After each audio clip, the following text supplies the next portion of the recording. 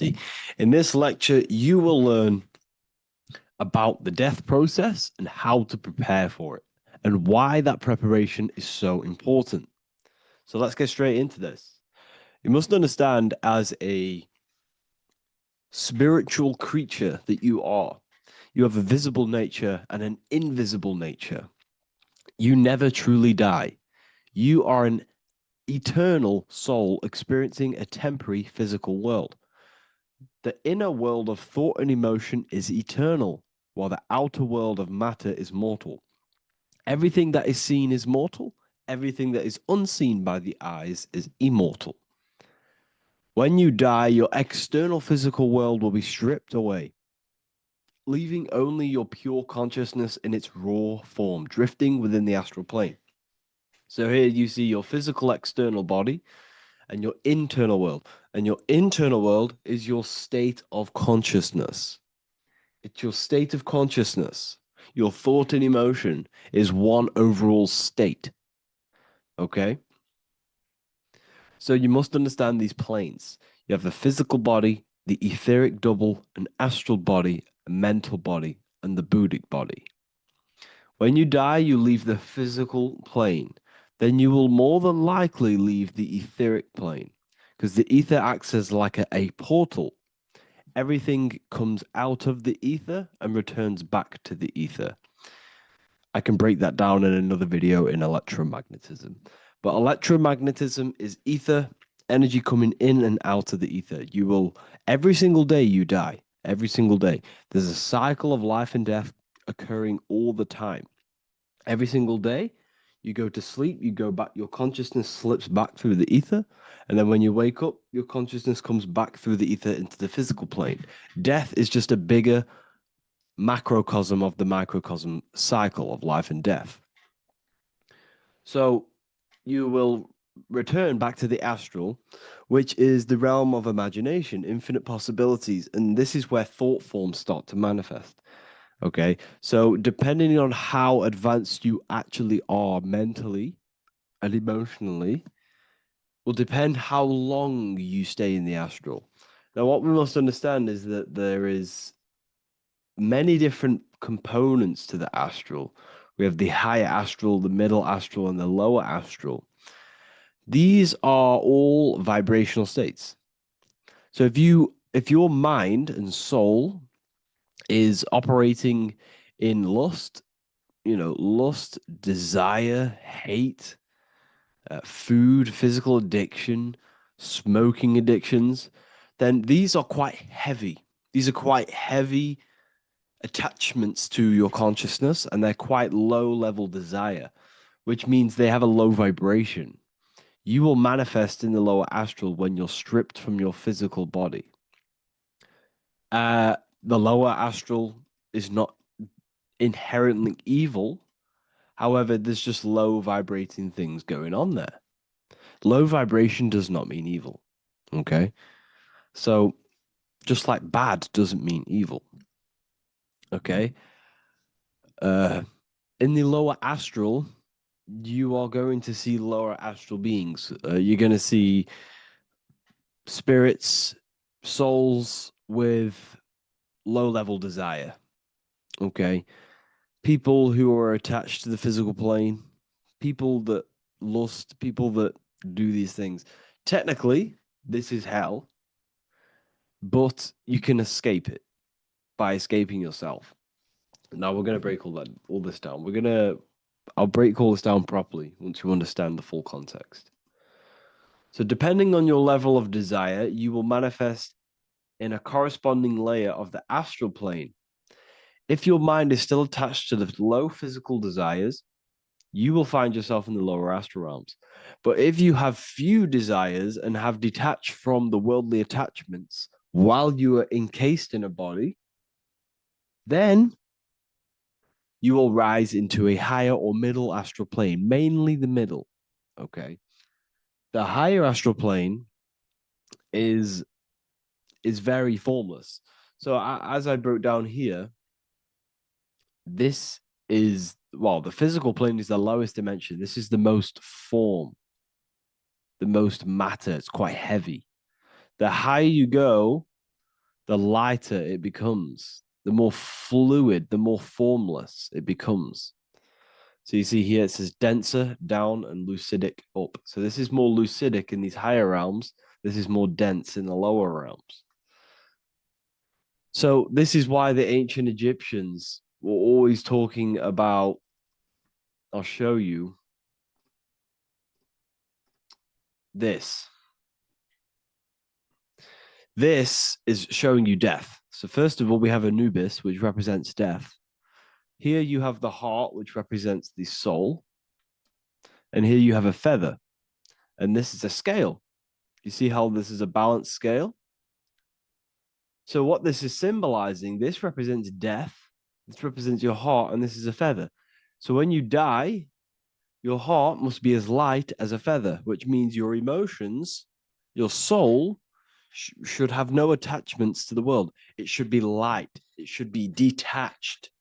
This is why the word light and light are the same. Light is in heavy and light is in very bright. Because when you're less attached to the things, your soul shines. You're authentic. You're light. You're very bright soul. And you have no attachments. Your light is in not heavy.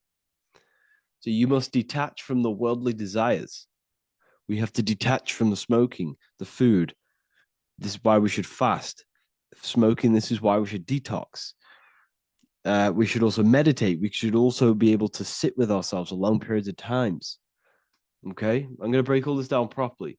But that's why the Egyptians show you the symbolism here. Okay. So you're stripped of your material body. So that state of consciousness you're in right now, your inside world, if you shut your eyes, that state you're in, that is what you're going to experience when you die. Okay. And you're going to be manifested into the astral. In the physical plane, you can mask or hide almost anything. But in the spiritual realm, you cannot. The astral body, your thoughts and emotions directly shape your spiritual body, your astral body, revealing your true inner state. So your desires that you can hide in the physical plane, your emotions, your thoughts, you can't hide any of that in the spiritual plane, in the astral plane. That will directly shape who you are, your color of your astral body, and your astral body as a whole. So here we have Kim Kardashian. If you could see this lady's astral body, you would run so far that you would be horrified for the rest of your life.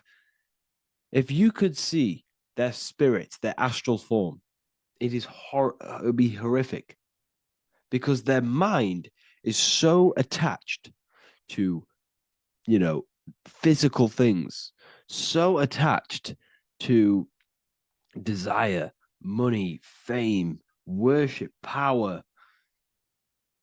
These people do not want to die. These billionaires and millionaires will never want to die. They will do whatever they can to stay alive because they understand what when they die, they have to face themselves. They have to face their inner world. And their astral body, their true authentic self on the inside is horrible and horrific and so low vibration. So this is where it comes in. You must be as light as a feather. This is what the Egyptians are showing you in their artwork. Your soul must be as light as a feather. In order for the soul to ascend to a higher plane and not look at that physical plane and say, I want to go back or I want to desire things down there, you must detach now and prepare for death. Hell is not a place, it's your own personal suffering born from within. If your mind and soul are deeply attached to mental fixations, emotional wounds, and physical addictions tied to the material world, that pain will follow you into the astral. This is your true judgment day. You judge yourself when you die. You see your authentic self. There's no hiding. Right. Imagine right now that you that everything you cling to was stripped away. No matrix, no electricity, no food, no TikTok, no phone, no possessions, no distractions, no one else. Could you sit alone with yourself for just 1 hour? Could you sit alone with your thought and emotion? That moment of truth is what you must begin to prepare for. Could you sit alone with yourself? Can you sit alone for long periods of time and just think? And if you cannot, then you're running from your internal world. You're running from your thoughts. You're distracting yourself from your thoughts. This is what we must address. Now, don't feel bad if this is you. We've all have problems. We all have internal problems. But this is what we have to face directly in order to prepare for life after death. We must meditate for long periods of time. Not even meditation. We should be able to sit with ourselves with no distractions and just think. This is what the people of the past used to do when we had no technology. People would sit and think for hours. This is what we need. Because if you cannot sit with yourself, imagine sitting with yourself with no physical body. That's the level that's going to happen. And we need to prepare for that. The soul and mind must become as light, as weightless, as radiant as a feather to ascend to a higher plane and move beyond the physical life. To rise, they must release heaviness, attachments, burdens, fears, and desires. The lighter and brighter your inner being becomes, the more freely it can rise into a higher state of existence. Ascension is not about going somewhere, it's about becoming something pure, clear, and luminous. Okay, this is very important. Very, very important. We must detach from the worldly things. So, enough of that. How do we do it? How do we attach? How do we prepare? Number one, you must detach from the material things. Start loosening your grip on things, possessions, titles, even identities. They are temporary. Appreciate them, but don't let them define you. Let nothing outside of you define you. Nothing. Your name is not you. Your job is not you. Your reputation is not you. Your bad past is not you. Your good past is not you. Your business is not you. Everything outside of you is not you. Now, what I'm saying is, I'm not saying go full right hand path and never care about anything physical, never care about your family, don't love your family. I'm not saying that. What I am saying, love these things, love these outside things, but do not become attached and do not let them define you. You must be okay with losing anything that is outside of you. You must be okay with that because you must understand the physical plane is it's promised that everything is temporary. Everything is temporary in this plane. So don't ever think it's going to be there forever because it's not. And you must remind yourself, not remind yourself, but I think about this sometimes when I start becoming a bit attached to work and stressed. I just remind myself that I'm going to, this is temporary. I'm going to leave this world one day and I'm not going to care. So you must have the balance. Okay. The balance is key. You can go down that right hand path and just fully cut off from the world like a monk and shave off your hair, disconnect from the physical world. You can do that. That's not wrong. There's different paths in life. You have the left hand path, purely physical. You have the middle path, which is balance between the physical and spiritual. Then you have the right hand path, which is monk mode, where you fully disconnect from the world. They shave their hair off to disconnect from the physicality. They meditate for long periods of time. This is what they're doing. They're preparing for death. Monks prepare for death. They understand this. They understand that you don't die. Your inner world is the true world. The inner world is the only world that exists. Everything outside of you is an extension of you. Number two, cleanse the mind. Watch your thoughts. Are they rooted in fear, anger, regret, or craving? Meditation, mindfulness, and inner reflection help purify the mind. The cleaner your thoughts, the lighter your spirit.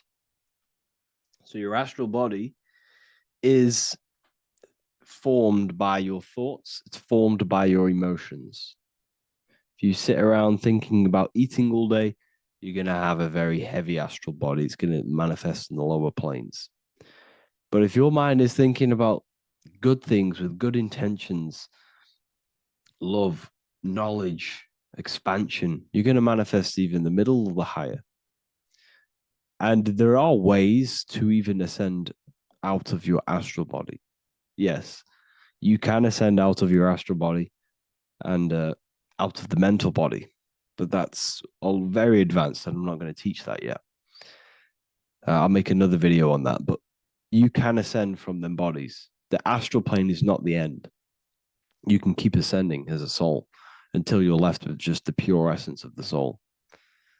But we're going to, anyways, cleanse the mind, reprogram the limiting belief systems, let go of mental attachments. And the way you do this is by getting a piece of paper and writing down every single attachment that you have. And you're going to realize, dude, there's more than you think.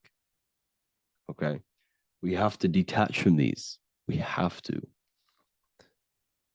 4, practice presence. Can you sit in silence with yourself? The more at ease you are with your own inner being, the less you'll fear death. The afterlife is just an extension of your inner world. It's so important. This is so, so important. Can you sit with yourself? If you cannot sit with yourself, you have some inner work to do.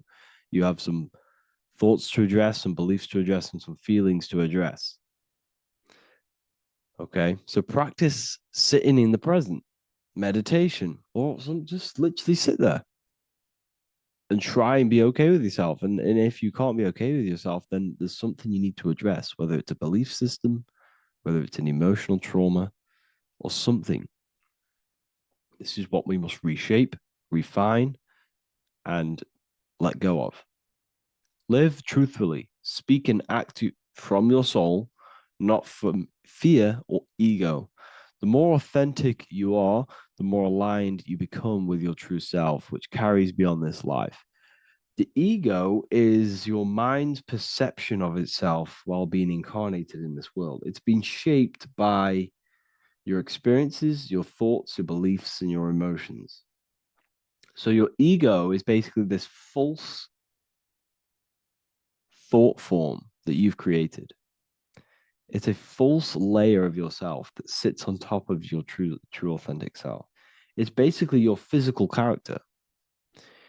When you were young, you had no ego. You were pure. You had a pure consciousness. But then as you grew older, your ego started to grow, and it still is growing because it was shaped by experiences, things you've gone through, things you said, things you believe, things you think. It's created by you, by your mind. And the ego is close to the word echo. The ego is the echo. It's an echo. It's a layer. It's a false identity. It's a false layer that sits on top of your soul. And if you don't get rid of that ego, if you don't know how, well, not get rid of it, but balance it. If you don't know how to rise above that ego and you die, it's that ego that's going to be pulling down when you die. It's that ego that's going to be your suffering. Okay.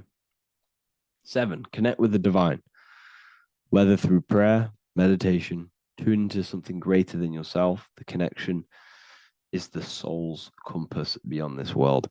If you can meditate and rise above them clouds of thought, that's the soul, that's the observer. We must connect with that. Okay, this will definitely help with just allowing yourself to connect with your true self. Meditation's great because you can just fully detach from the world. And the more you meditate, the more you can prepare for death. A powerful way to cultivate detachment is through daily detachment meditation, done either at night or in the morning or the first breath upon waking. Or do this as many times as possible per day. Start by physically grounding yourself in the present moment. Say out loud, I am here right now, nothing else matters. Let that phrase draw your awareness into the now. Just keep saying it until you're present. Then begin to slowly list everything you identify yourself with, one by one. I am not your body. I am not my body. I am not my name. I am not my possessions. I am not my house. I'm not my children. I'm not my everything. I am not my thoughts. Release each layer gently.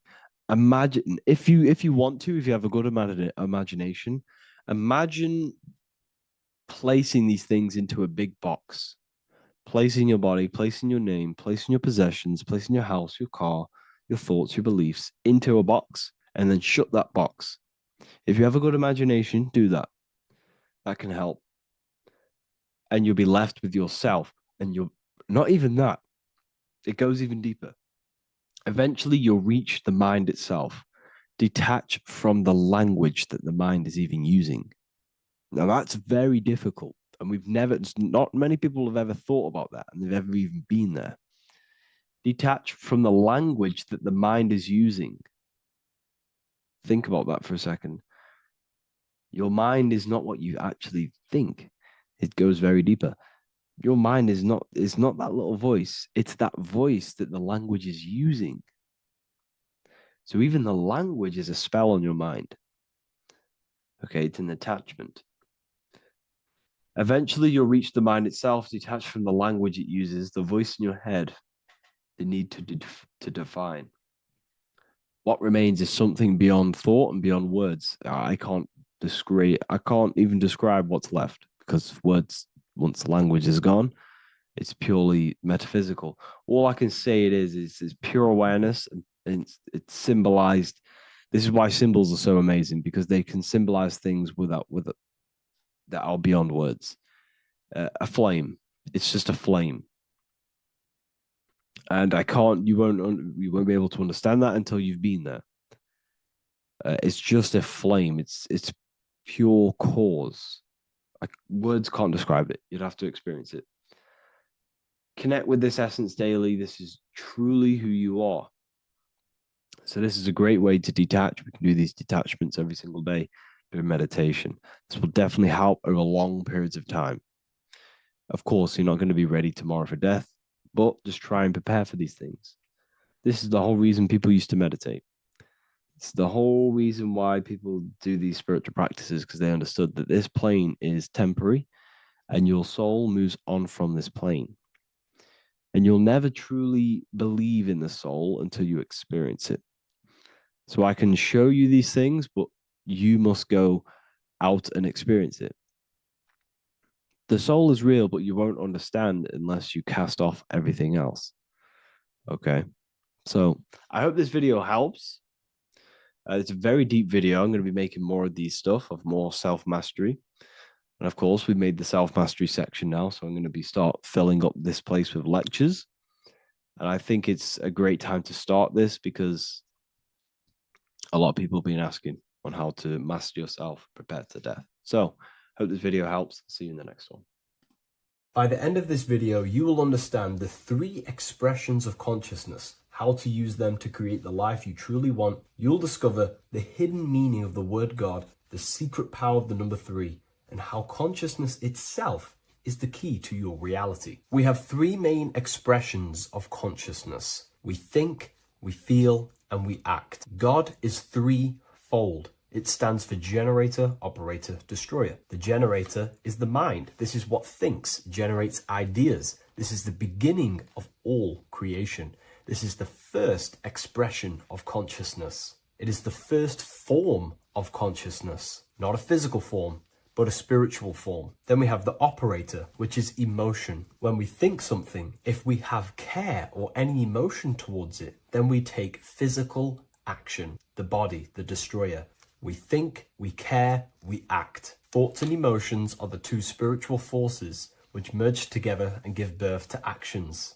Think about it. Why are you watching this video? Because you had a care to watch the video. Therefore, the reality in front of you is because you had a thought, you had a care, you took action to express that reality. Everything goes through this 3-fold process. This is why we say, follow your heart, because the body does follow the heart. We think something in the mind, we feel something in the heart, and the body takes action towards it. Everything operates on the care energy of the heart. The body follows the heart. If you do not care about something, then you do not act towards it.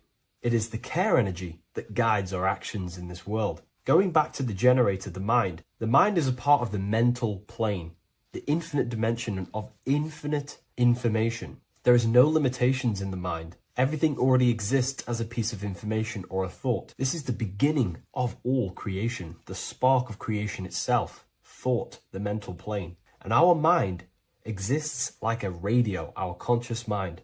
This is why we call it a mindset.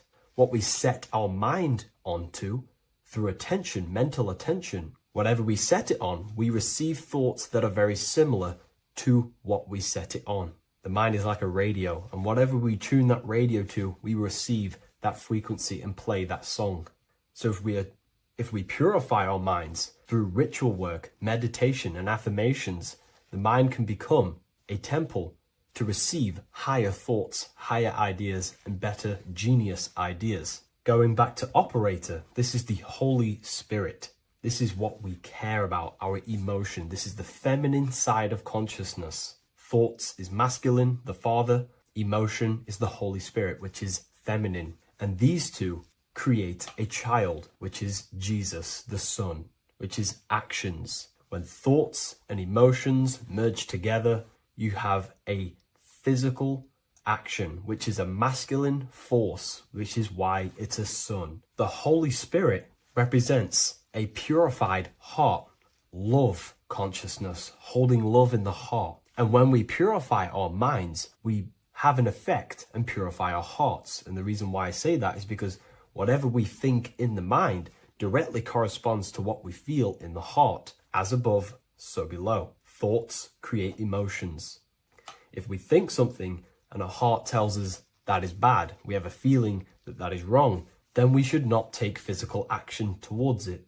And if we do take physical action against the feeling of knowing it's bad, then you are going against the spirit. That's what the word Satan means, or Satan. The Hebrew word for Satan is Satan. It means adversary or opposer. You're opposing the Holy Spirit. You're opposing what you know is good.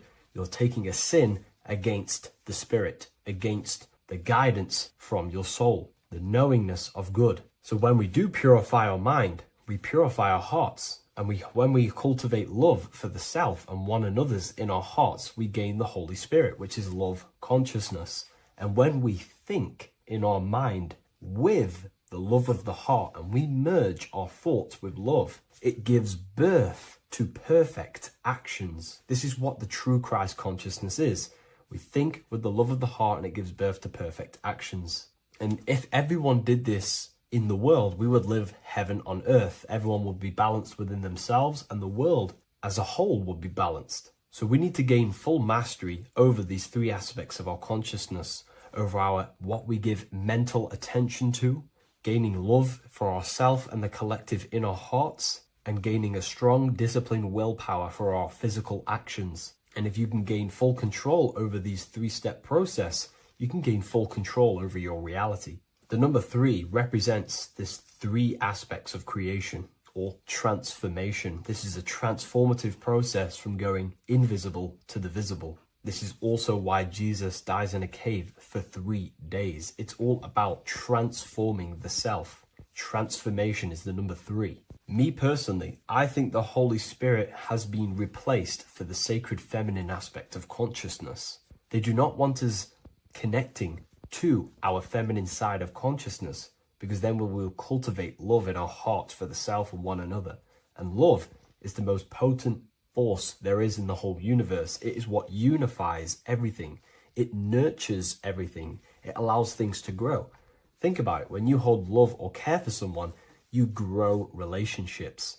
The sun is the perfect symbol and representation of love energy. The sun gives abundantly, expecting nothing back, and allows everything on the earth to grow. It's a caring, nurturing, feminine force that allows things to grow and unify and come together. In today's world, we mainly have thinking and acting without emotion, without care, without the judge of our hearts. It's all about gaining unity consciousness.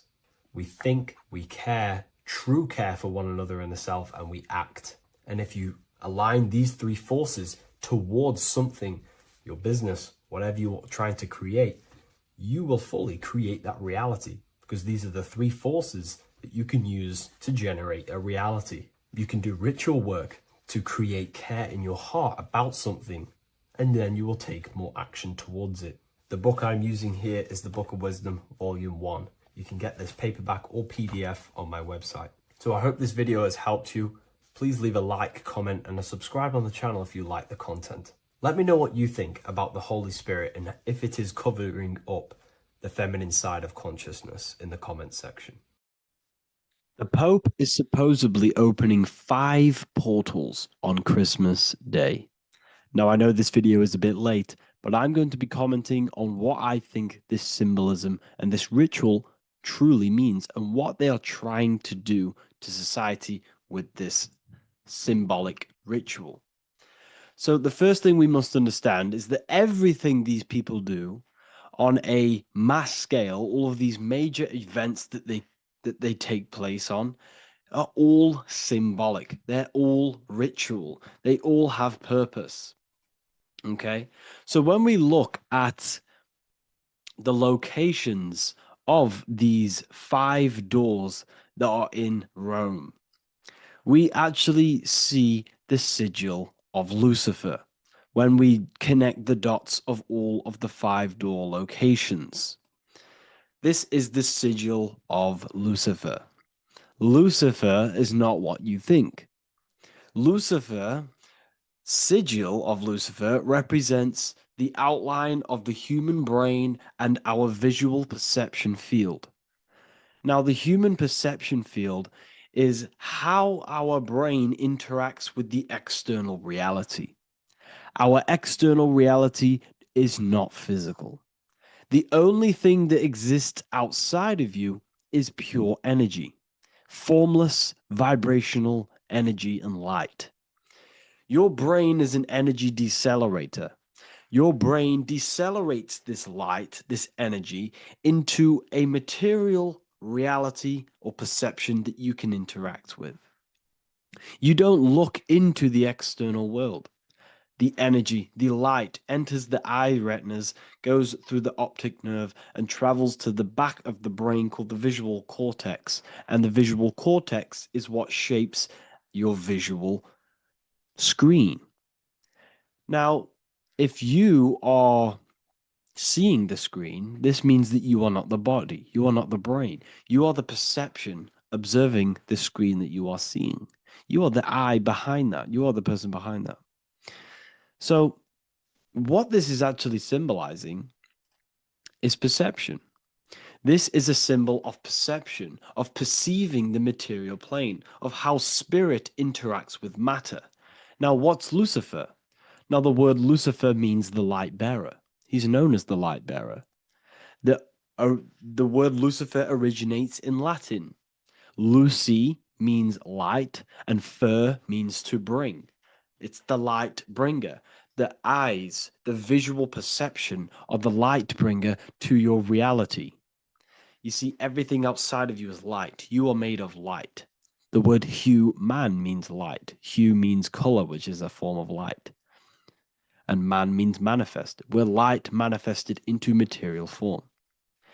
Every single one of us is Lucifer. When we fall for the material world, the external world, is an illusion. It is the false world. It can elude you. It can make you fall in love with the material things, material pleasures, lust, money, fame. These things make you fall. This is the fall of Lucifer. This is the mythological story. This is the symbolism behind Lucifer. It's you. Are you falling for material pleasure because you are a divine spiritual being from the higher planes, not from this plane? Now, if you let your divine being fall for this material plane and fall for the evil that can take place in this plane, then you are Lucifer. It represents the false light, the false reality. This symbol, the sigil of Lucifer, it symbolizes the interplay between light, consciousness, and the perceptual experience of the physical reality. The external world is truly internal. What we visually perceive is essentially light waves carrying information, which then gets processed by our brain, the central computer of our nervous system. Okay? So, how many doors are open? 5 doors. So 5 is the number of perception as well. 5 fingers on each hand, 5 points on the human body, 5 toes on each foot. We have 5 senses. 1, 2, 3, and 4, they're spiritual numbers. 6, 7, 8, and 9, they're material numbers. 5's the gateway. 5 is the middle bridge of how our spiritual self interacts with the physical self, how spirit interacts with matter. So this ritual is symbolic of perception. This is maybe bringing in a new perception. A new event will happen after this, a new perception of the world. Or personally, I think this ritual was to obviously shape the collective consciousness, because your reality is an externalization of your inner consciousness. It's simply just a mirror. Your material life, your material world outside of you is simply a mirror reflecting with mathematical and geometric precision of your internal consciousness. Your consciousness is creating and causing the effect called reality, physical reality. Your life is a result of every thought you thought in the past. Therefore, with that being said, everyone who perceives this ritual of, oh, the Pope's opening 5 spiritual portals, who's letting in demonic energy into the world, they're going to let demonic energies and demonic spirits all in the world. Well, what if I told you the only portal they're opening is a portal in your own mind for negativity? By you believing in negative forces coming into the world and going to possess everyone, that's opening up your own mind. The collective spiritual community has been brainwashed in thinking there's going to be demonic energy. Therefore, what will happen? There will be demonic energy. Not because the Pope opened up a portal to the demonic energy, it's because everyone opened up their own minds to the demonic energy. Therefore, we as a collective consciousness shape the external world on a macrocosm scale. For example, the microcosm is your personal life. Your personal life. You have created it through consciousness. Your belief system is just externalized in your world. But on a collective scale, we all believe in money, for example. And because we all believe in money and we believe that this piece of paper holds value in our minds, okay, in the mental plane, this has an effect on the physical plane by shaping the physical plane by being ruled by this belief as on a macrocosm scale. Yes, I know that money doesn't exist. It's just a belief in my mind. But that doesn't have an effect because the collective consciousness believes that money has effect, has power. When it doesn't, it's just a piece of paper with a belief behind it.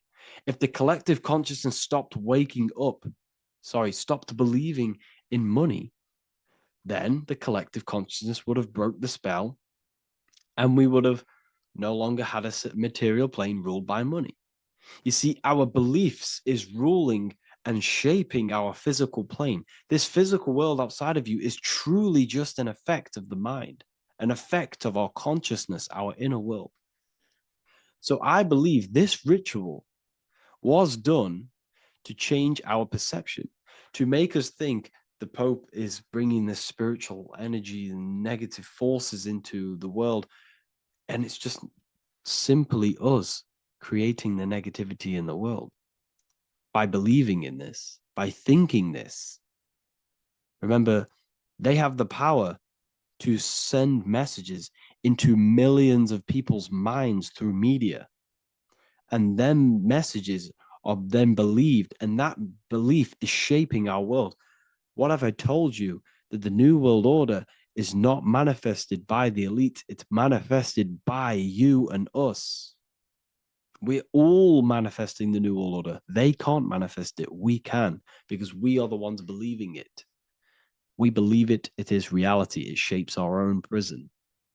We're all shaping our own prison by believing in the prison, by believing in money. So this ritual was all to do with perception, creating a new perception, creating fear in our minds to, of course, distract us. distract us from what's really going on. This is all a ritual to implant messages in your own mind. So I hope you all understand this video, and I hope you all gain some insight, and I'll see you inside the university.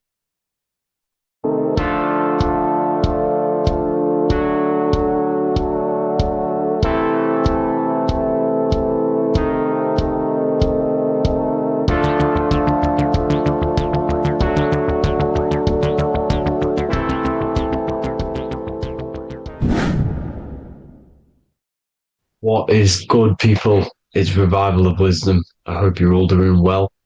Now, this video is how to raise your holy oil or your kundalini. Let's get straight into this. So this is a monthly cycle. Every month, when the moon is in your zodiac sign, this oil is released. Now, the moon is in control of monthly cycles. For women, it's the menstrual cycle, and as well, this holy oil cycle. The moon changes sign every 2.5 days and passes through the zodiac signs in 27 days. So the moon tells the day, the sun tells the time, the stars tell the month. This reality is a massive clock, if you like to say. It's a cycle. Okay. The moon controls the night, emotions, water, fluids, and the mind. Okay. So this oil is produced in the claustrum. It's produced in the claustrum, which is here, right? This is where you get Santa Claus from. Now, the claustrum is at the center of the brain, and it is next to the pineal gland and the pituitary gland. Once it starts in the claustrum, this is the holy present. This is the present that Santa gives to us, Santa Claus. And it goes to the pituitary gland and the pineal gland. And what's connected to the pituitary gland and the pineal gland is the Ida and the Pingala. The Pingala is the pineal gland's nerve, which is the honey, which is the positive charge, electric. And the pituitary is the Ida nerve, which is the magnetic charge. This is the milk, the land flowing with milk and honey. This is the brain, the heaven, heaven, okay? And it travels down the spine using these two nerves, these electromagnetic charge.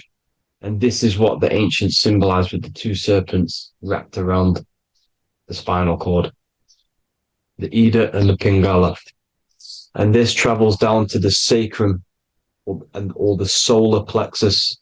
Okay.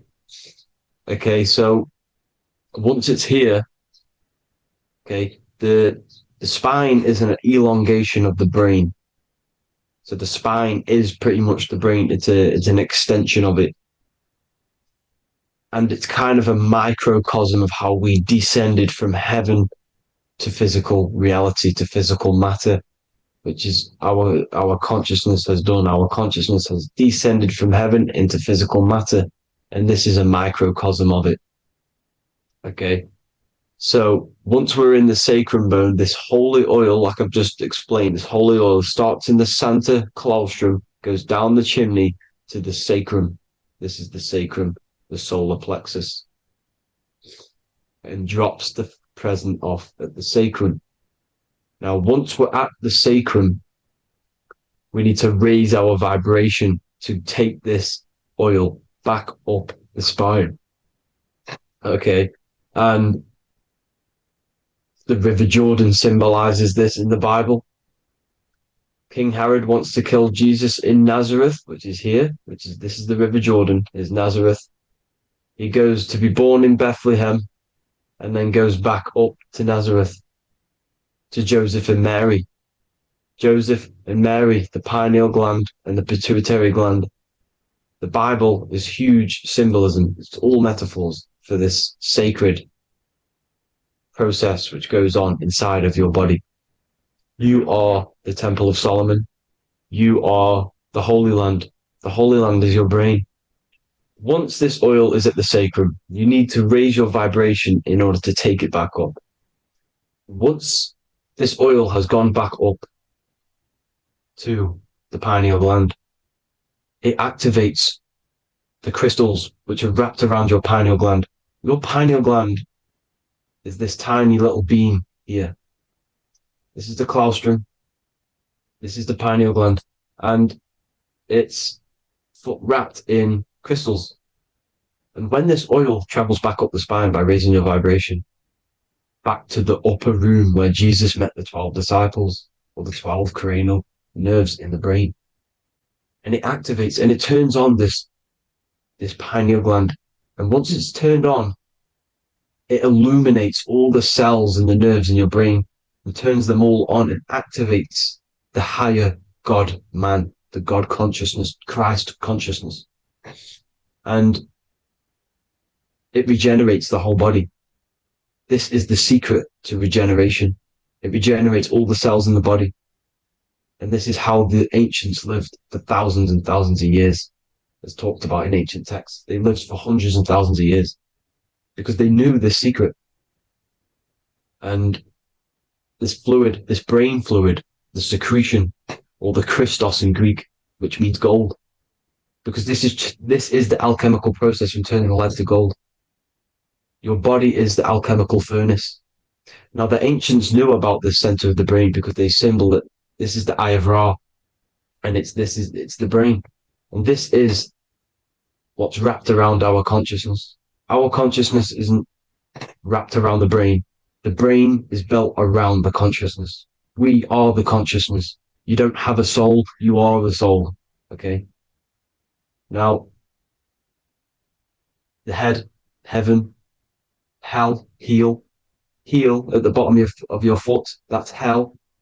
Head is heaven and hell. Simple. Now, the pineal gland produces DMT, which is dimethyltryptamine, which is known as the spirit molecule.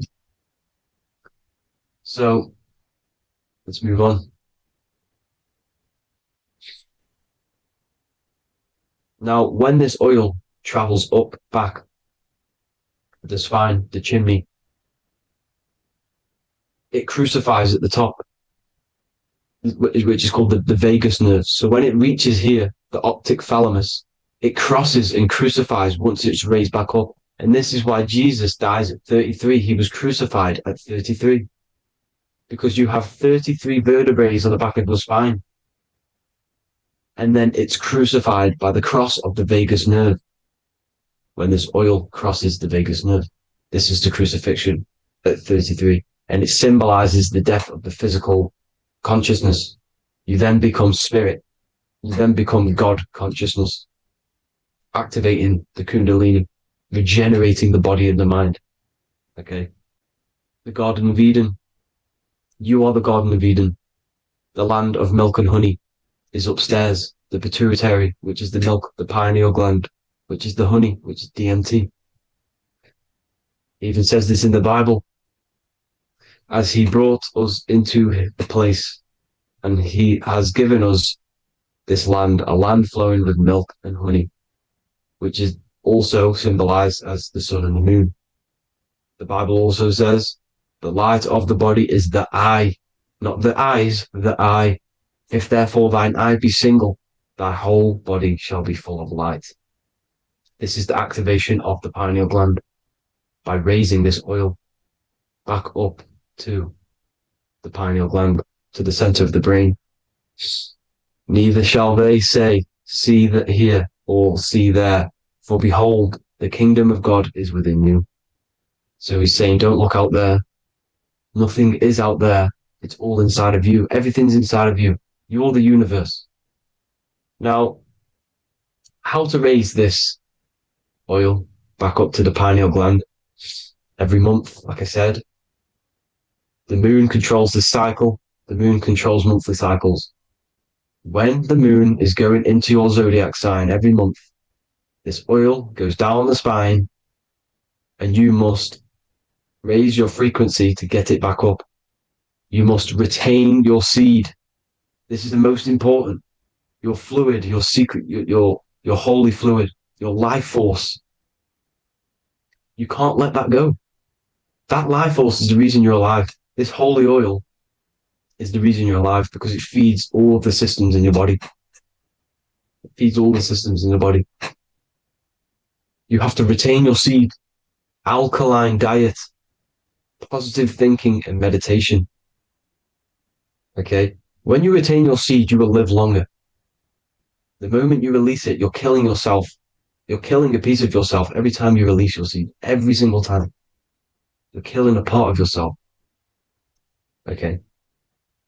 Now, this could be why this could be the illumination, the single eye on the Illuminati's symbol, the Freemasonic symbol, the illuminated eye, the triangle, which could symbolize the body, mind, and spirit, but the eye illuminated.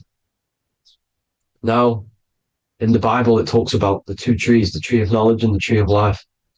The tree of knowledge is the tree of good and evil, which is the most important system in your body, which is the nervous system.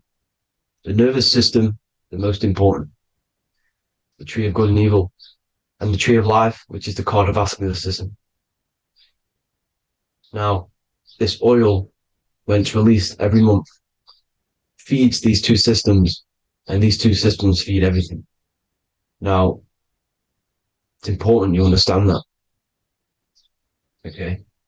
The ancients knew all of this knowledge. The Bible's telling you this knowledge. But it's in a metaphorical way. You have to understand the context behind it so you can read it properly. Now, eating of the tree of life, which is when it talks about in the Bible, eating from the tree of life is actually symbolizing a bad diet, ejaculation, because you're eating from these two systems. You're killing yourself with a bad diet. You're killing yourself with an ejaculation. Okay? So, that's important to understand. Now, this is Jacob's ladder in the Freemasons. Jacob's ladder, which is the spinal cord, it's the stairway to heaven. And this is Jack and the Beanstalk when he goes up the beanstalk and finds the golden egg in the grey clouds. The grey clouds symbolize the grey matter in your brain. Now, the Garden of Eden talks about the 4 different rivers in Garden of Eden. As we see here, the North Pole map, the ancient North Pole map, because the center of the earth is the center of the torus field. Everything's the torus field. Atoms are torus fields. Everything's torus fields. You are the universe. Everything is within you. The North Pole is your spinal cord. This is why they say Santa Claustrum comes from the North Pole. This is the North Pole. And the Santa Claustrum is the center of your brain. Now, there's 4 rivers which come from the Garden of Eden. There's the blood, the Christ oil, which is the oil we're talking about, urine, and saliva. These are the 4 sacred oil, 4 sacred fluids in your body. And these are constantly abused in today's society. Also, these secret societies are targeting these fluids. Okay? This is why porn is free. They sexualize society through Disney. Go and look at some of the Disney movies. There's so many subliminal messages which sexualize these children because they want you sexualized. So you release your seed, which is one of the holy fluids in your body, especially your semen, your sexual energy. So important you retain this. So important, because it's your life force. It keeps you alive. Okay. Now, let's recap on this. If you want to raise your oil every month, you can't just retain your seed for the month. You have to retain your seed forever. Don't just do it for a couple of days. Have to do it. It's a lifestyle. You want to become God consciousness, you got to do what it takes. It's hard in this society because this society is made around, it's designed to kill you pretty much. It's designed to keep you in these lower states of consciousness with all the bad food, the chemicals in the food, the chemicals in the water, the sexualized TV programs, sexualized adverts, sexualized TikTok and apps, videos, subliminally stimulating you, because that is your weakness, sex. It's your weakness. Now, you have to retain your seed, meditation, and an alkaline diet. Why alkaline? Because acidic is low vibrational. This is the color spectrum. And what's the highest vibrational color? Violet. It's the lowest, red. You have to have an alkaline body in order to raise this oil. When you drink, when you have a bad diet, when you drink alcohol, when you smoke, this destroys the oil. It destroys the oil in your sacrum, and it can't be raised again, can't be raised up. This is why it's so important. Without that oil, you don't live. That oil makes you live. It feeds everything in your body. It's crazy how we're not taught this. It's insane. But that is how you raise the oil, people. I hope you all gain some knowledge out of this video. And I hope this assists you on your journey, your spiritual journey. And please like and share this video. We need this knowledge out to the public to wake up humanity. Thank you all, people. God bless.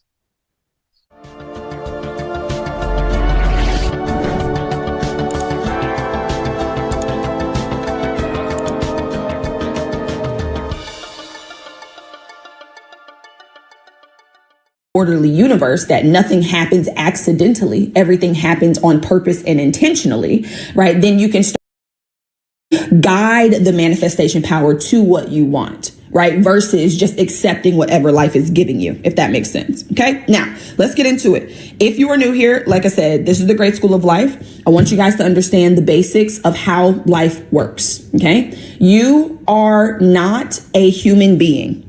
Okay. You are not a human being. You are a spiritual being. So you live on 3 planes of understanding. We live on the spiritual plane, we live on the mental plane, and we live on the physical plane simultaneously. We live on 3 planes of understanding all at once. You are a spiritual being. At your core, you are God, you are source, you are power, you are energy, you are the universe, you are infinite intelligence, whatever word you want to use. You are the all. You are spirit. You and God are one. You guys cannot be separated. Just like the sun cannot be separated from the sunbeam, you cannot be separated from your source. You are spirit. You are God in human form. God is not a bigger version of humans. We are smaller versions of God. Okay. God is not a greater version of humans. We are smaller versions of God. Okay. You are God in human form. You are not your body. You are the spirit that lives in the body. You're not a human being. You are a spiritual being, and you're having a human experience. You are God in costume. I always tell you guys that. You are not a black woman. You're God cosplaying as a black woman. Hello, Mike. How are you, love? I am not M. Simone. I'm God cosplaying as M. Simone, right? Melanie is not Melanie. She's God cosplaying as Melanie. You are God in costume. Whatever your outer appearance is a costume. It's not who you are, right? So I want you guys to understand that the world has given us these labels: black, white, woman, man, mom, father, entrepreneur, business owner, worker, whatever it is. They've given us these labels to group or distinguish us. Walking the trail and watching. Yes, walking the trail. I need to be outside too. Let me pin this. Hold on. Right. So I want you guys to understand that, I don't remember what I was about to say. What was I saying before I read Mike's comment? What was I talking about? Oh, yes. Cosplaying. Yes. So the world gives us these labels to group or distinguish us, right? To make us feel like we're less than, or make us feel like we're in some group, or we're more better than others, or we're less than others, right? You are all the same. We are all one. If I took you out of your human meat suit, you would be a walking mass of energy. You would be a walking mass of power. That's what we all are. We are all energy. Everything is energy. Everything at its base is energy. If I took you out of your human form, you would be a walking mass of energy, right? Everything is energy. This pen is energy. This glass is energy. The water that was in this glass was energy. This is energy. Everything is energy. Everything is energy vibrating at different frequencies, right? So I want you guys to understand how everything works. Everything is energy. This is what Albert Einstein said. Okay. Everything is energy, and that is all there is to it. Match the frequency of the reality you want, and you cannot help but get that reality. It can be no other way. This is not philosophy. This is physics. Everything is energy. Everything is energy. Everything is energy, the same energy vibrating at different speeds, right? Water and ice are the same energy vibrating at different speeds. The rate at which it vibrates gives it its name. So we call it ice because of the speed that the energy is vibrating at. We call it water because of the speed that the energy is vibrating at. We call ourselves humans because of the speed we vibrate at. We look like we're still, but if you took your skin cells and you put them under a microscope, they would be dancing. They would be moving. Everything is energy and everything moves. So I'm going to give you guys, before we get back into this, I'm going to give you guys a couple laws real quick, right? I love these teaching sessions. I wish they were recorded and uploaded so I can share with others. You know what? I need to find somebody to actually get these on YouTube, because I tried to do it and I gave up. I just didn't want to do it. But yes, that is the goal, to get these on YouTube. The other thing is, though, I have these communities and I have these courses where I teach and it is recorded, right? So I'm getting into the point now where I'm going to start adding more courses or adding more visuals to my teachings so you guys can see it. But you can watch it over and over again. You can stop it. You can play it back later. Like, all of that is inside the community. But when it comes to energy, right, I want you guys to understand there's two laws that you want to understand when it comes to energy. Okay. There's the law of vibration, and then there's the law of attraction. Absolutely, love. I appreciate you. Right. We typically hear about the law of attraction, right? And you hear about it online, and they tell you that, attraction is about what you want. You attract what you want. That's not true. That's actually a false statement. Okay, now let's back up a little bit and let's talk about how this actually works. Everything is energy, and everything, or all energy, vibrates at different frequencies, right? All energy vibrates at different frequencies. The law of attraction is a secondary law. The primary law is the law of vibration.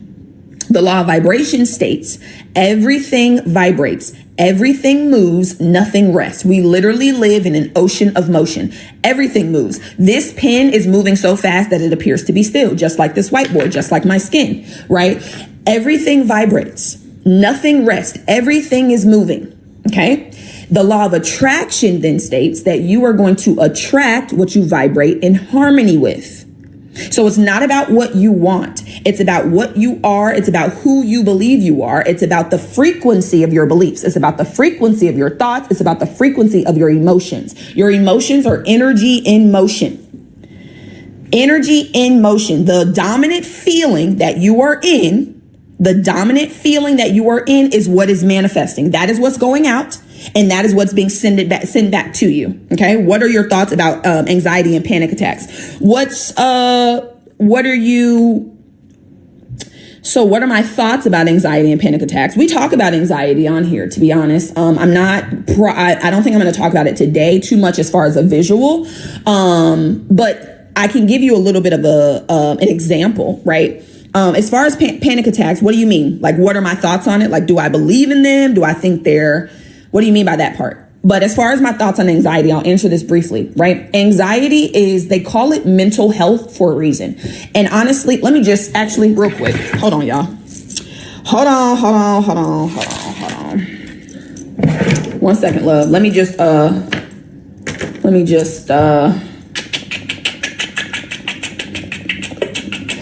okay, hold on. Let me redo this. Bear with me. Let me redo this, because clearly we're supposed to be talking about it today. So give me 1 moment. Let me reconfigure my board and give you guys what you need. Okay. And yes, we'll talk about anxiety. We'll talk about depression. We'll talk about that so that you guys can get what you need to heal yourself from these so-called things that you have. Because there's nothing that's incurable. Okay. I don't care what they told you. They lied. Just like they lied to you and told you had to go to college to get a good job to be successful. So many people out here who didn't go to college, do not go to school at all, and are swimming in money. So we're not going to listen to what the outside world says, because they don't know what they're talking about. I mean, you can do it if you like. I'm not going to listen to the outside world because they don't know what they're talking about. Okay. Let me redraw this real quick, y'all. Give me 1 second. I'm doing a little bit of artistic work. Bear with me. What y'all talking about in the comments? Oh, shoot. I don't know what that is. Where do you think they come from mentally? I'm about to show you, love. I'm going to show you exactly where it comes from. I'm going to give you a beautiful visual so you know exactly what's going on with you, right? And that's what my job is. I want you guys to know what's happening, okay? The world wants to keep you in the dark, okay? Not on my watch. Not on my watch. Okay. Give me 1 second, y'all. We're going to do... You know what? Let me, while I'm doing this, I'm gonna get some music. Hold on, let me play y'all some music. Because I don't want people to walk by the live and be like, there's nothing going on in there. Hold on, y'all. Hold on. Let me see what we gonna listen to. Let's listen to, oh, this is a good one. No. Let's listen to, what we gonna listen to? What we gonna listen to? Oh, let's listen to this one. Hold on. 3. Love that. I love this. This is cute. Okay, so let's talk about it, love. Oh, let me put this back up here. Uh-oh, hold on. I got my signs wrong. 1 second. Doop. Okay.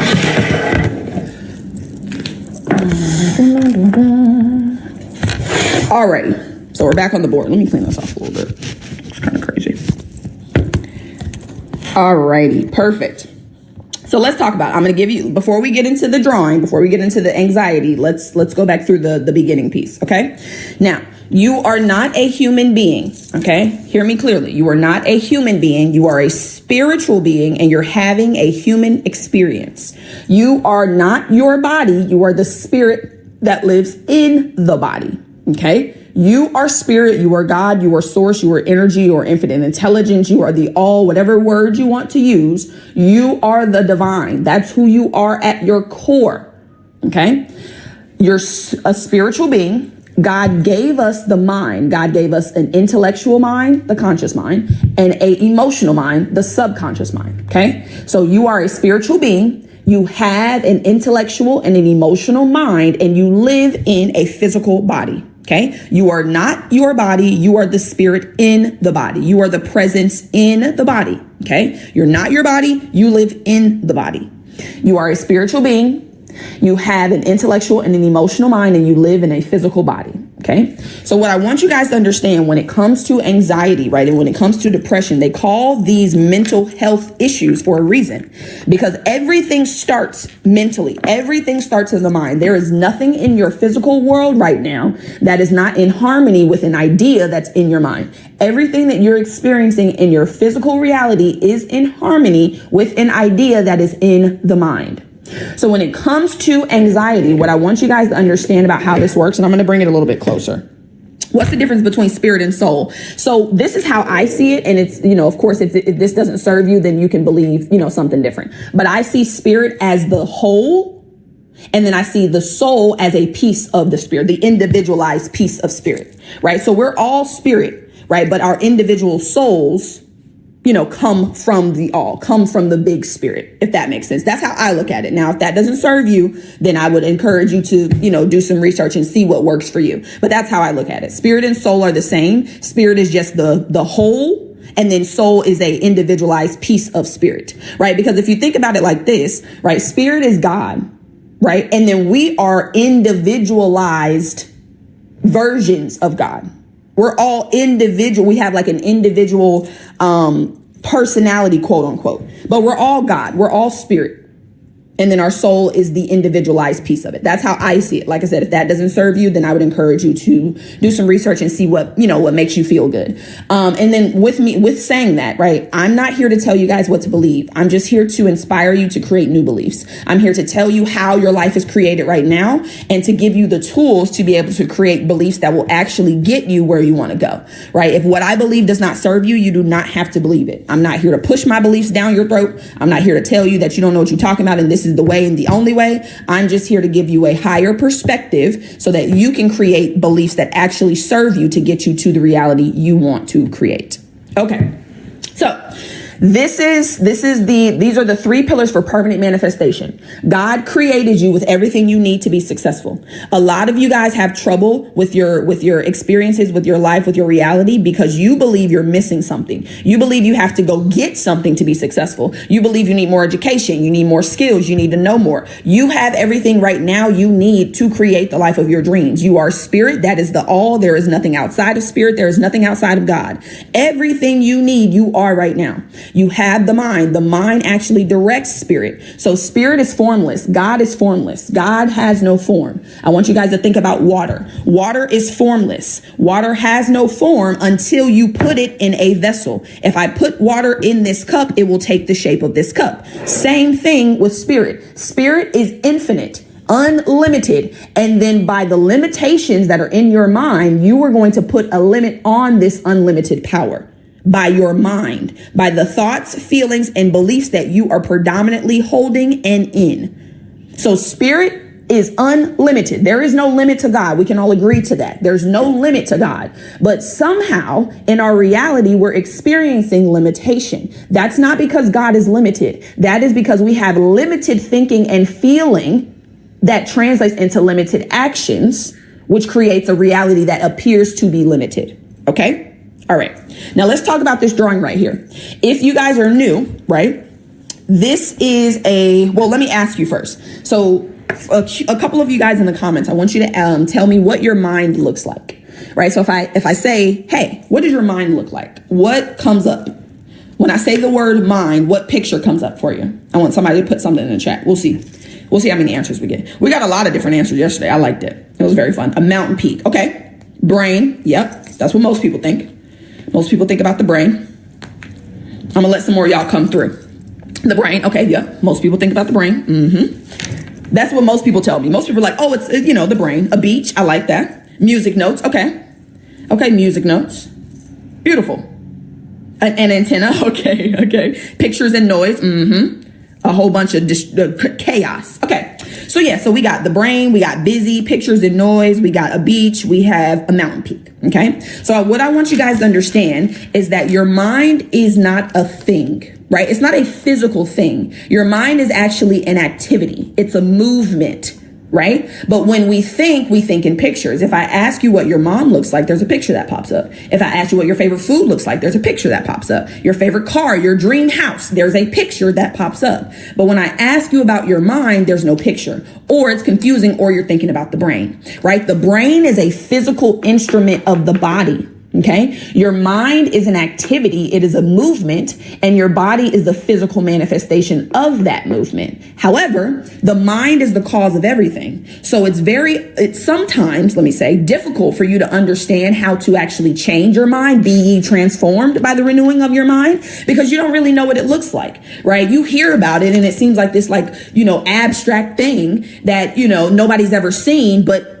somehow it controls everything. So basically, there was a doctor back in the 40s who created this drawing to represent the mind, right? So this drawing right here is what the mind looks like. So the next time you think about your mind, this is the picture I want you to think about, right? It's a stick person. It's so simple. It's very easy to understand, and I'm going to explain it to you. Now, if you don't want to believe your mind looks like this, that's totally fine. You can create whatever picture that serves you. This is so simple, and it looks just like a person, that it's the best drawing that I've ever seen of it, right? This is what I use. Now, you can use whatever you like, but this is what I teach my clients, and this is what I teach my students, right? So this whole picture is the mind, right? And then the top circle is the mind part of the mind. And then the smaller circle is the body part of the mind. As I told you guys earlier, the body is an instrument of the mind. The body does what the mind tells it. If the mind tells it to do nothing, the body does nothing. People who are brain dead, right? When they say brain dead, the mind is no longer functioning the way that it's supposed to. So the body does nothing. The body's not going to move without the movement. Okay. Now the mind is split into two. Now, for creation's sake, it's split into two. So we have the conscious mind and we have the subconscious mind. The conscious mind is going to be your thinking mind. Okay. So this is your educated mind. This is the intellectual mind. When you went to school, right? And they dumped all that shit into the cup thinking the cup was empty when your cup was actually full, and their job was to pull the stuff out of the cup. They dumped all of that stuff into the conscious mind. They just dumped a whole bunch of knowledge in there that you're not even using. It has nothing to do with anything, just a whole bunch of busy work, right? But then the subconscious is your feeling mind. This is your emotional mind. This is the part of the mind that actually creates. This is the part of the mind that actually manifests. Okay. So I want you guys to think about the conscious mind as the seeds, right? You get to choose whatever seed you want. Consciously, you get to choose what type of life you want to live. You get to choose the type of partner, choose the type of house you want to have. You get to choose these things consciously. But the subconscious mind, I want you to think about as a garden. The subconscious mind has no ability to reject. It will accept whatever you give it. If you plant a negative seed into the subconscious mind, you're going to reap a negative fruit. If you plant a poisonous seed into the subconscious mind, you're going to reap a poisonous fruit. It's just like the garden outside. The earth doesn't argue with you. When you want to plant a poisonous seed, the earth doesn't say, oh no, that's poisonous, I couldn't take that. No, the earth accepts whatever you give it, and it will outpicture whatever you give it. It will create fruit in harmony with whatever seed you plant. It does not matter what seed it is. If you plant $1 million seed in the subconscious with emotion, you will reap $1 million life. Now, right now, you're reaping the seed you're reaping, or you're reaping the fruit you're reaping because of the seeds that are in your subconscious. So one of my jobs, right, is to help you understand what seeds are currently planted. Because as long as those seeds are planted and rooted and undisturbed, they're going to continue to produce fruit in harmony with it. And your life is going to continue to stay the same. So you must uncover what seeds are planted in your garden right now. Because you have seeds. You got lots of them. Tons. I'm not enough. I don't know enough. I don't have enough. Money is hard to get. Money is evil. All the rich people are hoarding the money. Niggas ain't shit. I never have any great relationships. Everybody treats me bad. I don't know enough. I'm not confident. I don't have any faith. I'm too fearful. I have anxiety. All of these seeds that have been planted over and over and over and over and over into the subconscious mind become habits. Okay. So I want you guys to understand what a habit is. A habit is an idea that is fixed in the subconscious that causes your actions without any conscious effort. You guys have a multitude of habits. You wake up every day and you just move into a routine. You don't have to think about it. You don't have to think about putting your shoes on, how to tie them, how to get in the car, how to drive it, how to cook. You don't have to do any of that. Even with your breathing, I want you guys to understand that. You're not breathing consciously right now. You're not thinking about, okay, let me take a breath. Let it go of breath. Let me take a breath. Let me let go of a breath. It's an automatic pattern. It's a habitual way of operating. You don't have to think about breathing. Do you know how difficult life would be if we had to think about breathing and all the things that actually happen within us? Oh my gosh, we would be overwhelmed.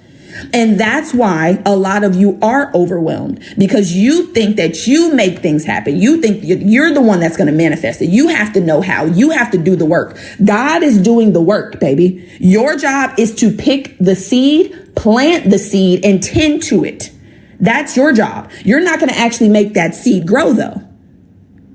You guys understand? When you plant a seed into the ground, you don't make it grow. The farmer doesn't make the seed grow, right? The farmer plants the seed, tends to it, waters it, weeds, pulls the weeds. And then the earth, the God, the actual power makes that seed grow, right? The farmer has an assumption that they've planted the right seed. They've done what they need to do. And God, the earth, is doing the rest.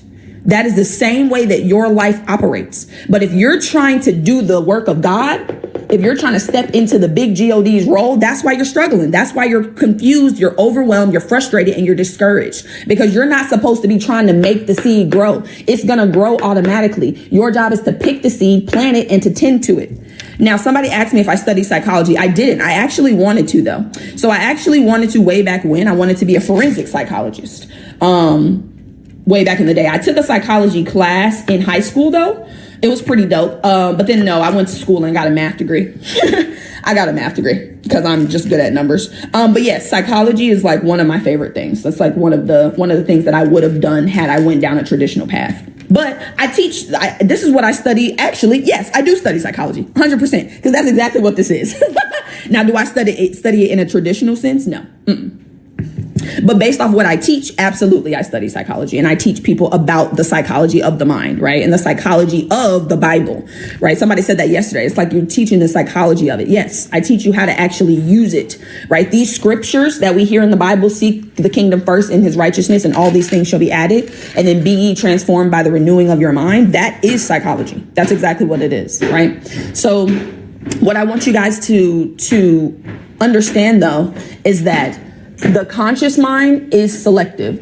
Where are you going? Oh, okay. The conscious mind is selective. Okay. Your conscious mind chooses. You get to choose what type of life you want to live. You get to choose the money, the partner, the relationship, the physical health, the mental health, the spirituality, how much faith you're going to have, how much love you're going to have, how much travel you're going to do. You get to choose it. Nobody else chooses it. I love the energy of numbers too. Like, I'm actually starting to get into numbers and things like that, like deeply. Love it. Right. But you get to choose. You have the choice to create the life of your dreams. Whatever you want, you can choose to have. However, I want you guys to see that your choice is only 2%. Okay. When you choose the seed that you want to plant, that's only 2% of your results. 97% of your results, the reality is going to come from those seeds being planted into the subconscious. This is an automatic process. Hold on. Let me draw one more thing on here. And I am going to go over the actual anxiety and things like that. Just give me 1 second, y'all. Let's just color this in. Okay. I want you to understand that there's a quote in the Bible, it's a scripture. There's also a book too. It's called As a Man Thinketh. The Bible says, as a man thinketh in his heart, so is he. What I want you to understand is the Bible is not talking about the physical pump in your body when it says, as a man thinketh in his heart. They're talking about the subconscious mind, because the subconscious mind is the heart of your life. That's where everything comes from. The subconscious mind is the womb of creation.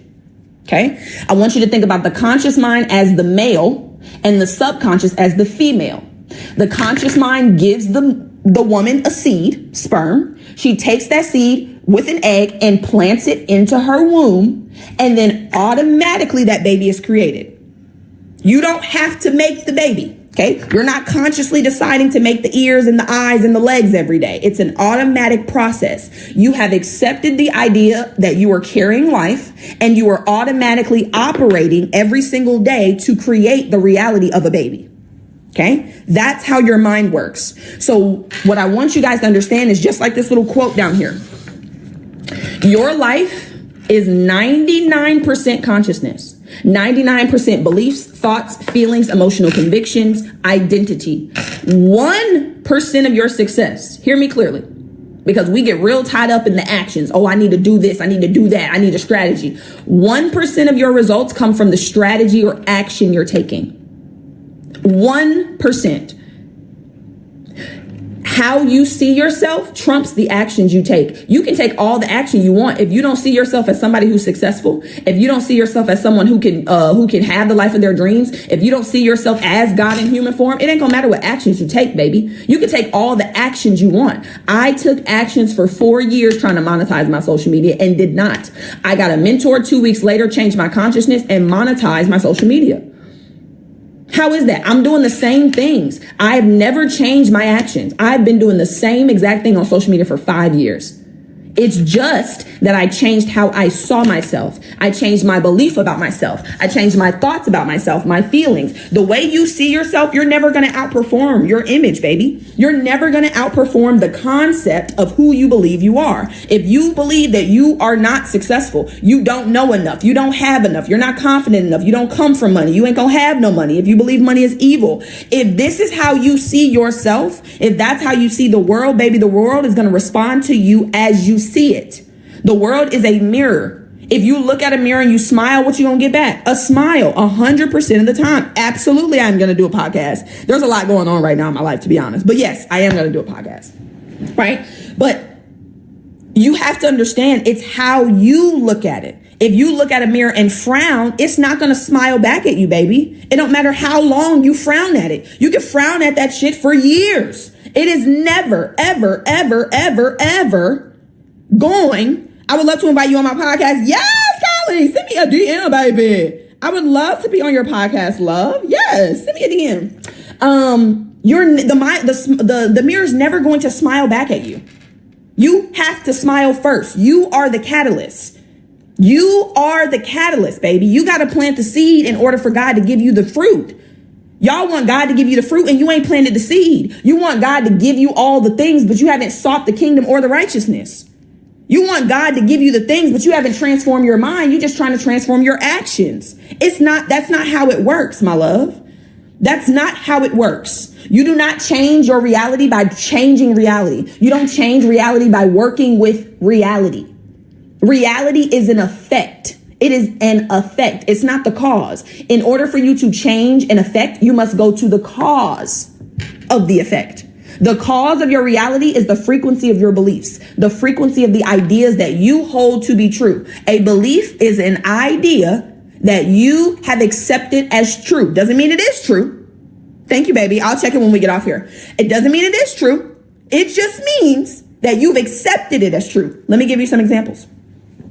Money is the root of all evil. How many of y'all's parents, grandparents, old people told y'all that? Money is the root of all evil. You must understand, if you have a belief that money is the root of all evil, there is never, ever, ever, ever going to be a time where you get a reality where you're swimming in money. You believe money is evil, my love. You have a belief that money is bad. You are not going to have a reality where money is good. It's not in harmony. They are literally on the other ends of each other. Because if you believe money is bad, what are you going to think about when you see people with money? Oh, they did something shiesty for that money.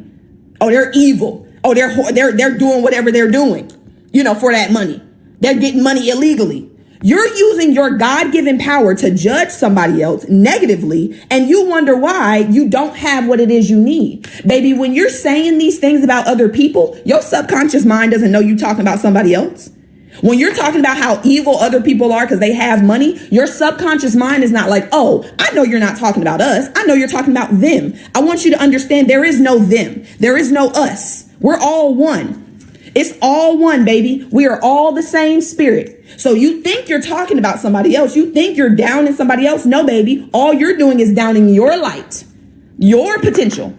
You're not hurting that other person at all. When you see rich people, that is not an indication for you to belittle them. That is not an indication for you to down them. That's an indication God is showing you clearly, I got my other children getting money. You can get money too, baby.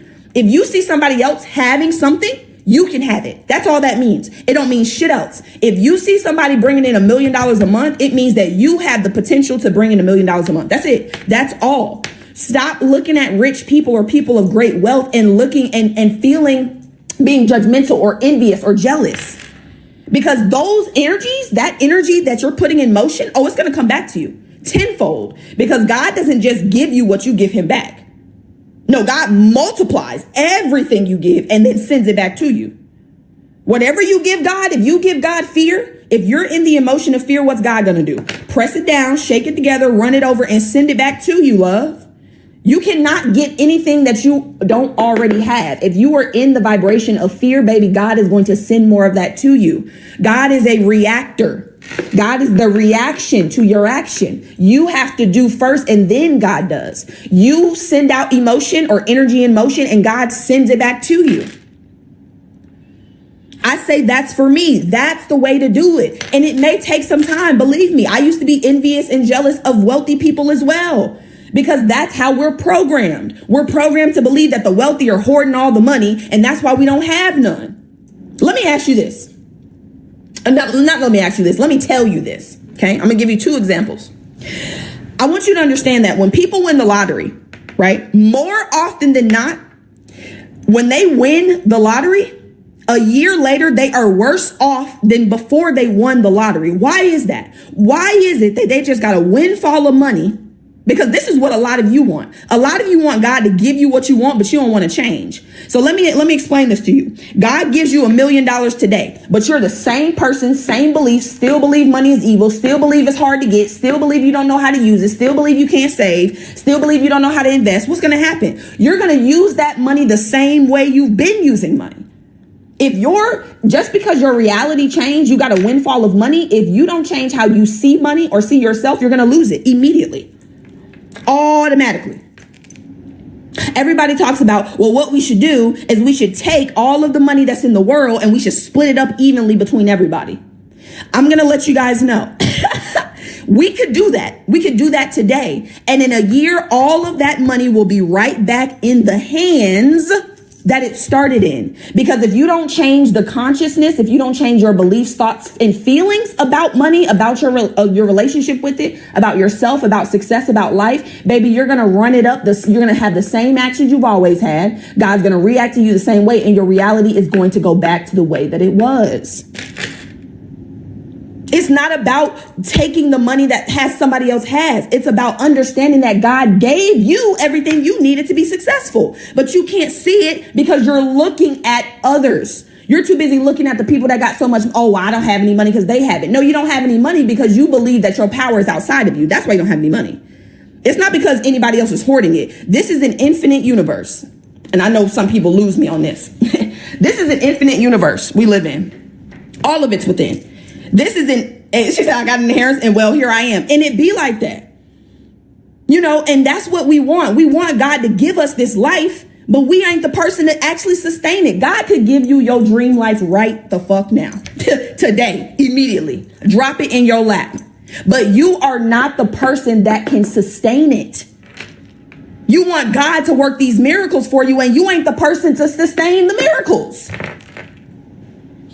Like, you aren't that person yet, baby. You have the reality you have because you see yourself a certain way. If you expect God to give you a different reality, you're going to have to change the way you see yourself. It's all within. I don't teach you guys anything about the without. This verse right here, seek first the kingdom of God. Where is the kingdom of God at?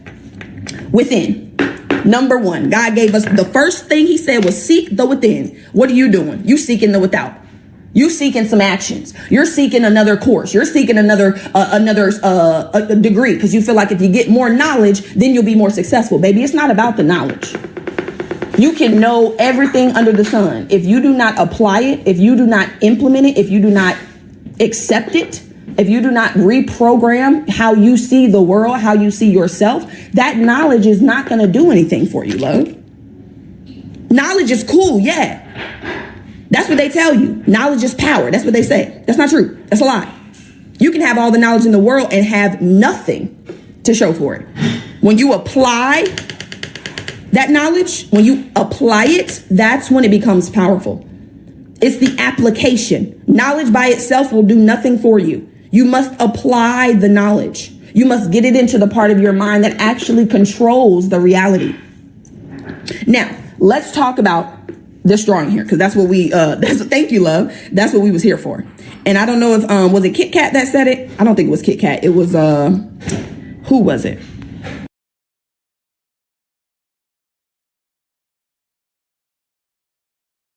It wasn't Kit Kat. I think it was Midwest Girl. I think that's who asked.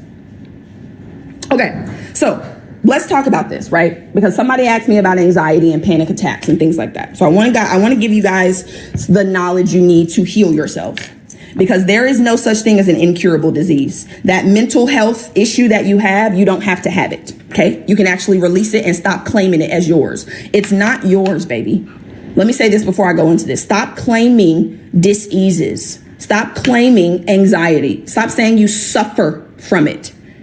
Stop saying that. Because the more you suffer from it, the more you're going to suffer from it. Stop suffering from it. It's something you experience. It's something that happens to you. It's not yours. Oh, my anxiety. No, it's not yours. Stop claiming it. It's not yours. It doesn't belong to you. Now, if you want it, go ahead. If you want to keep the anxiety and the feelings that come with that, keep calling it yours. But you're here on this live because you want to change your life. You're here because you're struggling to create what it is you want. So you have to take your power back. It's not yours. You're welcome, Celeste. It's not your anxiety. It's not your depression. It's something you experience. It's an experience that you're having. It's not yours. It doesn't belong to you. Okay? Now, I want you guys to understand that we live in this 3D plane, right? And we have the illusion of duality. Okay. I want you guys to understand, like when I said earlier, when you're talking down on people who have a lot of money, you think you're talking down on them, but there is no them. There is no us. There's no separation. We're all one. So when you're talking down on somebody else, you're talking down on yourself. Okay. There is no separation. We are all one. However, on this 3D plane, we have what's called duality. Because in order for us to experience one thing, we must be able to experience the opposite. God is one. God cannot experience anything outside of itself. That would mean God is changing. God is changeless. Okay. So what God did after he created the heavens and the earth was like, bro, I can't even enjoy this shit. This is what he said. This is verbatim. He said, I can't even enjoy it. Like, what was the point of this? And he was like, you know what? I'm going to create some smaller versions of me. Because remember, God is not a bigger version of humans. We are smaller versions of God. I'm going to create some smaller versions of me, and I'm going to give them the ability to experience all of it. Okay. So up, down, hot, cold, in, out. You can't tell me what sadness is unless you can explain to me what happiness is. You have to have both to have anything on this 3D plane. So we have duality. We have what's called ignorance and we have what's called knowledge. Ignorance is just the lack of knowledge. It's just the opposite, right? It's called polarity or duality. Up, down, hot, cold, yin, yang, left, right. Okay. Now, what I want you guys to understand is when you got here, when you were born, what side do you think you were on? If you think about a baby, I want you guys to answer me. When you think about a baby, what side do babies come on? When you come through your mama, which side are you on? Just based off what you see. Which side do you start on? Okay, so true, but knowledge or ignorance, which side? Which side do we start on when we get here as babies? Shanna, you are right though. We only have the subconscious, but as far as knowledge and ignorance, which side do we start on? Ignorance. See, I love this. Jupiter, thank you for the goats, baby. Knowledge, ignorance, not see. I love it. Oh, I love it. I love it. Okay. And this is why I get up here. This is why I teach. This is why I do this. Okay. This is why I do this. I want you to understand when you get here as a baby, fresh from God, this is the side you start on. Do they call us bundles of fear, bundles of anger? No, we're bundles of joy. Babies are faithful. Babies actually have no fear when they get here. None. They will jump off of anything. They will walk off of, they do not have any knowledge of fear when they first get here. None. They're happy, joyful, loving. Just wake up. They know mom is going to be there with food. They don't worry. They don't doubt none of that. They know when they wake up, there's going to be food. They know that. They're called bundles of joy for a reason. They just love, joy, faith, and gratitude. But then what happens, right? They then become conditioned on this side. You start to hear your parents talk about all the worries they have, how much money they don't have. It's 111, right? How the economy is going down, how we don't have McDonald's money. Don't go when you go in the store, don't ask for nothing, don't touch nothing because you ain't getting nothing. I can't afford that. We don't have that. We're black.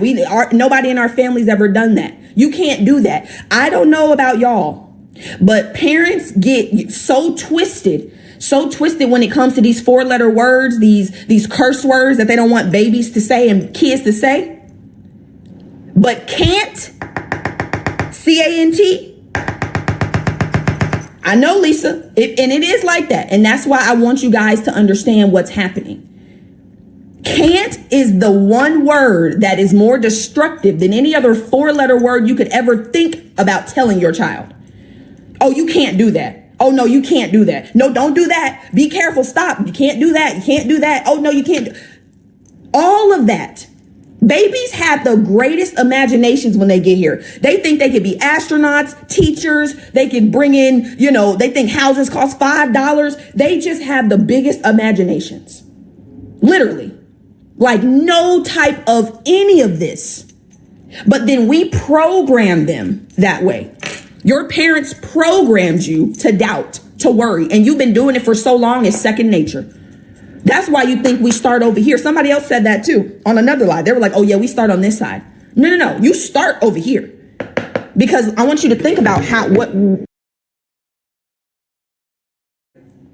you are, a spiritual being in a body, correct? You just came from God. I mean, perfect. You just came from the divine. Ain't no fear up there. Anger, envy, jealousy. No, it's faith, joy, love, gratitude, and bliss. But then we come into this physical world, and because the outside world conditions us to fear, to have doubt, to worry, to feel like we're not enough, we don't know enough, we don't have enough. You are more than enough. God created you with more talent and ability than you could ever hope to use in your lifetime. When you went to school, this is what they were supposed to do. Okay. So the word education comes from the word educo or educa, right? That word means to draw out from within, to develop from within. When you went to school, your cup was already full. It was filled. It was overflowing. It had all that it needed. But the school believes that the cup was empty. So what did they do? Dump a whole bunch of shit in there that you don't need. A whole bunch of nonsense. Just BS for 12, 14 years. Nonsense. A whole lot of nothing. Hello, Jalen. Hi, baby. How are you? A whole bunch of nonsense. They gave you a whole bunch of nothing. What you were supposed to do is go to school and have them help you develop what you already have. I have been speaking since I got to daycare. And you know what they tried to do? Shut it down. They put me in timeout. When I was in school, they tried to move me around in the class. My mom got emails on emails on emails every year until 11th grade. Maya is such a great student. She does all of her work. She gets it done. But she won't stop talking because I got something to say. And I'm going to say it. I've been speaking my whole life. They were supposed to develop that skill, not shut it down.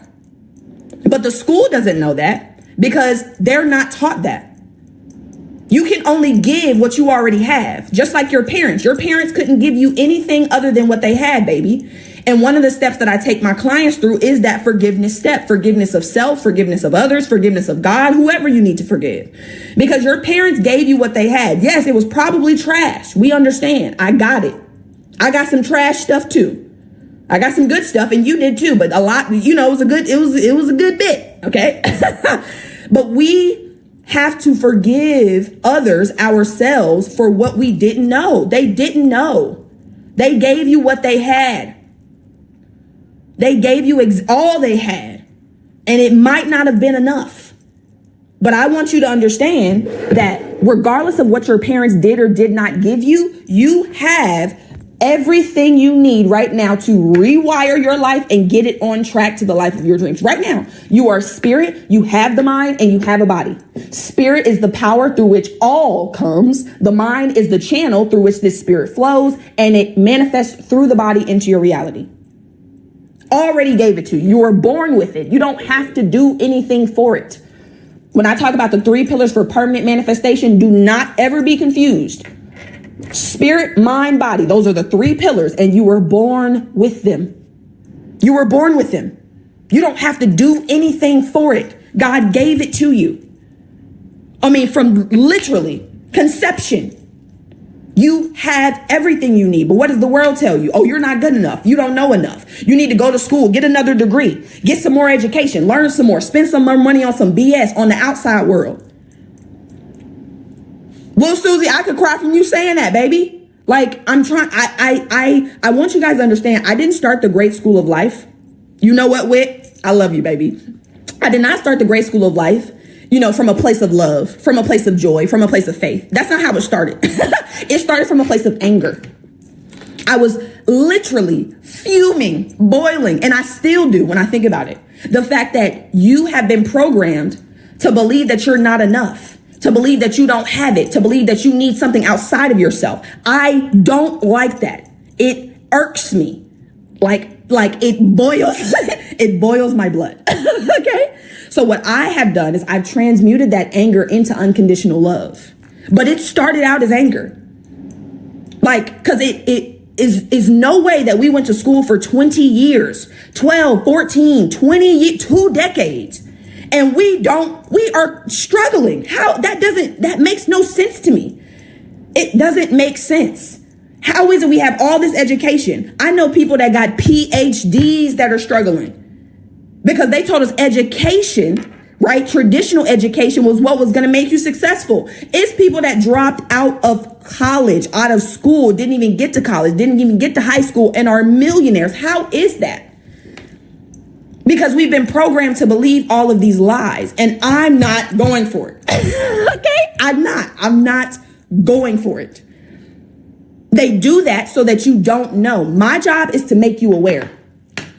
You need to know who you are. Because when you know who you are, you can actually do something different. When you know who you are, you can change things.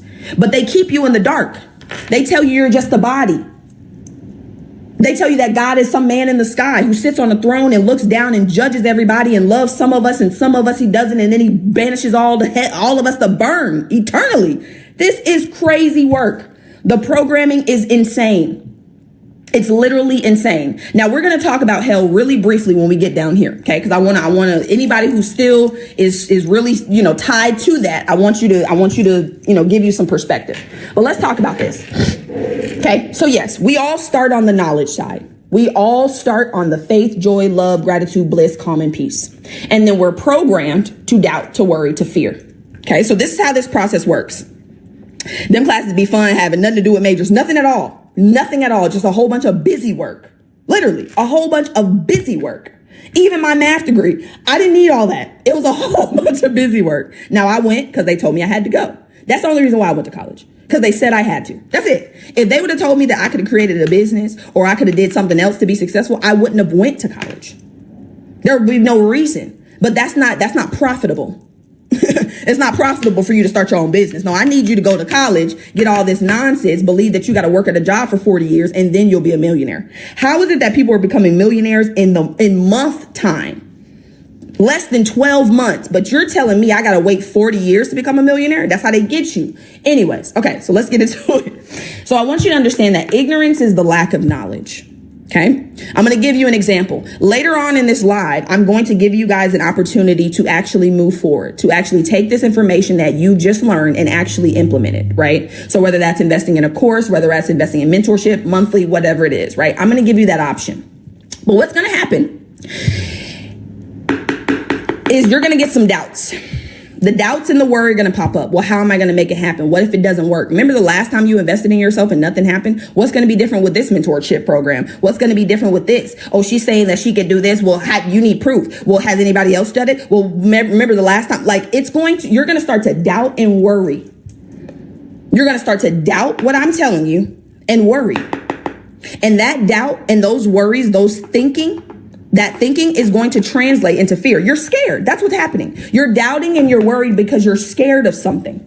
You doubt that it's going to work for you because you're scared you're going to fail. You're worried you're not going to have the money because you're scared you're not going to have it. You are in a perpetual state of doubt, worry, and fear. I want you guys to understand that doubt and that worry, that thinking causes you to feel certain emotions. Maybe you're fearful that you're not going to be successful. Maybe you're angry because you don't have the money to invest. Maybe you're envious of somebody else because they're talking about how they're creating the life of their dreams. Maybe you're jealous of them because they're talking about it. Maybe you're blaming yourself because you don't have the money. Maybe you feel guilty because you spent the money on something else. Whatever it is. There's a host of negative emotions that are going on in the subconscious mind. Okay. And as I told you guys earlier, the mind and the body are not separate. They are one, two ends of the same string. They cannot be separated. These emotions, if you don't release them, where do they go? They go into the body. So I want you guys to understand what anxiety is. And I'm going to give you two ways to look at this. The first way is that anxiety is you worrying about the future. When you're anxious, it's because you're worrying about something you think may or may not happen in the future. Some shit that hasn't even occurred yet, you're worrying about. You're using your God-given ability. You're using your God-given power to create whatever you want to worry. Worrying is like praying for what you don't want. Worrying is like praying for what you do not want. It's like you're asking God to bring you what you don't want. Please, Lord, bring me this thing that I fear. I fear that I'm not going to have enough. Please bring that to me. That's what happens when you're worrying. You're using your power for what you do not want. And God doesn't argue with you. God doesn't reason with you. He's not like, oh, well, I know you're in fear, but I know you really want faith. So let me give. No, if you're in fear, that's what you are going to get back. Of course. If I ask you right now, I already know what your answer is going to be. But if I ask you guys which one is more powerful, fear or love, 90% of you, 99 maybe, will tell me fear.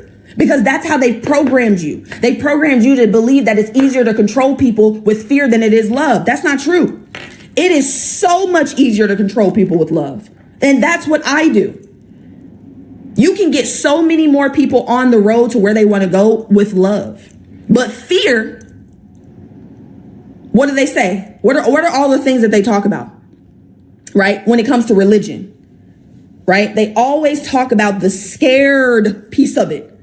You know, that God is someone to fear, that if you don't do X, Y, and Z, this is what's going to happen to you, that he's judgmental, that he's what's the other word? That he loves you conditionally. They program you from the jump to believe in fear. Love casts out fear more than anything else. Self-love is the cure for everything you want. Everything. Everything. But what happens is these emotions, they cause you to be anxious. I want you guys to think about, absolutely, I'm gonna have you on the team with me. Thank you for the roses, baby. I want you guys to see this visual too. A lot of people like this visual when I show it. So when you're anxious, right? A lot of people who experience anxiety, they tap, right? Or they have some type of shaking, right? Like they tap, either their foot or they tap. Okay. So this is what you're doing. This is how your cells, this is what your body is in. Hold on. Let me take this bracelet off because that's a little loud. This is the vibration that your body is in. Hold on 1 second, y'all. 1 second. Bear with me. Hold on. Let me take these bracelets off. So I don't want to hear it. Hold on. Okay. Right. This is how it is. This is what your body is physically doing when you're anxious. Now, you may not be shaking physically, but some people actually do. But this is exactly the vibration that you're in. I want you to see this. Okay, so this is you, anxious, worried, doubtful, scared. This is God. This is God trying to give you the life of your dreams. This is God actually trying to give you the things that you're worried about. But you see how you cannot receive like that? You see how you can't, because you're going to drop it. Whatever God is trying to give to you, you're going to drop it. So this right here, this anxiety actually repels what it is you want. Because God knows if I give it to you, baby, it's going to hit the ground. Okay? Now, anxiety is not something people like come out and just express. They're not like, you know what? I'm anxious today. I'm waking up. I'm anxious. I'm anxiety. This is going to be no. People suppress their anxiety. It's suppressed. They don't express it. They suppress it. Now let's back up. Anxiety, again, is these negative emotions about the future. So you're suppressing these negative emotions. You're going to get to this point of depression. Okay. Now there's two ways I want you guys to think about depression. Depression is like a hole. It's like a dip. That's what it is. It's like a dip. It's like a whoop, right? So in your body, there is a hole. And those negative emotions that you have not felt, understood, and released are suppressed into that hole. And it creates like a literal ball inside of your body.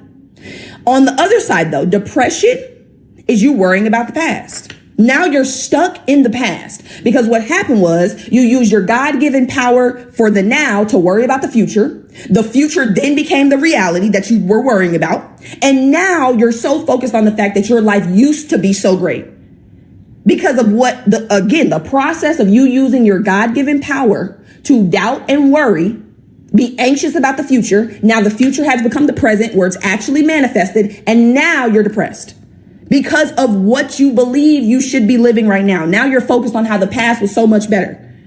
Now you're outside again. You're either in the future or you're in the past. I need you guys in the now.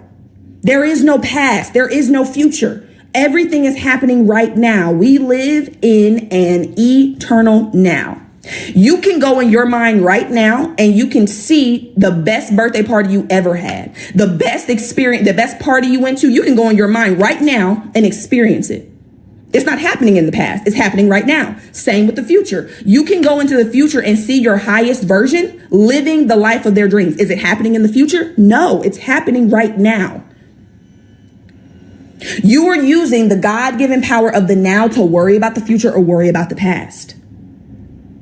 Now, that depression, those negative emotions that are in your body stored, they cause dis-ease. Y'all seen that word before, right? Disease. It's a body that's not at ease. You are dis-ease. Now, I want you guys to understand this. Every dis-ease that you believe runs in your family doesn't run in your family. What runs in your family is the belief in sickness. That's what runs in your family. The disease doesn't run in your family. The belief in sickness is what runs in your family. Oh, you know, Grandma Charlene had it. You know, Auntie Kay had it. You know, your sister got it. Shit, I know I'm gonna get it. What? No. This disease, the physical, doesn't run in your family. The belief in the sickness is what runs in your family. The way that you cook your food is what runs in your family. The way that you speak about yourself is what runs in your family. I don't know about y'all, but I need us, especially as African American people, I need us to relinquish ourselves from eating these foods that our ancestors had to eat because they had nothing better, because they were given the lowest of the low. Why are we still eating these things? Why are we still cooking our food in these same ways? I'm not saying there's anything wrong with soul food. What I am saying is, a lot of the things that our ancestors ate, they ate because they had no choice. And they had to doctor it up the way they had to make it taste like something. We have, I know you do, Steph, and I'm not coming for you. All I'm saying is, okay, you ain't got to do it. Right? But what I want you guys to take from this is that it's not the disease that runs in your family, baby. Right? It's the belief in the sickness that runs in your family. Hold on, Kendra. Hold on. Let me pin Kendra comment. We are still living in survival mode because that's how we're programmed. You must understand that everything your ancestors gave your parents their beliefs, your parents gave you their beliefs, and you're going to pass those beliefs down to your children automatically. It's not something you consciously think about. It's an automatic pattern. You want to know why you look just like your parents? Genetic paradigms. And then you come out and they environmentally program you, and you have environmental programs. Girl, no, I love me a seafood boil. No, no. And that's the thing. I'm not judging the foods that you're eating. I'm not telling you not to eat what you want to eat. I'm just saying you ain't got to. Okay. We got better options.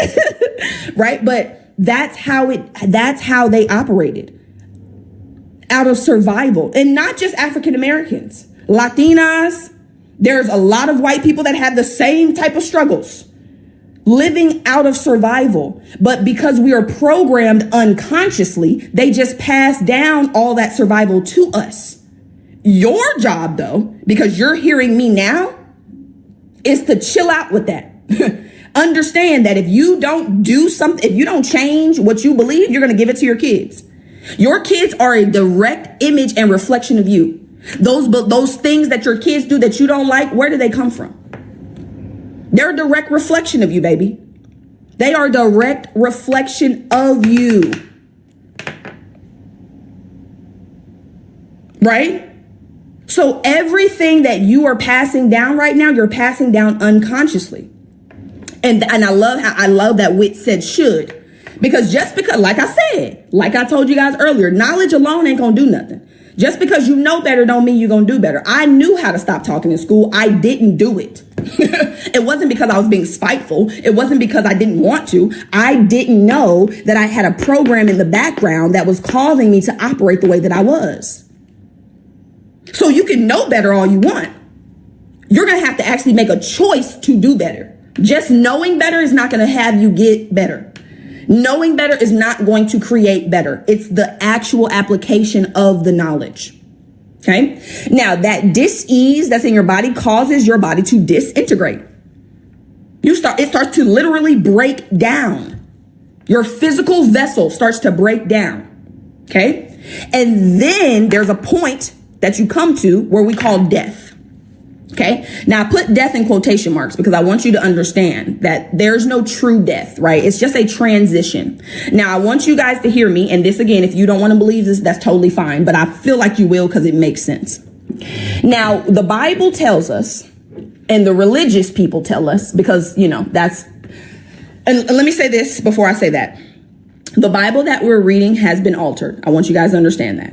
It has not been altered to give us power. It has been altered to keep us in fear and to keep us away from our power. Okay. When King James got that Bible way back when, and he went through it and he said, oh no, take this out, reword this, flip this around. Now send this out. Okay. So I always tell you guys, when you're reading the Bible, when you're reading these books, to take what feels good and leave the rest. Take what feels good and leave the rest. Okay? You do not have to believe everything that is in the Bible.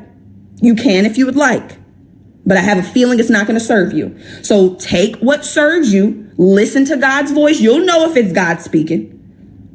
Anything that sounds like fear, like worry, like doubt, like anxiety, like love, conditional love, that's not God. Now I understand some people are not going to like how I'm saying this, and that's okay. But I want you guys to be freed from the chains. Okay? Now, the Bible tells us, and the religious leaders tell us, if that God is a man in a sky, right? He's sitting on this throne and he's looking down at everybody and he's picking and choosing whose prayers he's going to answer. And he's loving us conditionally. And if we don't follow a certain set of rules, then we are going to be banished to burn in hell. Oh, also, it then tells us before that, right? The leaders tell us that we were born in sin. It also says that, right? That we were born in sin. How is it that we were God in human form, but we're born in sin? Again, none of my business. Now, this is the part that I want you to understand. If you believe that you are a human being or you believe that you are your body, then somebody telling you that you can burn in eternity or burn in hell for eternity, it makes sense. It definitely does. It makes sense. If you believe you're a body, then yes, you can burn in hell for eternity. However, you're not a body. You're the spirit that lives in a body. Let me ask you a question. And I will answer your question. Do you believe hell is real? I'll answer it in a second. Let me ask you a question. Can you burn a spirit? Can you burn a ghost? Can you burn steam? Can you burn the air? No, you actually can't. It's actually impossible to do that. It's not how it works. Absolutely. And that's what I was about to say. Let me pin this comment. Thank you, love. I appreciate you. Your mindset is amazing too. You got the same potential. Everything y'all see me say and do and have, you can have too. Right? So I'll go over this pinned comment, but yes, right? So listen to that. Can you burn spirit? Can you burn energy? Can you burn a ghost? You can't. You cannot burn a ghost. You cannot.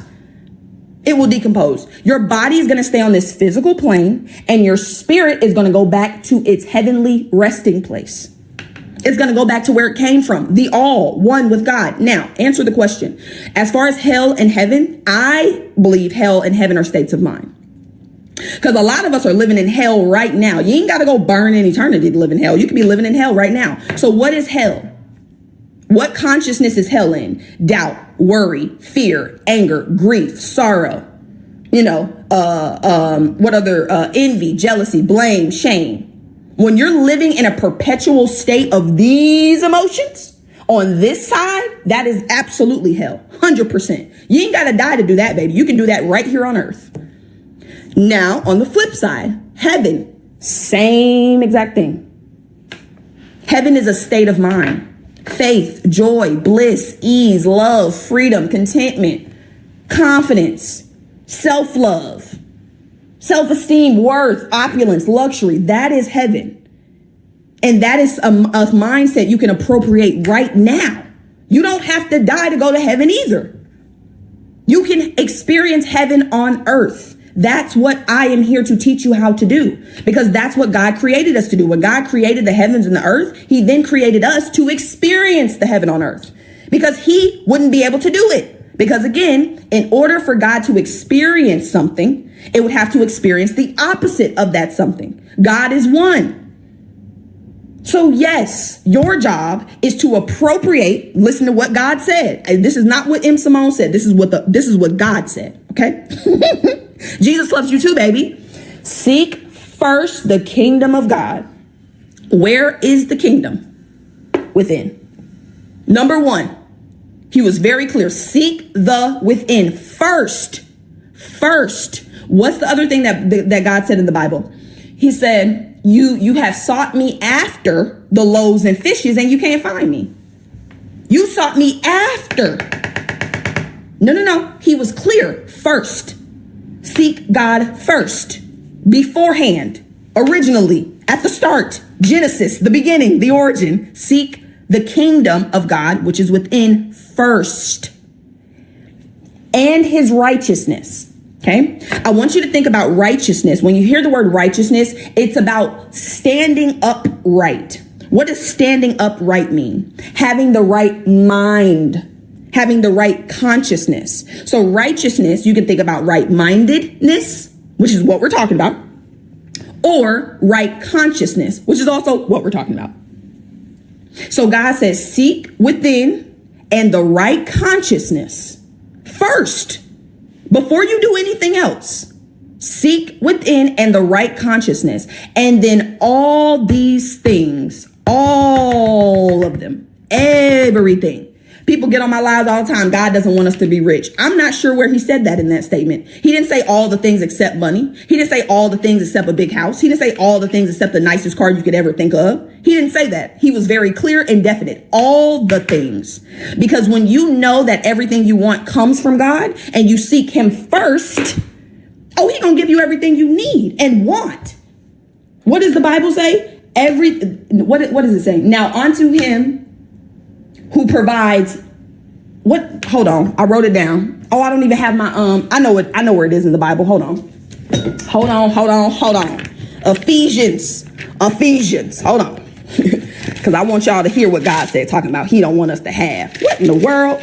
How am I supposed to do God's work if I can't pay my bills? Do y'all understand how difficult it would be for me to get up here and give y'all this knowledge and I am struggling? Literally, like I can't do what I need to do. That would be crazy.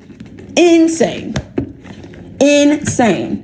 We are God's servants and we not going to have what we need to actually serve. Come on now.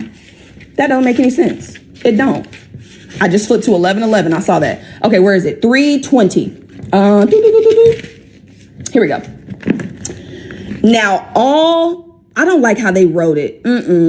I don't like how they wrote it. Well, this is what it says. I don't like this version though, but it says, now all glory to God who is able through his mighty power at work within us to accomplish infinitely more than we might ask or think. Right. So that's what it says in this version. But the other version is like, now unto him who is able to provide, who gives us more.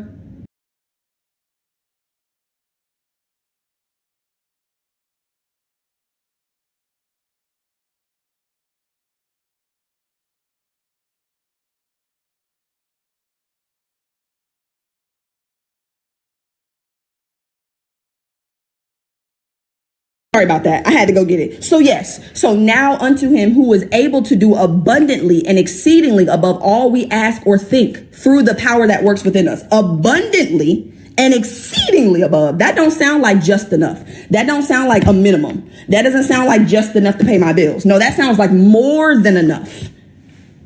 More than enough. Insanity.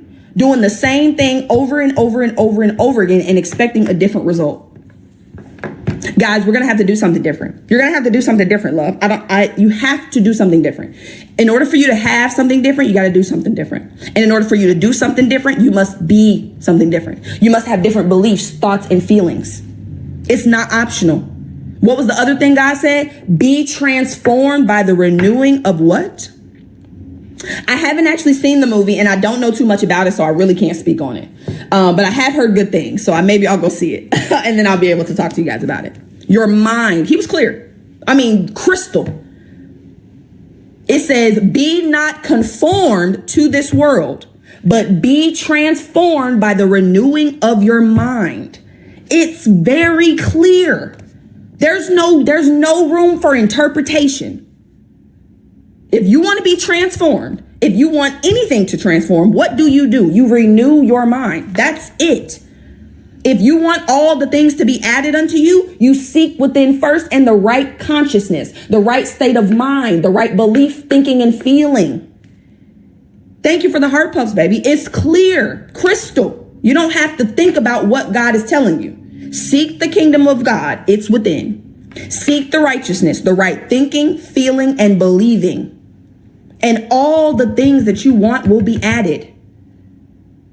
All of them. There's nothing outside of all. There's nothing outside of God.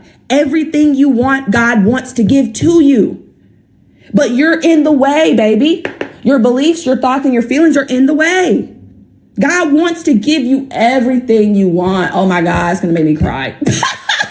Why am I so emotional? God wants to give you everything you want, my love. Literally. God gave you his power when he created you. Gave you his power when he created you and gave you the mind to be able to direct his power to what you want. Gave you what you needed. You have it. You have everything you need. You just need to do what he told you to do. He told you to seek within and the right belief, thought, and feeling so that all the things you want will be added unto you. Because just like I have right here, guys, 99% God gave, he told us what it was. 99% comes from your beliefs, your thinking, and your feeling. 99% of your life. Absolutely. I may have released it. You got to reprogram it. Now it's time to reprogram it, right? But let me explain this side to you guys, because this is the side I want to get you back on. Okay. So this is where we are right now.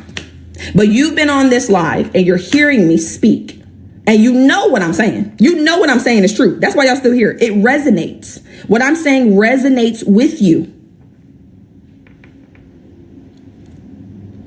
Because you know at your core, you know that you're God in human form. You can never actually not know that. You can't not know that you're God. You can never not be. You will always be. You can never not be. And what are you? You are a spiritual being, not a spiritual doing, a spiritual being. You can never not be. You will always be.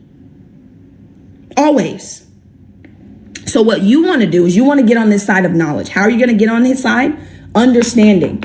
Understanding comes from study. You must study. And I ain't talking about the study they had us do in school, because I ain't never did that type of study.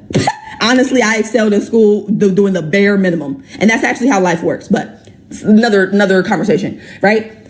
You want to develop the understanding. You want to understand who you are. Now, I've told you and you know, but you're still going to operate as if you're just the body. You're still going to operate as if the world's in control. No, I got to get you to the point where you have faith based on understanding. A lot of us have faith based or blind faith. You have faith when things are going well. Thank you for raising Christ conscious. You are welcome, my baby. You have faith when things are going well.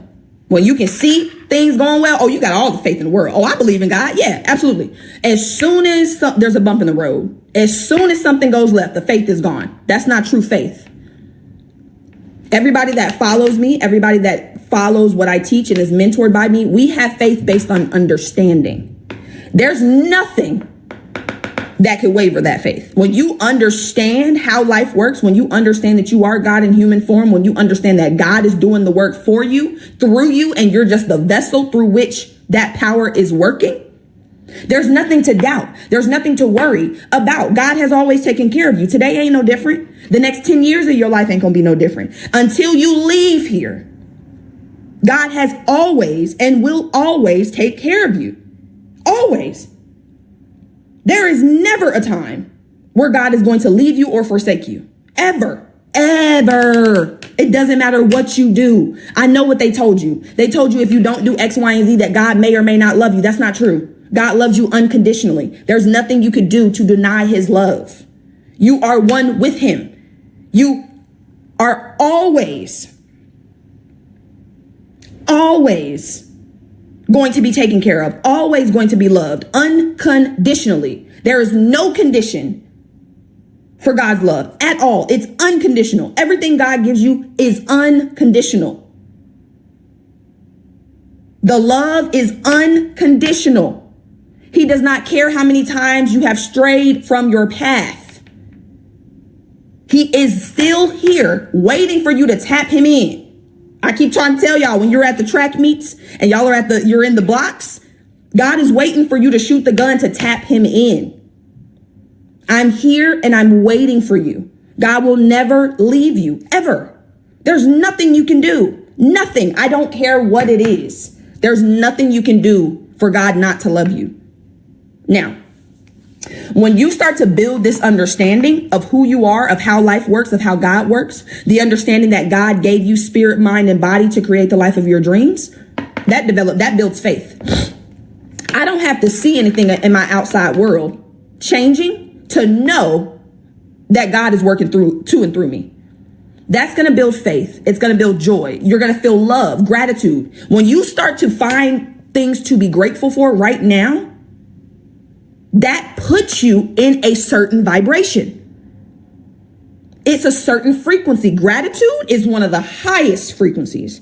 Gratitude and unconditional love, baby. If you can get in gratitude and unconditional love, you will magnetize everything you want to you. Because the more that you actually appreciate what God has already given,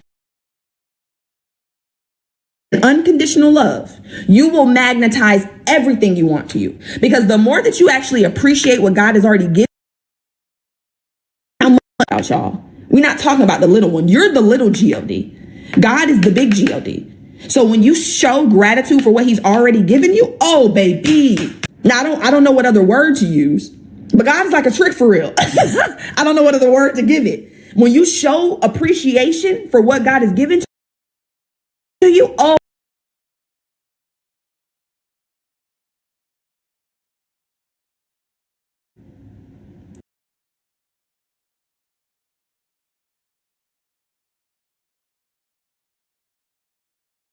it just gives more. I don't know. I'll find another word. I'll find another word. But I want you guys to understand, the more that you show appreciation and love for what you already have, it opens it takes out all of this and opens a clear channel for him to give you more. Because again, listen to me. All day, every day, right now, as we're speaking, all day, every day, that spirit is on. That power is on. It's never speaking. All day, every day. That spirit is on. That power is on. It's never omniscient. It is always on. Always. It never turns off. Never. With love, faith, and joy, the channel that you're giving God to work through expands. There's no obstruction. This right here is the obstruction in your path. You think it's something outside of you. You think it's something in the world. You think it's because you don't know enough. No, the obstruction in your path is this right here. This is the obstruction. Because what's happening is God's infinite power has to go through doubt, worry, fear, anger, envy, jealousy, blame, all of this before it gets to the body, into the reality. So when it gets to you, it's so minuscule, so small. How is it changeless?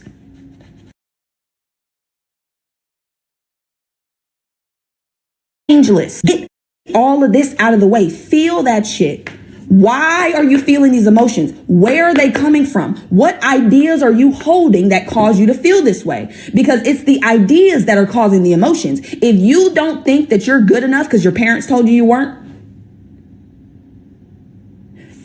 the feelings attached to not good enough are lack, limitation, scarcity. So if you have an unlimited power flowing through a limited channel, you're going to get limitations. You got to get out of the way We got so much outside world programming going on. I'm still programming you from the outside, but I'm giving you what you need to free yourself. So when you get of well-being, you are when someone knows who they are, when someone has that power that they've tapped into, they express themselves naturally. You can't suppress it. When I got back on social media, back on TikTok Live the week of my birthday, y'all came out in droves like, oh my God, you're so inspiring. You're so inspirational. Oh my God, I love your energy. I love this. I love that. I wasn't doing anything. I was just being. I was just being, naturally expressing myself. And when you naturally express, you're going to pick up speed. For the first 5 years of my business, I had 2 paid clients, maybe 3 unpaid clients. 2 weeks after I got on, the 2 weeks from getting on social media again this year, I brought in 20 clients. That's acceleration. Why? Because I'm at ease. I'm calm. I know that God is doing the work. I know God is taking care of me. And look at this. You see how calm this is? Look at this. Look at this. Look at this. Look at this. Oh, wait. I dropped it. Right? But do you see how you can just... This is why you must be in that calm state. You must be in the state of certainty. You know God is doing the work. You see how God can just give you what you want? Because you're not anxious. You're not worried. You're not looking for it. You just know it's coming. You're open to receive. When you're anxious, you're not open to receive. You're not open to receive when you're in anxiety. When you're at ease, when you're calm, when you understand that everything you see is a reflection, everything you see is delayed. Everything in the outside world is delayed. When you decide who you're going to be and you start to visualize it in your mind, it takes some time to get into the physical. But when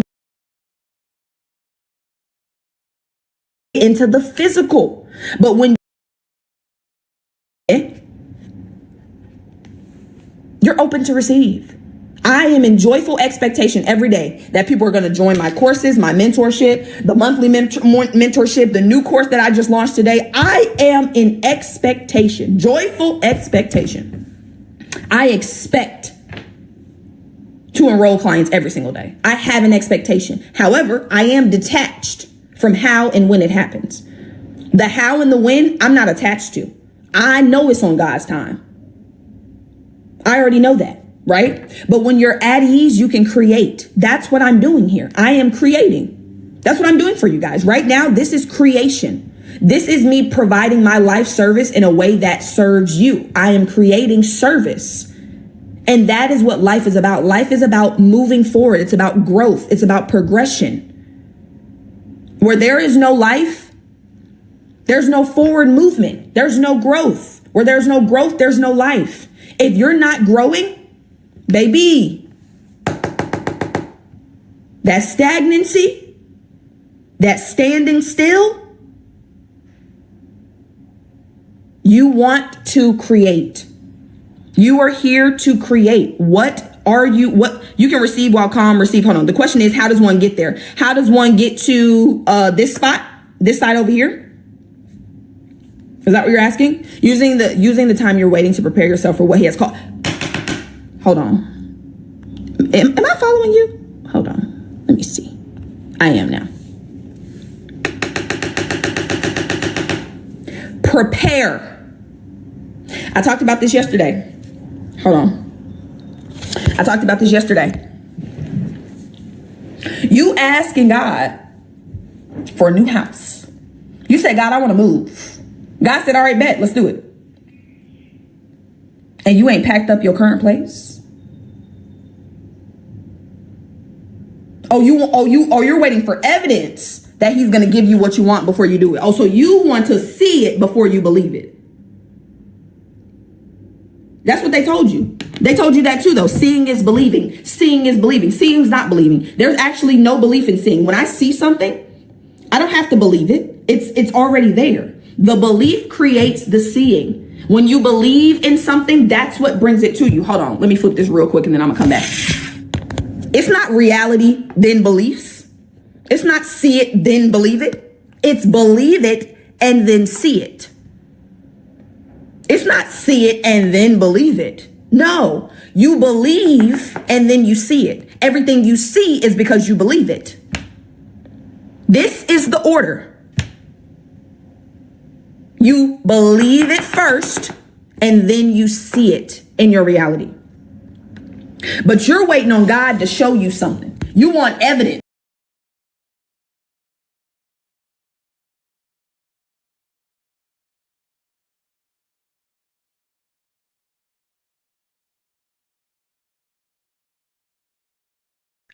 What if I told you that reincarnation is real and that there is a metaphysical, spiritual science behind this?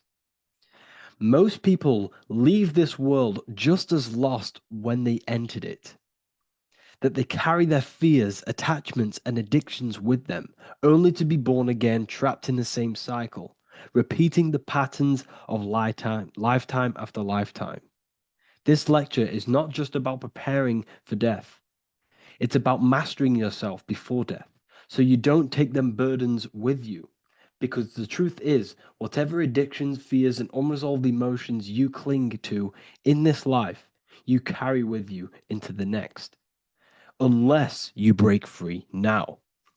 You must master yourself before death. Death is not the end, it is the great passage. But how we transition depends on our mastery of the self. This was symbolized by the Ouroboros, the snake biting its tail. Every ending is a new beginning. It's an infinite cycle of consciousness. Now, your human body is basically an antenna tapped in to a stream of consciousness. Just like a radio is tapped into a specific frequency to play that radio.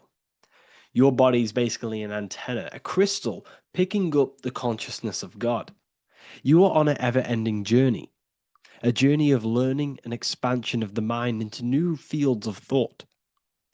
This was symbolized as the Ouroboros. When you die, it is a new beginning. It's a transitioning, not an ending. Everything is eternal in this universe as consciousness is formless and constantly transforms into new forms of life. Let's break down the word death. Death contains the word ether.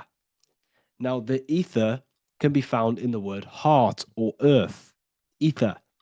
Everything in this plane comes from the etheric plane. The etheric plane is the barrier between the physical plane and the spiritual plane, the astral plane. The astral plane is the screen that you have in your mind that allows you to imagine a red apple, for example.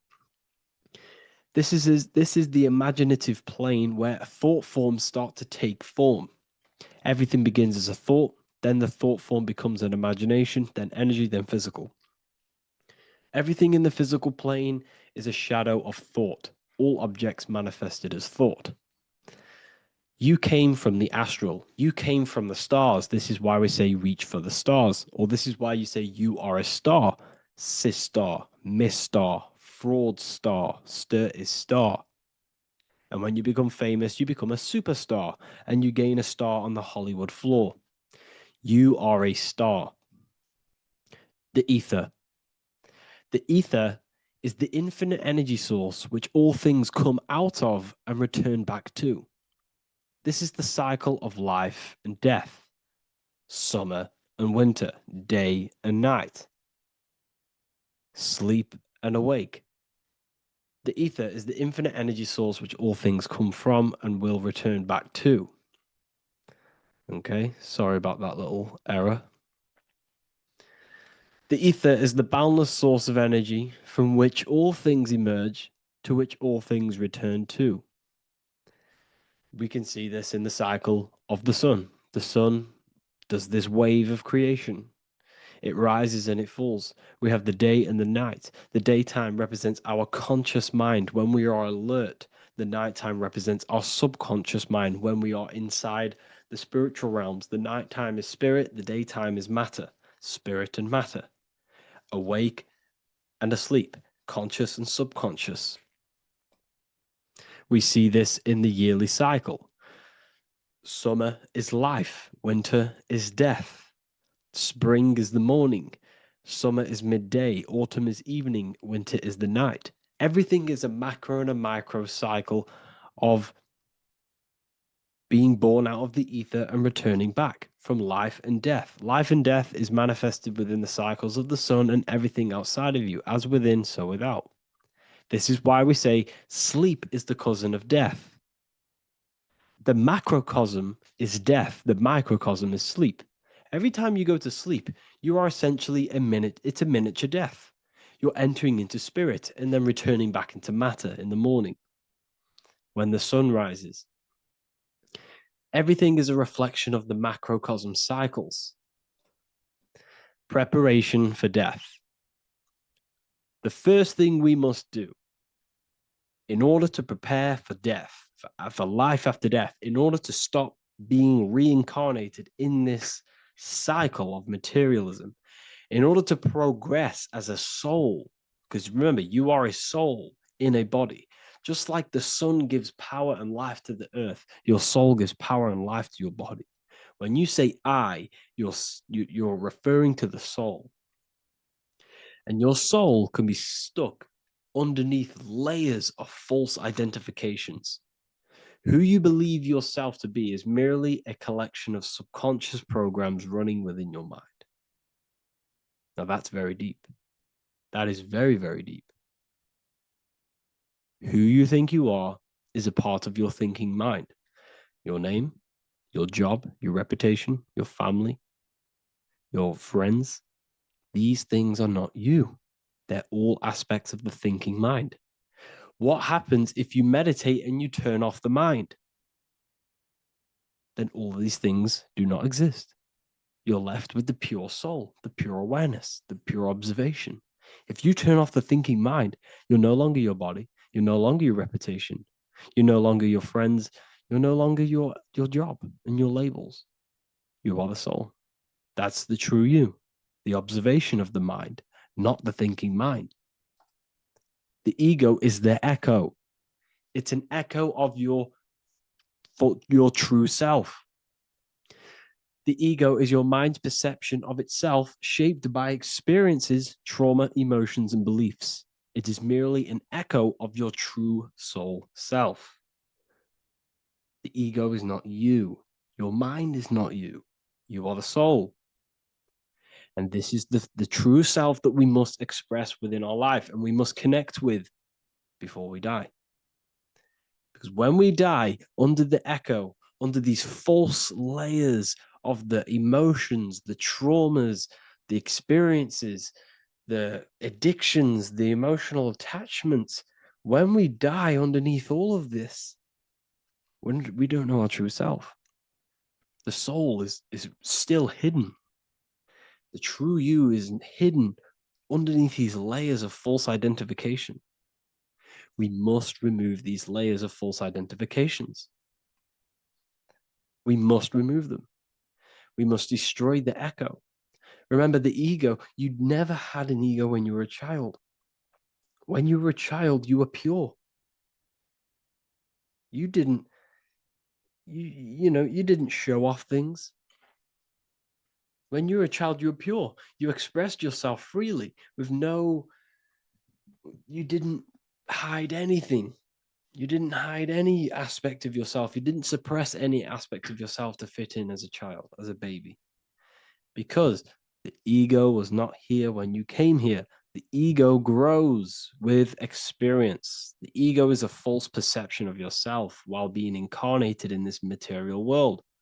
It's your mind's perception of itself and it's created through your experience. Remember, you are unconditioned consciousness, and your experiences, thoughts, traumas, emotions, and beliefs have conditioned your consciousness into believing you're only a physical body, but you are the soul. We have to remove these layers. How do we remove these layers? Like I said, the best thing, meditation. Meditation. There is a great meditation that you can do every single morning and every single nighttime. You can sit there and repeat over and over before you meditate.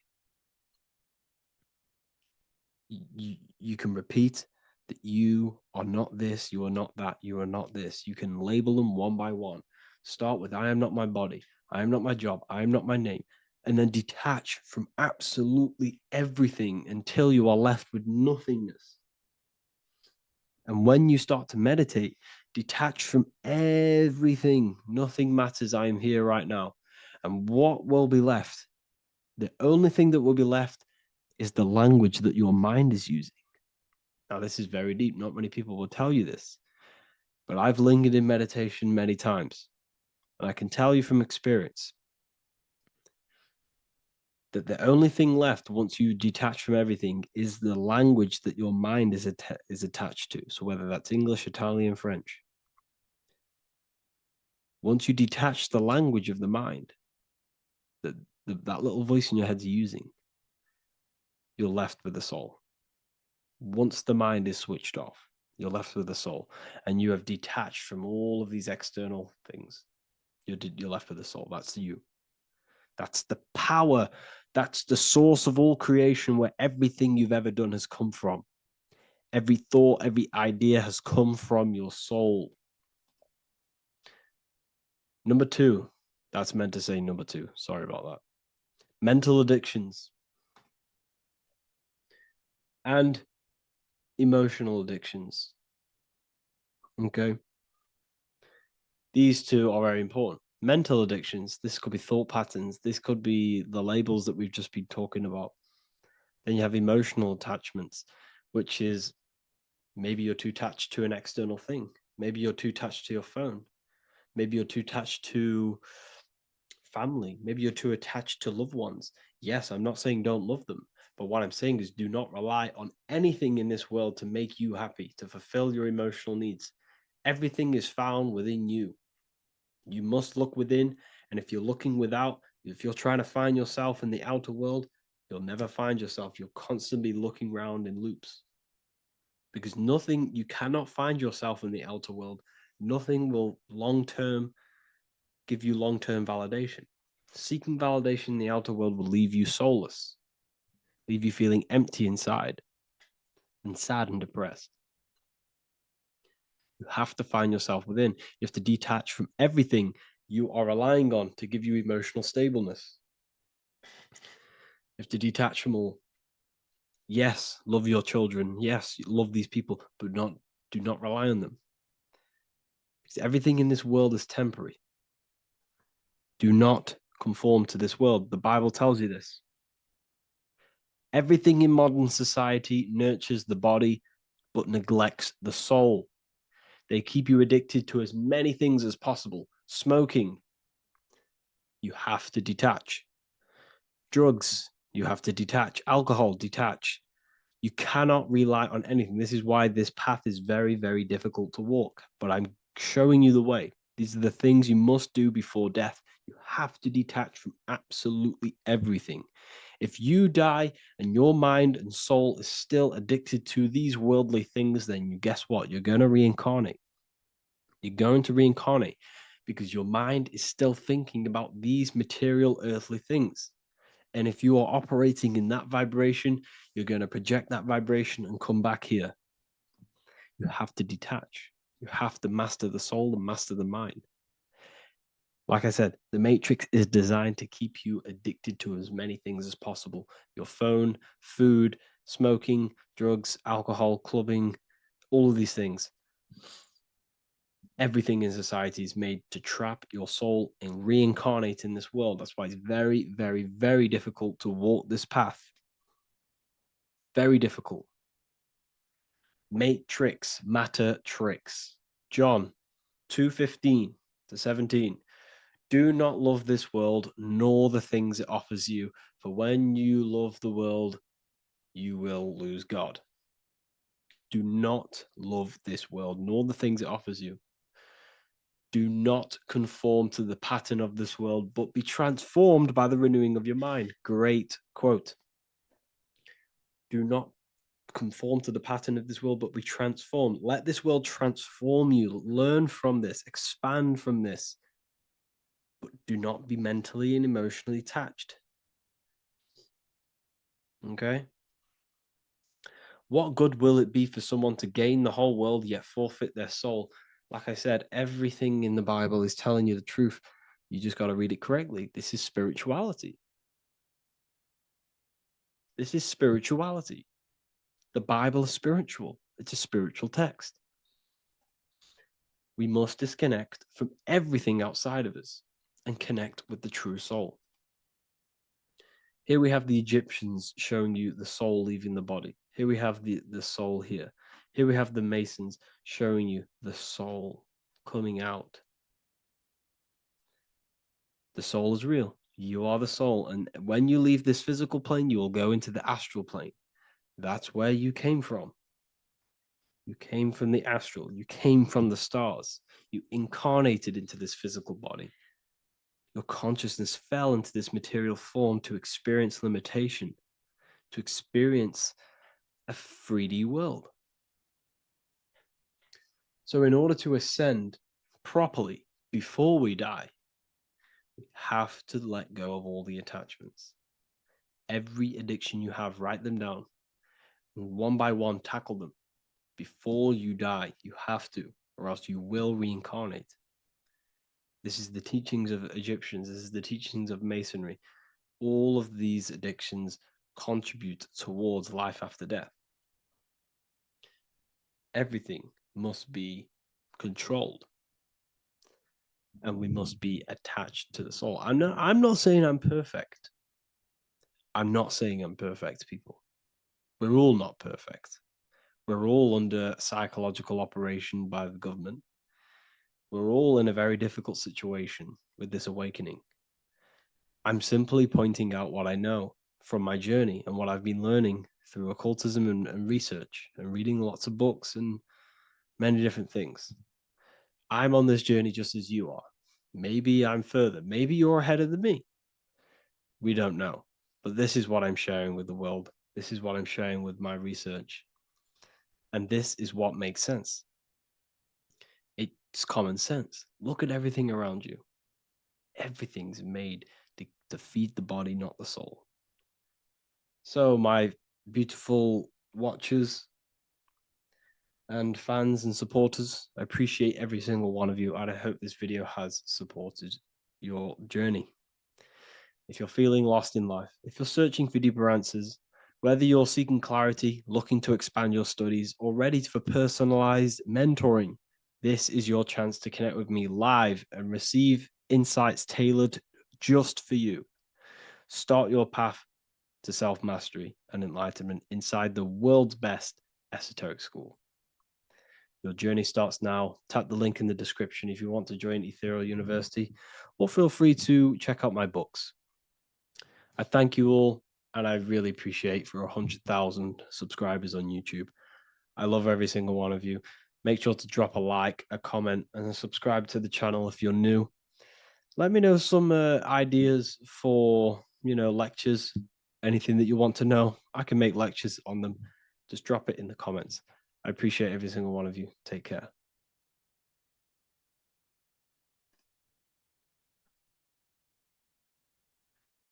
What if the word Yahweh is proof that God is embedded in our very own being? Stay with me, because what I'm about to show you might change the way you see yourself forever.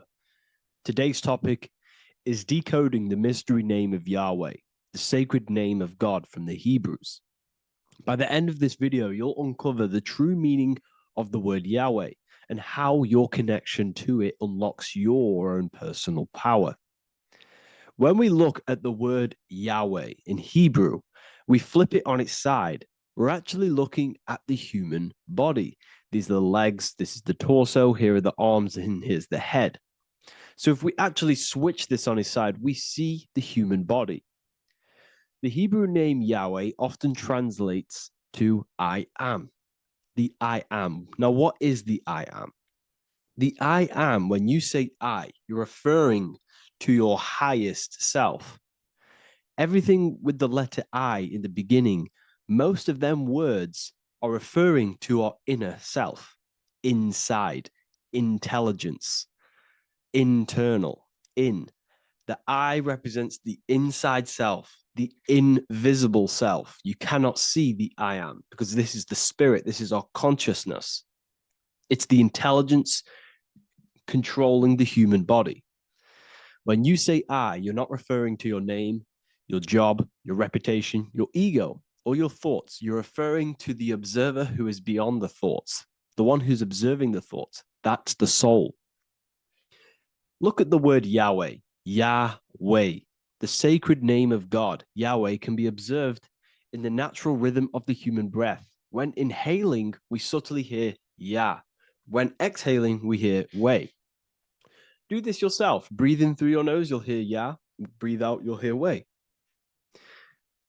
And in fact, the letter H, H, when it's pronounced, it carries the soft sound of wind or breath, a gentle exhale that mirrors the very essence of life, giving air.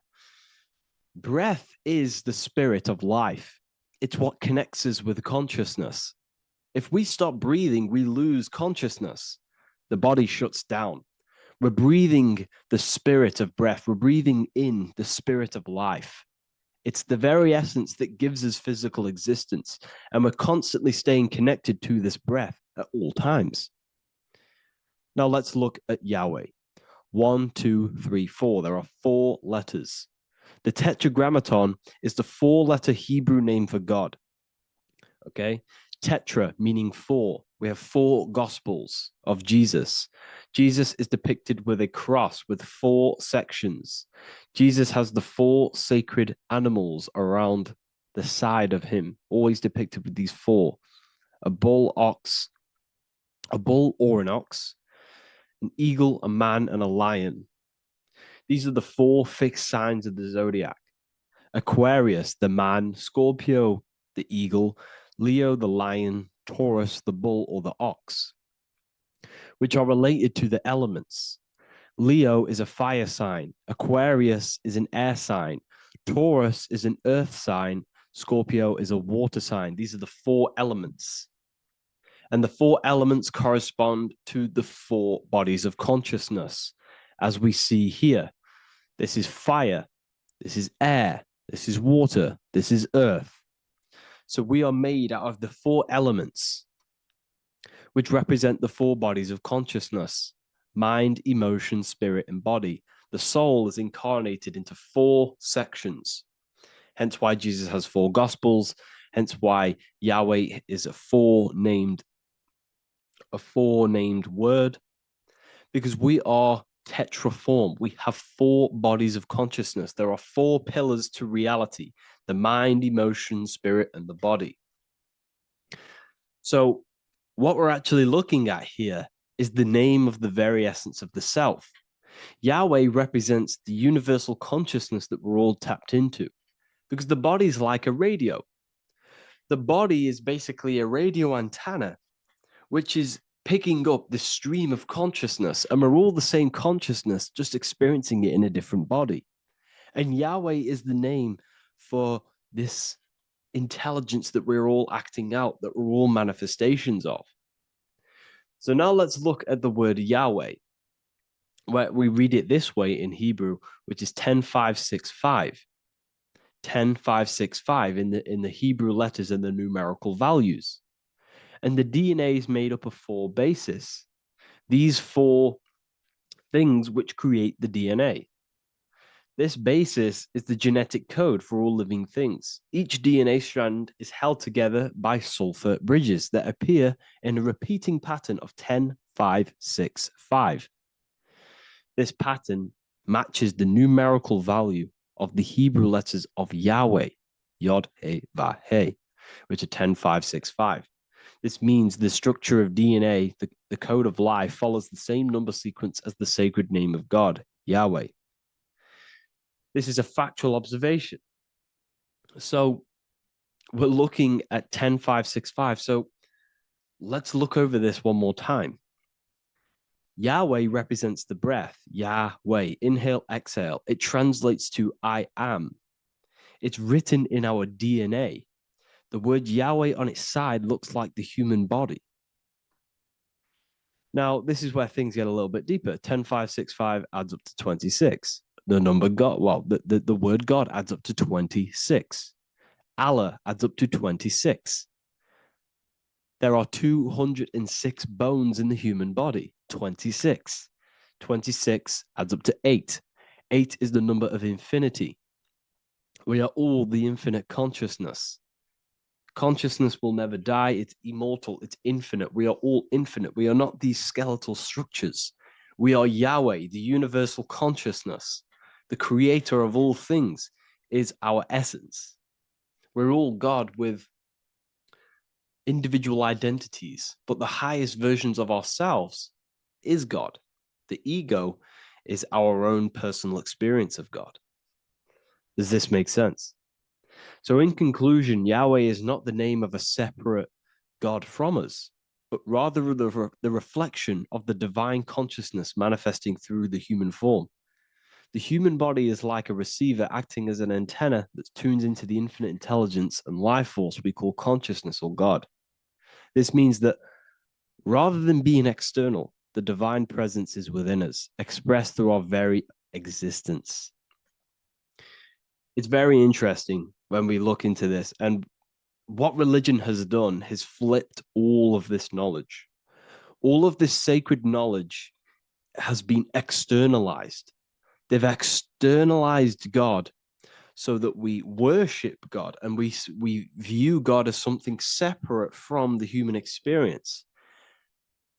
They do this so that we don't find the God within us, so that we don't find that we have the power of creation. The mind is the creative force of God. The body is the will to act out that thought. They don't want us to figure out that we are creators and we're all creating our own earthly experience. We're all projecting this reality.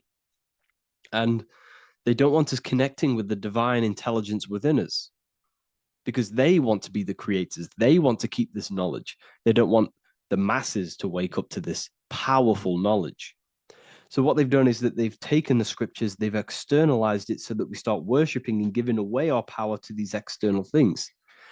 And when God is external, we start to fear God because we start to think that God has power over us. He can send us to hell or heaven. So this is what's going on. They've been externalizing this for thousands of years to keep us in a suppressed state.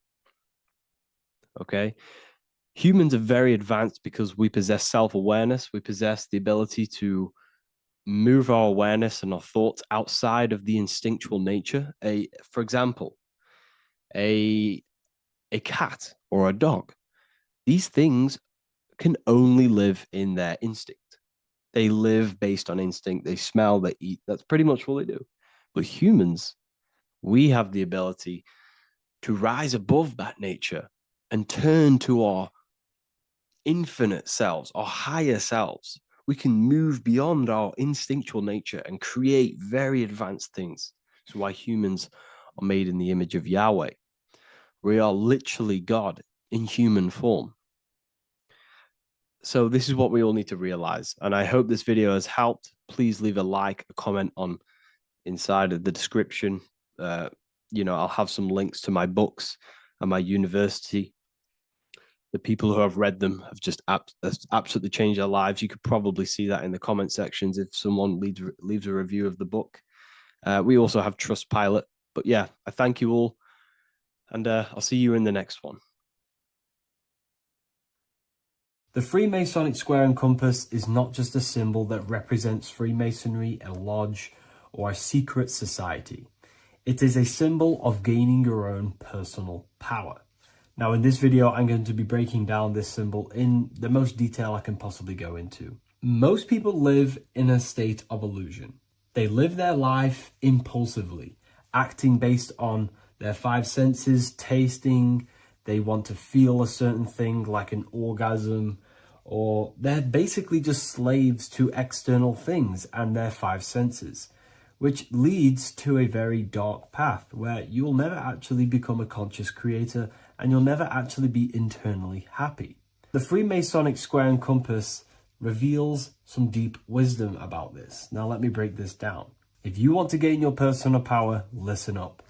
The Freemasonic square and compass is a compass which is used to create circles. Now, if you notice something about the circle, they have no beginning, no end. You can't tell where it begins and ends. It's eternal, which means this represents consciousness. Now, if you don't know what consciousness is, if you close your eyes, you have an internal world. You have thoughts, emotion, visualization. This is all consciousness, spiritual. Then we have the square. The square creates squares or lines, which represents matter. It has a beginning and an end. You can quite see where the beginning of the end is, right? So we can even link this to Leonardo da Vinci, the Vitruvian Man. We see the man in the square with the circle. The circle is the eternal consciousness, and the man is the square, limited to the physical world. But consciousness is not limited. That's why it's outside the square. This is eternal. The body is mortal. The body will die. Consciousness will never die. If we look even closer at the symbol, we notice in this particular symbol, we have the compass overlapping the square. This is very, very symbolic. This represents spirit over matter, also known as mind over matter, consciousness over matter, the circle over the square. Like I mentioned earlier, most people are slaves to their senses. They go through their day and all they do is chase validation and feelings. They eat all day to feel good, which means they're a slave to their taste. They're slaves to their feeling. They masturbate, which means they're a slave to orgasms and external things. They're literally being governed by the external world controlling their internal world. They're literally living life on autopilot. And don't get me wrong, I was guilty of this too. We're all guilty of this when we join this world because we're not taught this sacred knowledge. Until you actually stop and recognize this, you'll be living life on autopilot, literally not even living. You'll be running off subconscious programs, seeking external validation and being ruled by these five senses. The square underneath the compass represents consciousness on top of matter, which means the internal world is controlling the external world. It is the mind controlling matter and not matter manipulating the mind. In the occult and esoteric world, it's very important that you are conscious of every action that you are taking in your day-to-day life. Never act subconsciously. Always be conscious. What are you thinking? What are you acting? What are you giving your attention?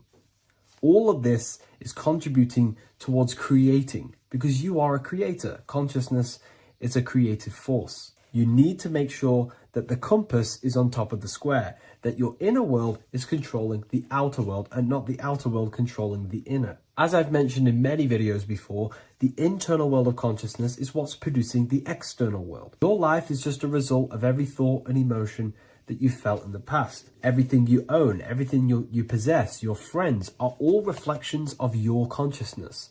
They're all reflections of what you are thinking about. When you change your thinking, your external world starts to rearrange itself. On a basic level, this symbol represents the combination of spirit and matter. You are a spiritual being and a material being. You are heaven, the sky, and earth, the ground. You are heaven and earth, spirit and matter infused into one. You are a bridge between the divine and the earthly worlds. And you can bring down these higher realms of consciousness, thought, imagination, and emotions into a physical, tangible reality. To do this consciously, we need to make sure the external world is not manipulating the inner world. Because if your internal world is being controlled by external circumstances, for example, you have a circumstance happen in your reality, an emotion triggers inside of you, and that emotion is a command to create more of that. And the thoughts that you think are creating more of that negativity. So it's a constant cycle of negative manifestation if you let the external world control your internal world of consciousness. So we need to make sure the compass is on top of the square, that the internal world are commands and not reactions to create your external reality. And not only just to create, but to actually enjoy life. If we let the external world bother our internal world, this means that we have some sort of mental or emotional attachment to the external world. We need to detach from the external world. Why do I say that? Because it's temporary. It's an illusion. We are going to die one day, and none of this will matter. You need to understand that everything in this world is temporary. You have to be okay with losing things, losing family, losing things in this world, because it's guaranteed to be temporary. We need to make sure the internal world is order and not chaos, commands and not reactions. Now, at the back of the Book of Wisdom, Volume 2, the book that I've wrote here, I go over the different meanings of the different arrangements of the square and compass. Sometimes we see the square overlapping the compass, which is the opposite of what we've just broken down.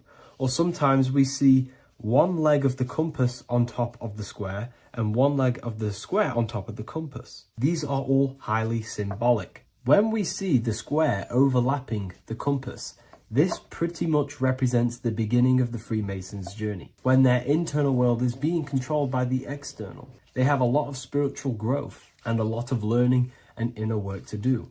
Now, when we see half and half, one leg of the square on top and one leg of the compass on top, this represents the Masons' gradual emergence from the material realm into the spiritual. This interplay of symbols reflects the process of gaining greater light and knowledge as the Masons ascend from material concerns towards spiritual enlightenment. And of course, we've just broken down what this means. This represents spirit over matter. They're not chasing external physical things anymore. They're actually chasing and gaining validation and happiness from spiritual growth, more knowledge and deeper understanding of consciousness and themselves. Most people chase external material things, which actually don't make you happy in the long run. You could be given £1 million today. In a week's time, you would be back to the same original state of consciousness and actually chasing more and more millions of pounds. It's because nothing physical in this tangible world will ever satisfy your internal world of consciousness. So through spiritual growth, we can actually become happy and seek higher understanding, higher consciousness, which actually satisfies us eternally. So when we see the compass on top of the square, it symbolizes the triumph of spirit over matter. This arrangement not only signifies the mastery of spirit over the material realm, but also represents the resurrection, ascent, and dominion of spiritual principles over all earthly conditions. It's all about gaining personal power and spiritual growth. It's all about spiritual evolution, going from matter to spirit. The external world controlling the internal world, to the internal world ruling over the external world, where the mind becomes a powerful tool to actually create and command reality. The mind cannot create and command reality if it's being governed and tossed all over the place by external circumstances and thoughts. Here's a quick tip on how to know if your mind is controlling you. If your phone notification goes off and you're working on something and you instantly go to reach and pick up the phone as soon as the notification goes off, that is an indication that your mind is controlling you and you are not controlling it. The mind is the direction of consciousness. It directs the flow of your attention, your energy, your consciousness. So to practice to gain mind over matter, simply just meditation, allowing the mind to sit still and focus on one thing for long periods of time. And over time, this will gain mastery over your attention and your mind. If you are on your spiritual path, this should be your goal. Your internal world becoming the master. The mind becoming a vessel for you and not a vessel controlling you. It needs to become a command center and not a reaction. Please like, share this with a friend, and subscribe to the channel if you're new. Leave a link in the description for the Book of Wisdom Volume 2. Hello, Seeker. Welcome to Revival of Symbolism, a channel devoted to the language of esoteric symbolism, helping you discover yourself and expand your consciousness into new realms of thought. I'm Harry B. Joseph, also known as Revival of Wisdom. In this video, we're going to be breaking down the occult and esoteric meaning of the tarot card, the Magician. This contains many layers of symbolism. Let's get straight into this. So if we look at the card of the Magician, the first thing we notice is this gesture, his hands. We have one hand up, one hand down. This corresponds to the teaching and the principle of the universe called the law of correspondence, also known as above, so below. As above, so below pretty much corresponds with everything in the whole world and life. Everything functions underneath this law. It teaches that everything below in the material plane does not exist on its own. Physical life does not create itself. It is not independent. It cannot sustain itself. Everything below in the material plane has its spiritual counterpart within the heavenly realms of higher consciousness dimensions. Everything above manifests that which is below. It's simply representing how reality is dual and you are dual. You have a self outside the mind, which is the physical body, and a self inside the mind, the spiritual self. While most people are fixated on the external self, the physical body, they never give attention to their internal self, the self inside the mind. The self inside the mind is limitless, has infinite potential, and is not bound to any true form or identity. The internal self is the immortal self, the higher self. It is the self that can turn anything, any thought, into a form within the realm of imagination. This is what we call the astral plane. The astral plane being a plane or a dimension that sits just above the physical plane, and it's the realm of imagination, emotion, and desire. Because in order for us to imagine something, we have some sort of emotion or desire to create it. Therefore, it is the astral energy, the desire and the imagination of something above in the higher realms and dimensions of consciousness that make it possible and physically created within the material realm. It is the astral forces of desire manifesting the actions of the physical body, because the physical body only moves to what we care about or we have a passion or desire. These forces, what we call passion and desire, are not just chemical reactions in your body. They are astral forces directly coming from your astral body. We think with thought. This is the beginning of all creation. We think, we imagine, we desire, then we act. It is the higher realms first, then the external realm, the material. Higher dimensions over the lower dimensions. This fits in perfect with the magician, because a magician is not someone, like Harry Potter shows you with wands casting spells. This is fantasy. The real magic is about changing consciousness at will, because consciousness above creates that which is below, the material, as within, so without. Reality is created from the inside out. So the magician understands that by changing consciousness, we change our external circumstances. You see this reflected in your life, and I've seen this reflected in my life. When you change your consciousness, for example, you start to spiritually awaken. You start to think differently, see the world differently.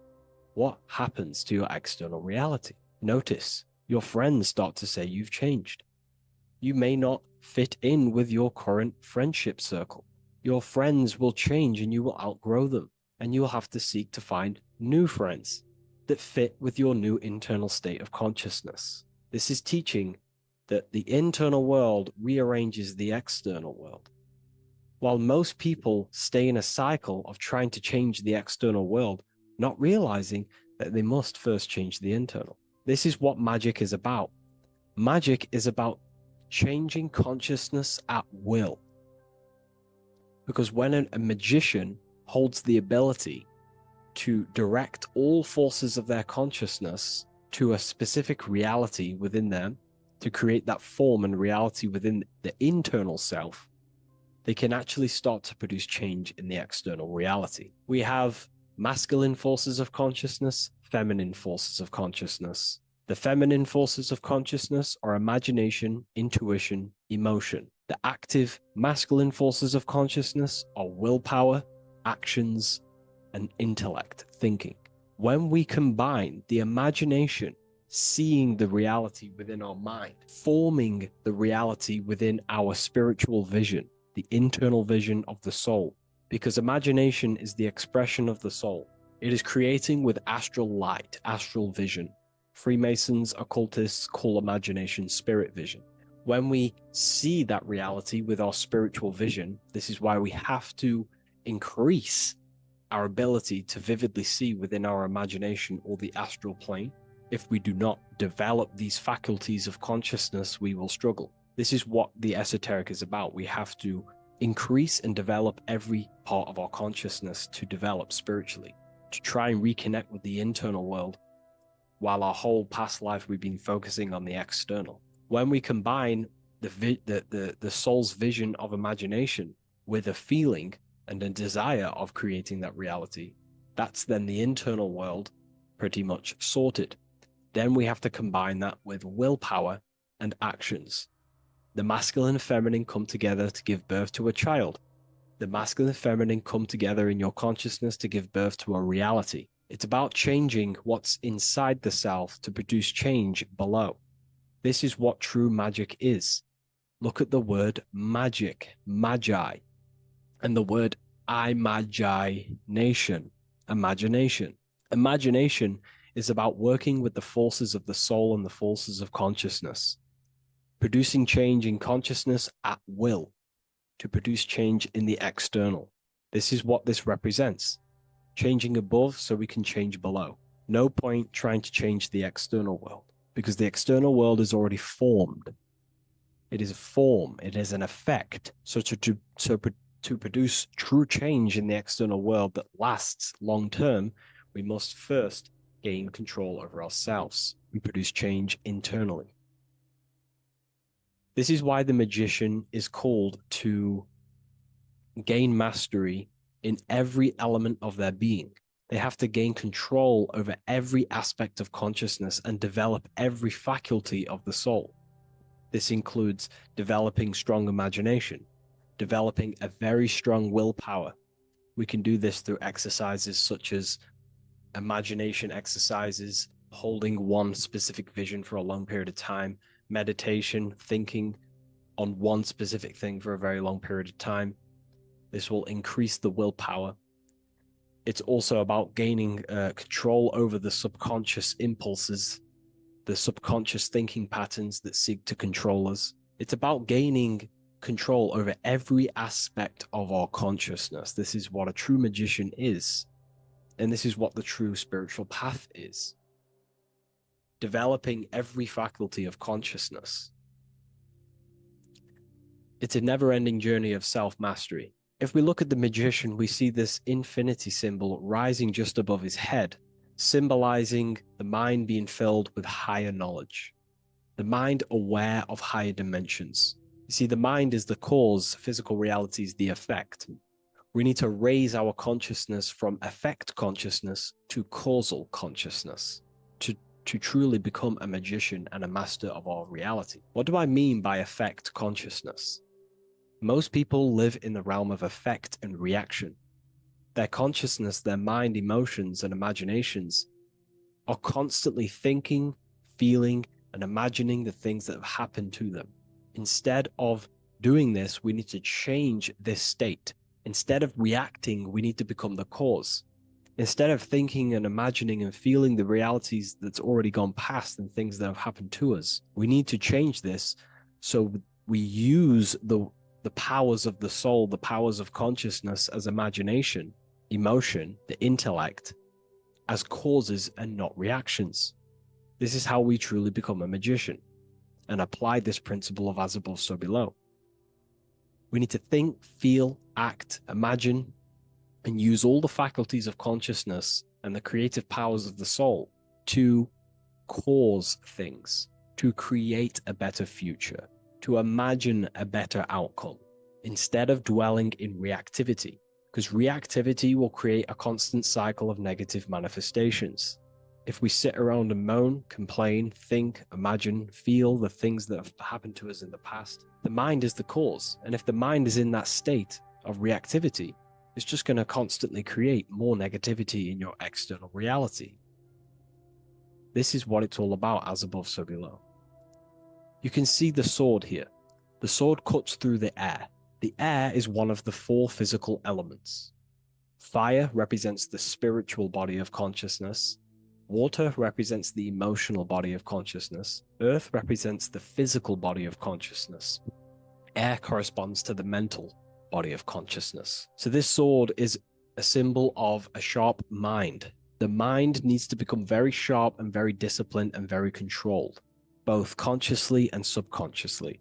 What does this mean? We have to gain control over the mind. We have to become more conscious of the thoughts that are happening inside our mental field, because the mental field of consciousness is pretty much the birth of all creation. We think, imagine, feel, then act. So we must gain a sharp intellect, a sharp mind, a sharp, powerful mind. The sword is also a symbol of power. So this is a symbol of a powerful mind, a mastered mind. This is your sword. This is your tool to create, because you are a co-creator. As above, so below literally tells you that you are God itself. The same powers God used to think everything into existence, such as nature, the stars, the human body, the macrocosm, the world. God thought the world into existence. We live in a mental universe. All creation is first thought, then manifested physically. The same powers of thought God used to create the world is the same power that you use to create your world. You are cut of the same fabric of God. You are a microcosm, as above, so below. God is the macro, you are the micro. What is the wand? The wand is not real. This is not a real wand you cast spells with, but a symbol. The symbol of the wand represents direction of consciousness, willpower, and attention. We have two spiritual currencies which pretty much create our experience and reality: time and attention. That's why we say we spend time and I pay attention. These are your currencies. These are how you create and generate reality. Moving on to Jesus and Satan, we see there's an exact same symbolism within the ancient paintings. Jesus pointing up, Satan pointing down. Satan is the egoic force within one's consciousness. He is a symbol. Satan is not a real identity or being or entity. He is a symbol of a personality and a force within one's consciousness. Satan represents the negative forces of the ego that tells you to do things that is wrong. In your heart, you know what is morally right and wrong. Let's say you're thinking, you get a random thought of stealing an old lady's purse. You, in your heart, know that is wrong. But Satan is the force inside of you that says, do it anyway. Don't listen to the heart. Get the personal gain. I want the money. That's Satan. Jesus is the higher mind, the aspect of our consciousness that dwells above the ego. It's the part of our heart that desires the spiritual. Our heart is the generator of our reality. And whatever we desire is what we generate. You only take action and generate your life on what you care about or what you feel. If someone's talking about something you don't care about, you say, oh, I don't care about that. But if you care, you will listen. If you care about something, you take action towards it. If your heart desires the material, you have been taken over by the egoic force of Satan. Not a real entity, a part of your consciousness, a part of your nature, the dark side of yourself. Jesus represents a heart that desires the spiritual wisdom, the things that cannot be seen. The heart must desire the things that can't be seen, because this is what gives true satisfaction to ourselves. We feel void when we chase material things because nothing material can satisfy our hearts. So this is as above, so below. Jesus is the higher mind. Satan is the lower mind. We must place our hearts on the higher things and give our hearts and desires to knowledge, the things that we cannot see, because this is what gives us true fulfillment. We also see this symbolism in the Baphomet. As above, so below. The material realm below and the fire up here. The fire symbolizes spirit. The spiritual made manifest in the physical. This is all the same symbolism. It corresponds to everything. You can use as above, so below to determine truth. If someone tells you something, tries to make you believe it, and it does not correspond with the law of correspondence, then you know it's a lie. You can use as above, so below to manifest things. You can use as above, so below to see the world as a reflection of God. We are in God's kingdom. This is God's world, and you are creating in the world through the same powers of God, thought. You are a small version of God, co-creating a world and reality in earth. You yourself are an earth. Your body's the earth. Your consciousness is God and heaven. So I hope this video helps. The occult goes deeper than you could possibly imagine. If you wish to go even deeper, join our community, Ethereal University. Please leave a like, share, comment on this video for more. What if I told you that you are under a spell, and this spell is controlling you in every aspect of your life, and you don't even realize it? Spells are not what you've been taught. They're not fantasy magic wands that are casted over you. No, no, no. Spells are much, much deeper. A spell is a belief system that is installed into your subconscious mind, which holds power over you. Okay? If I install a belief into your mind and that belief holds power over you and controls you, that is you under my spell. A spell is a belief that someone has installed into you. Okay? You have a subconscious mind. The subconscious holds power over 90% of your daily basis behavior, thought patterns, and overall emotional state. Because the subconscious is the back end of our mind, the mind that we don't really have access to. It's the shadow self where all of our programs, all of our memories, all of our traumas, all of our everything that we've ever experienced is recorded and kept in this vast database called the subconscious. Now, the subconscious is the 90% of our mind. We are only aware of 10% of our mind, which is the conscious mind, which is what you're using now, what you're consciously aware of. But there is a subconscious mind that holds power over your conscious decisions, and you don't even realize it. For example, as a child, you had a very, very traumatic event happen. Let's say as a child, you were not loved enough by your parents. And this feeling of you not being enough for your parents and feeling alone as a child implanted this seed. And this seed was planted by your emotions, a strong emotion. And over time, as you grew older into an adult, this seed grew and grew and grew. And what this seed grew into is you being very needy, you always seeking validation from others. Okay. But you taking this conscious decision 10 years down the line actually stems from this hidden cause within your subconscious mind, within this little feeling, this seed inside your subconscious where you don't feel like you are worthy. So this results in a conscious decision of you seeking validation from others, being very needy from others. Okay. This is what the subconscious is. The subconscious holds power over us. For example, posting on social media. Why are you actually posting on social media? If you take a selfie with your new watch, new car, and you go and post that onto your social media, why are you actually doing that?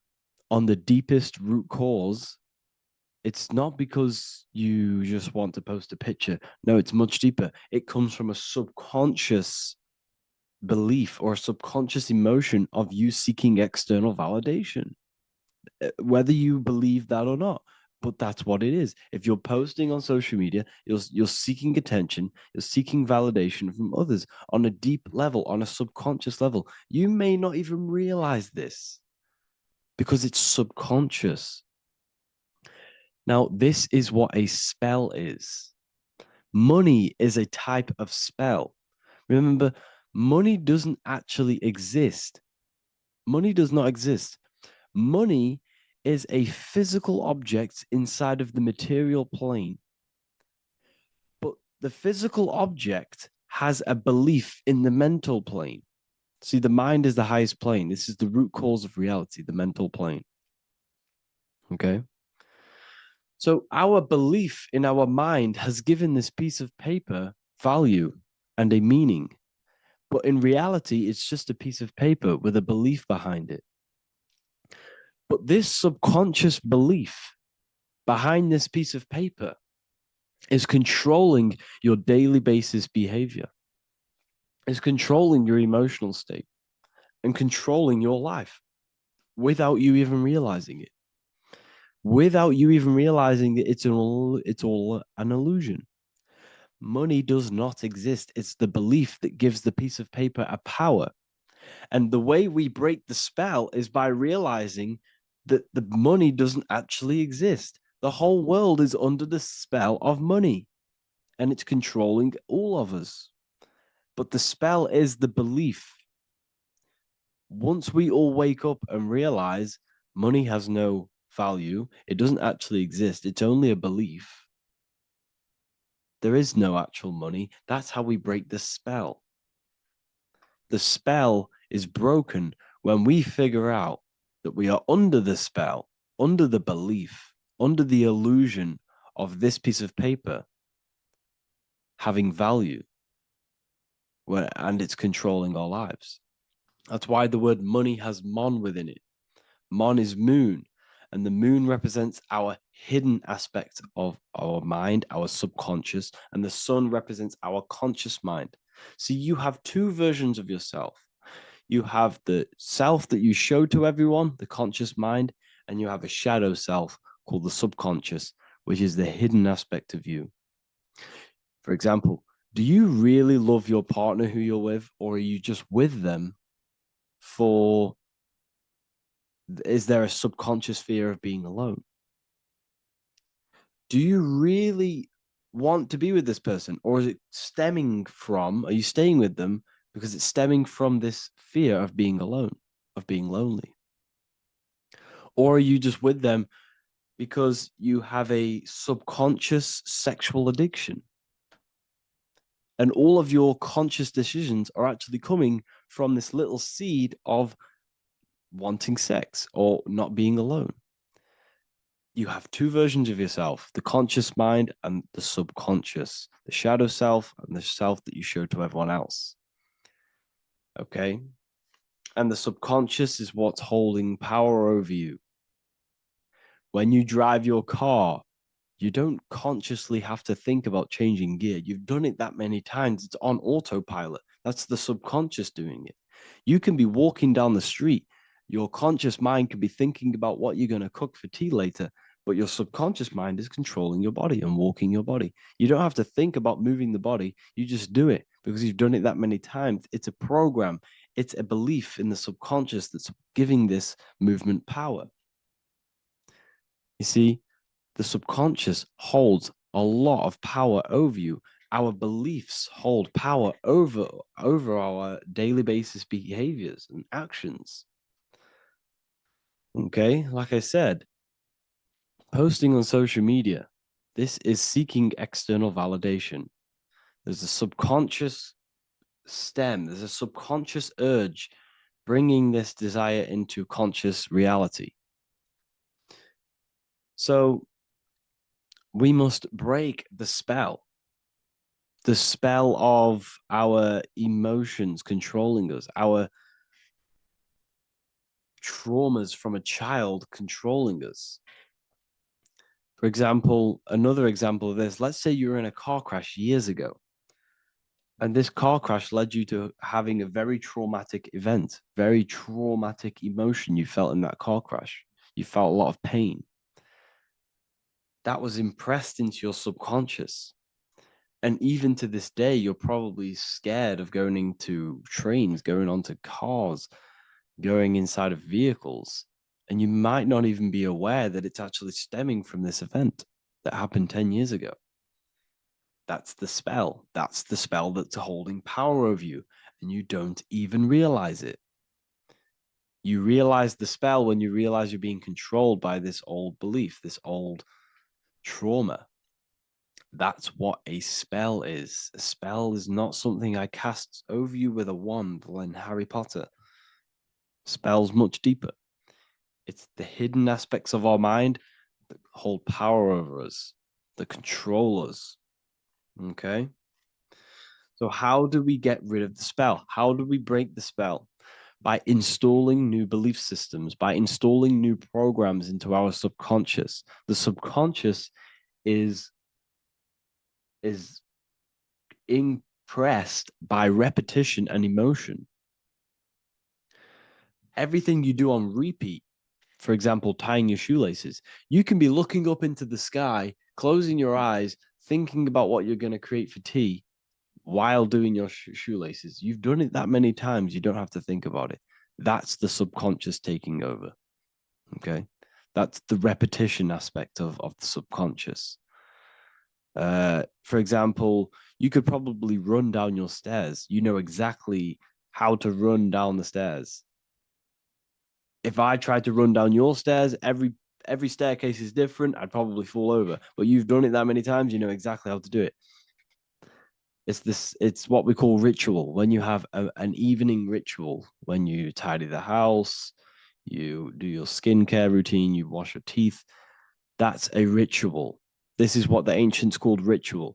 When we do rituals, we're trying to implant something into our subconscious to either remove an old program, an old seed that is controlling us, for a new one that's going to grow into new light, into a new reality. So you can implant messages, implant new programs into our subconscious, which will then grow into a new reality. Okay? Because if I tell you something over and over and over again every single day, for example, if I say, you do what I say every single day I repeat this statement into your ears, about a month or 2 months in, you're going to start to believe in that statement and you're going to start to be under my spell. You're going to start to do everything that I say. So this is what spells are. Spells are subconscious beliefs that hold power over you, and you don't even realize it. So we need to remove these old programs we have that are controlling us for new programs. And we do that through ritual, affirmation, and imagination. Repetition and emotion is key to impressing the subconscious. They are the two ways that spells are created, that programs are created. The subconscious only knows the now, and it only knows you. So every word you say is a spell. So when you call someone else a name, you're calling yourself a name, because your subconscious takes everything you say as truth, because it only knows you. It doesn't know anyone else. So every night we can do affirmation. We affirm the reality we want. This is what we call a ritual. We sit down or we stand up, whatever it is, you affirm the reality you are, I am statements. And then you imagine that reality. And you do this over and over again, every day, twice a day, 3 times a day, however many times. And this will cause repetition. This will install a new belief system into your subconscious, which will then start to show in your external reality. It will start to put you under a spell of the new program. For example, if I install into my subconscious that I believe that I am rich, every single night I affirmate that I am rich, I am wealthy, I am free. And then I do a ritual. I start to imagine this reality. Every single night, I do these two things on repetition, and I start to feel the reality and imagine the reality. Over time, I'm going to start to believe that I am rich, that I am free, and I am wealthy without having the physical reality. And what this will do is that it'll implant a message deep within your subconscious mind. It will plant the seed of this belief. And this belief over time will grow into 90% of my thoughts, 90% of my actions, 90% of my words. My words, my thinking will change due to this new belief.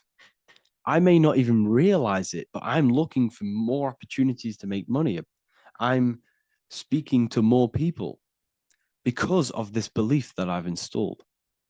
This belief has triggered new ways of thinking.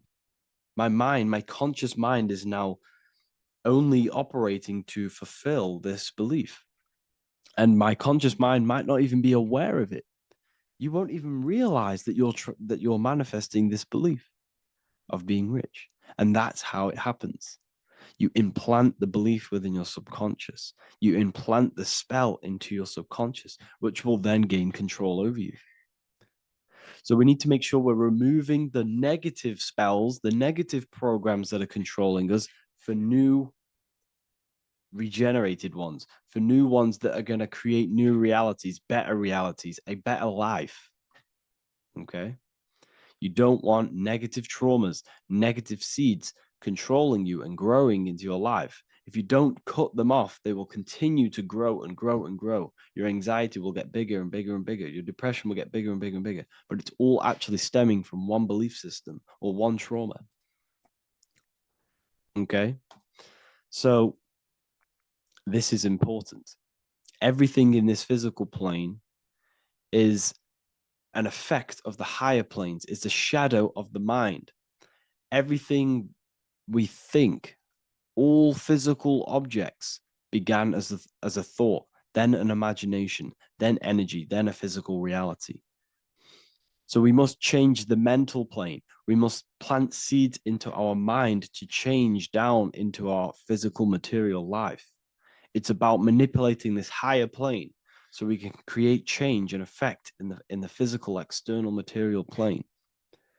That's what magic is. This is what spellcasting is. This is all what it is. It's not fantasy. This is the manipulation of the higher planes of consciousness, which your mind has access to. You have access to these higher planes. Okay? This is exactly what I teach in my university. I teach different rituals. I teach specific rituals to get rid of certain things, certain belief systems. I teach all different rituals, all different ways for you to create your own reality and live the best reality you want. We also have all of these different courses. We have activating the inner eye. This will teach you exactly how to lucid dream and activate your inner vision of imagination. We have the sexual alchemy course. This will give you the power of transmuting your sexual energy into creativity. We have electromagnetism studies. We have esoteric exchange and an exclusive live call that we do every single week. And I connect with all of the students. They can ask me questions, can speak with me one-on-one inside of these live calls. We have the real numerology section. We have the health section. We have a lecture section. Look at all of these lectures we have on occultism, symbolism. All of these lectures are designed to gain you power, to give your personal power back to you, to make you realize things about you. We have a meditation section. We have a library section where you can download all of our library, all of our books, different books on occultism, symbolism, Freemasonry, astral projection. And of course, we have the Manifestation Mastery course, which teaches you exactly how to create reality so you can live that desired reality that you want. This is the last chance to lock in the price of $55 a month. This is less than $2 a day. You can really level up your life because the price is going to increase as the value of the university increases, because there's a new symbolism course coming out. And if you join now, you'll get this course for free, because obviously when this course releases, the price will go up. The symbolism course will teach you the language of esoteric and occult symbolism. I'll leave the links in the description. Make sure to leave a like, comment, subscribe to the channel if you want to see more content. Thank you all, people. Have an amazing day.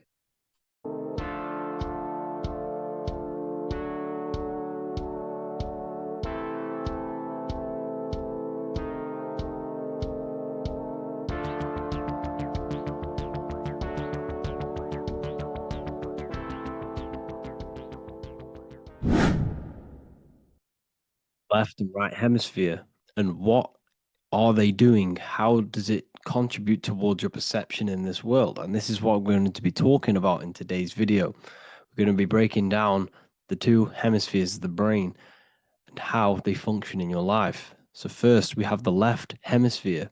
This is the logical hemisphere. This is the analytical, divided, scientific, or verbal hemisphere. The right hemisphere is creative, wholeness, artistic, symbolic, and metaphorical. The right hemisphere does with non-verbal things. It produces a holistic perception. It is more to do with creativity. Because what you must understand is that we are not in the external world. The world is produced by our brain. We see with our brain. Our eyes are a part of the brain. What we touch is the brain's interpretation of electrical signals on the nervous system. What we smell is the brain's interpretation of smell through the nose. What you taste is your brain's interpretation of chemical reactions on your taste buds. So what you are experiencing is the brain. The brain is a computer creating a simulation. And you have two hemispheres which breaks down this reality. So essentially, the brain is the perception creator. It creates perception.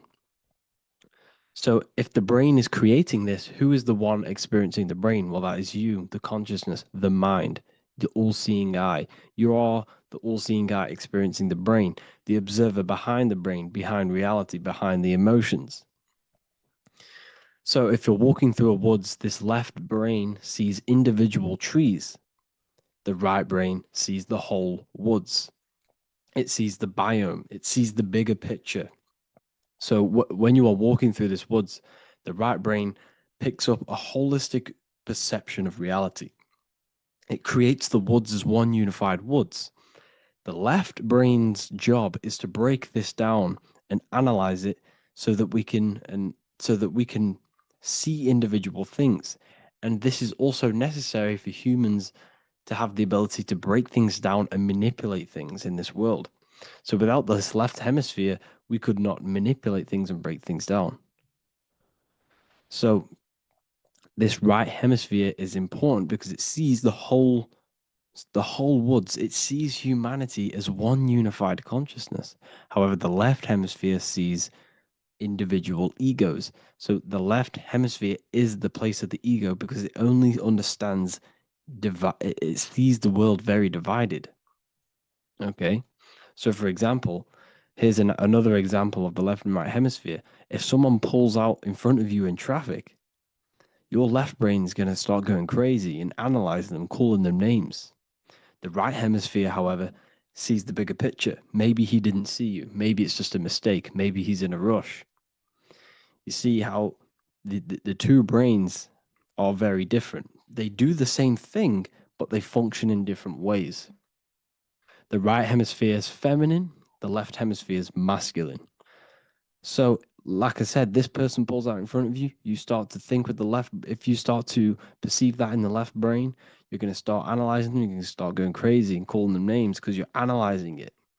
You're not seeing the bigger picture behind it. You're not seeing it from his perspective. So there is a crossover. So the left hemisphere of the brain controls the right side of the body, the right ear, the right eye. Everything to do with the right side of the body is connected to the left hemisphere, and the right hemisphere controls everything on the left side of the body, including your eyes, your arms, your legs. So everything is crossed over, and even your visual field is crossed over. So this is your visual field, as you can see here, and even the left side of your visual field goes to the right brain. There's a crossover. No one really knows. There's not really a reason for this.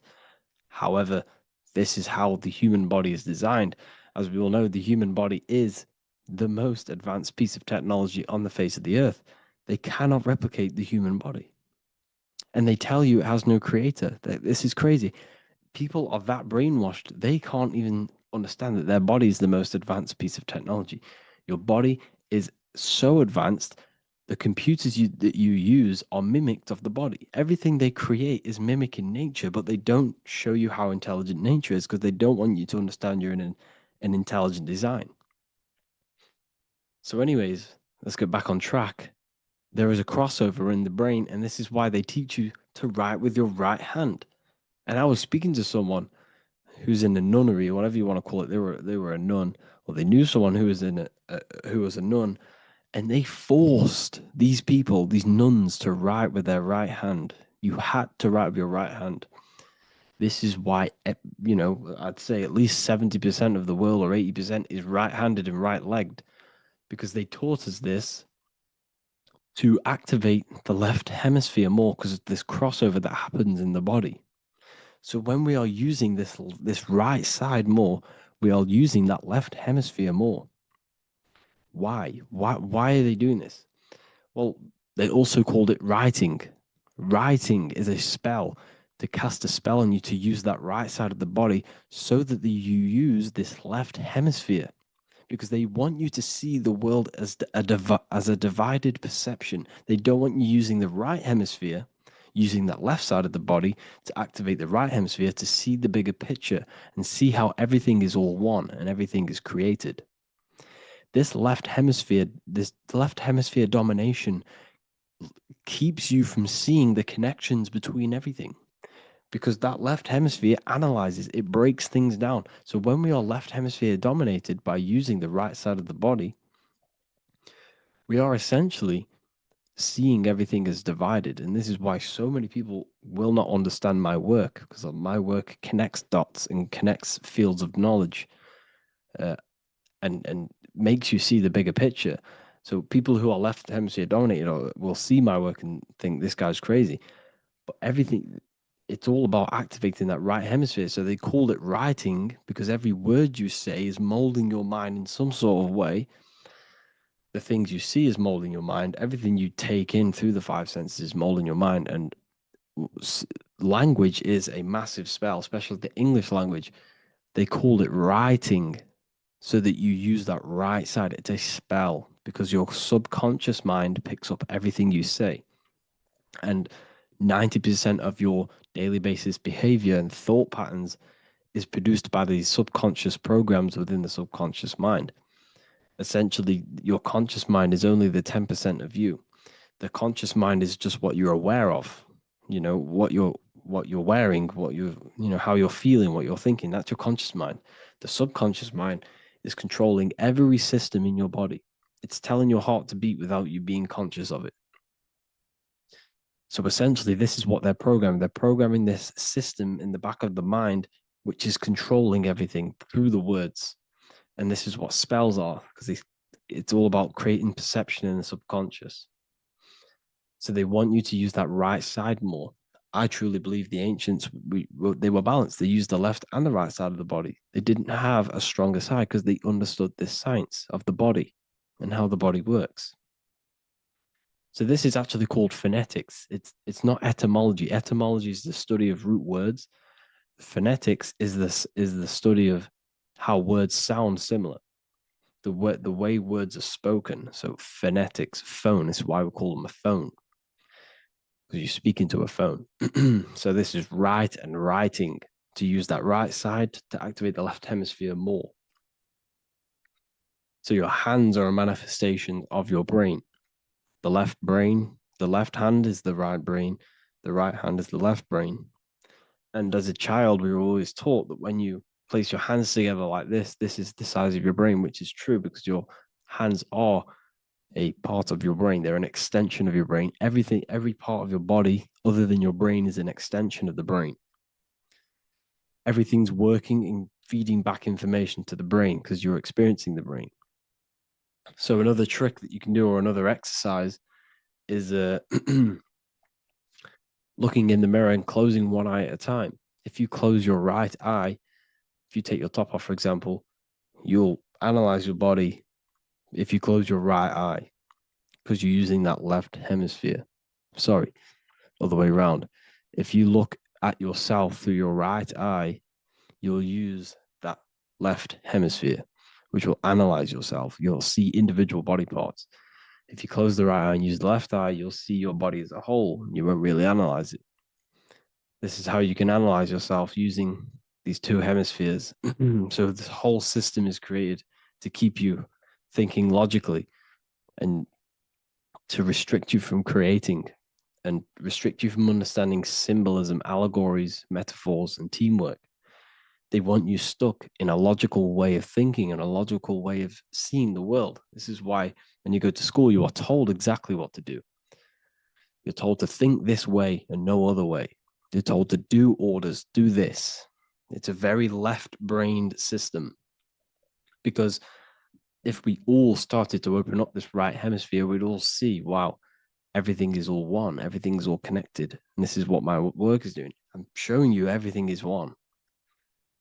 The physical world is an illusion of duality, but everything comes from the one source, the one mind. The universe is a giant mind. I am mind, you express mind. We all possess mind. Behind the physical body is the same mind consciousness. And we are all expressions and fractals of this infinite consciousness called mind. And this is what they don't want us to figure out, is that we are all just one consciousness expressed. It's an infinite consciousness. It's even in the squirrel, it's in the dog. All of these different animals, they're just different bodies, but behind the bodies is the same consciousness, which is mind. That's what the pineal gland is. The pineal gland is not the mind, and it's not the third eye. The third eye is your mind. If you have a closed third eye, it just means you have a closed mind. If you have an open third eye, it just means your mind has expanded from beyond physical things through astral projection and mystical experiences. This is how you gain an open third eye. It's just an open mind. A mind that has astral travel, that has explored the realities within the mind. So everything they do is to keep us in a divided state. Divide and conquer, right? That's their motto. All to keep you thinking how everything is divided. Everything they've done is division. Postcodes, countries, everything is divided. Like football teams and all this stuff. It's also a natural process when you grow up, because as you grow up, your brain is constantly analyzing the world. So this is sort of a natural process of how you become more left hemisphere dominated, because your brain is always analyzing. And unless something awakens you, you can awaken that right hemisphere where you can start to see the bigger picture. Even the music, all tuned to 440 hertz, shuts down the right hemisphere of the brain. 440 hertz, Spotify, Apple Music, the radio. Every time you turn on the radio, it's tuned to 440 hertz. This was specifically tuned. It never used to be tuned to this. It was in the 1950s. It was changed. The standard music tuning was changed to 440 hertz because it shuts down that right hemisphere of the brain. They don't want you thinking, seeing the world in this way and perceiving things as one. And I'm going to show you. It tells you this in the Bible. Cast the net onto the right-hand side of the boat and you will find the fish. What was Jesus saying? You see, people read the Bible and they don't understand it. If the Bible is not talking about you, then it has no meaning. The Bible, everything you read in the Bible is about you and how it can better your life. It occurs to you. So if Jesus says, cast the net onto the right-hand side of the boat, this is an allegory. The boat is your body. Cast the net. It's the awareness, the perception, onto the right hemisphere of the brain, and you will find the fish. What's fish? What do fish do? They swim deep in the ocean. It represents the knowledge, deep knowledge. Cast the net onto the right-hand side of the boat and you will find fish. You will find the wisdom. You'll gain understanding when you cast that your awareness into that right hemisphere.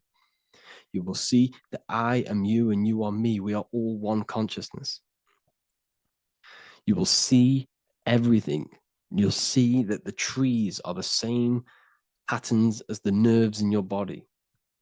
You'll see everything is connected. Everything is a fractal of the one infinite consciousness.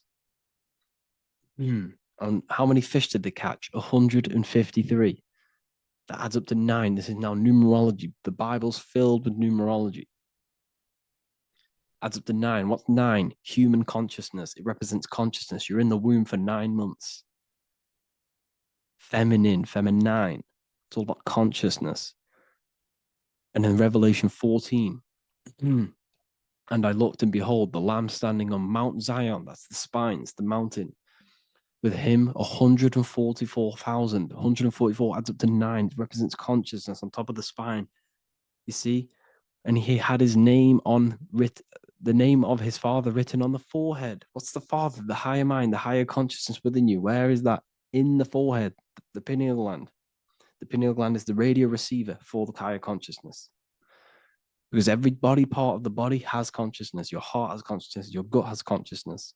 You are thinking with these different consciousnesses. You think with the gut. You think with your penis. You are thinking with all of these consciousness. And it's about raising your consciousness to the higher consciousness, which is the Father, the mind in the head. Don't think with the lower parts of the body because that is your animal nature. Think with the higher parts of the body. It's all representing consciousness. How to activate the right hemisphere of the brain? Well, it's all to do with non-verbal things. So music will activate the right hemisphere. Make sure it's tuned to the right frequency though, 432 hertz, 528 hertz. Any frequency that adds up to 3, 6, or 9 is good for you. Meditation, turning off the thoughts, and you raise yourself to the higher brain. Symbolism. Symbolism is all right hemisphere.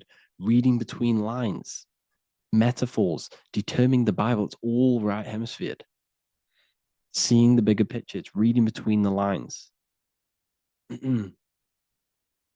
So tithing in the Bible. These people in the churches are giving 10% of their money to the church. It's nothing but a scam. What these people have done is they have externalized the Bible. They have taken the Bible and literalized it so that they can make a business out of it. So what they're doing is a tenth of the produce of what it says in the Bible, a tenth of the produce of the land, whether grain or fruit, is the Lord's and is holy. So what's that saying? The tenth of it's basically saying give the 10% to the Lord, to God. What does that mean? Well, what's the land and the fruit? This represents physical things, the physical things that you have. The tenth of the physical things that you have. What's that? That's your ego. All the physical things that you have is all to do with your ego. That's the lower self. The ego, what is the ego? It's the mind's perception of the physical self. You had no ego when you were a child. Okay, when you were a child, you had no ego. As you grew older, you created the ego. But the ego is the full self. It's the echo. Ego, echo. It's the echo of the full self. So it's saying give the ego over. Take away the animal self. In that left hemisphere, that's all to do with the left hemisphere. That left hemisphere sees the ego. It sees individuality. It's divided. So it's saying give that 10%. Give that 10% of you over to the right hemisphere. The 90%. The 90% of you is in that right hemisphere. The higher self. Now, I'm not saying the left hemisphere is bad. Okay, I'm not saying that at all. But it sees it sees things divided. It's like I said, the left, the hands are manifestations of the brain. So when these Christians are praying, they're putting their hands together. What are they doing? That they're syncing the brain hemispheres. What you're doing, because everything's an extension of your brain. So if you put your hands together, you're putting the two hemispheres together. And what's happening when you place the hands together? All the electricity in the body is now running in a circuit. So once you connect these two hands, the electrical energy is now running in a circuit. And energy can move around the body quicker and more efficiently. So when you pray, when these people are praying, they don't realize that they're engaging in ancient forms of meditation, of balancing the two hemispheres. So now we're talking about balancing the hemispheres, not the right hemisphere. This is what Israel is. Look at the symbol for Israel, the up triangle and the downward triangle. What's that? The up triangle represents male. The downward triangle represents female. Okay? This is talking about the brains. Israel is Ra. Isis, which is female, the Egyptian god.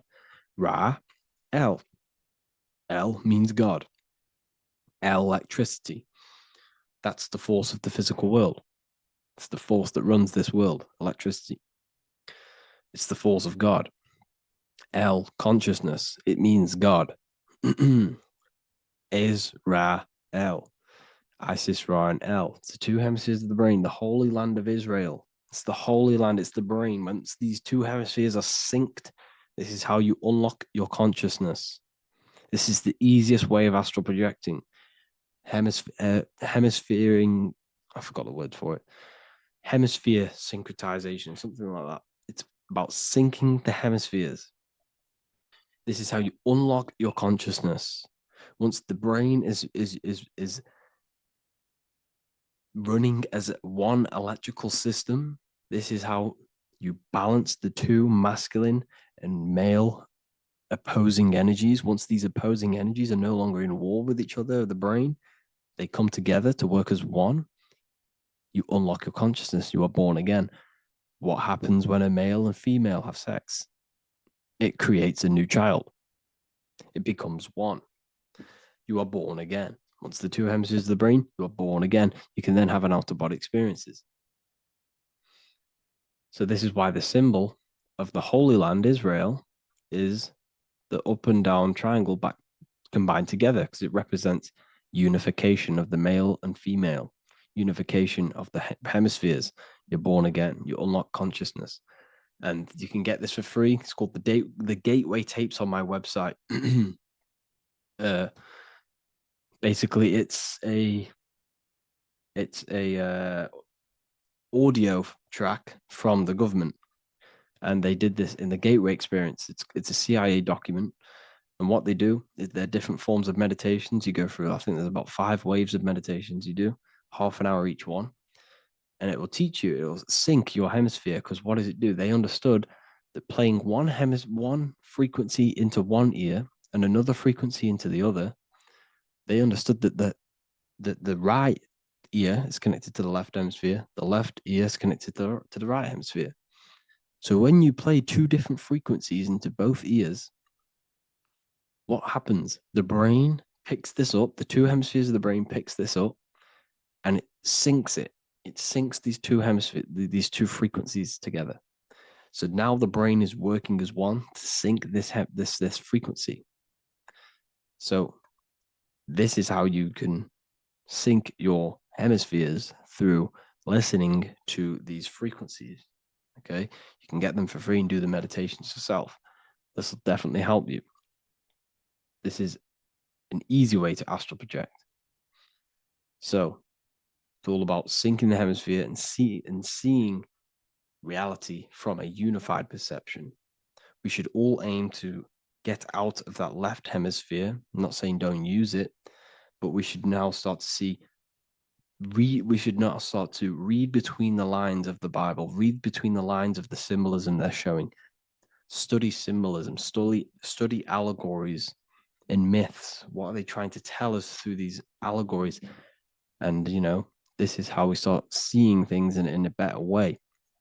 Once we understand that we are all microcosms of an infinite consciousness, we can all come to one, because love is the unifying force of this infinite consciousness. We are all divided. We are all disconnected from our hearts. Once we all connect with our hearts and see that everything is one, we can all start to love and come together as one, because love is the unifying force of consciousness. So if you haven't already seen, I now have launched the Ethereal University. I will be doing lectures like this one, but even better, deeper, and even releasing knowledge that I can't talk about online, as they are censored.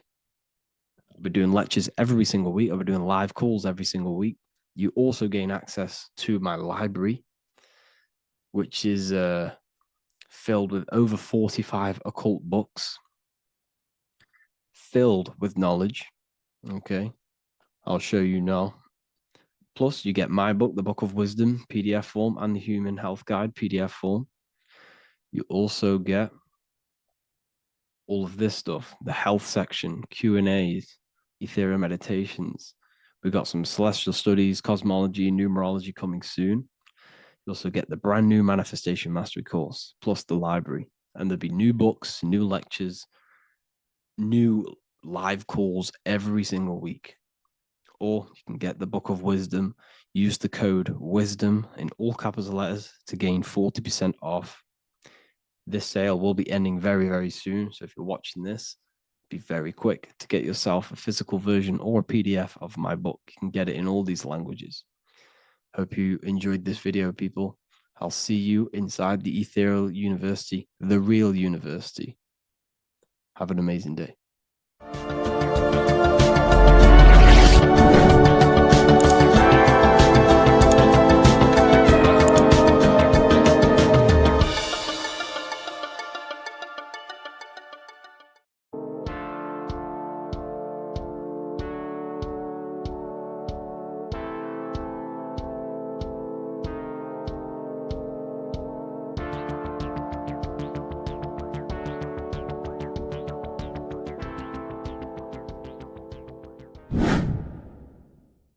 earth has become a realm in order to trap souls within so that they can harness our electricity, our energy.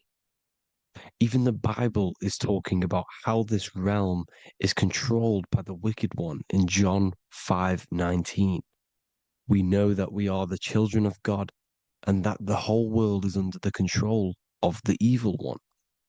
Ephesians 6:12. For our struggle is not against flesh and blood, but against the rulers, against the authorities, against the powers of this dark world, and against the spiritual forces of evil in the heavenly realms. So the Bible is telling us that this is not the only world. There are other worlds, there are other realms that we can go to, considered as heaven. Heaven being a higher realm where there is no evil, no darkness. This is a midpoint realm where there is good and evil. Now, we're going to explain how the soul trap is how it's working and how your soul is being harnessed for its energy and how you are tricked to come back to this realm after death. What you need to understand is first is that you are the invisible intelligence behind the physical body. You are the mind and soul. The soul is the true you, the good you. It is pure love, pure bliss, eternal, never dies. The mind can be corrupted though. The mind is the intelligence of the soul. It is invisible. It has no true form. The intelligence inhabits the brain. The brain is the computer to control the electrical machine called the nervous system, which is choice, program, and action. You are the invisible intelligence behind the body, and this will prove it even more. You do not even see into the external world. You are seeing an image produced by the brain because the light is being sucked through the retinas of the eyes. The image is produced in the visual cortex at the back of the brain. What does this mean? This means that we are the consciousness in the center of the brain, in the pineal gland, that is experiencing the program being ran by the central nervous system in the brain. This is the sigil of Lucifer. Lucifer in Latin is Lucy. Lucy is light in Latin. Lucifer is known as the light bearer. This is how the eyes work, people. It's not a demon or a devil. The sigil for Lucifer is how the eyes work and how the left eye is controlled by the right brain. The right eye is controlled by the left brain. There is a crossover. It's the same with the body. The left side of the body is controlled by the right brain. The right side of the body is controlled by the left brain. There's a crossover with our hemispheres in the brain. Now, this empty chamber in the center of the brain is where this universal cosmic intelligence is held, known as the most holy place in the Bible, the throne of God. Okay, this is above the 33 vertebrae on the spine. As you can see here, you are the being in the center of this point. All of the nerves are being sent back to this one particular point, which is the seat of our invisible intelligence. You can see it's an empty chamber. Our consciousness, our intelligence is not a physical thing. This intelligence is the true voice inside of your head. This is why your head is heaven, your heart is earth, your heel is hell. Your head is heaven because this is the seat, the throne of God. God is in heaven because the consciousness, this divine intelligence that's controlling the body, is sat in the center of the brain. The brain is taking commands of this invisible intelligence. When you close your eyes, you can feel your awareness, your consciousness, your intelligence is all in the brain. Your awareness is not in the feet, the heart, the legs, the arms. It's all in the center of the brain. Now, if you meditate deeply, you will find that you are beyond the mind. You are the being observing the thoughts. You are the soul observing the thoughts. Now, with this being said, you are the consciousness experiencing the program being ran by the central nervous system in the brain, because you're not seeing into the external world. It's an image, it's a simulated image produced by the brain and the central nervous system. You do not experience the external world. You do not feel the external world. You feel electrical impulses on your nervous system. Your nervous system is decoding what you are feeling. So the only thing that you truly feel is the electrical impulses on your nervous system. This is why the nervous system is the tree of knowledge of good and evil, because it gives your invisible intelligence, your mind, the knowledge of good and evil. It can detect good things, it can detect bad things. If it's hot, if it's warm, if I need to go, the nervous system is doing this. It is the tree of knowledge of good and evil. Okay? Now this universal intelligence is symbolized as the single eye. Okay? Matthew 18:9. It is better for you to enter life with one eye than to have two eyes and to be thrown into the fire of hell. What does this mean? It's symbolic, it's metaphorical, people. It is metaphoric. Your universal intelligence is the single eye, the one eye. It's the balance between the two poles, between the left and the right, the good and the evil. It knows the right thing to do all the time. This is our inner guide. The inner self is the inner guide. And when you are operating your life off duality, using your two eyes, you'll be thrown into the fire of hell, lower states of consciousness. Because you're split. You need to live in oneness, even, balance. Matthew 6:22, the light of the body is the eye. The light of the whole body is the eye. You are a light being. Human. Hue means an attribute of a color. Man is the word manifested. We are light manifested into physical form. Depending on your vibration is depending on what color that you are vibrating on, which is a hue, a human. If therefore thine eye be single, thy whole body should be full of light. Again, it's talking about the single eye, oneness, completeness. When you balance the hemispheres of the brain, we'll go over that later. But anyways, the body is the earth. This is what we need to understand, people. The body is running the simulation, the program that our consciousness is experiencing. So when we leave the body during death and astral projection, we leave the earth.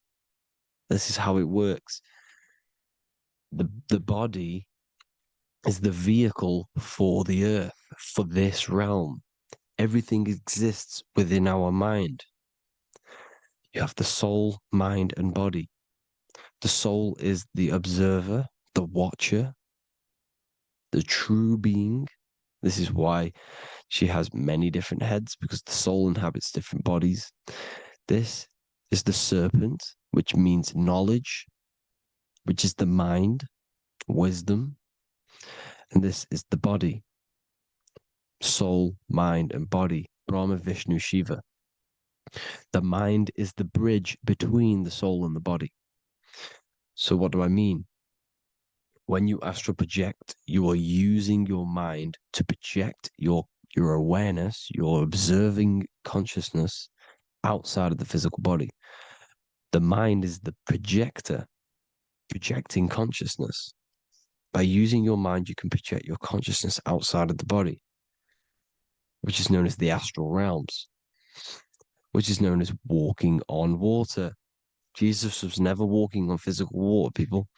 It's metaphorical. Leaving the physical body. The water is the ether. which is the veil between the physical and the astral realm.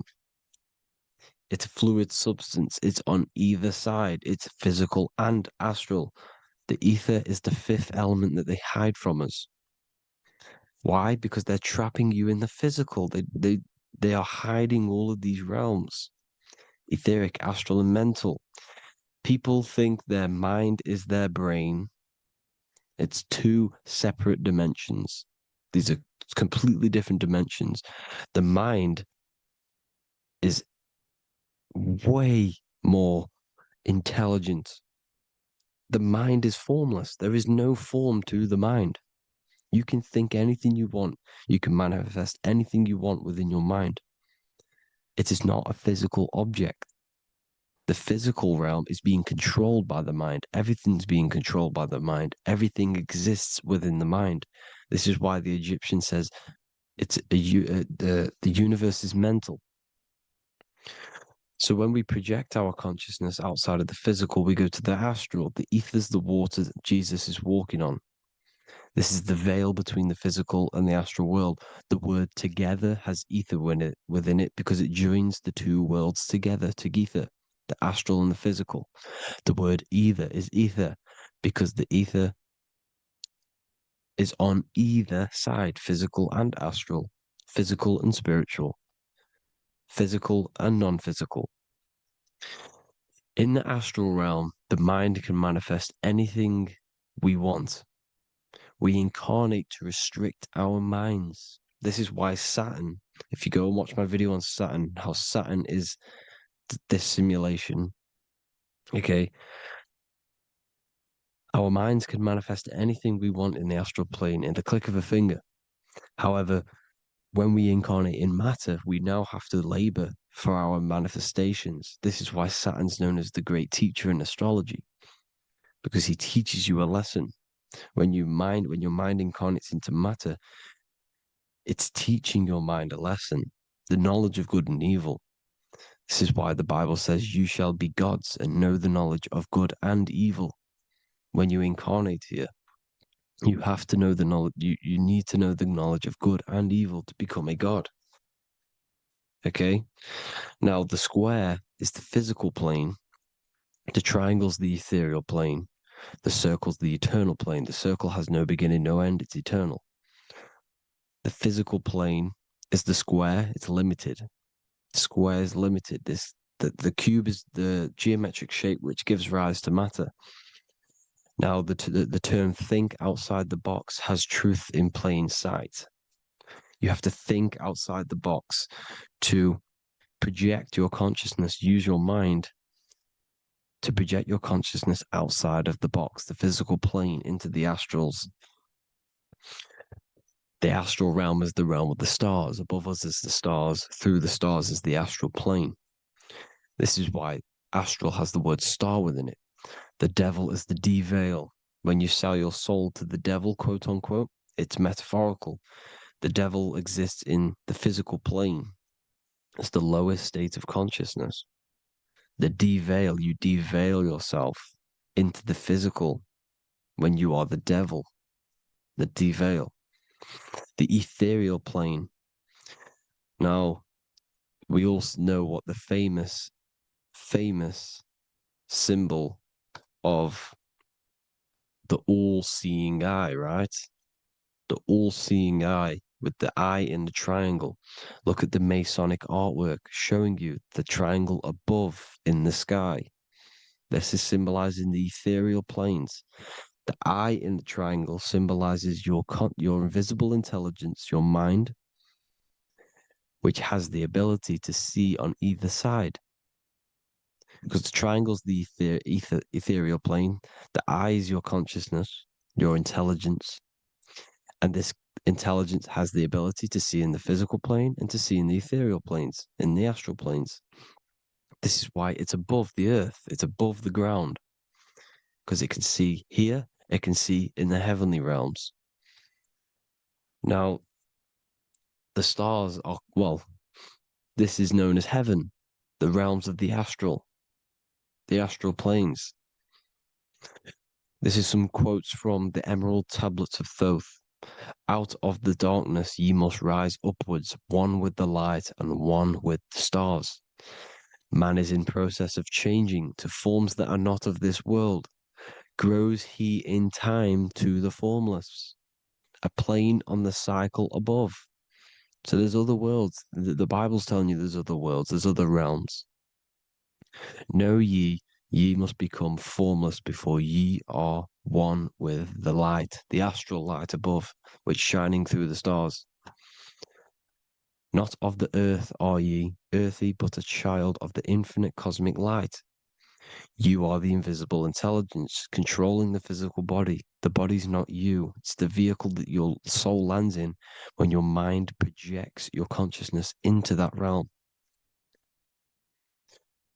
Free from the body, I flashed through the night. Unlocked at last for me was the star space. Wow, that's powerful. The star space, the astral planes. This is what he's talking about. We are all a star. We descended from the astrals, which is the star. We are all a star. Look at the ancient paintings of Jesus' birth. It's the star beaming his consciousness down into the physical plane. Here's another one. Here's some Freemasonic artwork showing you, again, the ether, that invisible intelligence, the I, manifesting itself inside of here, in the physical realm, where the people are. You see? It's the same here. This is Jesus. Here's the bird symbolizes the Holy Spirit, your invisible intelligence, descending into the waters, the ether, the ethereal, everything. The ether's the base of all physical matter. Here's Truth in Plain Sight. Mr. Bean, the famous TV program in England, in the UK. He begins the program like we all begin the program for falling from the stars. He falls down with a beam of light. And this is truth in plain sight. This is false. The aliens don't exist. They're a lie, alien. But this symbolizes the star beaming our consciousness. And when we die, this star will suck us back up. Just like this UFO is doing. It's truth in plain sight. So, this is some more Freemasonic artwork. Going from duality to singularity. Sun, moon, masculine, feminine. Right hemisphere, feminine, left hemisphere, masculine. The consciousness in the center, the balance point. Here's another more Freemasonic artwork. The two pillars, left and right hemispheres, and the invisible intelligence between the left and right hemispheres, the light of the body. This is why light's coming off it. Because it's light, it's pure light. The blazing star. The stairs go from the checkered board, the duality, up to oneness, in between the sun and the moon, the masculine and the feminine. This is symbolizing going into oneness. What did the Emerald Tablet say? You've got to become one with the stars, one with the one with the self. Balancing the two hemispheres so that you can gain, because when the two hemispheres are balanced, you can gain a more deeper connection with your invisible intelligence. Same with the chakras. When the chakras, the 7 seals in the Bible, these are 7 seals because when you conquer the 7 chakras, when you balance the 7 chakras, you then gain a more deeper connection with your internal self. Because your mind is not filled, it's not being ran, it's not being dominated by these 7 deadly sins, the 7 seals, the 7 chakras. These are 7 energy centers which are concealing our true form. Balance makes us have a stronger connection with our true cosmic intelligence. Heaven is even. This is why Jesus is pointing at the heart. The even point is the heart. You got to balance the chakras and live from the heart because the heart is the earth. You're in good and evil. The body manifests the lower and the higher self. The higher self is in the higher parts of the body. Wisdom, intuition, expression. The lower self is in the lower parts of the body. Sex, food, and power. This is how they are trapping your soul, people. Like I said, the mind is the bridge between the soul and the body. So by tricking the mind, not giving it the right knowledge, and keeping the mind stuck in the lower three senses, thinking about power, food, and sex, this is low vibrating energy. It's going to keep your mind addicted to the physical realms. Okay, this is why you need to go even, balance, heaven. Okay, I will explain the soul trap in a second, how it fully works. But I'm telling you all the science behind it so you can understand. When you are doomed, you are domed. This is the dome, the firmament, the firmament, the mind. Ment is mind, firm is firm. A firmament is doomed under the firmament. You must have a loose mind, an open mind to expand your consciousness beyond the stars, beyond the ethereal barrier. You have to vibrate higher than this world. Your consciousness must be expanded more than the physical plane. You need to learn how to astral project. You need to learn how to leave the body, how to operate outside of the body, so that you, when you do leave the body, you will have recognition. You'll have knowledge. You'll have practice. But this is as above, so below. The woman's belly is the earth. It's as above, so below. It's a microcosm of the macrocosm. We are the children in the womb. We are the people in the earth being ready to be born into the heavenly realms. As above, so below. It's a microcosm, macrocosm. Everything is in everything on a bigger and a smaller and a larger scale.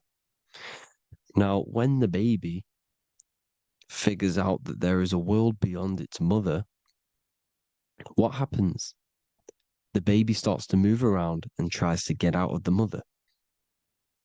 Because once it starts to hear the external world, starts to hear people, it's going to wonder, what's outside of why am I in here? What's outside? So the baby will force its way out of the mother. It's the same with our minds, as above, so below.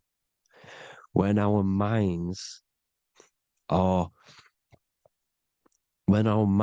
figure out that there are other realms beyond this world, we will seek a way out. This is the womb, the mother earth, mother nature. It's the mother. We're in the womb. We can be born out of this world, which is being born again in the Bible. When you are doomed, you are domed under the dome, under the firmament, the firm mind. The firm mind will keep you under the firmament. Due to the law of polarity, there has to be other realms. There has to be. Because the law of polarity works in this world, and it will work on every scale possible. It's universal laws. These are universal laws. The law of polarity means that there are other realms polarizing this realm. There is a hell, there is a heaven. There is a midpoint, which is Midgard, which is the one we are in now. Earth, heart. Earth is the heart. Heart is the center, good and bad. The balance between good and bad. Your reality is your level of realization. Your mind realizes other worlds, you will seek a way to them worlds. It's that simple. The soul trap is to keep you stuck in this physical body, which is the earth. This body is the earth. It's running the program, like I said at the beginning. It's running the simulation that your consciousness is experiencing. You are an electromagnetic being, and you're hidden in a cage, your rib cage, and you're stuck in cells, a prison cells. Look, you're in cells. We produce electromagnetic energy. Your soul produces this energy. And by trapping your consciousness inside of this physical realm, they harness this energy within the astral realms. They're using you to manifest demons, because your mind creates demons through emotions and mental thought energy, which is a whole nother video. I can make a video on that. You're manifesting everything for them because they're trying to create a hive mind. This is why they want everyone to believe in one belief system, one government, one belief system, one religion, because they're creating a hive mind. This hive mind will manifest and be summoned within the astral planes, because the mind manifests the astral plane. The astral plane is the realm of imagination. The mental plane is the realm of just thought alone. The etheric plane is the energy. The physical plane is the matter. So all of our minds together are manifesting these demons within these subconscious realms, the astral. Now, how are they keeping you stuck to this realm? Well, when you die and you're stuck in your lower three chakras, okay, when your mind and soul detaches from the body, which is the earth, when you leave the earth, you're still going to have these mental addictions to the food, the sex, the materialism, the phone, the cigarettes, everything. This is why they get you addicted to everything possible.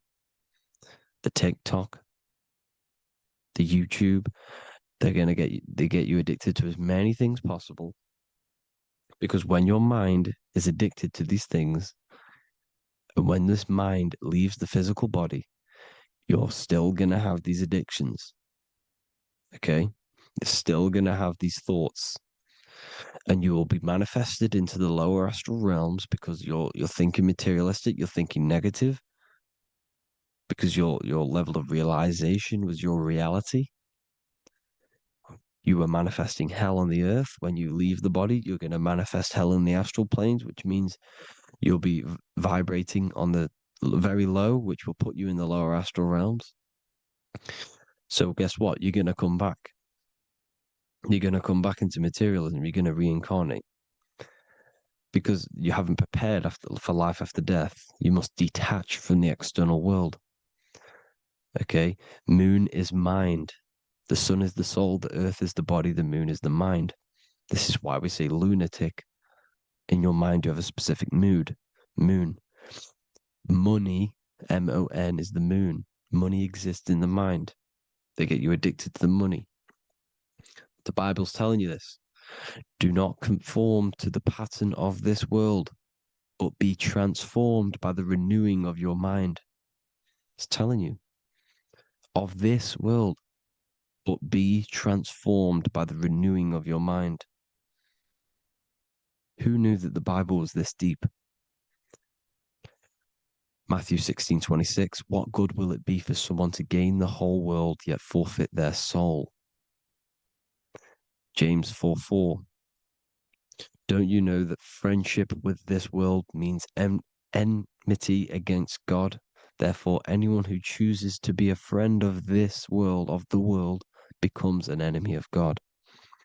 John 4:4, dear children are from God and have overcome them, because the one who is in you is greater than the one who is in the world. It's talking about the invisible intelligence. It's greater than the physical world. John 2:15, do not love this world, nor the things it offers you. Because this world will create you to, if your mind has attachments to what this world offers, sex, money, and power, pretty much, you will reincarnate here. You will come back here. Because when you leave the body, your mind will still have these addictions. Do not love the world, nor the things it has to offer you. All of this is in my newly published book. The paperback versions are now available. Finally, for all the people who have been waiting, the Book of Wisdom. All of this knowledge is inside of the Book of Wisdom. The paperbacks are available. There's worldwide shipping.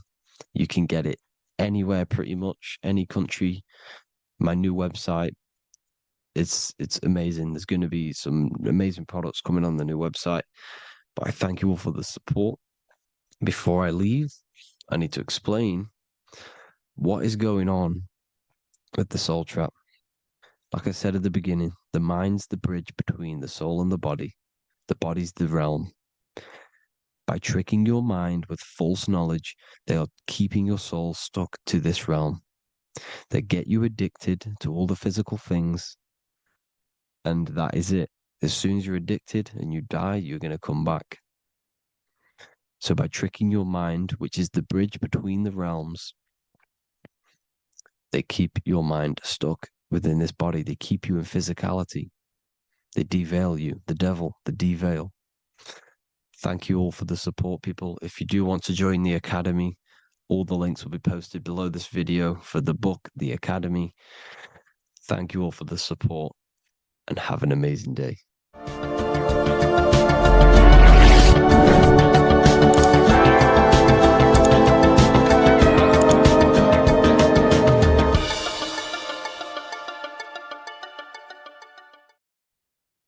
As above, so below. This is one of the most crucial teachings within esotericism, occultism, or what we like to call it today, spirituality. I don't like calling it spirituality because it's not spirituality. I teach human consciousness. I teach the science of you and your consciousness alone and your being. And in order to fully understand you and this world around you, you must understand this number one principle of as above, so below. There is many misconceptions of this, and there is many simple teachings of this, but I'm going to break it down today from the most simplest to the most complex, and you will see the connections between all things. This is the most important lesson you could ever learn, and I'm going to teach it you today. So what you must understand is with the term as above, so below, it applies with everything you see in this world and about yourself. We have something called the macro, which means the bigger scale. On the bigger scale, we have the whole earth. If we look down from the sky on top of rivers, this is what we see. We see this tree pattern. Then on a smaller scale, we see trees have the same pattern. Then we look even closer. We're going smaller and smaller into the leaves of the tree. We see the same pattern. Then we go even more micro into the human brain and look at the human brain cells, and we see the same pattern. This is proof this is a fractal universe, and everything is in the micro is reflected in the macro. As above, so below. As within, so without. On the macro is a reflection of the micro. So now that you understand this, we can go a bit further. A yearly cycle of spring, summer, fall, winter is a macro. A micro is a daily cycle. So a day is a mini year. The summer is the midday. Autumn is the evening. Night is the winter, and spring is the morning. This is a macro, a reflection.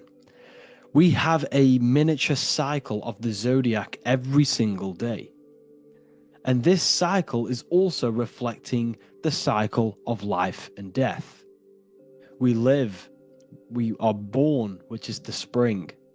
We live, which is the summer. We then age, which is the autumn. And then we die, which is the winter, and then we are reborn again. This is the cycle of life and death, and you do this every single day. You see, death is a macrocosm of sleep.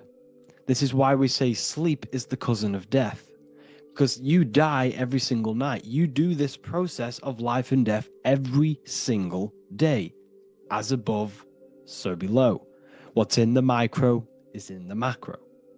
So when you go to sleep, you are essentially dying. And then in the morning when you wake up, you are then born again.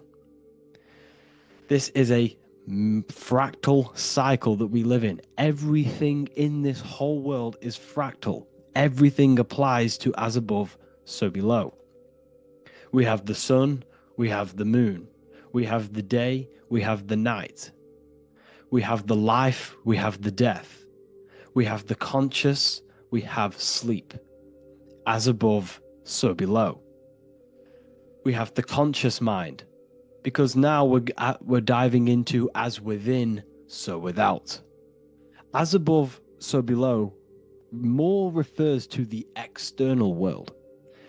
As within, so without is referring to your inner world and the outer world.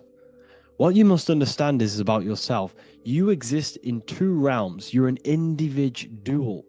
The dual nature of you. You exist in two realms at once. You have an inner world of your thought, emotion. This is the inner world that no one else can see but yourself. And you have an outer world with a physical body which everyone can see. So you exist in two worlds. You have the inner voice, you have the outer physical voice, which I'm speaking to you with now. But I also have an inner voice, which no one can hear, only but me. So you exist in the light and you exist in the darkness. The sun represents your external self, your physical, conscious mind. The moon represents your shadow self, the inner self, the psyche self, the spirit self. There is an as above, so below. The sun is within you. The moon is within you.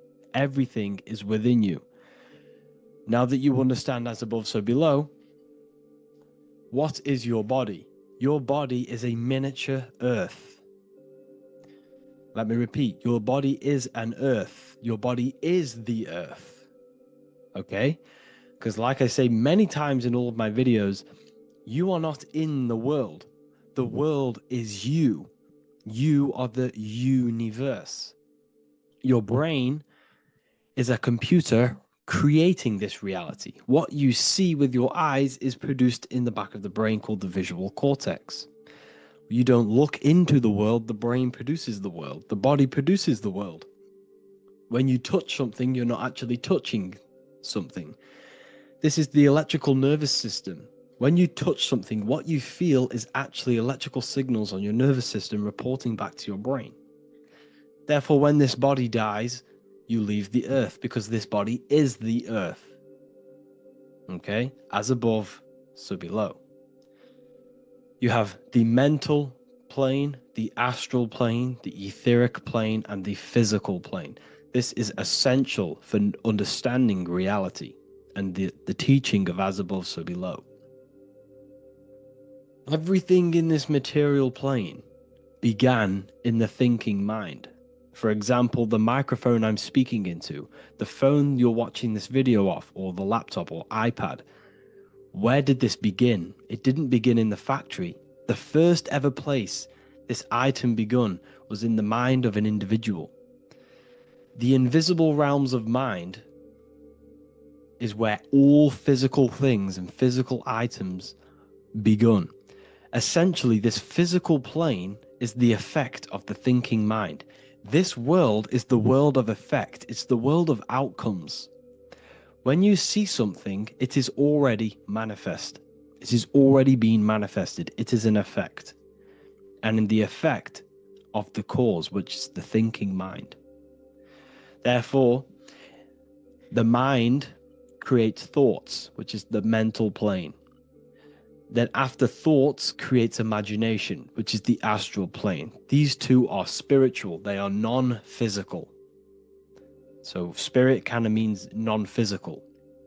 Then you have the physical planes, the etheric and the physical plane. As above, so below. What happens in the mind is manifest on the physical plane.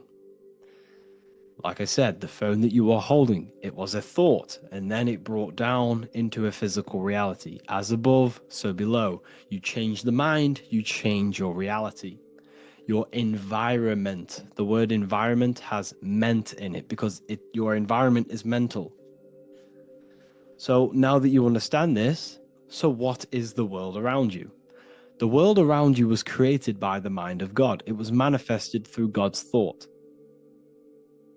So you are living in the mind of God. You are a thought in the mind of God. God thought you into existence. But like I said, we are all fractals. Everything is fractal. If God exists, this means that you are God, as above, so below. God created you through the thinking mind, and he gave you a thinking mind. So God created the macrocosm. God created the macro, the whole world. He designed the whole world, the sun, the stars, the moving. He designed this.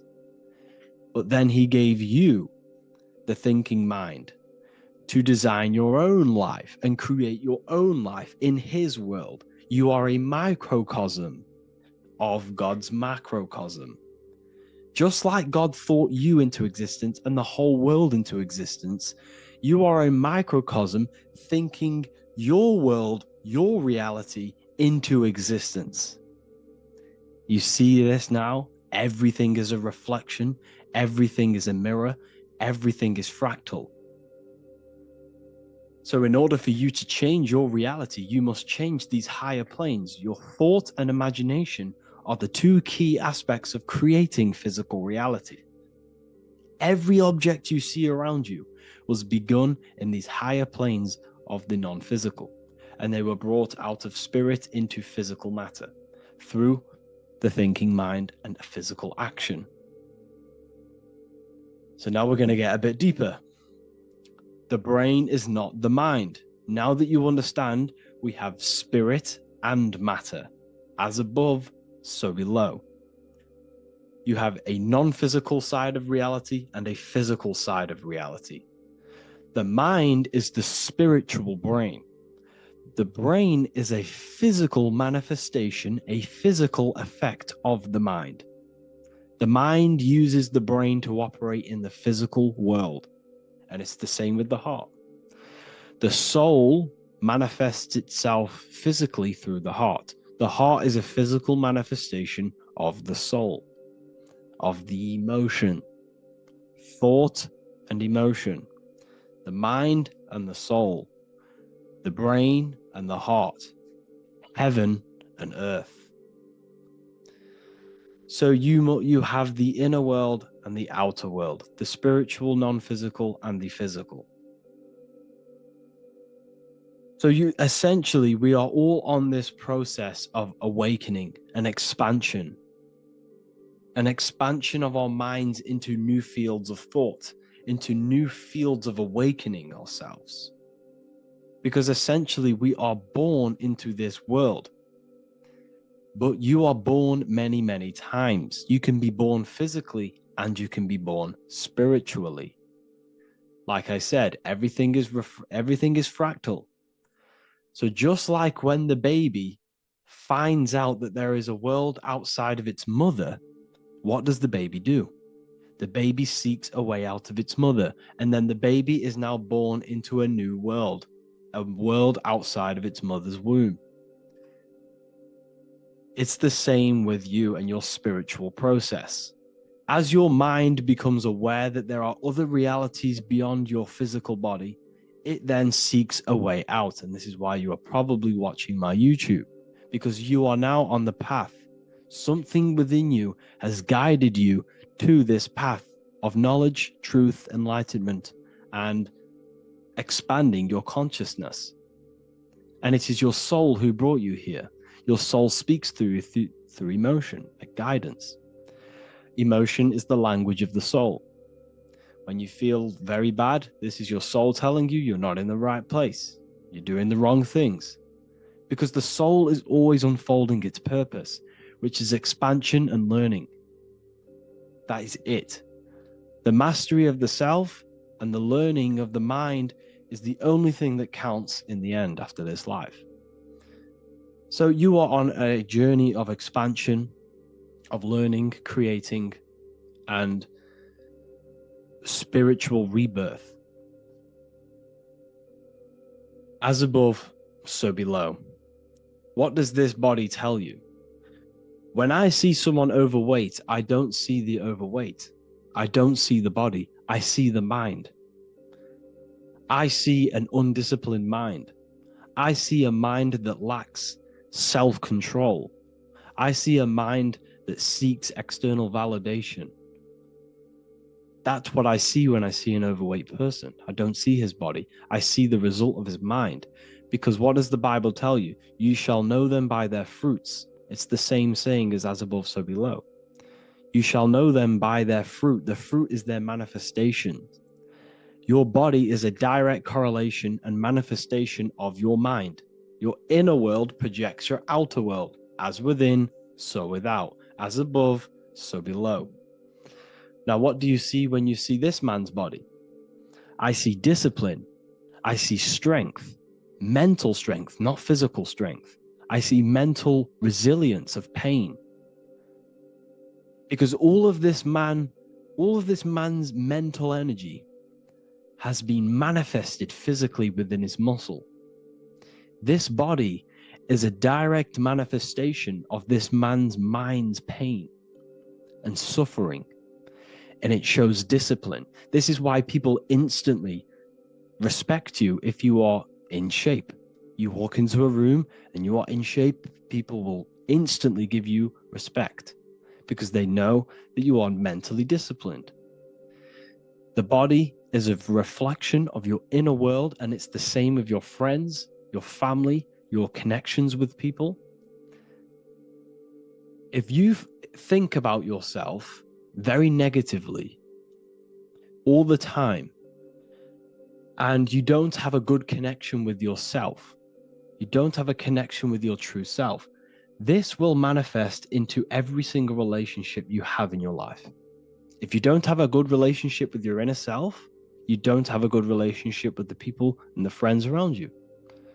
Because as within, so without. If you think negative about yourself, you will only pick up the negative in other people. If I think very highly of myself and I think very happy and good things about myself, I will then see the good things in other people. Because it's as above, so below. As the inner world is, so is the outer world. It's the same with your life circumstances.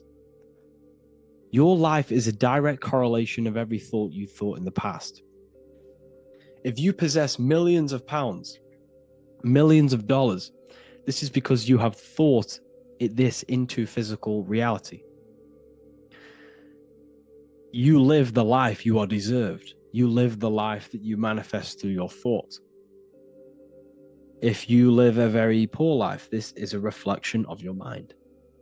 This is a reflection of what you have thought into physical existence. Because like I said, everything begins in the mind. As above, so below. And this is even present within the body. So where is the head? The head is at the very top of the body. And where does all manifestation begin? In the mind. That's where the mind is, in the head. And then the thoughts we think travel down the body into the heart, which is the emotion. Every thought we think is in the emotion. Every thought we think creates an emotion. This emotion then drives the action. Where does the action come from? The feet, because the feet move our body. We move with our feet to take action. Our hands. You see, so the body is even a micro reflection. I can't even say it. Reflection of the order of manifestation. This blew my mind when I figured this out. You see, the head, the thoughts begin here. This is the beginning of all manifestation. Then it comes down to the heart. This is the emotion. Then you take the action. The thought and emotion then sparks the action, which is taken with the hands and the feet. And where's the lowest point on the body? The feet, and that's touching the physical earth. So the head is where the thought is, the non-physical, and the lowest point on the body, which is touching the physical earth. So the head represents spirit, the feet represent matter, spirit and matter. Your room, if I walk into your room and I see a messy room, I don't see the room, I see a messy mind. The room is a reflection of the mind. If you have a messy room, this is your mind. It's an externalization of your unsorted mind, undisciplined mind. So, like I said, we are all God, and we must find the God self within us. And I teach all of this inside the Book of Wisdom, Volume 2. This is not just a book, this is a revolution. This is the beginning of a new age with this book. If you have read it, I congratulate you. You should feel very proud of yourself if you have an open mind. You should feel proud of yourself for watching these videos, because not many people have an open mind. Remember this, people. You are special if you're watching these videos. You have the mind. You have the ability to see through the illusion. And I take my hat off to you. You want to take this to the next step? Read the book.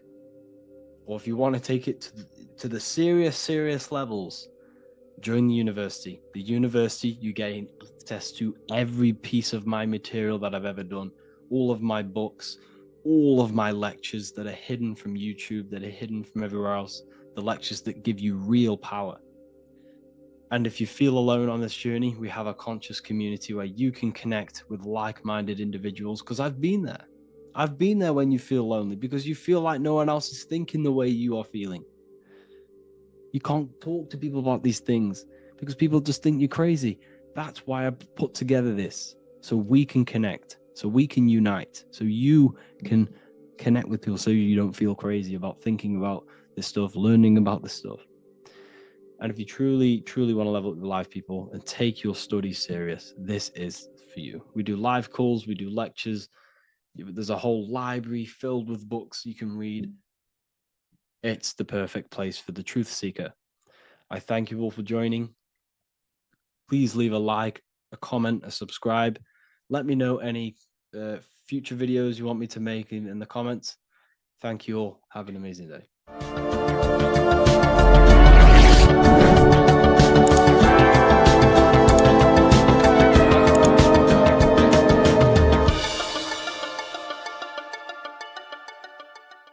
Welcome to Revival of Wisdom.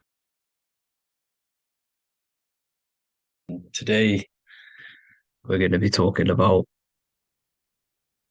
portals, portal symbolism, what portals are, okay, and how they show them to us, because they have to tell you the truth, guys. This is the thing with the universal law. They have to tell you the truth. And they tell you through symbols, they tell you through movies, and different things like that. But let's jump straight into this. So first, I want to talk about the Freemasonry symbols. Okay, so first we got, obviously this is some Freemasonry art, but notice how you've got the ladder with a key. Okay, so this is ladder symbolism with a key. So maybe this is talking about ascending. Okay, because look, because this is ascending into the heavens, because it's a ladder with humans going up it with a key. In order to ascend, you must have the key. Okay, so what else do we have with a key? Well, the Netflix show Lock and Key, which is all about portals and keys. Because what the keys do, they open doors, gateways. Okay, so what's interesting about this is that they've got this key here, which represents the Kundalini energy rising up the spine. Okay, but we'll come back to this. But it's that same portal key symbolism. We've also got the Vatican. The Vatican is in the shape of a key. Okay, so you can see the start of it here and the end. So this is key symbolisms. Keys open doors. And notice how it's got the 8-pointed star. Okay, what is the 8-pointed star? Okay, we'll come back to this.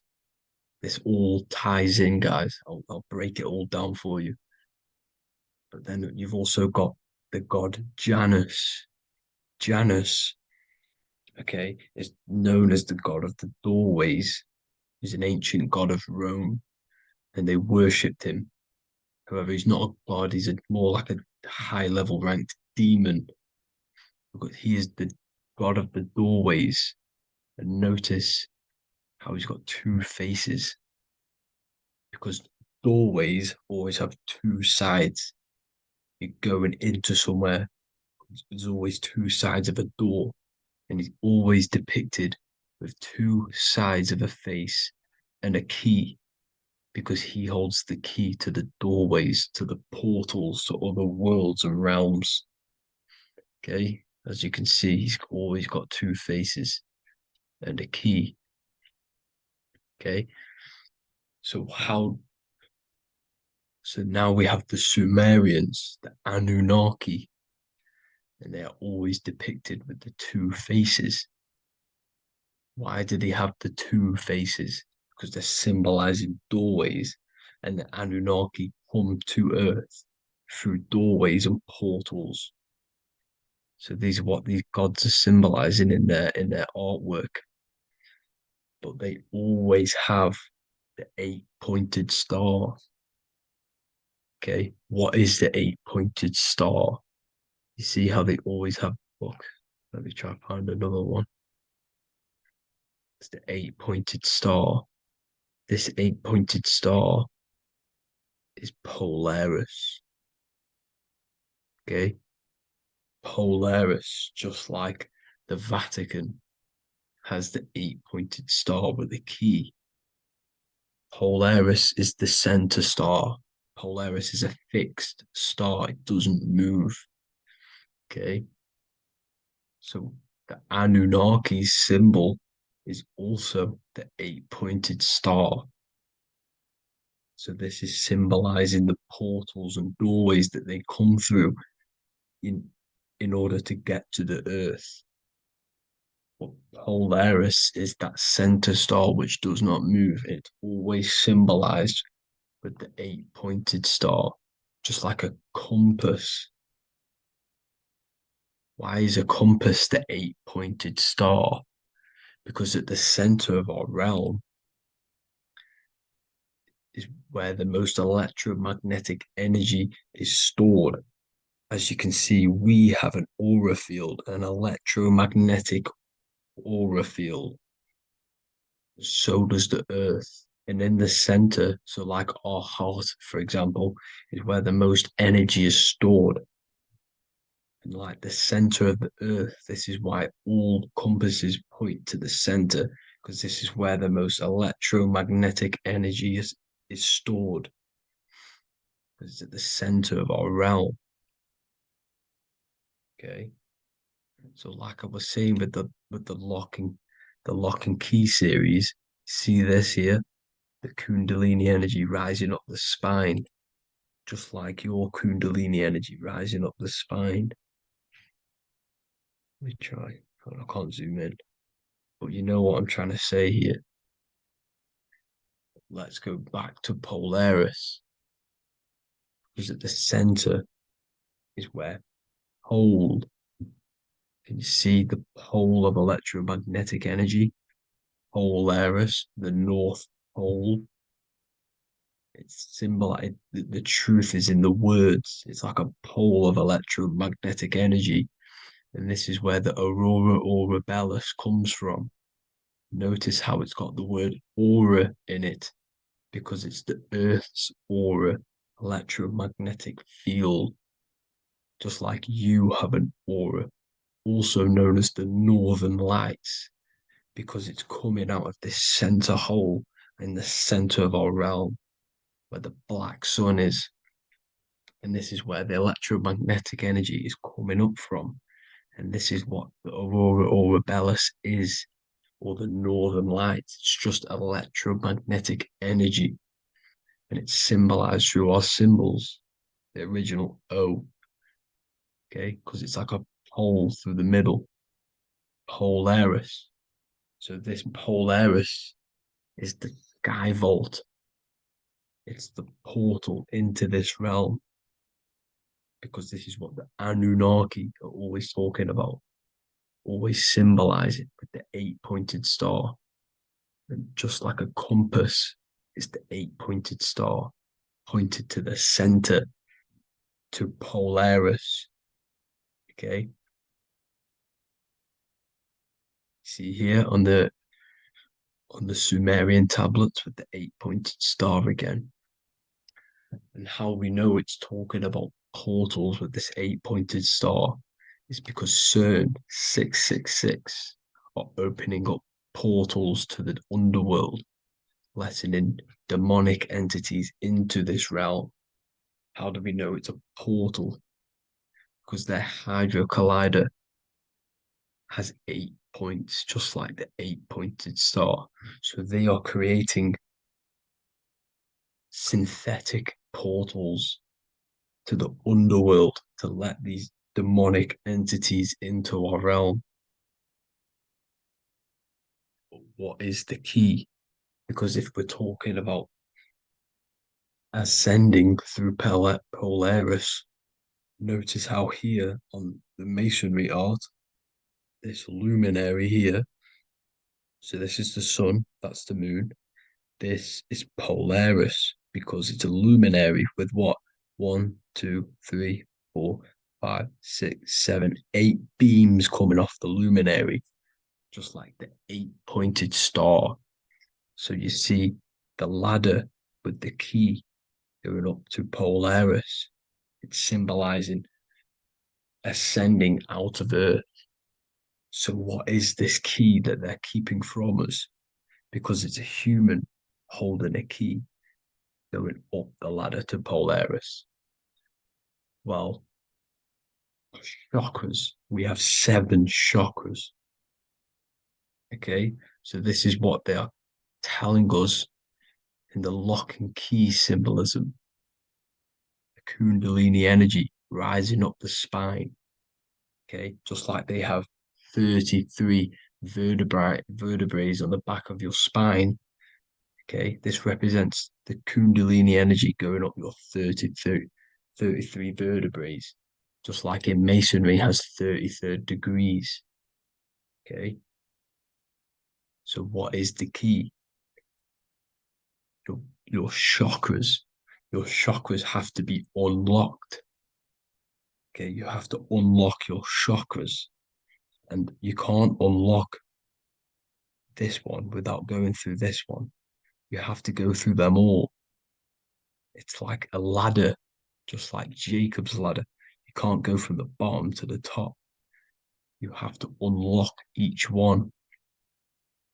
Okay, just like you have 7 chakras, you have 7 layers of your aura. Okay, you have to unlock your chakras to the highest point in order to reach Christ consciousness. And this is the key that they're talking about. They're symbolizing the organic portal within each and every one of us to ascend out of this realm. Okay, so this is the key that they're talking about, and they're holding back this knowledge to keep us trapped in this 3D realm. Okay, so like I was saying with the 33 vertebrae and the Kundalini energy coming up the spine, 33 vertebrae, you can see this sort of symbolism going up to the light, because it's the light. You see here, your crown chakra turns on and becomes enlightened, just like the Illuminati symbol. Can you see it? But also, Jesus also died at 33. So this is symbolizing, okay, they're symbolizing the death of the ego, the body. So once you open up your chakras and reach Christ consciousness, which is your 33rd vertebrae, once your Kundalini energy goes up your 33rd vertebrae, your body technically, not physically, but spiritually dies, because you then become formless. You reach Christ consciousness. So then you can travel other worlds. Okay. This is what they're talking about with Vatican, 8-pointed star, and the key. Janus with the key. The Sumerians with the 8-pointed star. Anunnaki, the 8-pointed star. Polaris, 8-pointed star. So Polaris is the way out of this realm, which is at the center. Pole, North Pole. Okay. So the key is that they're hiding from us is the knowledge to unlock our chakras. Okay. And without this knowledge that they keep from us, is trapping our souls in this reality to keep reincarnating. Okay. Well, thank you all for tuning in. I'm going to leave you all there. Make sure to leave a like and a comment in the comment section. Let me know some topics to talk about so I can break it down for you. God bless you all. In this video, you're going to learn exactly what Christ consciousness truly is and how to cultivate this into your life so you can live a better life, create the things that benefit yourself and humanity, and ultimately to bring heaven on earth. This is the true way. If you're familiar with my work, you know that, I'm pretty much obsessed with symbolism. Symbolism is such a massive topic, and it unlocks profound ancient wisdom that is hidden behind these layers of symbolism of the ancient paintings, symbols, and texts. So I was going through some Christian artwork and I came across this painting. It's a well-known painting called The Sacred Heart of Jesus. And it just blew my mind. What this is revealing about human consciousness and Christ consciousness, which is what Jesus represents. If you're not familiar with Christ consciousness, you should definitely do a bit of research on that. But I'm going to explain it today in detail. So when we look at this painting, we are looking at symbolism. We're looking at consciousness, a state of being, a state of living, a way of thinking, a way of feeling, and a way of acting in the world. As I've said this many times, we're all creators. We all create and generate reality. And you don't just have your personal reality, you have a collective reality. Your reality is affected by the collective consciousness. Depending on the collective consciousness's understanding of reality will also affect your life. We have a collective life and a collective experience. So Jesus in this depiction here is in a way showing us instructions to reach Christ consciousness, whether you see it yet or not. But I'm going to decode this for you. And your mind might be blown after watching this. Okay, so so what is the meaning of Christ consciousness? What's the whole purpose of this? Very simple. Like I mentioned before, we have a collective experience on this world. And Christ consciousness is the natural consciousness that we all need to be functioning on to generate peace, love, and unity on the earth in this experience we call life. That's what Christ consciousness truly is. It's a state of being that we need to cultivate within our own self, within myself, others, and everyone in this life and experience, so that we can all live in peace and heaven on earth, what they like to call it, so that we can generate the best experience possible together on this thing we call earth, on this material world, this material dimension. The material dimension is simply just a physical dimension of thought. It's a physical outcome of thought, but that's a whole other lecture. So please leave a like, leave a comment if you have any topics to talk about. that you wish for me to cover, and definitely leave a subscribe if you like my content and channel. So to go deeper into this, right, we've explained what Christ consciousness is and what it actually, will do to the earth and what it will do to reality and our collective experience.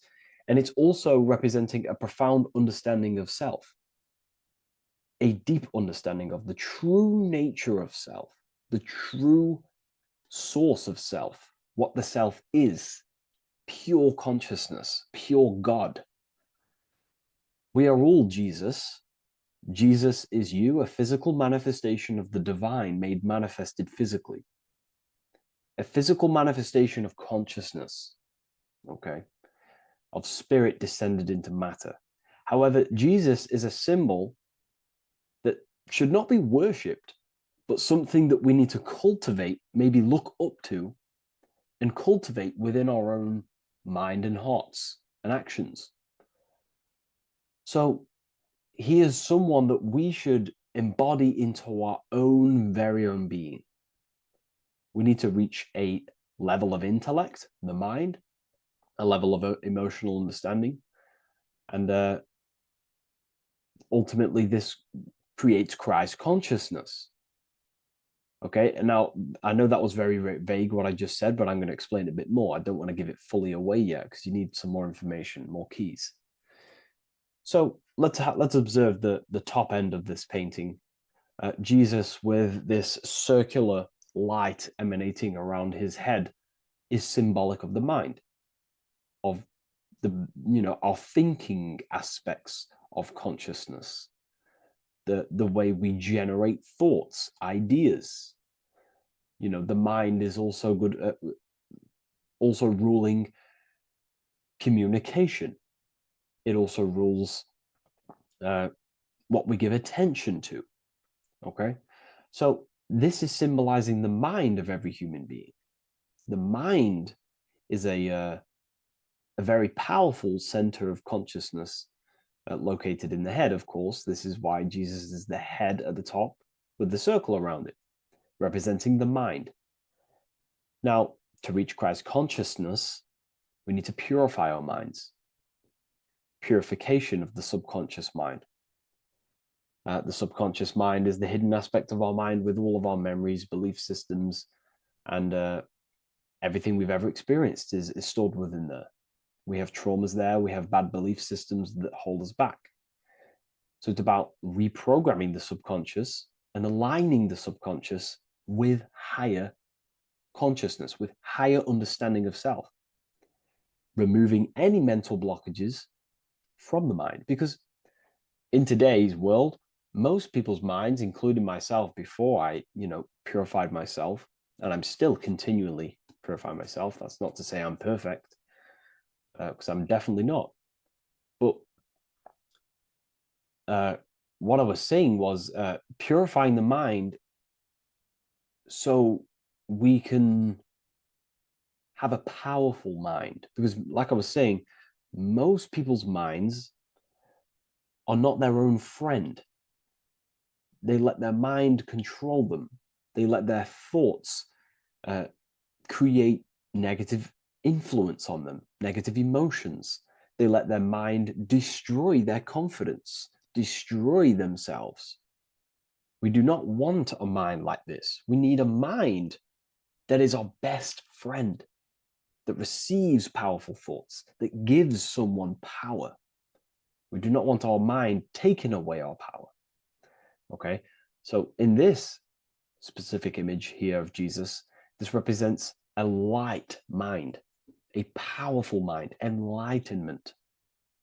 The word enlightenment means light and ment coming from mental or mind, light in the ment. This means a powerful mind. Light is also symbolic of knowledge, information. When someone's very intelligent, you call them a bright person. It's a bright mind. It's knowledge of self. So the mind is conscious of self. That's another thing. We need to be conscious. A lot of people are not conscious, including myself before I did this, before I woke up. Most people are not conscious of their actions. They're not conscious when they're actually awake in the day. They do things unknowingly. Are we conscious of our thoughts, emotions, and actions, what we're giving attention to in our mind? Because ultimately this shapes our experience. There's a great quote, I think it's Julius Caesar or one of the Roman emperors, who says the quality of your life is dependent on the quality of your thoughts. Something along them lines. I don't know if I'm 100% correct there, but it's very true. Our thoughts dictate our happiness. So to cultivate Christ consciousness, we need to be conscious of our actions, conscious of our thoughts that we're giving attention to. There is a level of mastery that we can achieve within ourselves where we become conscious of every single thought that enters our mind. That sounds easy, but it's definitely not. But that's a high level of mastery that we can achieve and cultivate within ourselves. So we're looking at a powerful mind here from Jesus, a powerful mind, a purified mind. And we purify the mind through, affirmations, meditations, ritual work. Rituals are things we do every single day with an intent in our mind and an emotion in our heart to impress that state of consciousness into our subconscious, so it can slowly rewrite our consciousness and align our consciousness and sync it with higher thoughts and higher emotions, with love. We can sync our consciousness with love, which is ultimately what Christ consciousness truly is. Well, now we're going to go on to that now. So we've gone over the mind. Now we go over the heart. Now notice, before we go into the heart, Jesus is revealing. He's pulling back the robe, symbolizing opening the heart, revealing the heart, revealing the soul, the light of the heart. Our authentic self lies in the heart. Our pure intentions, our love, our soul needs to be shining through our heart. And our soul is unconditional love. Now, that's not to say that we can get corrupted hearts. We surely can have corrupted hearts, for sure. We can love sick and twisted things, and that's evident in today's world. People love killing people. People love hurting people, manipulating people. People love power. Now, that's obviously an inversion of the natural state of consciousness for humans. When we're born with a natural state of love, of unconditional love for the self, for everyone else, for animals, insects, the earth. We love everything as a child. And not only do we love everything, we actually act upon this. As a child, we do not act on anything we know is not good. And I'm talking early stages of being a child, before we're indoctrinated, before the mind and heart become corrupted. We are pure. This is symbolizing this. Light represents also purification and truth, because when you shine light on something, it's the truth. You see it. You shine it through the darkness. It reveals. So light, this is symbolizing revealing the light of the soul, of love consciousness, holding love in the heart, true love, not love for sick and twisted things, but true love for the self, the body, and for everyone else and all things. Holding love in the heart. There's a famous saying of keeping the sun in your heart. Keep the sun in your heart. It's a very famous saying. The sun is a symbol of love. What does the sun do? It gives abundantly. All it does is give light, give energy, power, light to the earth, and everything is feeding off this source. The sun expects nothing back. It just abundantly gives. It's a symbol of love. This is the love principle of creation. Now, the heart is also governing our actions. What we think about, in our mental field of consciousness, is directly corresponded and observed in our hearts. What we think about directly corresponds with what's going on and what we feel in our hearts. Thoughts produce emotions. So if we give attention to negative thoughts, there's no wonder we're having negative emotions in our hearts. So purification of the mind is also having an effect and purification on the heart. Because when we purify our thoughts and only give attention to powerful thoughts and positive thoughts that uplift yourself and humanity, then we're going to also see this change in the heart, see this emotional change in our consciousness. Okay, so this represents the purification of, a purified heart, the light emanating around the heart. Love for the self, love for one another. And you're revealing this, you're shining the heart on others. This represents, revealing your true self to everyone without suppressing aspects of self. Revealing the light, not holding back the light. Because people in darkness will look at people who are spiritual and say, oh, he's into the woo-woo stuff. It's about revealing that and not caring about others. Because when you shine a light, you're also planting seeds in other people. Now, I'm going to tie this together with the hand gesture. Now, what we're looking at here, we're looking at a hand gesture with 2 fingers up. We have the middle finger and the index finger upwards.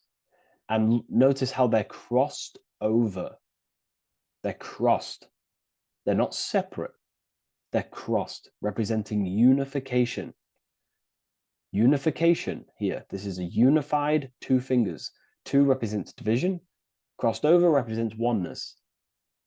It's the unification of the mind and the heart. A lot of people talk about this, but not many people go into detail about it because, for many reasons. But this is the unification of thought with emotion. This is how we truly reach Christ consciousness. And ultimately, when we do gain the love in our hearts and we do slow, it's a gradual process of cultivating love for the self and everyone else in the world, because we're so programmed to be divided. But it's a slow progress. But when we do cultivate love in our hearts for the self and one another, love is a very, very nurturing and growing force. Like I said, the sun earlier, that is pure love energy. It makes everything grow on the earth. While love in your heart grows connections with people. It grows care. You go out your way to do things to people and give people things. It's a very nurturing and growing energetic force. And me personally, I think the whole universe is built upon love. The whole thing. Without love, without the love, there is nothing. Nothing is, love is the only true emotion that truly exists. Everything else is either an opposition of love or a different degree and branch of love. Love is the only true emotion, and everything is built upon that principle. Okay, love is what guides us to a higher consciousness. When we cultivate love in our hearts, we become a vessel for light, more energy, more vibration. Our electromagnetic field expands, or biofield, when we hold love in our hearts. It's a very powerful force. And when we do cultivate a strong spiritual compass within our heart, because that's what our heart truly is, it's a spiritual compass. It tells us, well, it doesn't tell us, it knows what is right at all times. If you think something, your heart tells you whether that is right or that is wrong, whether you should act upon it or whether you should not. The heart knows what's good and evil. No one told you this as a child. As a child, you already knew this. You came into the world, you knew what was right and wrong. You knew it was wrong to hurt people. So this unification that he's doing with his hand symbolizes thinking with the love of the heart. Represents thinking with love of the heart. Thinking with love of the heart for the self and the collective. Now, ultimately, what this does is give birth to perfect action. Why? Why does this give birth to perfect action? Think about it. Every time you've taken an action, why did you take the action? You would have thought about it. You had a feeling towards it, a care energy. and you took action. Why do we go to work? We care about paying the bills and staying in our house. We go to work to earn money. We think, we care, we act. Everything you see in front of your reality, on the screen that you're seeing right now, you called your eyes. Everything is in front of you because you care. It's the heart energy that leads the body. Okay? And that's even present in the body. Have a look at the body. We have the head, thought, then emotion, then our feet is at the bottom, and our feet take action. Thought, emotion, action. Thought, emotion, action. So even the body is basically a blueprint of how creation is manifested. So we receive thoughts from the divine planes, from the higher planes of consciousness. We receive them. That's another thing that I missed. If we purify our minds, we're basically attuning our mind to a higher part of the mental plane, and we will receive higher thoughts. We will receive thoughts that are more genius, what we like to call today, or better quality thoughts. We receive good ideas when we attune our mind to a higher consciousness. Okay, so we are like a radio. We receive thoughts based on what our mind is set to. That's why we call it a mindset. So, like I was saying, we receive thoughts through the head. We feel the emotion, then our feet take action. Thought, emotion, action. So the body's a blueprint of creation. It's beautiful when you really notice this. So this unification is about thinking with the love of the heart, which gives birth to perfect action in the world. And this is the state that we need to cultivate within myself and everyone in the world so we can give birth to heaven on earth through action. Because ultimately the world is molded through action, physical action. And them actions are molded from thoughts and emotions. Now,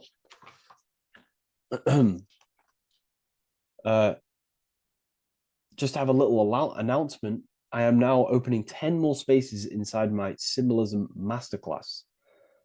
We have 10 more spaces. You're going to learn about a lot more about symbolism. It's very affordable. I'll leave the link in the description if you wish, if you care about gaining more information and learning the ability to read symbols. So what is the inversion of this? What is the inversion of this consciousness? Well, that's what we call satanic consciousness. Satanism. Satanism on its true level is the opposite, the opposing the natural state of consciousness that we are born into. It's about thinking with no emotion, thinking and acting. This is what the Skull and Bones represents here. So the Skull and Bones Secret Society, this is their main logo.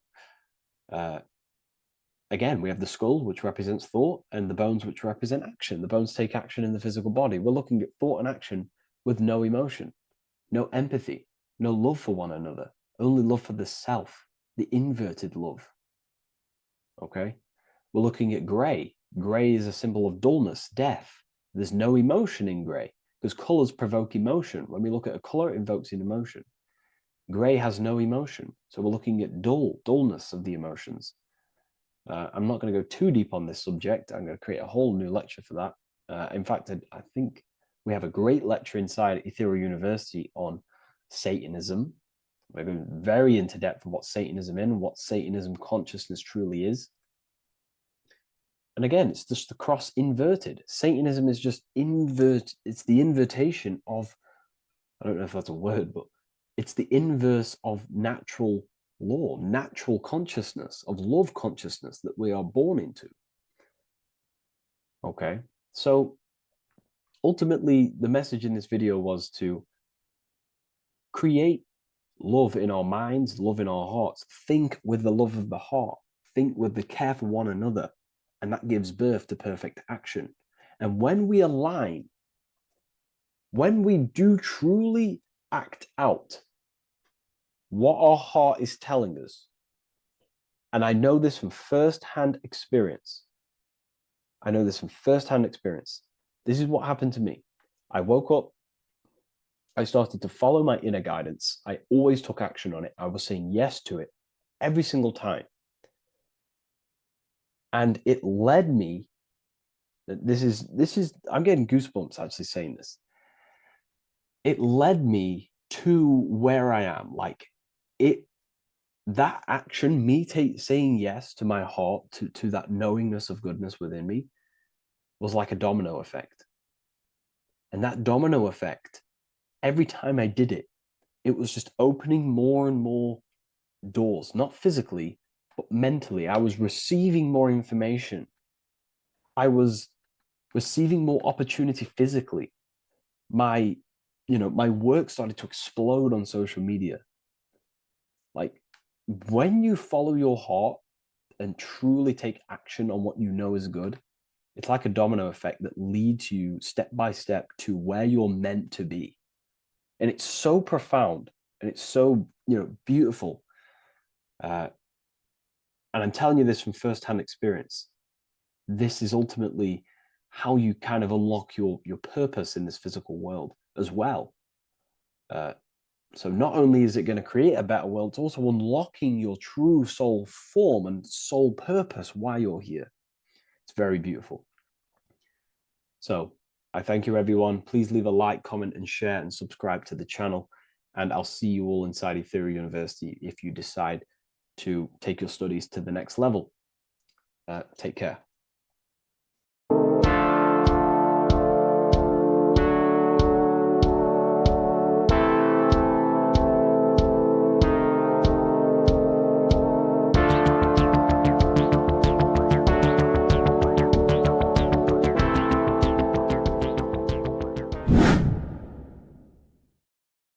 What's good, people? We're back with another video. This is going to just be a quick video. Manifestation, magic, bending reality. So let's jump straight into this. So you have a conscious and a subconscious part of your mind. The conscious is what you're conscious of, what you're actually doing, where you can choose or not. However, the subconscious is the part of your brain which is automatic. So all of the systems in your body, like the digestive system, your heartbeat, these are automatically being ran. And you do not have to tell these systems to do anything. You do not have to consciously tell your heart to beat. It's automatically doing it. And this is what the subconscious mind is controlling. It's like the dark aspect of your brain or your mind. It is the way bigger aspect of your mind. Okay, it controls all the systems in your body. Okay, and this is where all of your programs are. So when you're in it from your childhood, what you've learned in school, all of these things are being kept in your subconscious, maybe traumas and stuff like that. So the subconscious is the female aspect, and the conscious is the male aspect, because the male is all about action and doing, and the female is more about creation, creativity, intuition. So you have a right and a left hemisphere of your brain, and these are obviously male and female. The right side of your brain is your female. It's to do with creativity, imagination, intuition, insight. Okay. And this is one of the most important sides of the brain. This side of the brain is the most attacked by the elites, whatever you want to call them. This side is one of the most important because obviously your intuition is a massive part of reality. And if you don't have intuition, then you lose track of the things around you. You can't consciously feel if things are wrong or right. They don't want you to have intuition or creativity or imagination. They want you in the left side of your brain, which is just reasoning, logic, and basic things. So they just want you to tell you what you want, tell you what to learn, and then that's it. They don't want you thinking for yourself, which is the right side of the brain.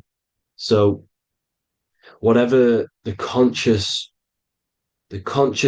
side of your mind impresses the subconscious side of your mind. So if you do affirmations, for example, if you consciously do affirmations every day, you're reprogramming your subconscious mind. You're impressing a vibration and a word into your subconscious mind, and therefore it will reprogram it. So the male and female aspect are symbolized by the Star of David as well. the male being the upside triangle, the female being the downside, connected all in one, because we both have male and female energy. So every thoughts are electric, which is the male aspect, emotions are magnetic, which is the female. Each thought creates a wave of vibration in all directions. So think of it like a water drop in a pool, but it going out in every single direction. It's not just flat. And these thoughts have a certain frequency, well, has a certain vibration. That vibration has a certain frequency. And this affects your aura. Every thought, every emotion directly impacts your aura and the strength of your aura. So if you're angry all the time, your aura in the astral plane will look red. However, if you're happy, it'll be more like blue and green. So it's very important. Your electromagnetic field is created out of your emotions and thoughts, and that affects reality because you're 60% water, and frequency and vibration create certain patterns and has a certain effect on water. We'll get into that after this slide. So each thought that people are thinking around you, you are actually subconsciously picking up these thoughts because it's emitting this vibration in all directions. So this is why you can pick up thoughts of other people on the odd occasion. However, when you're more in tune with your intuition, your right side of your brain, you can start to pick up on vibrations, thoughts, and other people's auras. You can pick up on the energy once your third eye is open, and you know whether you should be in that environment or not. This is what we call an atmosphere when we go into a room and you can feel the tension if someone's been arguing, for example. This is the atmosphere, this is the vibrations, these are people's auras emitting these certain frequencies and vibrations. Okay, so our aura is contained of multiple layers. Obviously, we have the physical body. This is the electromagnetic layer. However, you have the different planes of existence, the spirit, mental, astral, etheric, and then physical. The physical is the lowest plane of existence. And the physical plane is a product of all of the planes above. So the mental impresses on the astral impresses into the etheric, and then the etheric creates the physical object. So the mind is the root cause of reality. The mind is the cause of everything. Your consciousness is pure cause. There's no effect. Everything you see in this reality is the effect. Everything that you experience is the effect, because the root cause was the mind. The decisions you made you experience that certain experience. And that decision was created on the mental plane. And this is just pure thoughts. And thoughts are things. If it exists in your mind, it is a thing. It's a certain frequency. So if you have a certain level of thoughts, if you're thinking positive, for example, you're going to have a strong aura, you're going to have a higher vibration. And that attracts like. Like attracts like when it comes to thoughts and vibrations and electromagnetism. So if you're thinking positive all the time, speaking positive, doing positive, you're then creating a higher vibration, and that's going to attract people on that similar frequency to you. Everything is electromagnetism, frequency, and vibration. Everything. You see, so this is why, for example, if I put my hand to a TV screen, if my finger was the same vibration as the TV screen, it would go straight through it. However, the particles in my hand and the particles on the TV screen are two separate vibrations, and this is what causes the friction to stop and not my finger to go straight through it.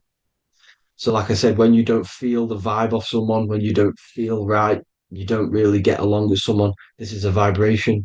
Your vibrations are not matching, they're not similar, they're two complete different vibrations, and they're not aligning properly.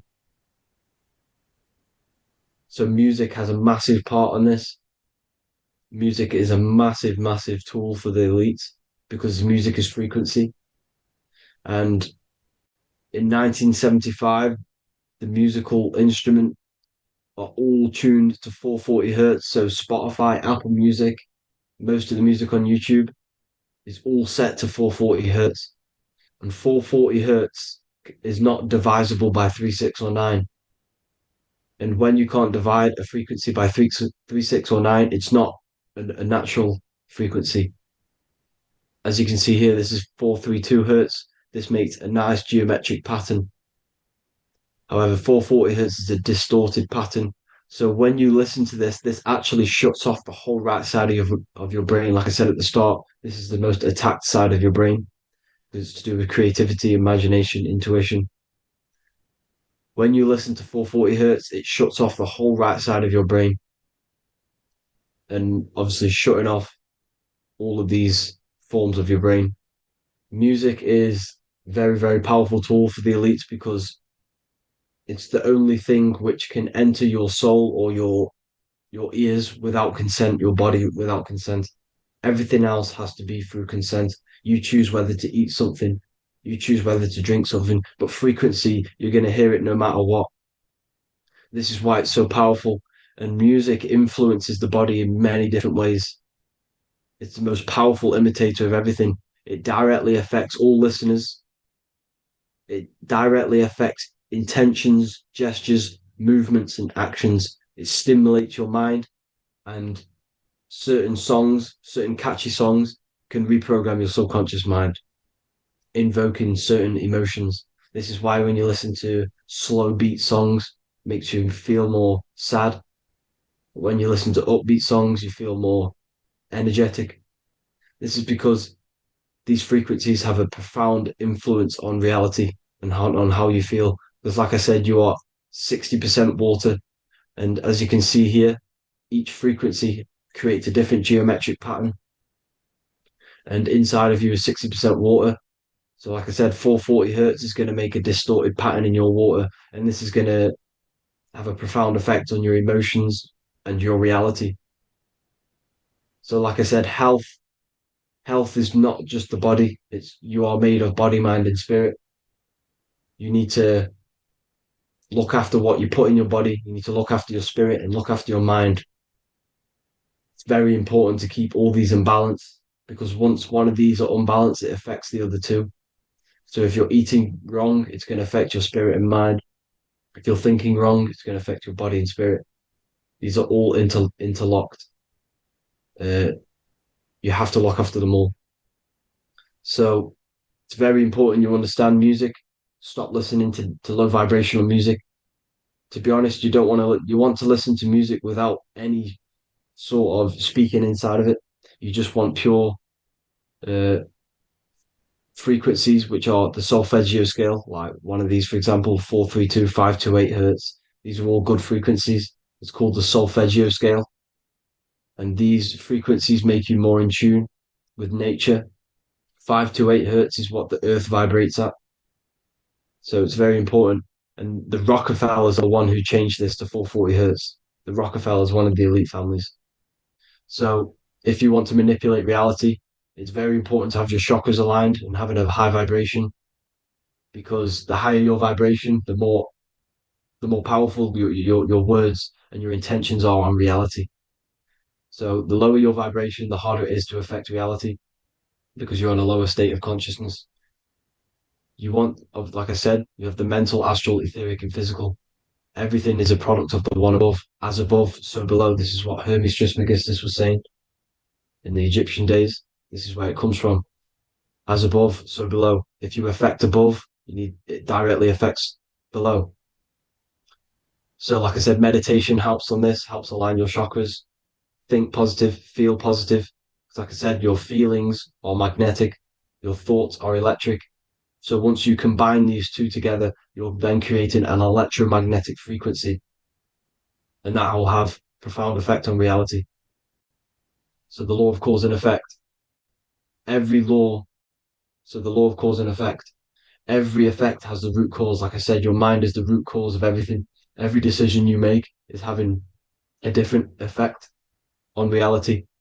everything happens for a reason due to the root cause, which is your mind. You choose everything that happens in your life. Okay. So it's very important you understand this and you constantly make the right decisions, the good decisions to have good effects on your reality. You have to be very conscious of this law because nothing escapes this law. This is the law of all consciousness. So think about it. Imagine a massive ball of consciousness. However, off this ball are different sparks, and each one of these sparks are in each and everyone's body. This spark is governed by these laws, the law of cause and effect, the law of correspondence, the seven hermetic principles. It's very important you understand this because this mass ball of consciousness is what is obeying these laws. And everyone has this spark of consciousness inside their third eye. And like I said, everyone is the same consciousness. This is why if you do bad unto someone else, that will directly affect your reality. So if you hurt someone, it's going to come back to you in one way or another because you are that same consciousness. This is like a mirror reality. As within, so without. Whatever you feel on the inside, you're gonna see that on the outside. You're gonna experience that reality, whatever you've impressed. So there's different ways to bend reality to your will. This is kind of a sort of magic. So obviously you have black magic, which is manipulating reality to harm and influence others, or to be very selfish. And then you have white magic, which is manipulating reality for the good of humanity.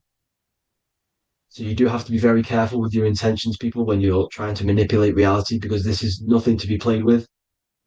If you are manipulating reality for the wrong reason, it's going to come and bite you in the ass in some way or another. Because everything is balanced. Everything balances out in this reality. Nothing escapes the laws. Not one thing escapes the laws. So if you're stealing from yourself because it's just going to come back in one way or another. Inside of everyone's heart, you know whether you're doing good or wrong. You know, you can feel it when you do something wrong. You can feel it when you do something good. The heart is the center of the torus field. It's balance. And this is why you say follow your heart, because it's the center of the torus field. It's very important to listen to this inner voice inside of you because that is telling you the right things to do, the good decisions to make. And when you keep following that voice, that good voice inside of you, it takes you to your life path. Very important to follow that voice. However, don't let the ego get in the way of it. Don't care what your friends are going to say. It's very important to understand this. So you have different ways of manipulating reality. You have sigil magic. This is where you create your own sigil or symbol. You create your own sigil and symbol, and then you charge it. You behind that symbol, you have an intention. So, for example, if you want to manifest wealth, you create a sigil which represents what you want. You create that sigil, you draw it out, you charge it because wherever your attention goes, energy flows. So whatever your attention is, you're sending energy that way.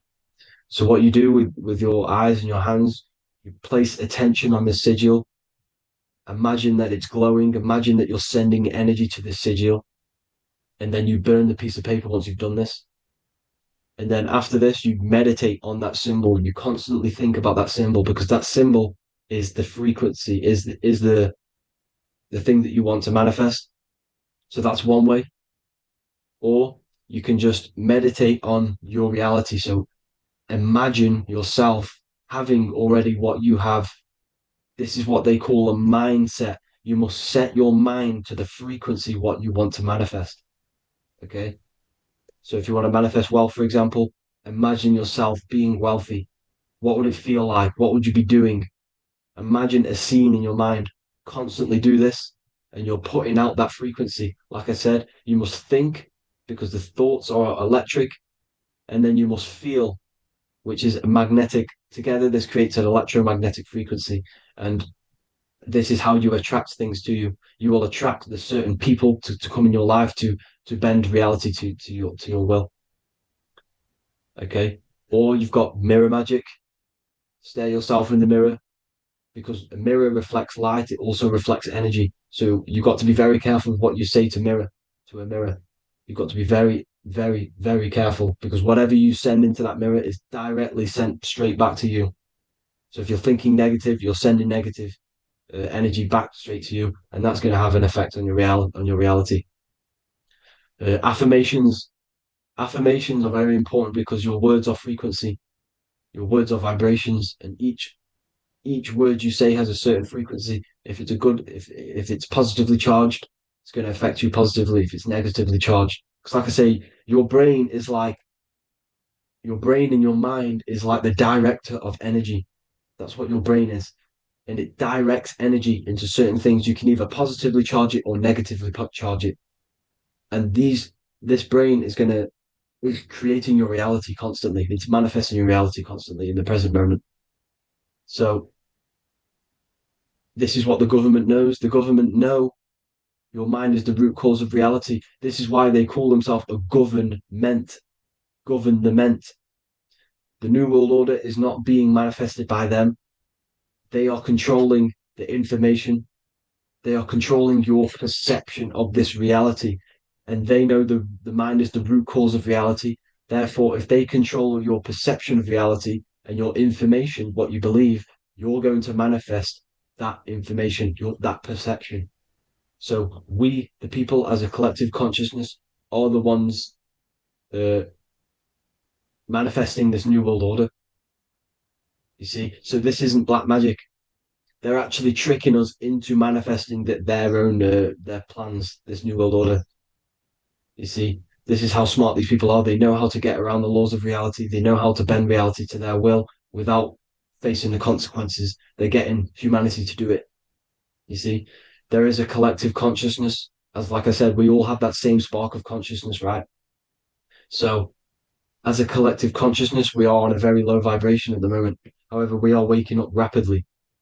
There are more and more people waking up at the moment, and light always chases away the shadow. Light is a lot more powerful than darkness, you see. So one person waking up has a massive effect than one person being asleep. It has a profound effect. Because like I say, the light always chases away the darkness. It's more powerful. The light is always more powerful. High vibrations are more powerful than lower. So that's it for this, people. I hope you all enjoyed. This is a short, quick video. God bless you all.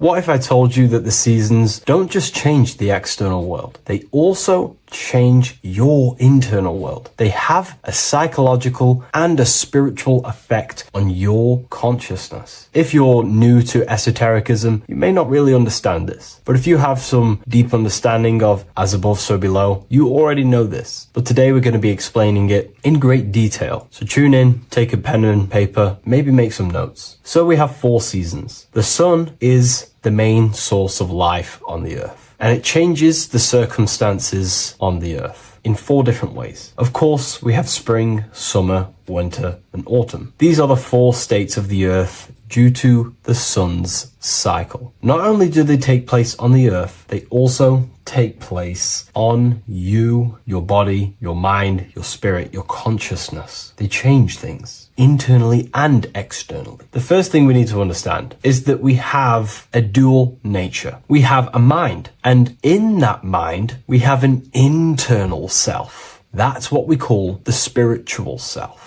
It is the individual that exists within their own mind, within their own consciousness. It is the self that imagines, thinks, feels. That's the spiritual self. And internally, that self is the true self. When it's detached from the false identifications, of course, such as the ego. But the true self dwells within the mind, and that's the immortal self. That's the self that will never die, never perish, that will always be there, and it always has been there. The internal self. But on the other side of the mind, the outside of the mind, we have this, what we call our physical human body. This is our external physical body. So outside of us is a physical reality, but inside of us is a spiritual non-physical reality. reality. Inside of us cannot be measured. Outside of us can be measured. So we have an internal world and an external world. I think this is the reason why the word individual has the word dual at the end. Dual meaning opposing or two. We have a dual nature. Inner world, in the mind, and a self out the mind. And the mind acts as some sort of doorway. It is a doorway into ourself. So in esotericism, this is what it's all about. It's about we work with the internal world. We try and figure out who we are from the inside out, not who we are outside of us. Because we realize that the external world is nothing but a crystallization of what's happening inside of us. Our lives are a result of every single thought that we thought in the past. So let's not get off track here. Let's carry on. As I was discussing the seasons, we have an internal world in the mind and a self outside the mind. And this is reflected even in the cycles of the heavens. This is how you know the universe is intelligently designed, and the law of correspondence corresponds with everything. The law of correspondence is as above, so below. It's not a Hermetic principle. It's not a Freemasonic principle. The law of correspondence, as above, so below, is just the law of life of the universe. It is in everything. So the daytime, the sun, this is external impressions or expressions, should I say. We express ourselves outside the mind, in the outside world, in the material body, taking actions outside of us during this daytime. The sun represents outward expression, the daytime. This is when we wake up, we're conscious, we do things outside of our mind. But then the nighttime comes around and it becomes dark and the moon rules over the nighttime. And we return back to our internal world. We return back to the darkness. We return back to the internal self, the self in the mind. Really is fascinating. And this is as above, so below. This follows the correspondence. This follows the law. Although that the outside world has a cycle of day and night, so does our own mind have this cycle. As above, so below. As within, so without. What's happening outside of us is also happening inside of us. The mind is also going in a cycle. Because in the daytime, the mind wakes up and we express things externally. But when the sun goes away and the electromagnetic rays of the sun are not very strong, our brainwaves decreases, our body activity decreases. It slows down and we return to the internal self. The body switches off and we return to the internal self in the mind. We enter in the doorway of the mind and return to the internal, the spiritual self. And when the body is less active, this is when we are more connected to the internal world, our spiritual true self. So as above, so below corresponds with the day and night, the sun and the moon. The moon represents our internal world, the world inside our mind, the self inside the mind. And the sun represents the external self in the external world. So not only are these cycles happening in nature, the darkness outside of us when the sun goes away is the same darkness that we go within ourselves when we go to sleep. It's the same cycle. Our bodies are in the cycle of the external world also, as above, so below. But then we can even take this even further. This fractals down even further. If we look at the cycle of the yearly cycle of the sun, which is what we call the 12 zodiac signs, we notice that these 4 seasons also take place in every single cycle of the day. So a yearly cycle can be seen as a big version of a daily cycle, or a daily cycle can be seen as a smaller version of a yearly cycle. For example, if we look at Aries, which is spring, this is when the sun springs everything back to life in the spring. This is when the crops start to spring up and start to grow again. But we could see that at 6 a.m. in the morning, when the sun rises and just cracks over the horizon and starts to bring light into our day. Aries is associated with the morning time also as spring. Morning time is a smaller version of spring. Then we look at the summertime. The summertime is midday, when the sun is at the top of the middle of the sky. This is when the sun is most powerful, most radiant in our day. This could be seen as the summertime. Then when the sun starts to set, this is associated with autumn. Autumn time is the sunset. Then the winter time is associated with the nighttime, the midnight, when everything's very dark. So a daily cycle is basically a smaller version of a yearly cycle. And just how I explained how the cycle of the sun outside of us also happens inside of us with our consciousness falling asleep when the sun goes away, is also happening to us on a yearly cycle also. So the daytime is associated with the summer and the nighttime is associated with the winter. The winter is like the inhale. The summer is like the exhale. It's the breath of the universe. Just just like how we breathe in and out of our lungs. Everything takes this rhythm and polarity, okay? So winter is associated with the self and the world inside of ourselves, inside of our mind, the spiritual self, the internal. Because the winter is when the sun's rays, electromagnetic rays, are not very powerful. And this decreases brainwave activity, making us more connected to our internal world, inside the mind. But the summer's the complete opposite. The summer is when the sun is very, very powerful.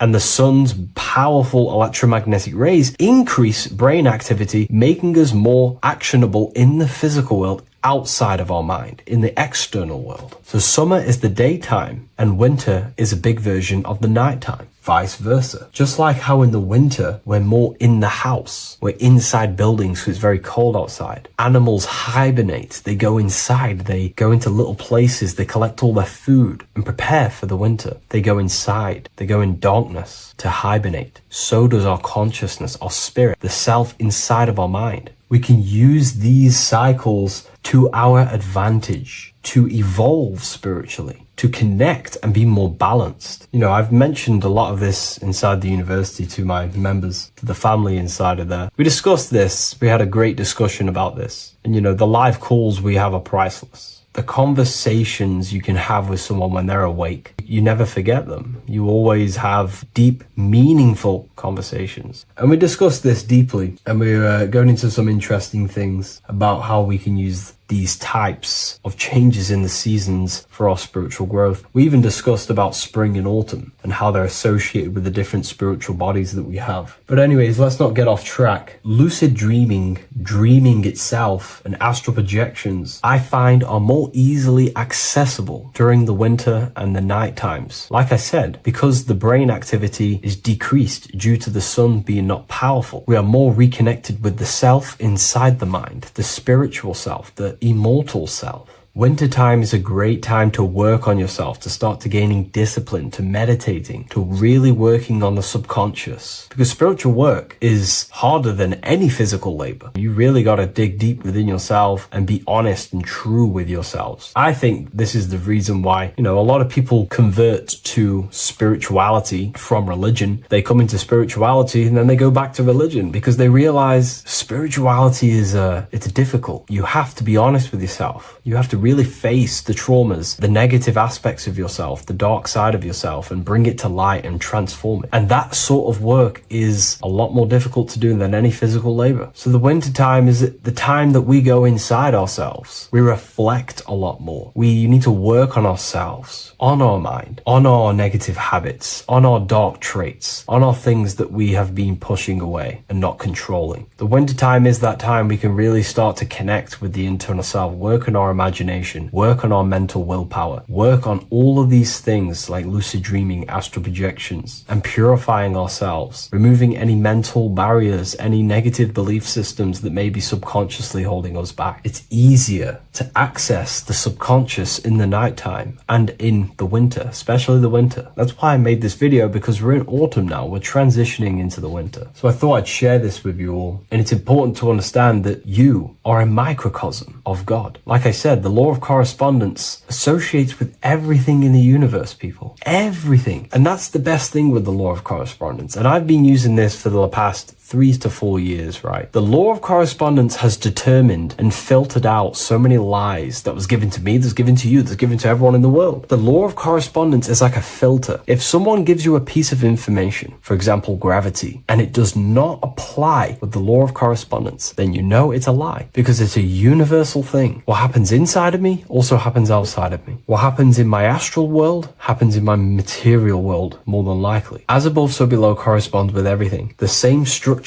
in my veins, in my nervous system, is the same structure in the trees, in galaxies, in everything. As above, so below, the universe is a fractal universe. Therefore, the point that I was getting at is that you are a microcosm of God. The same mind that God manifested things through thinking. He thought the stars, the earth, nature, the human body, designed everything with the God mind. He thought everything into existence. And that mind then powers that God used to to manifest everything into physical existence through the power of thought is the same mind that you possess, but on a smaller scale. God manifested the macrocosm through thought, as the universe is a mental universe. Everything you see around you was thought, then manifested into physical reality. God manifested the macrocosm, the world, through thought, and that same force of thought you use to create the microcosm, to create your own world. You think your life into reality, your world into reality. Your body is a microcosm, a miniature universe. Every thought you think commands 50 trillion cells in your body, and your cells religiously execute on every command that you give it. You're in charge of 50 trillion cells. You're literally commanding a whole civilization inside your body.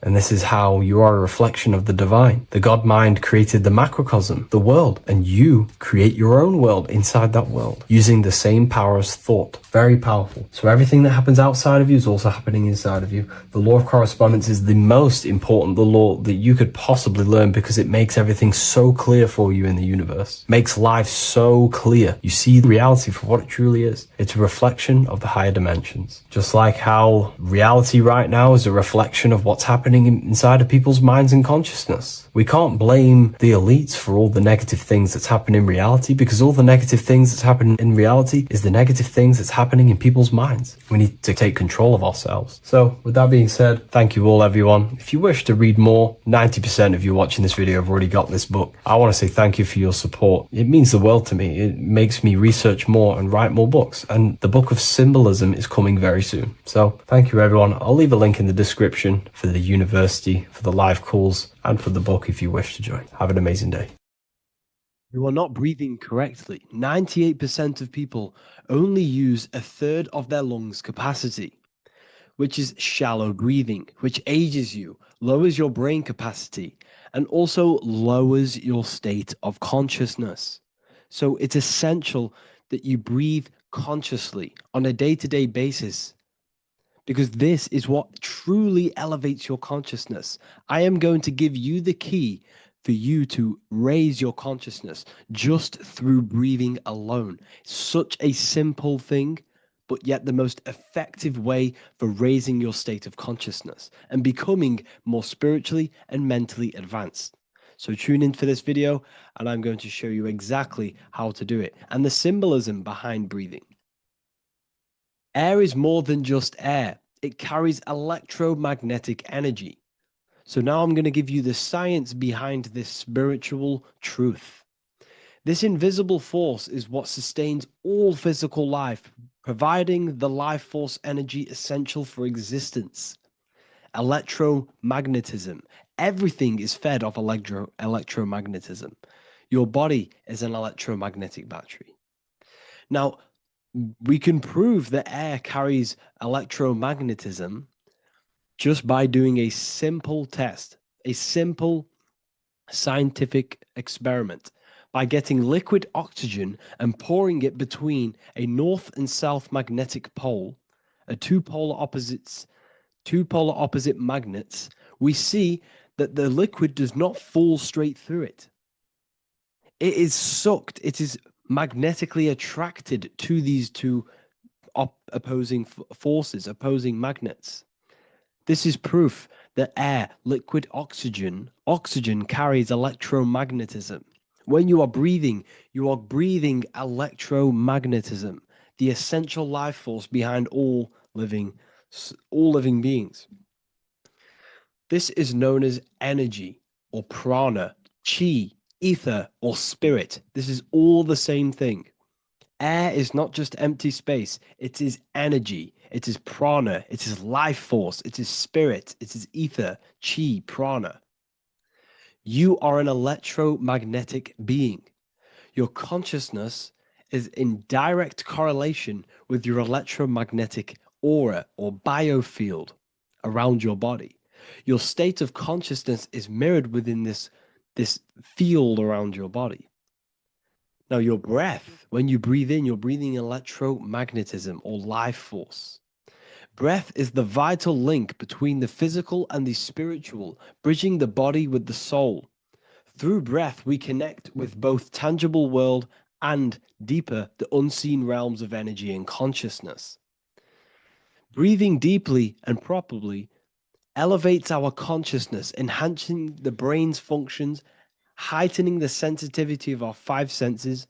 It also brings a profound calmness to the mind, creating a state of clarity and inner peace. Like I said earlier, breathing properly is the fastest way to elevate your consciousness. It is the fastest way because breathing, when you stop breathing, what happens? You lose physical consciousness. Your body will shut down if you do not breathe in this vital electromagnetic energy in the oxygen. If your body does not get this for 5 minutes or however you can last without breathing, this makes you lose physical consciousness. Your body will not survive without this essential life force energy. Therefore, air is one of the most overlooked things. This is why we see the symbolism of Buddha having a big belly. Why does he have a big belly? Because it's symbolizing breath work, proper spiritual breath work, the, the certain teachings of breath work, of when you breathe in through the nose, you have to breathe in through the nose. You don't want to breathe in through the mouth because the nose acts as a filter which catches dust particles and filters out the air before it enters the lungs. The mouth does not do that. The nose is for breathing inward. We breathe in through the nose, and when we breathe in, we breathe into our belly, not our lungs. When we breathe into our belly and our belly expands outwards, we are then moving this energy down through from the nose down the spinal column. And when we breathe back out, the belly goes in, which is raising the energy up the spinal column, back out through the mouth. This is the true way of breathing because when we breathe, we are moving energy. We are moving electromagnetic energy.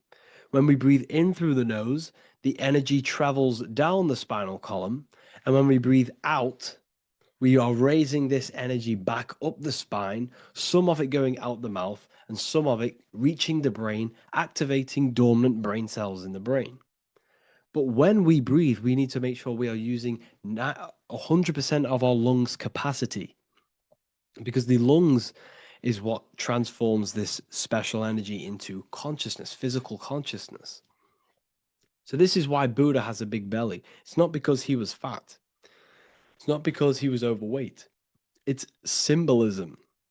It's symbolism of breath work. So try this. Do this for 2 minutes while you watch this video. Breathe in through the mouth as hard as you can until you no longer can fill any more air into your lungs and belly. Breathe it into your belly, not your lungs. And breathe out through the mouth. Do this for 5 minutes or 2 minutes, however long. I promise you, breath affects your consciousness. You will notice the difference. If you do it quicker, the quicker it'll affect your consciousness and you might go lightheaded. But that lightheaded is you activating your spirit, your energy body. So try this just by watching this video. When you breathe consciously, you are renewing both your energy body and astral body, aligning your consciousness with a higher state. This practice feeds new life force energy into the body, revitalizing and enhancing your overall well-being. Like I said, your brain requires the most amount of oxygen. When we have shallow breathing, this is reducing the brain's capacity. Because when we are not breathing properly, which 98% of people are only using a third of their lungs capacity, we are essentially only using a third of our consciousness because your breath is directly correlated to your consciousness, your state of consciousness. When you breathe in through the mouth, out through the mouth, out in through the nose, out through the mouth, consciously and deeply for 5 minutes, you will notice that your senses are more powerful and sensitive. Your brain is quicker.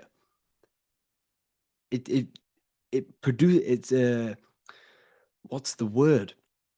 It processes information quicker.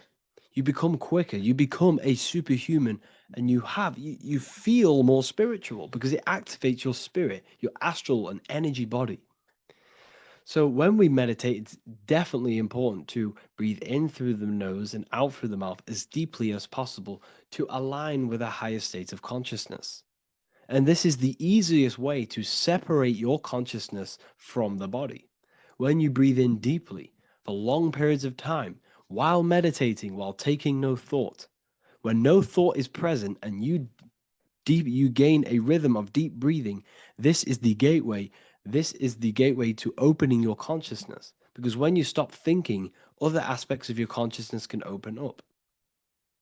All of our lives we've been thinking, which is blocked off the higher states of consciousness. So breathing is very, very important. It affects our overall well-being. And this is Yahweh, the in and the out of breathing. When we breathe in, this is Yah. You can hear it. It sounds like Yah. And when we breathe out, that is Way. This is the name of God, apparently. But God is within you. You can connect with God. You can connect with source consciousness within you by breathing, by raising your state of consciousness through breathing and meditation. This is why the Bible tells you the Spirit of God has made me, and the breath of the Almighty gives me life. You are consciousness. You are God. You're an extension of God's consciousness. Job 27:3. As long as my breath is in me and the Spirit of God is in my nostrils. The Spirit of God is through breath. John 20:22. And when he said this, he breathed on them and said to them, receive the Holy Spirit. The word spirit means breath. In Greek, Hebrew, Latin, it all means breath or wind or air. The Holy Spirit is a certain way of breathing, a breathing technique that elevates your consciousness, that syncs you up to a holy consciousness, an elevated state. That is the Holy Spirit. That's why it tells you in the Bible, when he said this, he breathed onto them. He breathed onto them and said, receive the Holy Spirit. You must breathe to receive the Holy Spirit. When you breathe, you are renewing the body's energy. You're taking in new life force, which is regenerating your cells, regenerating your brain, nervous system, and also connecting with consciousness, pure consciousness. This is not something that we should be doing during meditation. Yes, it is. We should be doing it during meditation, but this is something that we need to apply all of the time. This is the fastest way you can raise your consciousness. I just want to say, all of this knowledge is inside of the Book of Wisdom, Volume 2. Make sure to give a like and a comment on this video to help the algorithm. And let me know what you think about the last book or this book if you have read them, to let the new people know what they're looking at with this book. This is truly life-changing, the Volume 2 and Volume 1 is truly life-changing. You can get them in a bundle also. Learn hidden knowledge inside of the Ethereal University. This is where truth seekers belong. I'm not here to try sell you this, but this is the place for truth seekers. And if you are serious about your spiritual journey and serious about gaining knowledge, which gives you the advantage over life, join Ethereal University. This will definitely help you. Thank you for watching this video. Please leave a like and comment. Make sure to give me any suggestions on videos you want me to make in the future. Thank you all.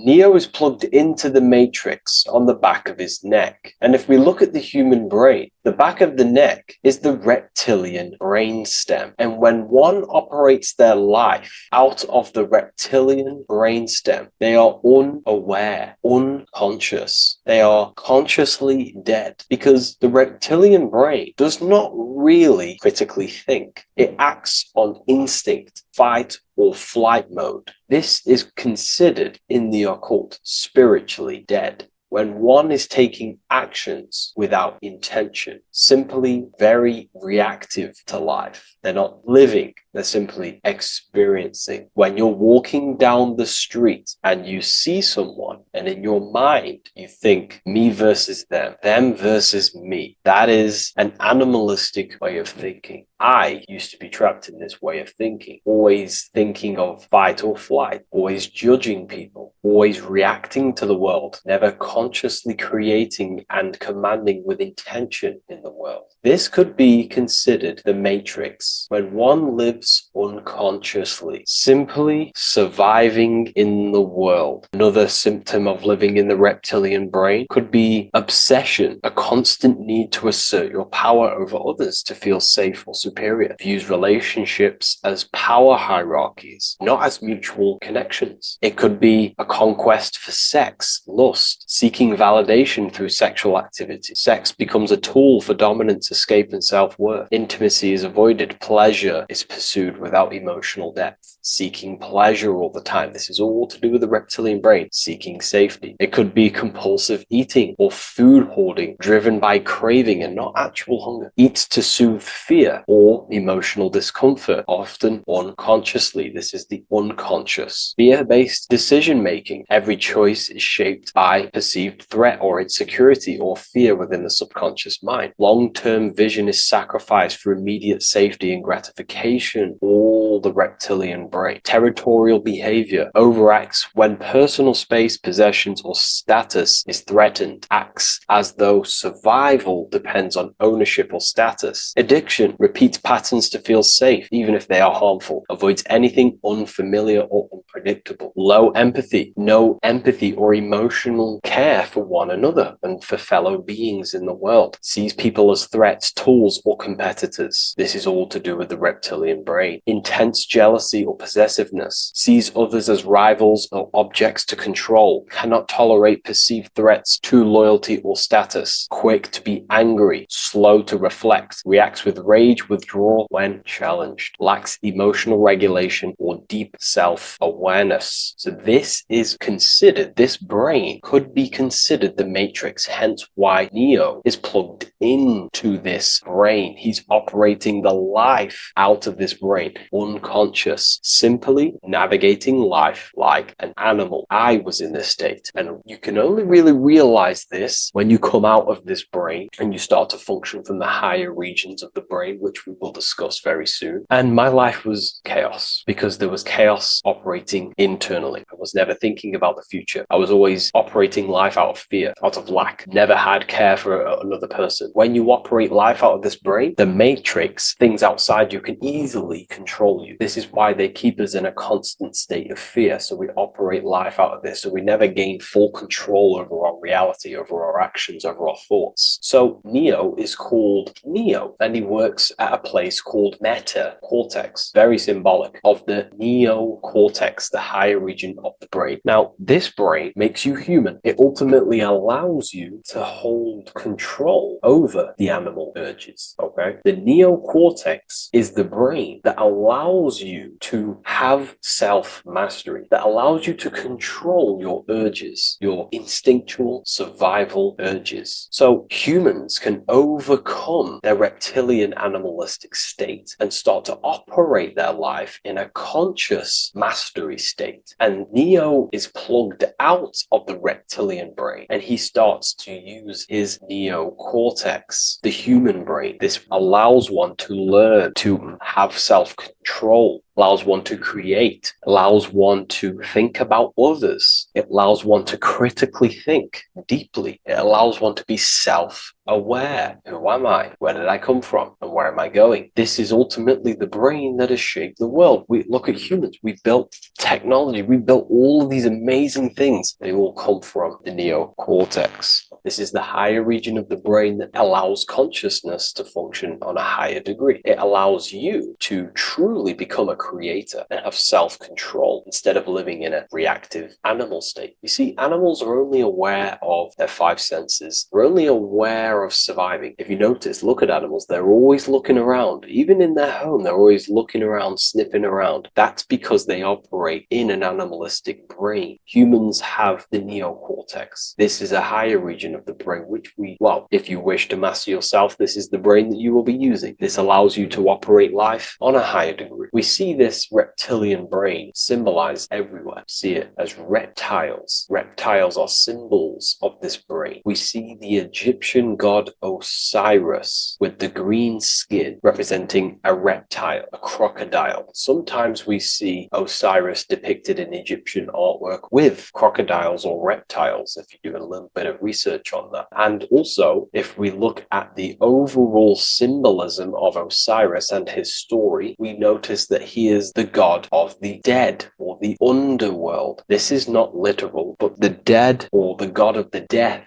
the god of the death of self, the dead of consciousness, because you are a divine being with limitless potential to create. And ultimately, to create, we have to master our reptilian brain. But when we function from this reptilian brain, we are dead to our higher powers of creation, of imagination, of actually gaining control and operating life from the higher mind, operating life as the divine being as you are. But if you operate life in Osiris, he is the god of dead. You are spiritually and consciously dead. You act unconsciously. You are dead, not physically, but mentally and spiritually. So what we're looking at here in the Egyptian artwork is the reptilian brainstem. We have the left hemisphere and the right hemisphere of the brain. Notice a curve. The feminine body is very curvy. This represents feminine. The masculine body is very liney. So if we study geometry, we know that lines are masculine, hence why the word masculine, line, and the feminine body is, in geometry, feminine is represented as curves. So this is the left masculine brain on the left side, and this is the right feminine brain on the right side, with Osiris, the reptilian brainstem, in the middle. So we're going to go deeper into some Mesopotamian artwork now. Now let's have a look at this. We're looking at the reptile on the very bottom. We see the left brain and the right brain, the Eye of Ra and the Eye of Horus on the left and right. In Freemasonry, we still see the symbolism of the two pillars, Yakin and Boaz in Freemasonry, with the two pillars symbolizing masculine, feminine forces of consciousness, also representing the masculine left brain and the feminine right brain, with the reptile down here. But if we have a little look here, right, we have a little look at these reptiles. This person is standing on top of the reptiles. When you are on top of something, you have power over the below. You are standing atop of something. You have mastery over it. You have control over it, symbolizing gaining control over the reptilian brain, the reactive actions, the sexual urges, the addictions, the territorial behavior, the fear-based decisions, constant internal tension, never being able to focus. It's symbolizing gaining control over these internal qualities that happen within us, in our mind, because the universe is mental. And if we do not gain control over this brain, it will dominate our mind, which will ultimately dominate our actions and destroy our life and live in an unconscious state. So this is basically instructions in this ancient Mesopotamian artwork of becoming self-mastery, to operate on a God consciousness level. So we have a person symbolizing your awareness, the internal you, having mastery over the reptilian urges, the reptilian brain, the reptile thinking. We have a person, a face in between, and it's standing in between these pillars, symbolizing balance of the brain hemispheres. Because the face, we see the eyes in the middle, we see the person is you, your consciousness, standing in the middle pillar. So representing seeing reality as neutral. Everything in the world is neutral. It's the mind's perception that gives it a positive or negative charge. When we adapt this mindset, this view of reality, this knowingness of reality, we see the world for what it truly is. And if you see things as neutral, it allows one to transform the situations in your life accordingly, instead of simply choosing a side. This is a major problem in society, and this was a problem within myself also. We like to choose sides, and choosing sides can keep your consciousness locked locked in a certain mindset, in a certain belief. And belief is what is ultimately destroying humanity. It's about knowingness. And knowingness is in the middle. We want to seek to know things. Knowing things allows you to go out there, directly experience it, and know it for yourself. For example, I know I'm not on a spinning global ball flying through space. Why? Because my senses tell me I'm not doing that. My senses tell me I'm not going 1,000 miles per hour and 360,000 miles per hour through space while spinning around the sun. I know that because I know myself. I know I'm not my body because I've had direct mystical experiences beyond the physical body. So we should seek to know things, and that's what we call gnosis, direct knowledge obtained through direct experience, knowingness. And that is a middle pillar quality. So in Freemasonry, we see the middle pillar. The matrix is designed to give you two wings all the time. Democrats, Republicans, feminism, and then there's another side. There's always two sides that they're giving you because they want you locked in either way, which is seek the middle pillar, seeing things as neutral, seeing things as the middle pillar, seeking direct experience, gnosis. And this aligns with the brain because the brain gives us these two perceptions also. The right brain sees the woods, the whole woods, but the left brain sees the individual trees and branches and leaves. If we're too left hemisphered, we're going to see everything as divided. If you're too left hemisphered, you're only going to see yourself. You're only going to think about me, myself, my ego, my consciousness, my life. And I'm only going to operate in the world, take actions only towards me without considering the collective, which is the right hemisphere quality. The right hemisphere allows you to see the bigger picture, how we're all connected. We're all one family of consciousness. We're all one being separated in different bodies, one consciousness operating in different bodies. So it's about aligning these perceptions of the brain and standing in the middle and also conquering the reptilian brain. This allows us to operate in the world and see the world for what it truly is and operate from a place of balance. We also see some more symbolism in Egypt of the Ram Sphinx in Egypt. Ram Sphinx. Please leave a comment and please leave a like and a subscribe onto the YouTube if you like my content. Smash that like button and we'll get straight to this. So this is the Ram Sphinx in Egypt, also symbolizing the brain. This is my research.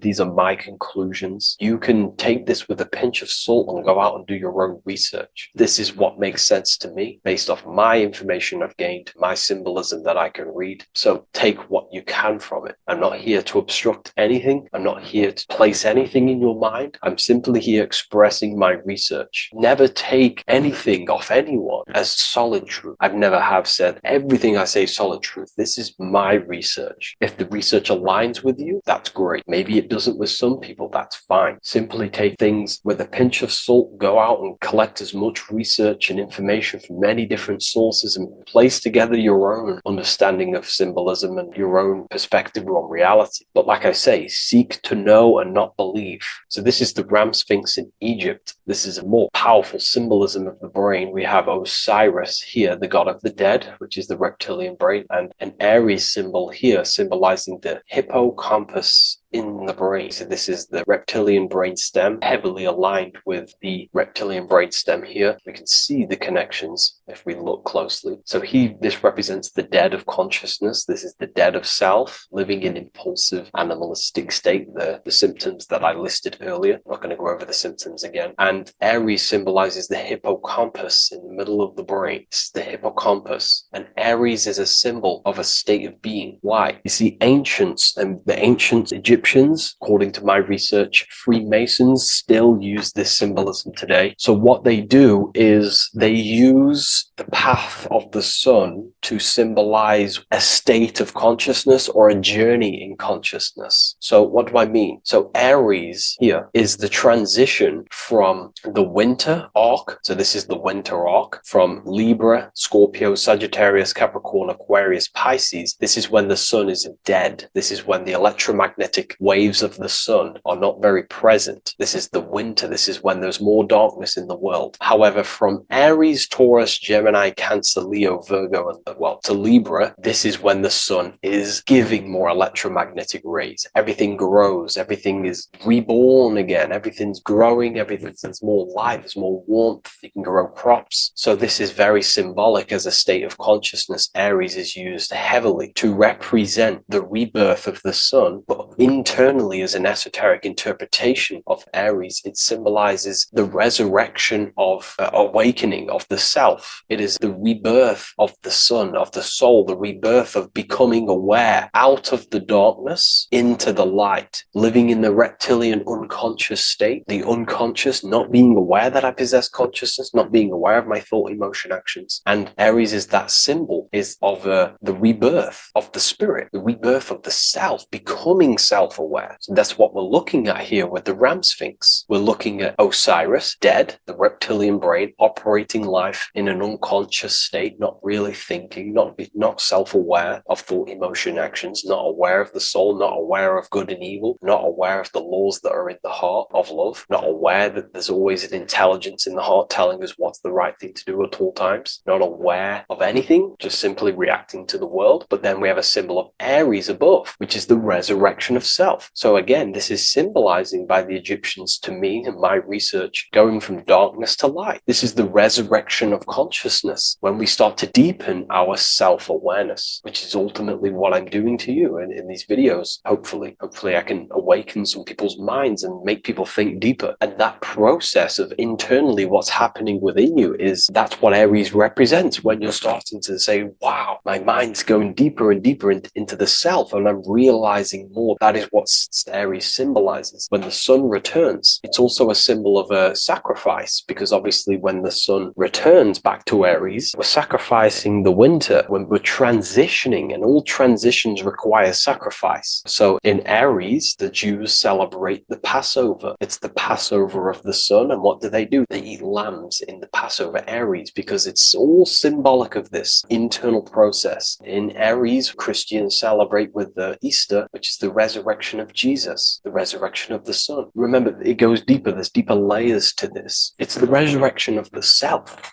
and the mind deepening into a deeper awakening. So again, we're going from the lower regions of the brain, and when we start to critically think and become self-aware, we're starting to use the mid part of the brain, and the mid part of the brain then expands into the neocortex, which is the resurrection of the self. The mind is no longer functioning in just the reptilian brain, but then it's going into the light of the higher brain, the neocortex, and this is the reptilian brain. This is the midbrain, what we're looking at here with the Ram Sphinx. Yeah. So this is the resurrection. It's the transition point of going from the reptilian brain into the midbrain, into the neocortex. We're now resurrecting ourselves. Now, this is not putting anything negative on the reptilian brain. Without the reptilian brain, we wouldn't be able to live. We need the reptilian brain, but it's an abuse of the reptilian brain that can keep us in a very low state. It keeps us stuck in an unconscious state. But the reptilian brain is what's allowing you to breathe, to eat, to scan the environment for any threats. If there are threats, we do need the reptilian brain. That's not to say it's evil, but what I'm saying is an abuse of this brain, which is what most people are stuck in. They're operating their life out of this brain. And this is what the Egyptians, I think, are symbolizing, trying to tell us, to resurrect ourselves, to become self-mastered, to become the highest version of yourself, to actively create in the world. Because when we are only operating from this brain, we're unconscious, well, then other people can use you as a vessel to create their reality. This is how the world is at the moment. The ones who know how to use the mind are controlling the other ones who do not know how to control the mind. So I hope this makes sense to you. Let me know if you have any video recommendations, and I'll see you inside Ethereal University. If you wish to take your research to the next level, I have things inside of there that are very powerful. We happily invite you. I'll see you inside of Join. If not, I'll see you in the next YouTube video. In this video, we're going to be talking about the evolution of consciousness. You are born human, however, you possess consciousness, which is the awareness behind your being, the awareness behind your thoughts, the experiencer behind your five senses, the experiencer, the observer behind your thought, emotions, and senses. You are an eye, an invisible consciousness looking through a lens, which is your body. Your body produces this physical world that you experience. Your brain produces this world. Your brain and body is a technological computer. However, you are an infinite, ever-expanding consciousness behind this physical body. And there is an evolution of consciousness, a cosmic journey of expansion. And this is why we see so much pyramid symbolism in the occult and esoteric world, and especially within Freemasonry.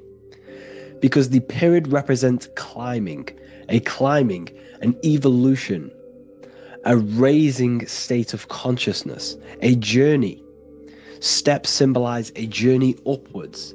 This is the raising and the evolution of consciousness, our inner world, the transmutation of our inner selves, of our souls and consciousness and our minds.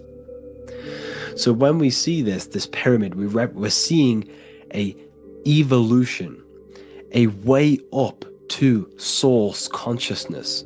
And the eye in the pyramid represents your source consciousness. It represents illumination. It represents divine guidance through this evolution of consciousness. This is why we see the ladder. Consciousness is ever expanding on an infinite journey of evolution. Each individual is a part of this cosmic process, contributing towards the ongoing expansion of both mind and awareness. As we evolve, we collectively explore deeper levels of existence, expanding the boundaries of thought and consciousness. The mind has the ability to expand infinitely into new realms of thought, into new dimensions of mind. The mind cannot be filled up. It is not a physical substance. The body can be filled up because it is a physical thing, but you cannot fill the mind. Therefore, the mind is constantly expanding, ever expanding into new fields of thought. So what we see in Freemasonry, the ladder, is again a journey, an elevation of consciousness. When we are born with an infant consciousness, and as we gain older, we gain an adult consciousness. Our inner world, our inner mind, and our emotional intellect changes and evolves. We are significantly different from when we were very young as an infant. It's because our consciousness evolutes, it changes, it alters like water. So, just like this evolution of your own consciousness as growing up, there is consciousness of beings existing in cycles beyond our own. And their consciousness is unimaginably different from ours.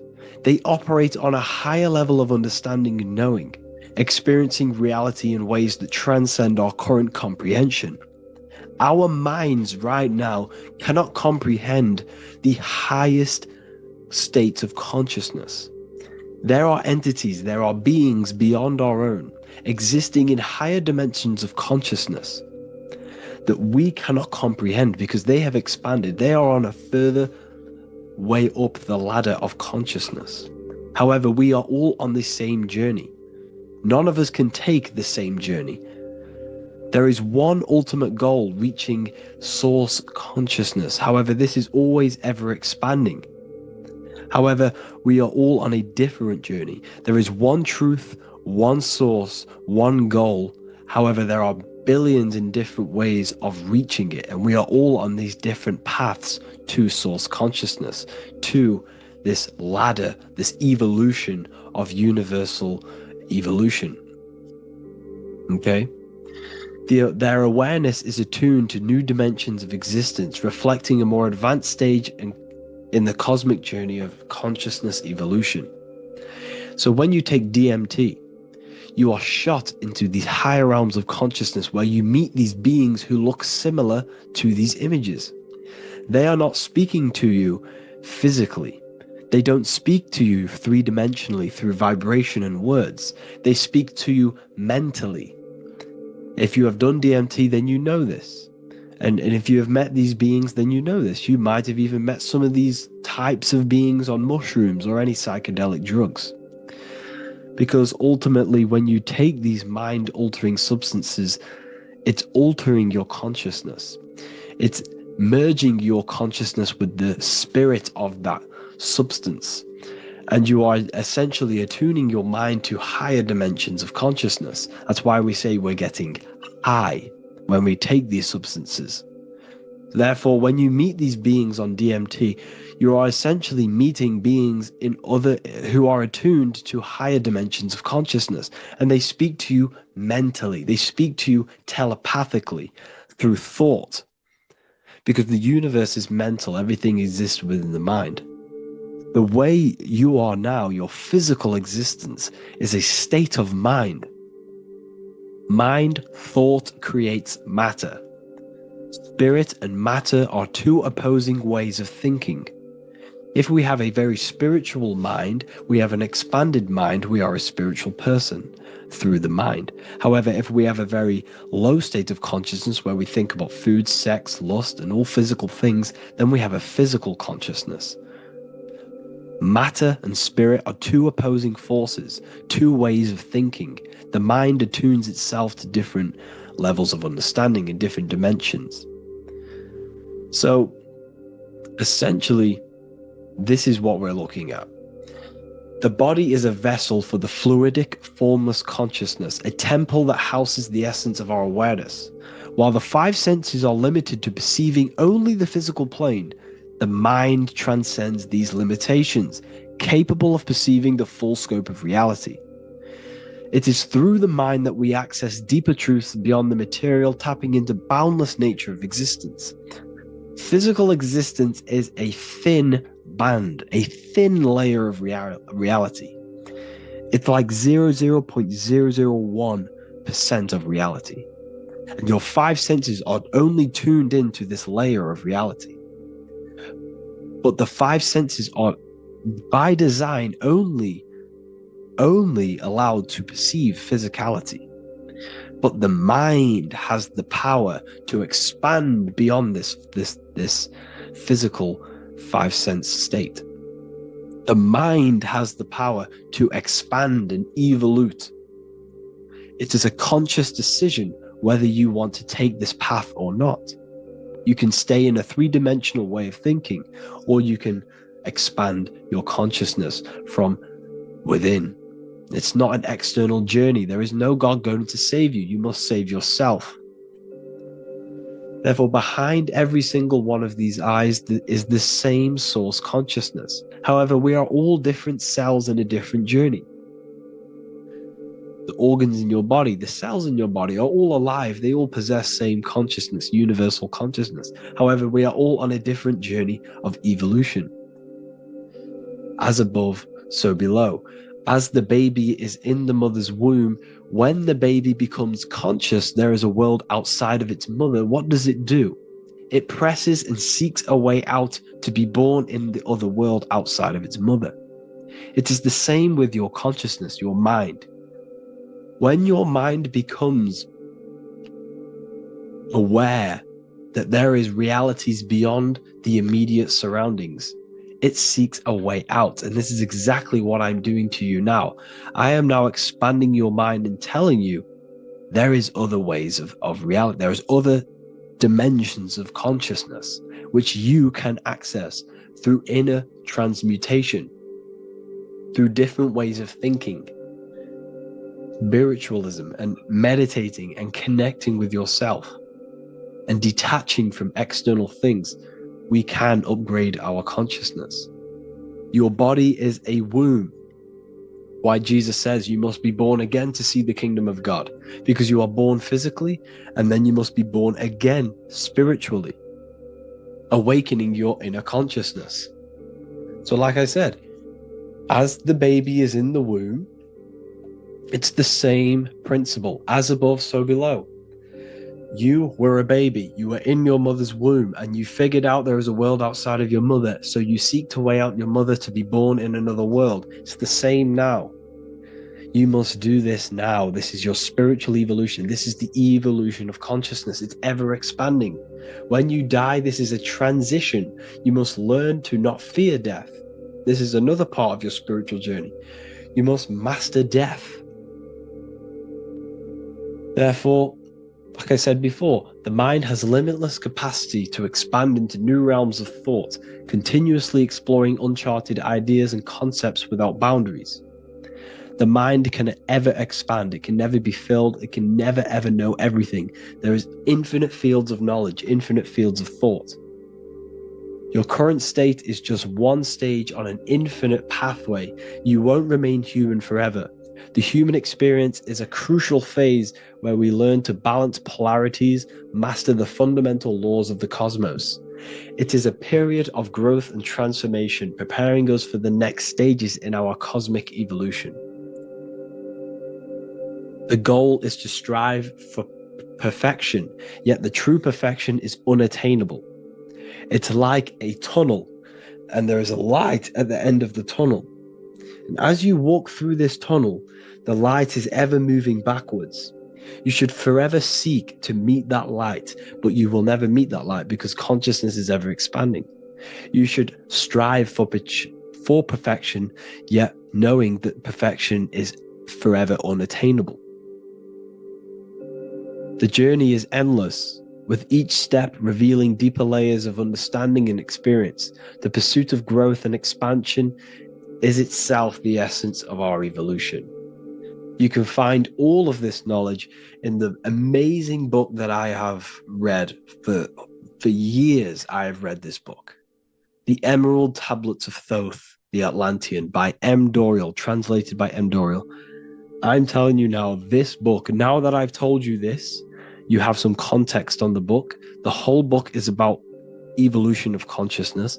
He's talking about higher dimensions beings. He's talking about how you can transcend this physical plane. It is truly the most amazing book you will probably read. One of the best spiritual texts you'll see. It's hard to understand, so you must read it over and over again. And the more your mind progresses, like for me, I read this every couple months. And the more I learn about consciousness, the more I expand my own consciousness. And every time I read this book, I pick out something new that just completely blows my mind. Because you can only understand this book to your level of consciousness, to your level of understanding. So now that I've told you all this information, go and read this book and it will absolutely blow your mind. And so will the Book of Wisdom Volume 2, which is now available. I released it the other day. I'm just going to read a page out now. This page is called Spirit and Matter. The Earth is not merely a dense, lifeless rock drifting through space. It possesses spirit, a living essence that animates its form. But what do we mean by spirit? Spirit in esoteric terms refers to the energy, the life force, animating the principles infused in matter. So essentially, what this page is talking about is how everything has spirit, consciousness within it. You are the middle, you are spirit and matter. You have the ability to expand your mind to the God self and raise above our animal instinct, our material self, and know the divine and expand. Animals cannot do this. Animals are not self-aware. Humans possess self-awareness. We can observe our consciousness. We can say, why do I exist? We can look in the mirror and know that we need growth. And this is what Anunnaki means. Anu means above. Anu was the supreme god of the sky, which is a metaphor. He represents spirit above, heaven. Anu came down to earth and married Ki, the goddess of the earth, which represents matter. It's a myth, it's an allegory. Anu married Ki and gave birth to the Anunnaki. Spirit came down and infused with matter and gave birth to the human, which is you. You are spirit infused in matter, Anu and Ki, Anunnaki. You are the Anunnaki. And this is just one of the teachings in my book. Honestly, this book is absolutely amazing. If you truly, truly want to expand your consciousness, give this book a read. And obviously, if you're inside the university, I give you this book for free. A paperback version. If you join the university, follow the steps inside of the general chat. You'll be able to download this book. Sorry, not download it. Order a paperback for free. All you have to do is pay for the shipping. You'll also gain amazing knowledge inside of my library, where your mind will just be overblown with the amount of esoteric books. There's over 45 rare occult books, plus you get a PDF of the Volume 1 and Human Health Guide. You get reoccurring updates where I expand on symbolism, occultism, where you will just feel absolutely amazing once you understand esotericism in yourself. You'll also learn how to create the dream reality that you want with the Manifestation Mastery course, where I teach you how your consciousness creates reality. You'll have a real lectures where I post lectures on symbolism, occultism, esotericism. There's a conscious community and live calls and Q&A where you can ask me questions and I'll answer your questions. I just want to say thank you to everyone who has joined the university. Thank you for even liking and watching this video. Any support I just appreciate every single one of you. Please, if you can, leave a comment and a like on this video and let me know any videos you want me to make in the future. And I will start uploading a lot more to the YouTube. So yeah, thank you all for tuning in today. Have an amazing day. Welcome to Revival of Wisdom. Welcome people, we're back with another video. Please make sure to hit the like, the subscribe button, and turn on notifications to never miss a video. The Vatican is a giant key from a bird's eye view, and it also contains an 8-pointed star. The Anunnaki Sumerian gods also depicted this 8-pointed star. The sky god Anu from the Anunnaki also uses the 8-pointed star for his symbol. And even Freemasons depict an 8-pointed luminary with a ladder and a key. This is symbolizing the key to ascension up to the 8-pointed star, which is Polaris. Polaris is always depicted as an 8-pointed star. Polaris is the standstill star at the very center of our realm, which is perfectly aligned with the North Pole. The Earth is a giant torus field, and at the center is where the most electromagnetic energy is stored. This is why all compasses point to the north. Hence why a compass is an 8-pointed star, because it points you to Polaris, which is the North Pole, the center of this realm. The 8 points of the 8-pointed star symbolize the 8 points in space and time. So yes, Polaris is the portal which you ascend through if you outgrow this consciousness by aligning your chakras. Our earthly realm is a macrocosmic reflection of us, and we as humans are the micro reflection, with the earth containing its 7 chakras as well as us. The North Pole is the 7th chakra, which is the crown chakra. So the key to ascension is held by the Vatican, hence why it's a giant key, because they mislead the masses through their religions, which teaches the masses to look outside of themselves. As stated in the 20,000-year-old emerald tablets, written by the Egyptian god Thoth. On Earth, man is in bondage, bound by space and time to the Earth plane. Encircling each planet, a wave of vibration binds him to his plane of unfoldment. Yet within man is the key to releasement. Within man may freedom be found. So the 7 planets are associated with each 7 chakras. The lowest chakra being the root chakra, which is associated with Saturn.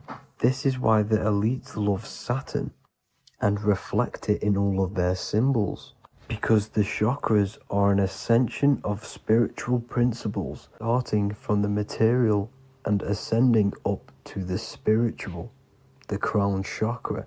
However, evil love bondage, and they are trapping souls in the physical realm by stopping and provoking the ascension process. They do this by abusing the energy of Saturn, and Saturn is associated with the lowest chakra, The lower three chakras are associated with survival mode, which keeps the consciousness in a constant state of fear and only aware of its surroundings. Once you start to ascend up your chakras, you become more consciously aware of spiritual deeds. And this is the process of returning back to your true spiritual form. Going back to Polaris and its connection to ascension, Kanye West symbolizes this on his music video 24. As you see him rise up into the sky, you see an 8-pointed shape around him, which symbolizes the 8-pointed star as you see the beam of light. And even NASA symbolized this in their Space Delta logos, a bear holding a key with an arrow up to Polaris, the 8-pointed star. Here's another NASA logo of an arrow from the Earth to Polaris. The series Lock and Key on Netflix is all about portals and doorways, and they have the Kundalini energy as one of their keys. Kundalini energy is the energy which rises up the spine, the 33 vertebrae, and activates the third eye. The third eye is the spiritual gland which connects humans to other spiritual realms. We are not the body. Our spirit, our soul inhabits the body. We exist physically, spiritually, and mentally. Therefore, we are multidimensional. The intellectual and spiritual inhabit the body. Therefore, this is just an avatar within this timeline. However, within each and every one of us, we all have the key to releasement, as says in the Emerald tablets. This releasement is ascension, up until higher states of consciousness. As stated in the Emerald tablets, man is in process of changing to forms that are not of this world. Grows he in time to the formless, a plane on a cycle above. And another one saying, man is a flame bound to a mountain, but we in our cycle shall ever be free. Know ye, O man, that when ye have progressed into the cycle that lengthen above, life itself will pass to the darkness, and only the essence of the soul shall remain. That's it for this video. I hope you all enjoyed. Please feel free to leave a like, subscribe, and comment any subjects you want me to talk about. God bless you all.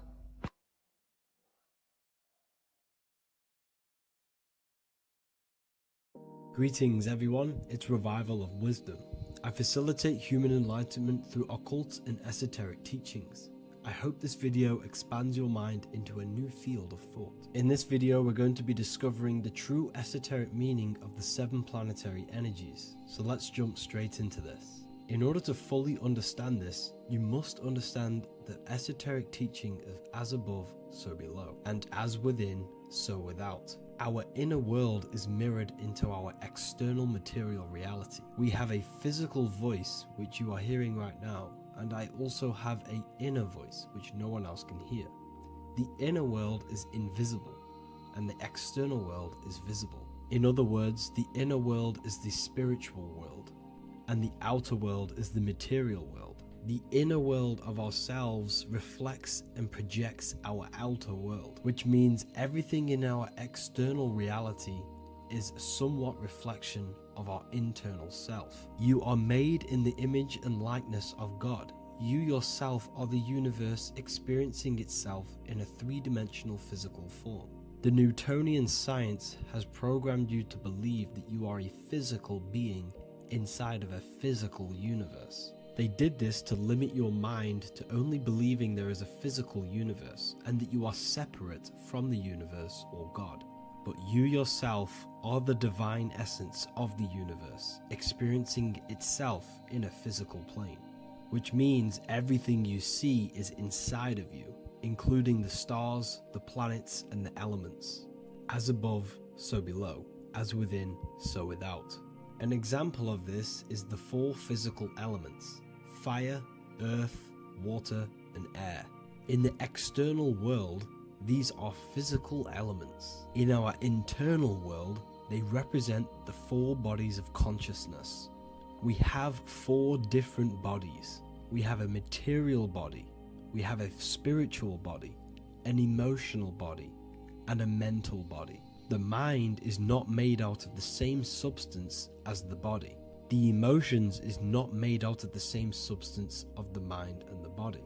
These bodies exist in 4 different dimensions, 4 layers of consciousness. With that being said, the 4 physical elements are inside of us. The earth is our material physical body. Fire represents our spiritual astral light body.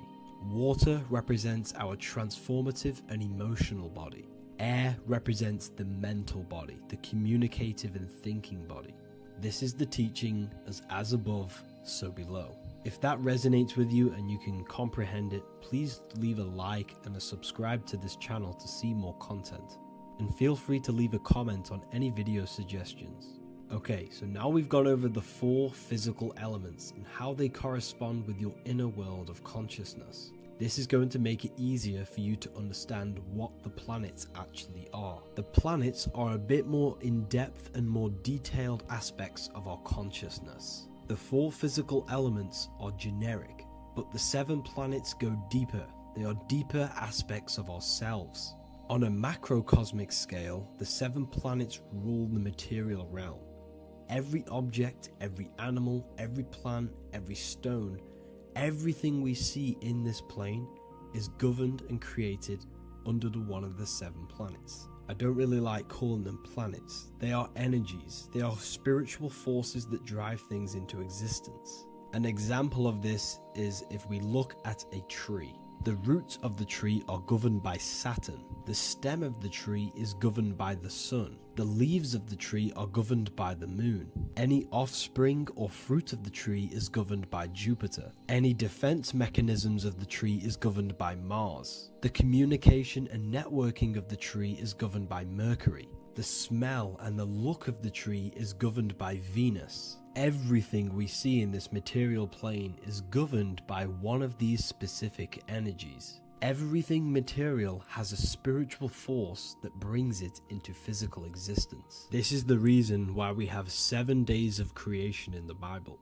The 7 days of the week, all governed by the planetary energies. Monday is moon day for the moon. Mars governs Tuesday. Mercury is Wednesday. Jupiter is Thursday. Venus is Friday. Saturn is Saturn day. And Sunday is for the sun. This is the reason why there are so many 7s in this physical plane. 7 days of the week, the 7 colors, the 7 chakras, the 7 diatonic musical notes, the 7 lamps on the Jewish candlestick. The G inside of the Masonic square and compass, G is the 7th letter. Now let's go a little bit deeper into every planetary energy. Saturn in the external material plane governs the foundational and enduring aspects of existence, such as roots of plants, the bones of our body, and even the insects that dwell beneath the ground. Saturn represents the dull, hard, and unyielding forces of life, symbolizing structure, limitation, and conditioning. Under Saturn's influence, things become rigid, bound by restrictions and boundaries. This is the reason why Saturn is known as Father Time, because Saturn rules anything that is a restriction and a limitation, which is time. The whole of this material plane is governed by time.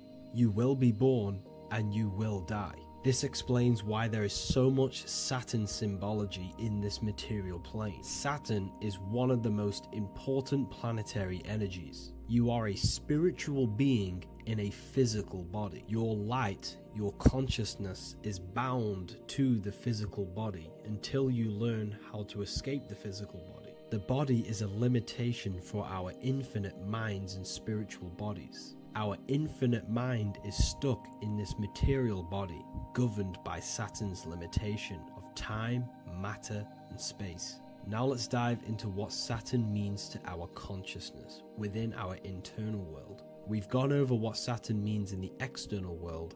What does it mean to our consciousness? Internally, Saturn embodies the conditioning within our consciousness. When the Saturnian aspect of our consciousness dominates, we become overly rigid, fixated, and restricted in our thinking and actions. For example, Saturn's influence is strongly felt in today's world, where many people's minds are confined to societal norms and conditioned responses. Saturn is the aspect of our consciousness, our minds, such as limiting belief systems and limiting thoughts and emotions. This is the negative thought that you can't get rid of, that's holding you back.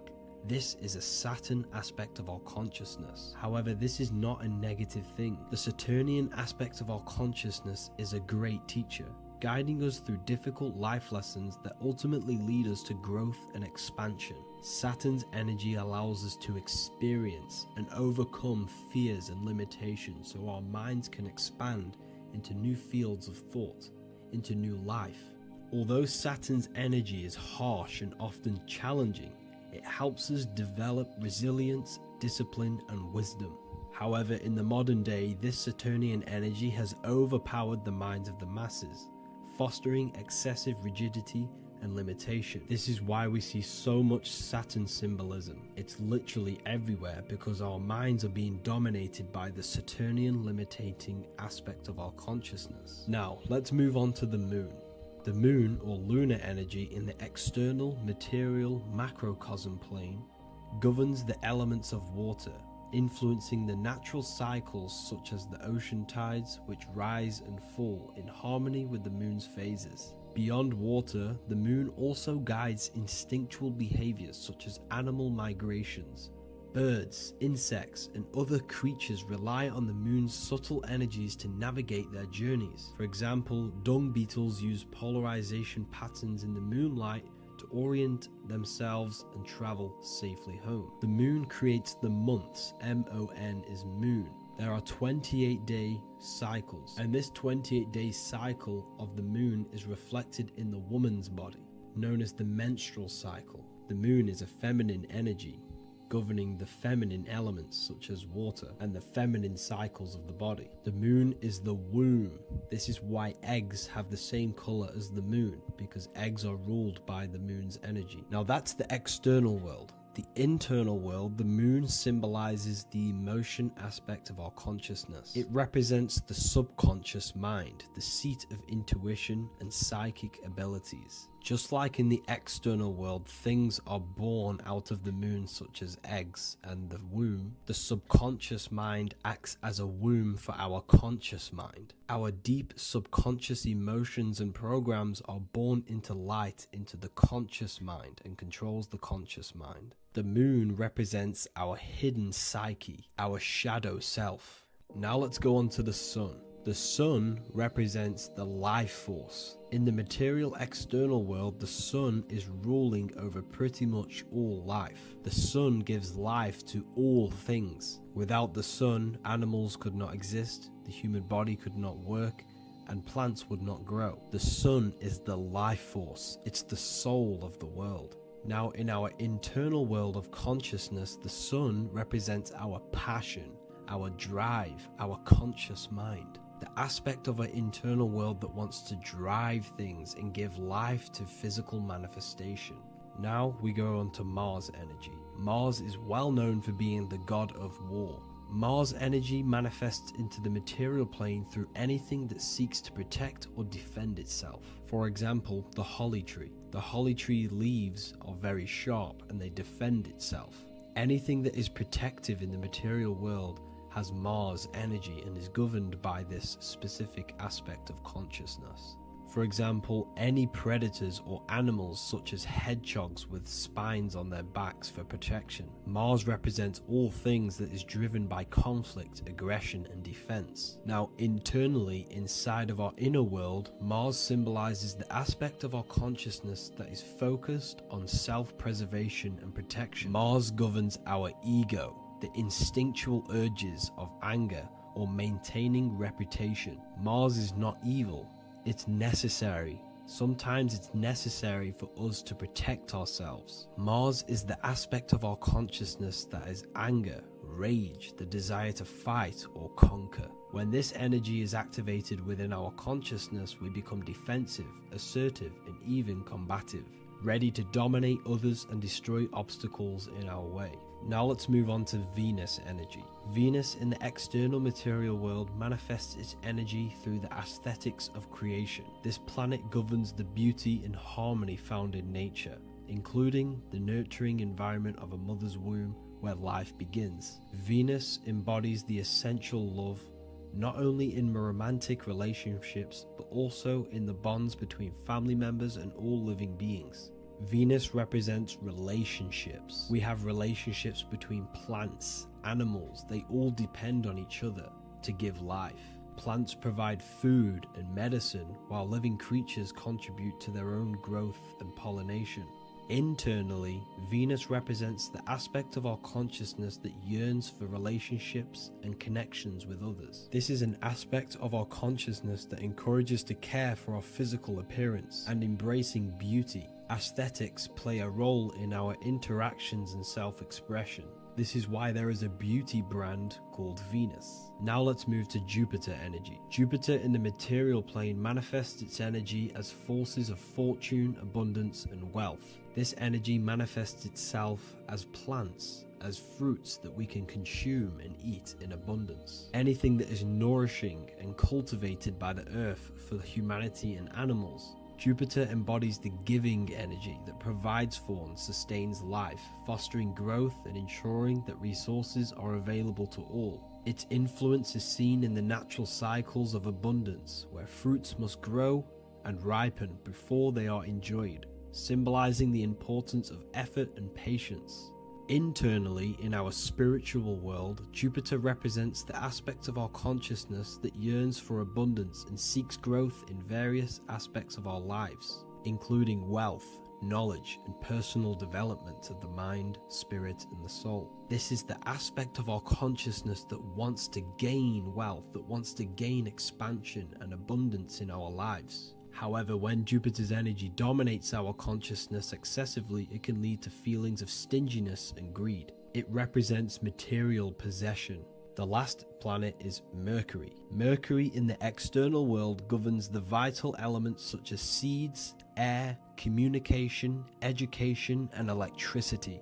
Known as the messenger of the gods, Mercury rules over intellect, communication, and the transmission of knowledge. Mercury's states of consciousness manifests itself in the material plane as the network between trees and plants, how they all communicate together. It represents the intelligence behind all physical things. It's the intelligence behind the seed that allows it to grow into a plant. Mercury's creative energy is manifested in the nervous system of the human body and all living animals. The intricate messenger that transmits signals from the body to the brain and then to the mind. This intelligence within us allows us to facilitate thought and movement. Internally, in our spiritual aspects of consciousness, Mercury is the state of consciousness that seeks knowledge, understanding, and intellectual growth and expansion. This part of us is curious, eager to learn, and driven to communicate ideas and information. It represents our mental body. The Roman god Mercury is often depicting flying because this symbolizes the air. Air represents our mental body. When the Mercury aspect of our consciousness dominates, we become highly intellectual, constantly seeking information, analyzing situation, and communicating our ideas. While this can enhance our understanding and ability to interact with the world, an excess of Mercury's influence can lead to overthinking, excessive analysis, and focus on intellect over emotions or intuition. Okay, so they are the 7 planetary energies in the external world and your internal world of consciousness. These energies are manifested in the Roman mythology as human beings. They are depicted as human beings, but this is nothing but symbolism. These gods never existed physically. They represent aspects of our consciousness and spiritual forces that govern the material plane. Every material object, every intelligence, every piece of life in this universe is governed and brought into existence by one of these spiritual forces. Now, I hope this video has expanded your mind into a new realm of thought. Make sure to leave a like, a comment, and subscribe to the channel for more occult and esoteric information. You can read more about this topic and many more occult and esoteric teachings inside of my books, the Book of Wisdom Volume 1 and the Book of Wisdom Volume 2. I honestly advise that not everyone reads these books. These are books which will completely transform your view on reality. You will feel a lot better reading these books because you will find a connection with yourself and the universe. Understanding truth and knowing thyself gives you a sense of well-being. Like I said, this is not just a book. This is a beginning of your journey of expansion and growth. Reading them can be life-changing. Inside my university, I host live calls where you can ask me questions, and you can watch all the pre-recorded live calls. You also gain the ability to manifest your own reality through the Manifestation Mastery course. There is also a library with all of the PDFs that I've read in the past of occultism, symbolism, and esotericism that you can gain access to. There is a whole lecture section where you can watch all of my occult lectures. This is a place of transformation. The price of the university will be going up very soon. If you join now, you will gain a free sexual alchemy course which will teach you how to transmute sexual energy into creativity. I'll leave all the links in the description for the university and also my website where you can get my books. I hope you enjoyed this video. Take care.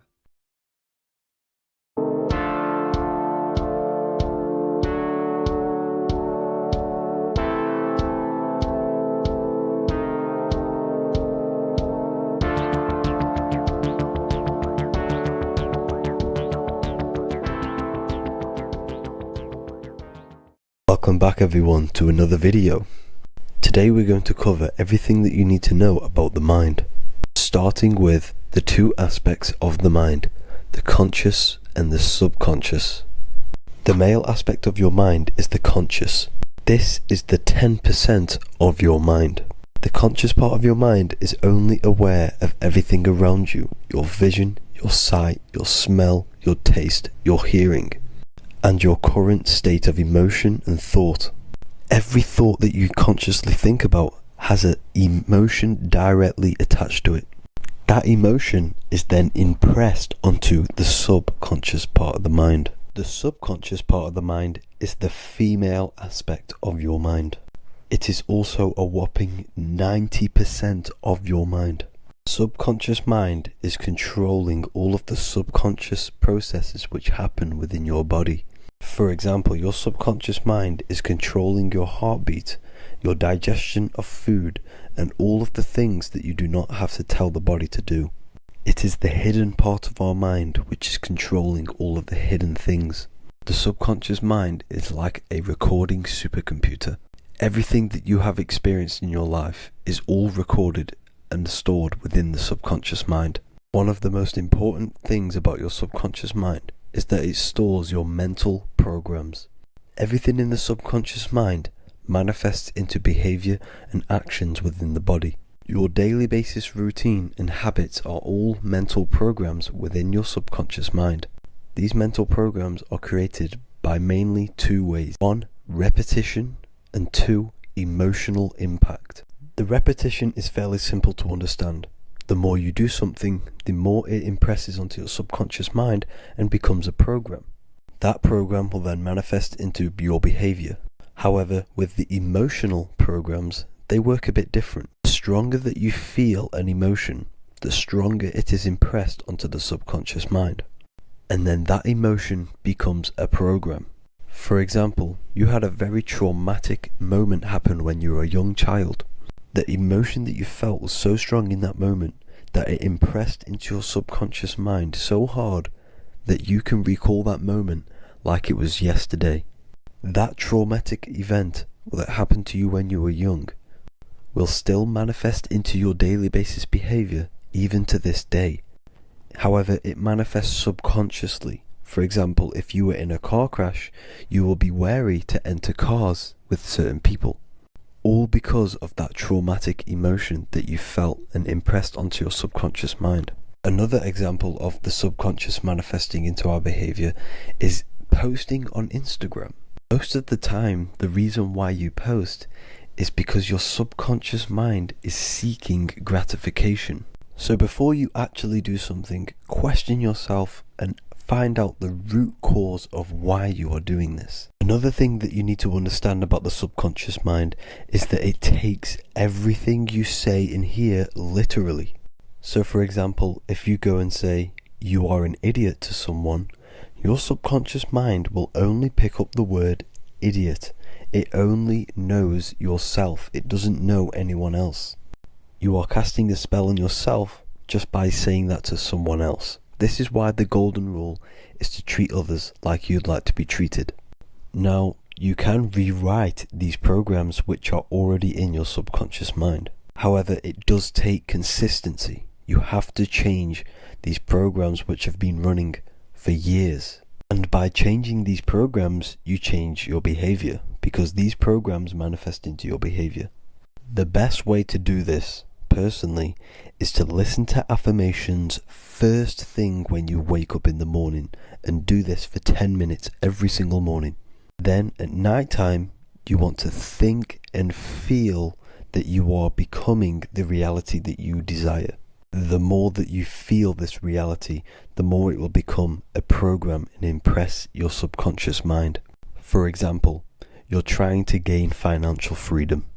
If you trick your subconscious mind into creating a program saying that you are financially free, this will manifest into your behavior. You will start doing more work. You will start looking for ways to make money. Your mind will be set on the frequency of money and financial freedom. Therefore, you will receive thoughts based around this program. If you take enough action, your life will dramatically change because of this program that you created in the mind. This is why we call it a mindset, because your mind is a frequency tuner which sets its frequency onto different thoughts, because thoughts are frequency. If you fill your mind with a specific frequency, you will gain thoughts and ideas based around that frequency. To create a stable mind, you need to master your emotions. You need to change your mindset. Everything that you experience is neutral.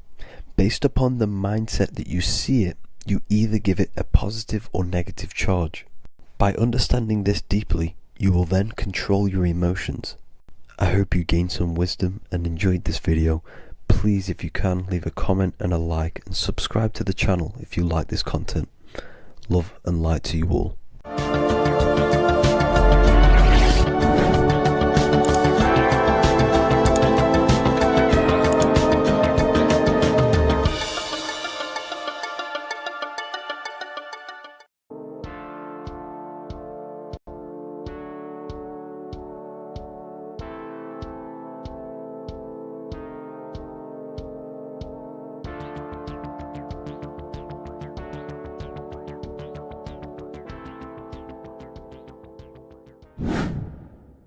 Hello and welcome to another video, people.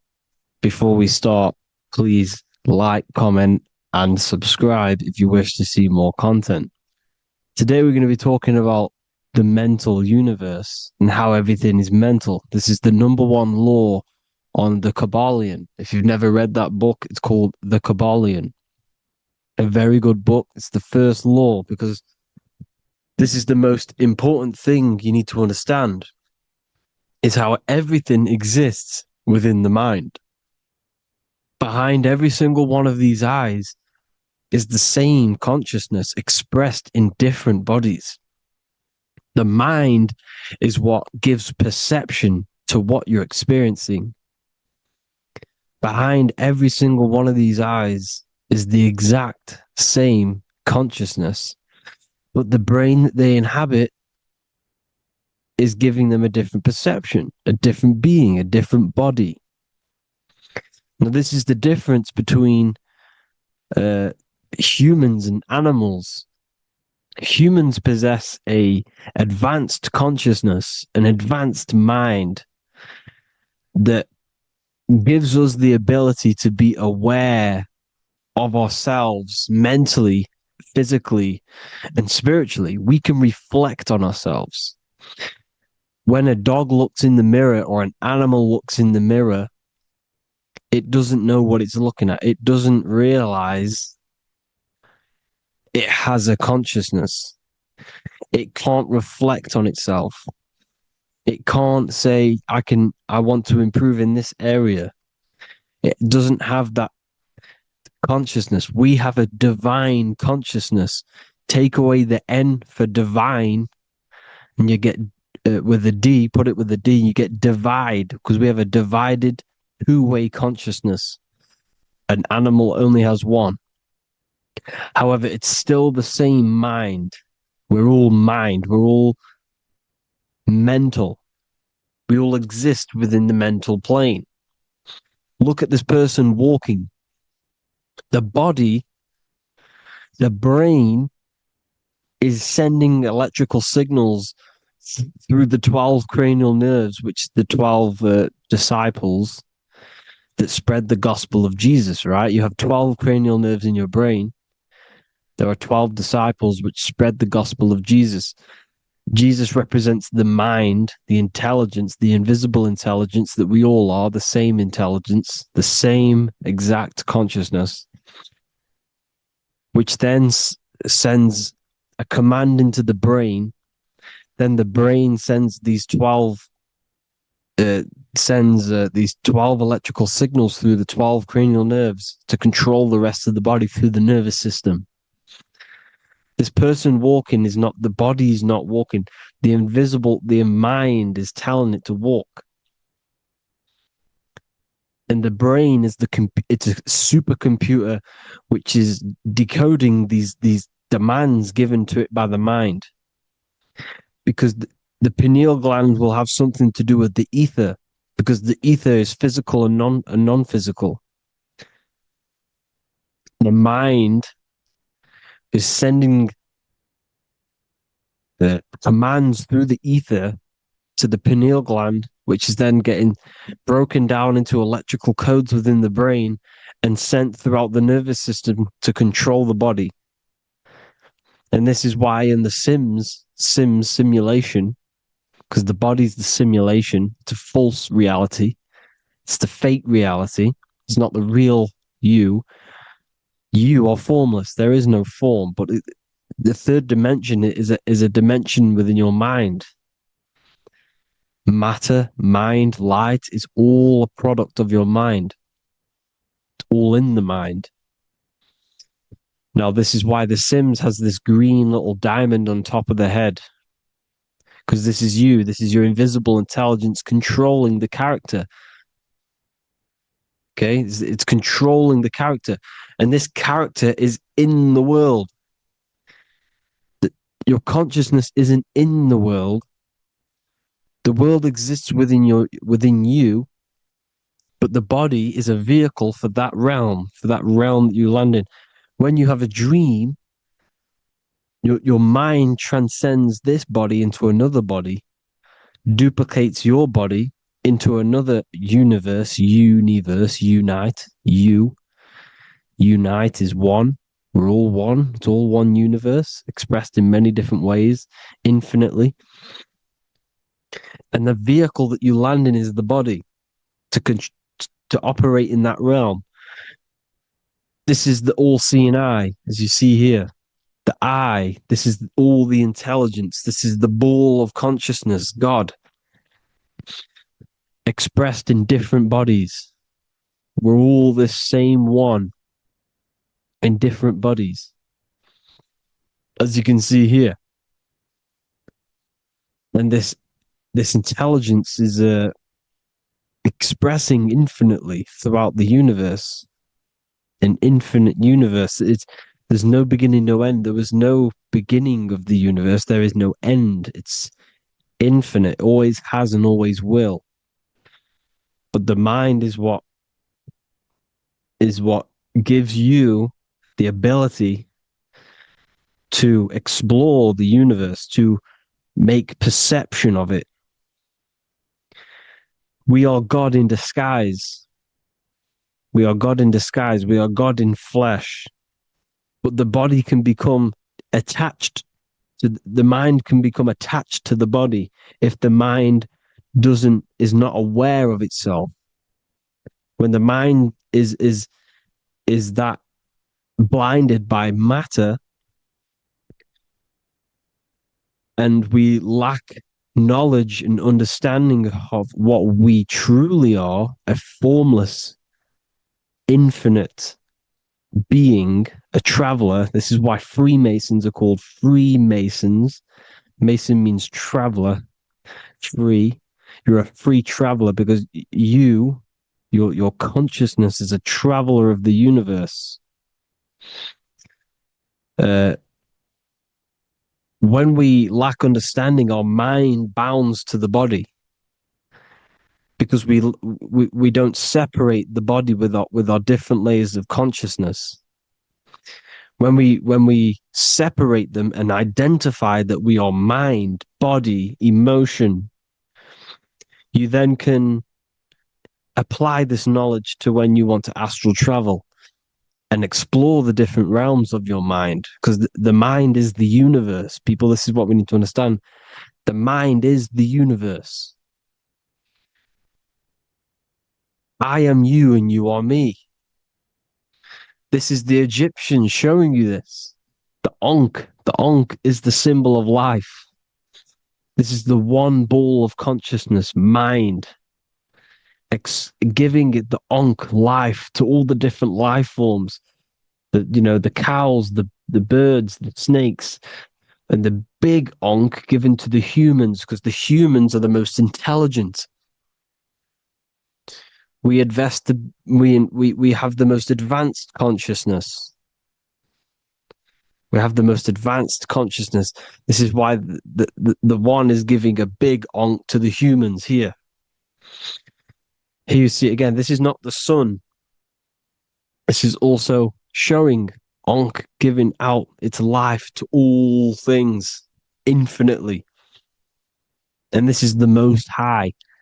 We are the Most High in disguise. When we strip off the body, we strip off the desires for the physical world, we strip off all of these fake identities that the mind gets attached to. That is God. The universe. You are the universe experiencing itself.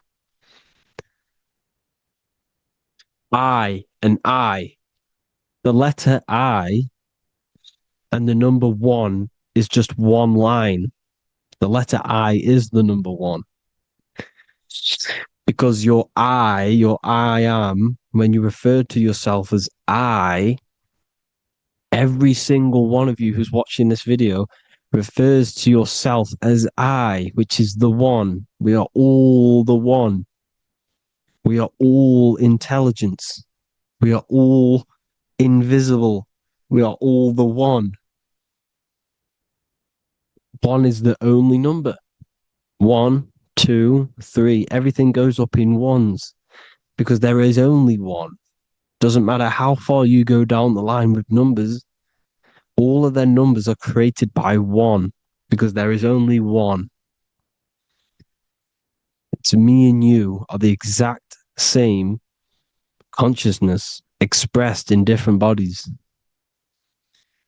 Mind, cause. There is only one cause. There is only one mind.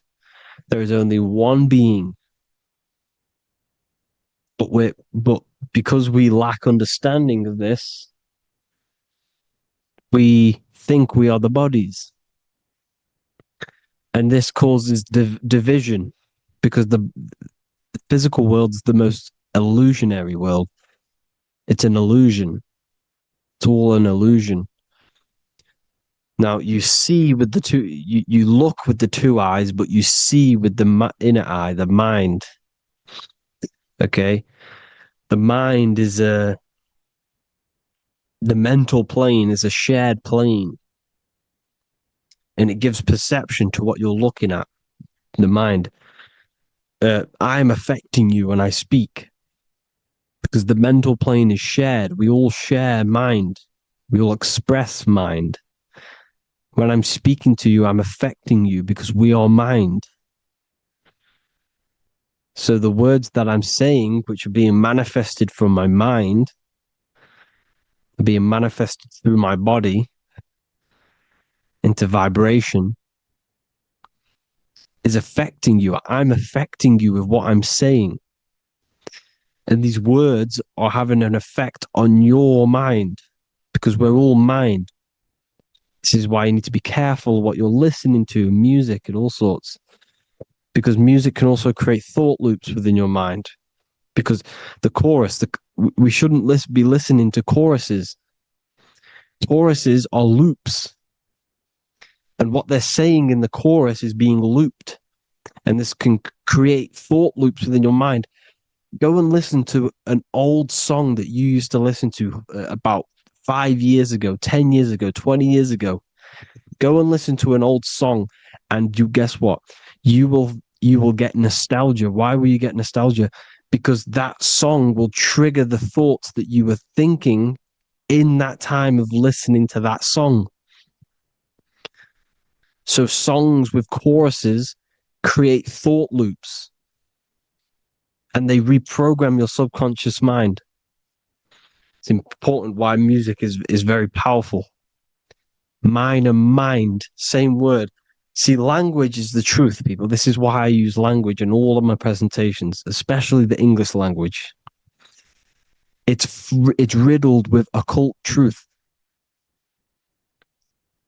I is my me. I, you, and me are I, one. We are not the name. We are I. Every single one of you is I because we are all the one, all mind. Now, the only thing that is truly mine is my mind.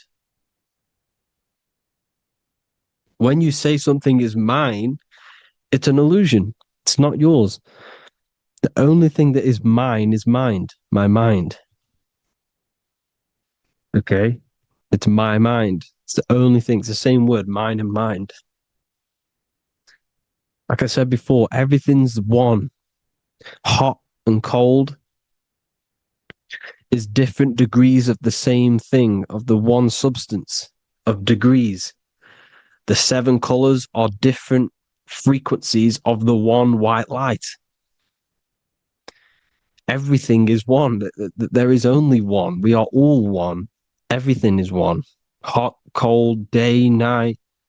It's the same degree of one, which is mind. The mind's perception is what's giving it, labeling it hot or cold. The mind's perception of colors is what is giving it red or purple, hot or cold. There is only mind. The mind gives things perception. There is only one, that is mind. The conscious and the subconscious mind. The male and the female, these are married.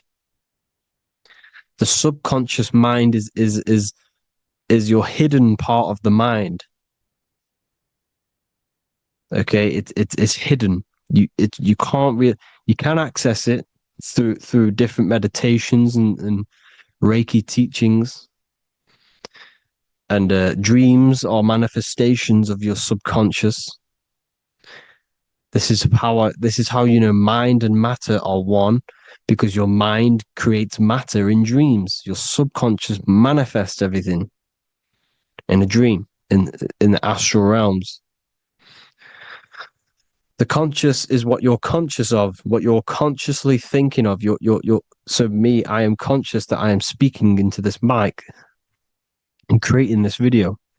My subconscious mind is the hidden part of the mind, which is speaking to my heart, telling it to beat. It's telling my food to digest. It's regulating all my blood. It's doing everything in my body without me being conscious of it. Without me being conscious. The subconscious is the feminine. The conscious is the male.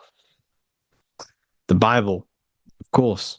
Proverbs 12:4. Helpful, not helpful, an excellent wife is the crown of her husband, but she who brings shame is like rottenness in his bones. In the same way, husbands should love their wives as their own bodies.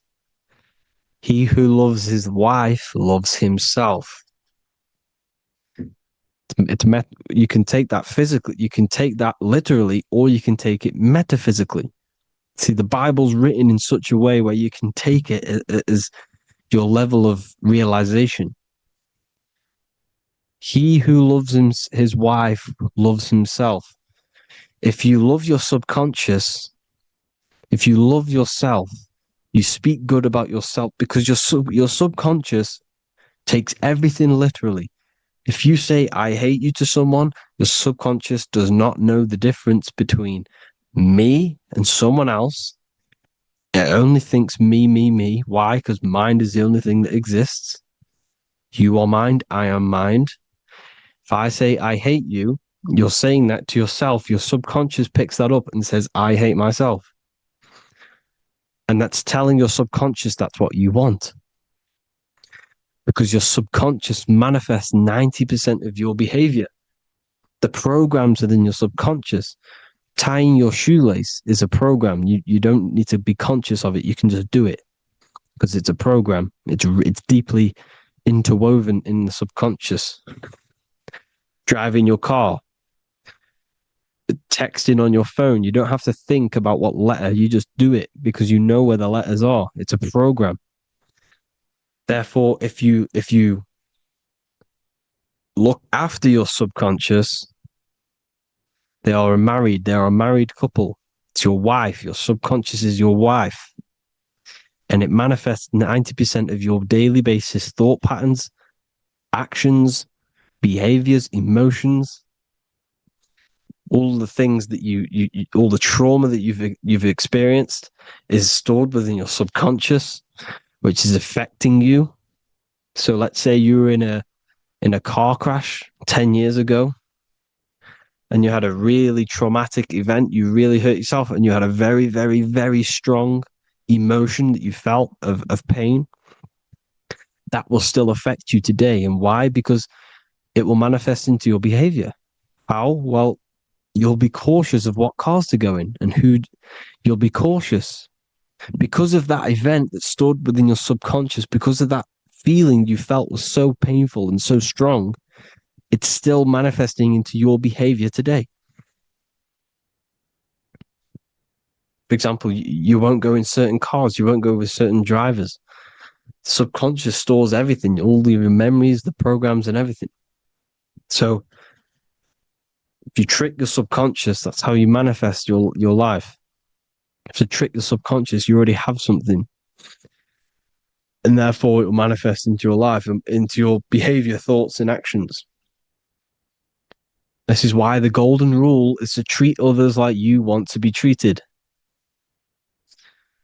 Because I am you and you are me. We are all subconscious. We all have subconscious. Whatever I do to you, I do to me. Because my subconscious picks that up and thinks I'm speaking to me. Mind is very powerful. Whatever I do to you, I do to me. Treat others like you want to be treated. The golden rule. That is the only rule we need in this realm, in the universe. If everyone understood this rule and how the subconscious works and how karma works, we'd live in heaven on earth, the Garden of Eden, the golden age.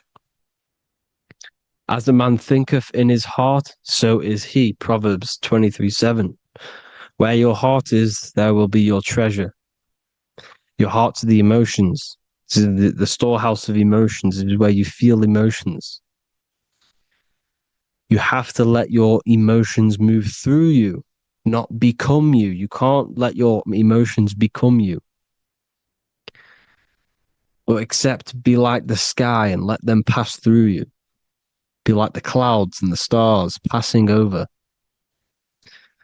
Let them pass through you. Do not let them become you. And this is how emotions can take over your mind. We are driven by, when a man is driven by emotions, he has no self to control. You must control the mind, because the mind can be corrupted. Because your thoughts are electrical in the brain. Your thoughts come from the mental plane. So how the mind works is that you place your attentions on something in the mind, and infinite information just flows in. Think about it. When you think of a certain topic, as soon as you think of that topic, information comes flying into your mind. Different ideas, ping, ping, ping. It's all connected. It's why we call it a mindset, because your mind sets itself to frequencies. And when we think of something, we tap into that frequency, and just the universe, the mind, the mental plane just flows in information based on that frequency and that thought. The universe is just information. All of the information out there, nothing is new. It's all there. You just have to tap into it. You can tap into these different thoughts, and it's all there. Everything already exists within the mental plane. You don't think anything. You receive thoughts. We all share the mental plane. We affect each other. I'm affecting you. Listening to me is affecting your mental plane, your mind. The physical plane is the lowest plane. It's the world of effect. Everything you see in the physical plane is the effect of mind. Like I said, the person walking is the effect of their mind telling the body to walk. The physical plane is the lowest dimension of your mind. Mother Earth, we are in a mother. We're in the womb still. The Earth is feminine. It looks after you. It provides you with food for free. It grows on trees with water. It's Mother Earth. It's the womb. The dome above your head is your mother's belly. Okay? Is your mother's belly. You're in the womb still. You're forever in the womb because your mind's constantly expanding. Because when the baby's mind figures out that there is a reality outside of its mother, it starts to hear the people on outside of its mother, what does it do? It figures a way out of the mother, and it becomes born again in the water, in a hospital, into the other world. It's the same with our minds. When our minds figure out there is other worlds beyond this physical, we explore them. The astral plane, for example. You figure a way out of the body. Because when you're the firmament, look at the word firmament, meant at the end. Firm is firm, something strong, something like a rock is firm. If your mind is firm like a rock, you will be stuck under the firmament.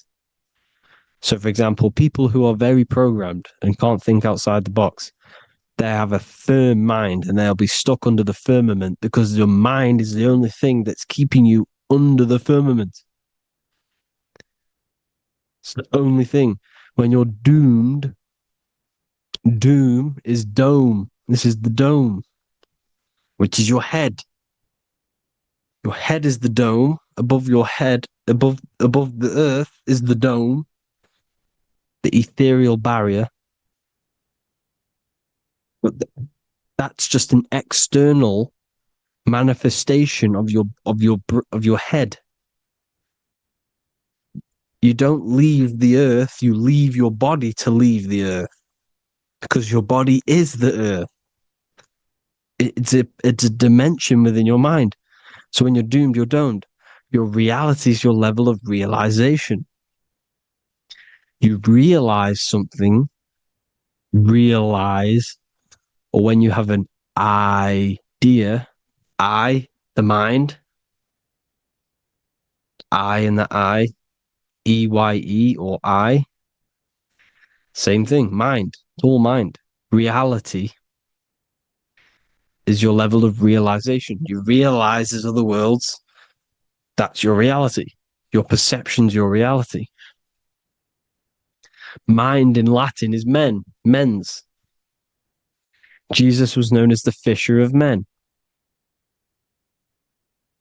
which is the fisher of minds.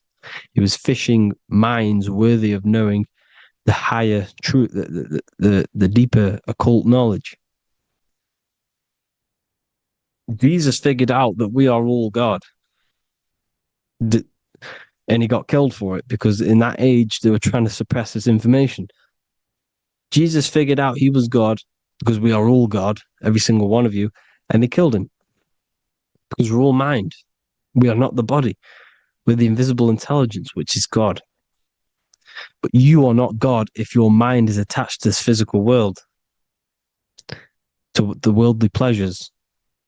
If you master your mind and travel the depths of your mind, that is God. Mental and men. Look at the word mental. It has men in it. Men in the Bible means mind.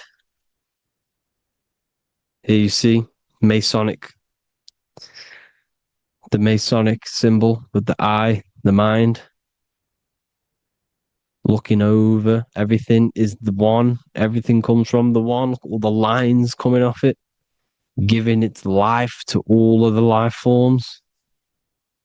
Down here on the bottom, you have duality, black and white. Up here, you have singularity.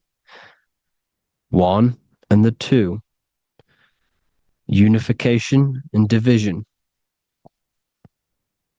The lower self is divided into the left and the right. So the Bible even says, I forgot what verse it is, but it says, it's better to go through life with one eye than to have two and be cast into the fiery abyss of hell. I'm not sure what verse it is, but you can research it yourself. It's better to go through life with one eye, to be unified. Unified consciousness. Dimension. No brainer. No brainer. The language tells you the truth, people. Dimension. The dimensions are in your mind. Entertainment. Entertain the mind. Disappointment. It's all in the mind. Environment. The environment that you are in is a product of your mind. Within, rearranged spells high twin.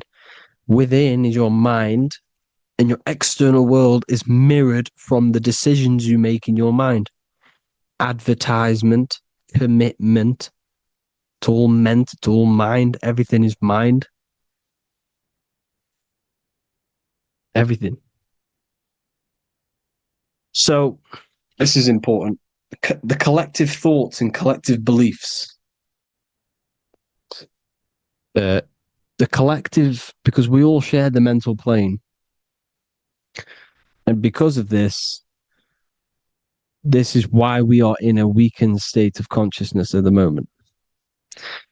Because the collective thoughts and the collective minds overall are asleep.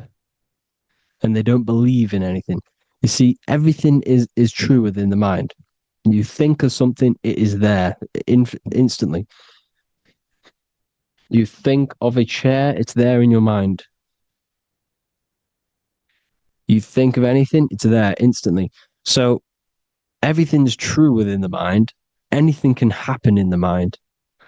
Anything can happen on the physical plane if the collective consciousness, the collective minds, believe it to be true.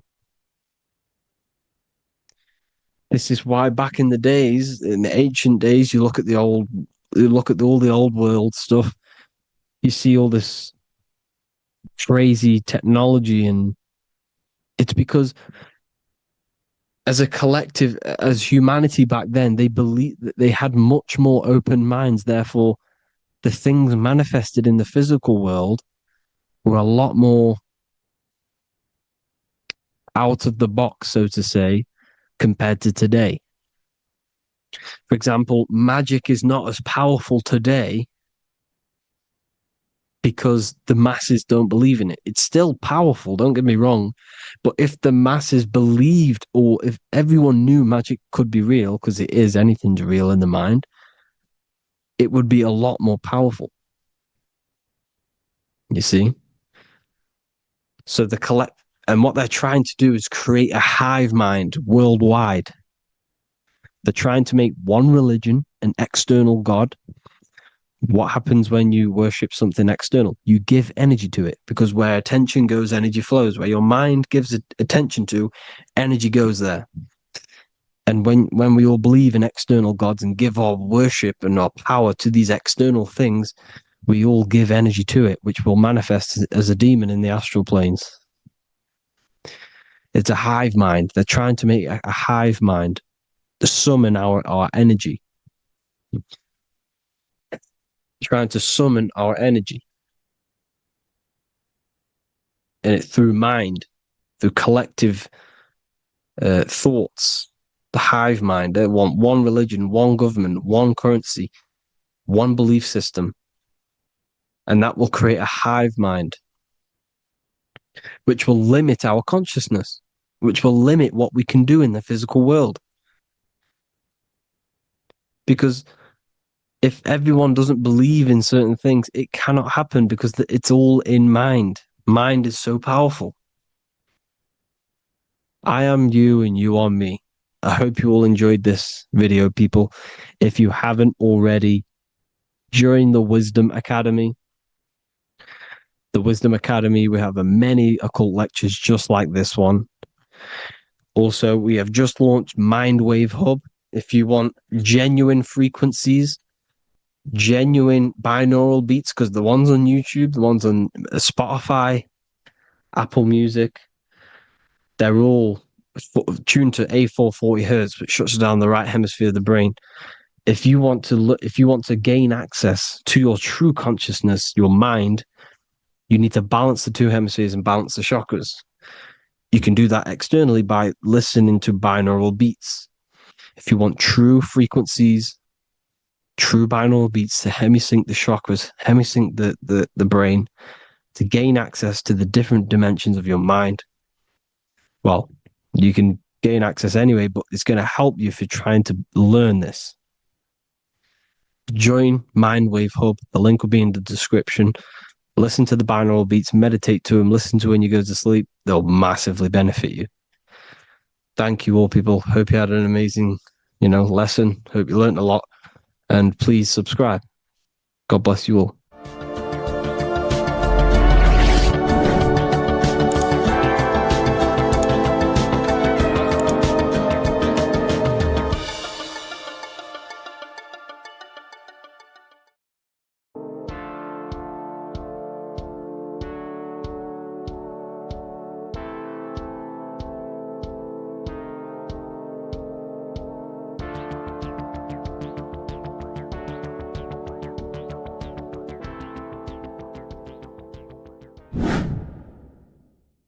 What is good, YouTube? Today we're going to be talking about the astral plane and how the cosmology fits into the astral plane. Okay, so first let's go over the astral plane and go over the different layers of reality so that you can understand reality more. You are a multi-dimensional being. You are not in these, you are in all of these realities at the same time. They all interweave into one big reality. But there are different planes. They are different vibrational dimensions. There are different dimensions of reality.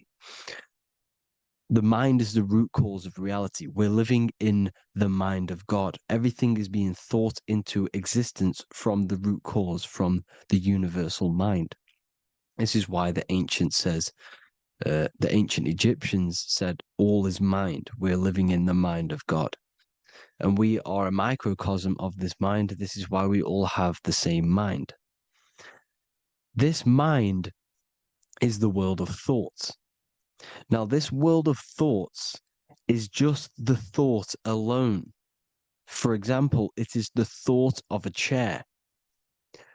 But then when you start to imagine this chair and you start to mentally see the chair, you're now manifesting the thought, the singular thought, into some sort of form. So now you're imagining the chair. You're imagining the form of this chair, which is then manifesting into the astral plane. The astral plane is the world of thought forms manifesting. So when you are imagining something, you are seeing into the astral plane. Okay? Your third eye, it is an eye because it sees the astral plane. It is seeing the other side through imagination, through dreaming. Well, we'll go over dreaming later. So the thought of a chair is a singular thought. The imagination of the chair is the manifestation of the chair. And in the astral plane, it's basically the world of all the chairs that could ever exist. So your thinking of the chair is a singular thought, which is the mental plane. The astral plane is the imagination of that chair, is the thought, the manifestation of it. Depending on the vibrational state of the thought will depend what level of the astral plane it will go to. For example, if you're thinking about a chair to torture someone on it, it's going to go on the lower astral plane. Or if you're thinking and imagining happy things, it's going to go to the higher astral plane. So wherever your mindset is, that we call it a mindset because your mind is setting frequencies to certain things. Thoughts are frequencies. And a mindset is setting your frequency, setting your mind to a certain frequency. So when you set your mind to a certain frequency and you imagine something in that frequency, you're going to match everything in the astral plane that are on that similar frequency, just like you would in the physical world. Because we're all in these worlds right now as we speak, but we can't see them with the two physical eyes. We can feel it though. When you're around someone and you've just met a new person, for example, you can feel their vibration. And if you're not on a similar vibrational match, you will not get along with that person, or you just won't not get along, but you won't connect with that person because you're on two opposing frequencies, not matching. And this is something you can't see, you can only feel because it's the astral plane. It exists within the astral plane. Everything in the astral plane is made out of vibrations. So if you do astral project, and if you already know how to astral project, you will see beings and people and things that are on the same frequency as you. This is why before you astral project, you need to sort your vibration out before you astral project, because you are projecting your consciousness into this. It's the mind. The mind is the bridge. It can move between realities. You are a observer. You are a observing soul which observes different realities.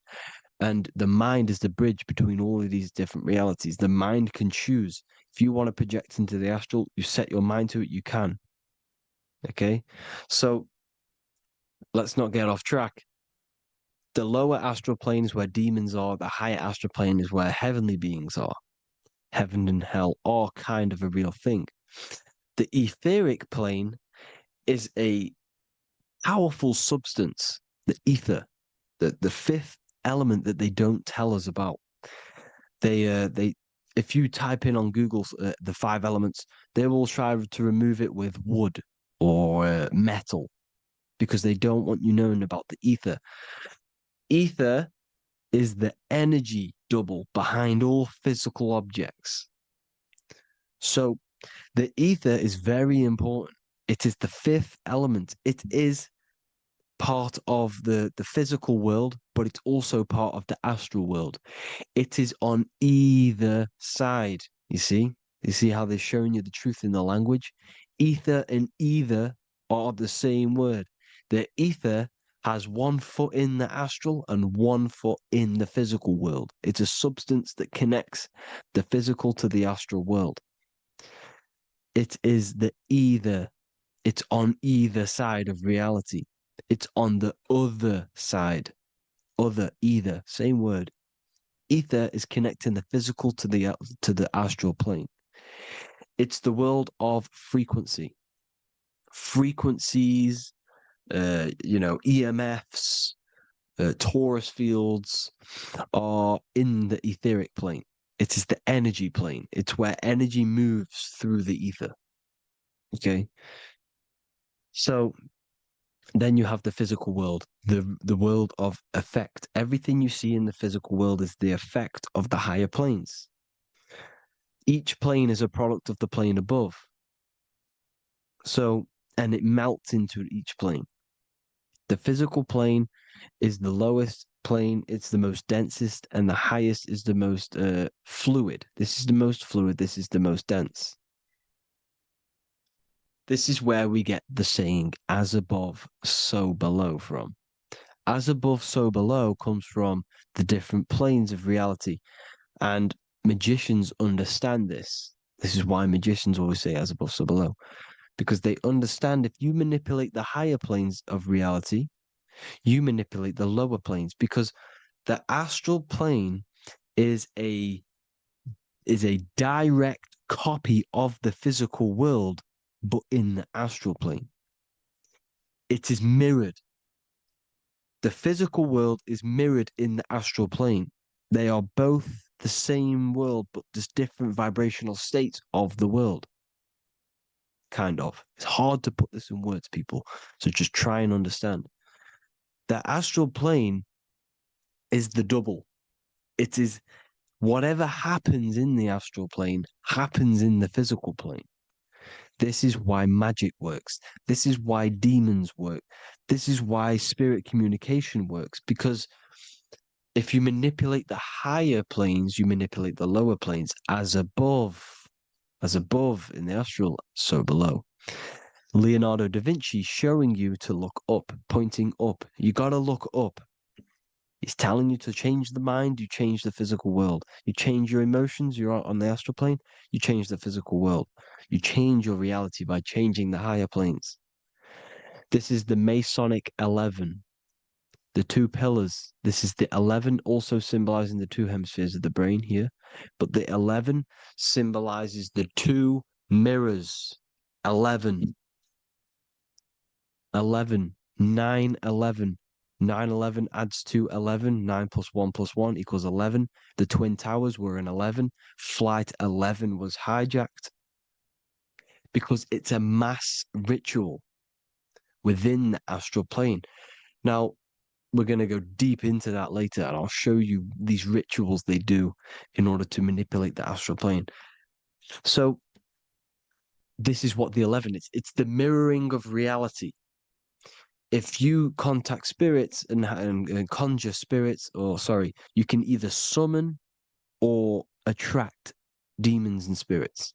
Summoning is creating a spirit. You create demons. Okay? Like I said here, the mind is the root cause of reality.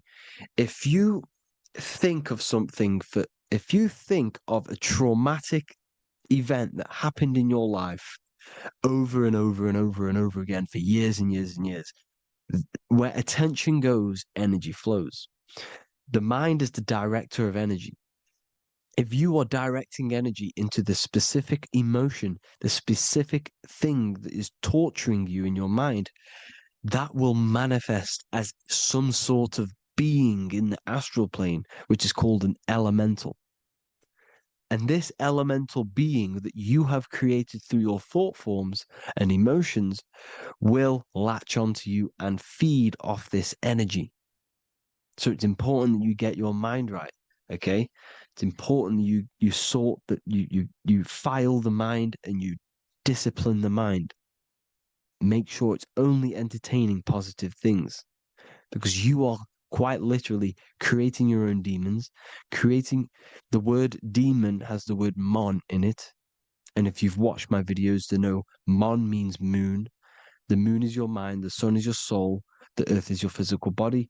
Demon is mon means mind, moon is mind. You create demons with your mind. Summoning.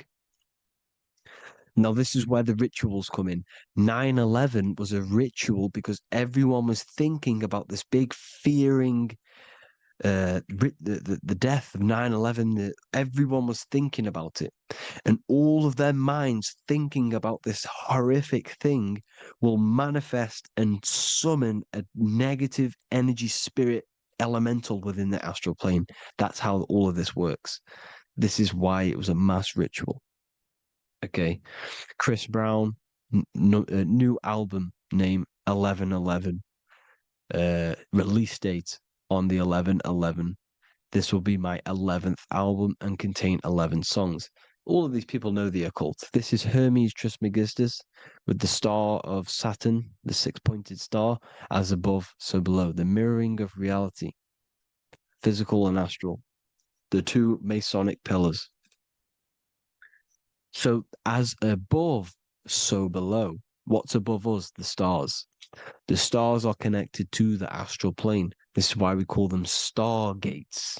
When we dream, we are experiencing these different realities. And what are stars? They tell in the Bible, it says Genesis 1:14. And God said, "Let there be lights in the firmament of the heaven to divide the day from the night, and let them be for signs." Signs translates to things to come. Why things to come? The stars tell the future. Why? And why do we say as above, so below? As above us is the astral plane and the etheric plane. As above, so below. Whatever happens in the stars happens on Earth. The stars are connected to the astral plane. Above us is the astral plane. We are a star in a physical body. This is why we say Mr., sister, stir equals star. The E and the A are interchangeable. We are stars, and the stars are the start of our incarnation. We start in the stars, same root word, and we descend through the seven energies, which are our seven chakras. Then we enter the heart of the soul system. The heart rearranged spells earth. And this is the true cosmology.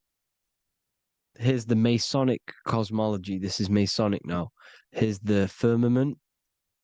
Let there be a firmament in the midst of the waters to divide the waters from above, from the waters that below. Genesis 1:6. The firmament, firmament comes from the word firma, Latin, I'm pretty sure, which means firm. When something is firm, meaning it's stable, it does not move, it is firm. The firmament is firm. So, is the firmament Genesis 1:6. What does he say? Genesis 1:3, sorry. Let there be light. This is before the sun and the moon was created. Let there be light. Before the sun and the moon was created, light was appeared. So what's that tell you? This is a holographic projection from some sort of light being, some sort of projector. And that projector is the all-seeing eye you see in the Masonic cosmology. This is the all-seeing eye projecting the light beams. Let there be light. Everything is made out of light.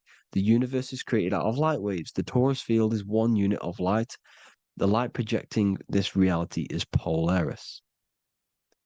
Okay, the famous all-seeing eye. Now, what else? Then we have after let there be light in Genesis 1:16, and God made the two great lights. This is the sun and the moon, electric, magnetic, male and female. Then we have the Masonic checkerboard, the black and white symbolizing dualities within the dualistic reality we're in, spirit and matter, light and matter, rest and motion, positive and negative, good and evil. Everything's dualistic here. Okay? And it's a dance. The universe is a dance between flickering of white and black light, which is the torus field. We're not going to go over that, but this is all connected to the astral plane. This is the true cosmology. The astral plane cannot work on a spinning monkey ball in the middle of space. Does not work. Cannot work. It's impossible. Okay? Impossible. So, even in the Quran, it says Allah has made the earth for you as a carpet, flat. Quran 15:19. And the earth we have spread out like a carpet, set there on mountains, firm and immovable. It is immovable. In the Quran, it also says 65:12, it is Allah who has created the 7 heavens of the earth. The 7 heavens meaning the 7 layers of heaven, the 7 planets. And Psalms 104:5, he set the earth on its foundations and it can never be moved. Never. So here you see in Isaiah 40:22, he sits enthroned above the circle of the earth, and its people are like grasshoppers. He stretches out the heavens like a canopy and spreads them out like a tent to live in. We live in a tent. This is the tent. The projection of light. Here you see an ancient picture here. Here you see the ethereal barrier, meaning the firmament, the etheric barrier, and here you see his head popping out. Why is his head popping out? Because your head is heaven, your heel is hell. Your head has access to the astral plane. This is why your head is heaven. The pineal gland, when stimulated, has access to project itself, project consciousness into the astral plane. Here you see another ancient picture here with the Masonic Royal Arch, with the zodiac here, the zodiac on the top, arching, because there's a firmament above us. Here's God in the brain. Consciousness is God. Here you see the Masonic Royal Arch, symbolizing the firmament. George Washington above the Masonic Royal Arch. These are the stars. This is Polaris projecting reality. Here's ancient churches with the dome. Polaris projecting reality with Jesus. Disney World is under the dome. The 7 layers of heaven, ancient paintings, all depict if you go and look at the ancient paintings, they'll all depict the firmament, the arch above us. This is where we get interesting. The Masonic Royal Arch has the 6-9, which is Cancer. The constellation Cancer, which is 6-9 is associated with portals, because CERN is the 6-9. Okay, CERN is opening portals. They're trying to create a portal to the other side. Cancer has the word CERN within it. So there is a link between Cancer and the opening, the firmament opening above us to ascension. Here you see the Masonic art with the Royal Arch and the light and the opening. Here you see the light and the opening. This is the opening of the firmament. Here's the Hebrew cosmology with Sheol, the underworld, and the opening. So Cancer is definitely some sort of portal in and out of this reality. I'm just connecting dots here. Now, we're going to go change a bit now. These celebrities that you are seeing they have not sold their soul to Satan, okay? They have not sold their soul to Satan. Satan is a demonic, low vibrational energy that has been summoned over the thousands and thousands and thousands of years of evil occult arts. So since Babylon was summoning this demonic energy, and this demonic energy in the astral plane will grow and grow and grow. It has no form. It has no physical form. Okay? But you can see it in the rappers. If your third eye is open, you can see clearly that these people are demonic. You can sense the energy that they're manifesting.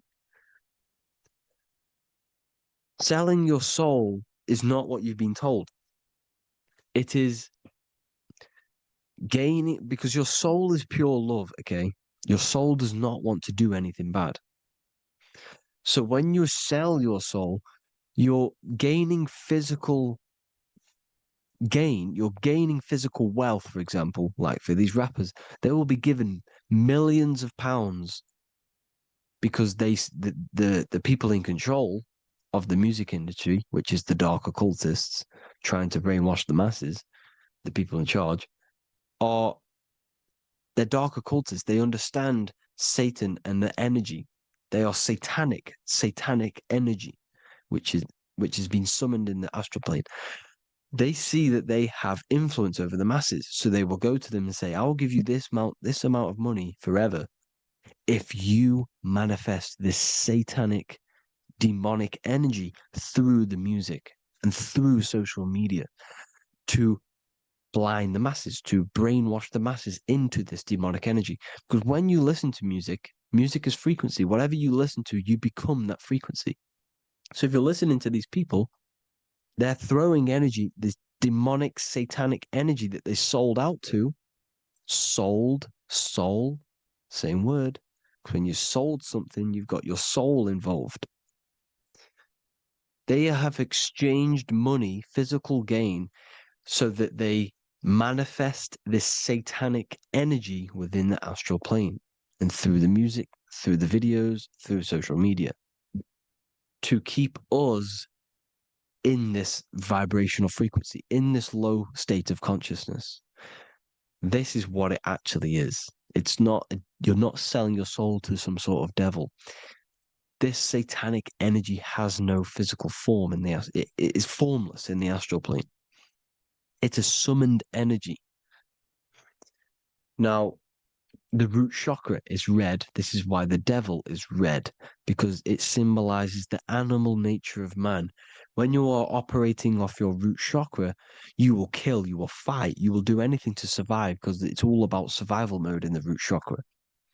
They want you keeping in that fighting mode, that surviving mode, so that you are manifesting this low vibrational frequency, this satanic energy, this demonic red energy. This is why the devil is red. And the devil has a tail with the red arrow pointing down because it symbolizes your light body. This is your Merkaba. Your Merkaba is your light body. Mer equals light, Ka equals spirit, Ba equals body. Merkaba, this is the devil's tail pointing down, the descension, your heel, up to your heel, hell. Ascension to heaven, head. You see, this is the all-seeing eye with the illumination coming off it, your head, when you're illuminated. The Merkaba is your celestial sphere to portray different planes of reality. It is the vehicle of ascension. It's your light body. It's in the word Kabbalah, Kabbalah, Ka, spirit, Ba, body, La, light. Same thing, Kabbalah, Merkaba. Same thing. It's all about the light body. This light body sees different realities. So when you see the goat in the music industry, it's this satanic summoned energy that's been summoning for thousands of years within the astral plane. When it becomes to the physical plane, it will manifest through different things. A goat, an owl, Satan, Moloch, Baal, same deity, same demonic energy that's been summoning in the astral plane. And this is why the Baphomet has a goat head. Drake's new album is the goat. The Polo G, the Masonic G, with the goat. And here's Rylo Rodriguez in the mirror with the goat in the mirror and him in his physical body. It symbolizes, the mirror symbolizes the astral plane because he's manifesting the goat, the demonic energy. He's sold out to the demonic energy. And in the physical plane, he's his physical body. The mirroring, the Masonic 11, the mirroring of reality, the astral and the physical. And what do you call them when they're an amazing rapper, the best rapper? You call them the GOAT. Because the GOAT, you're the GOAT because you're manifesting the GOAT energy, this satanic, demonic energy within the astral plane. So Baal, Moloch, all the same thing. Because in the astral plane, if you want to gain spirits to come to you and communicate you in the physical world, if you want to communicate with spirits, you have to gain their attention. You can either gain their attention or come together and agree to create some sort of being, which is Satan. Okay. You can, like I said earlier, you can create these beings, you can summon them or attract them. One way to attract them is sacrificing. In order for you to become God-man, to turn to God, you have to sacrifice your life.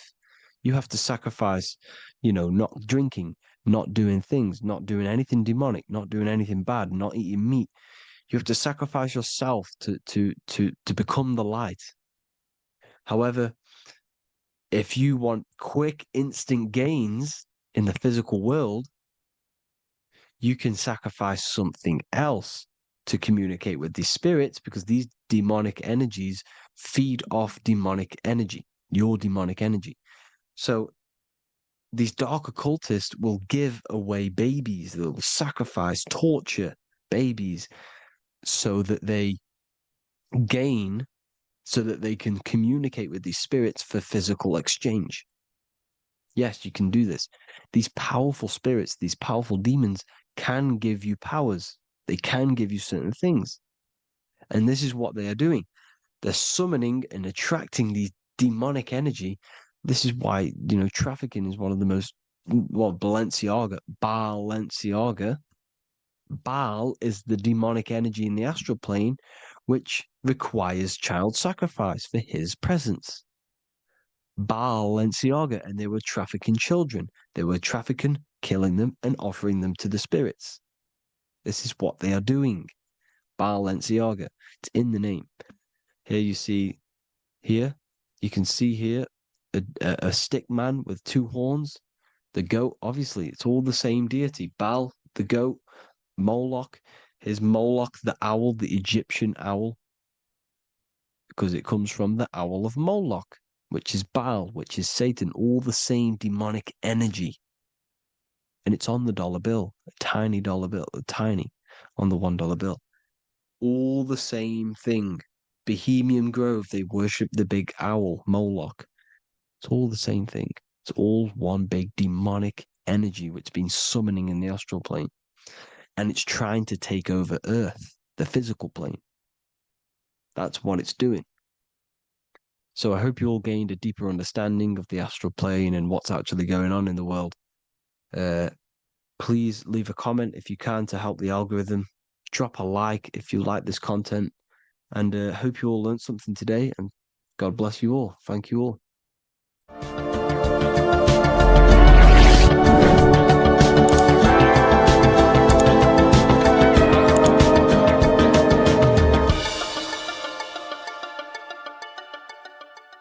Is that you are eternal. You will never ever die. So when you close your eyes, you have an internal world. Internal world is mortal. It will never die. The inner voice, the inner thoughts, the inner emotions will never die.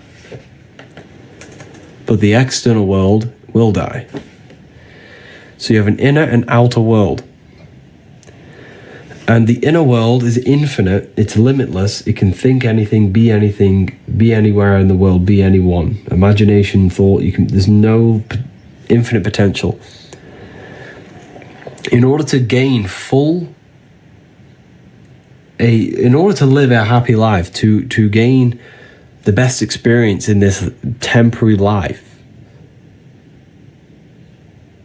you have to master yourself. Because you are a creator, that's what you are. You are literally God made human form. You are a creator. And if you are not creating, then you are living in an animal state. Okay? So in order to live this life to the fullest, you need to master yourself, not let the external world control your internal world, but let the internal world be commands and not reactions.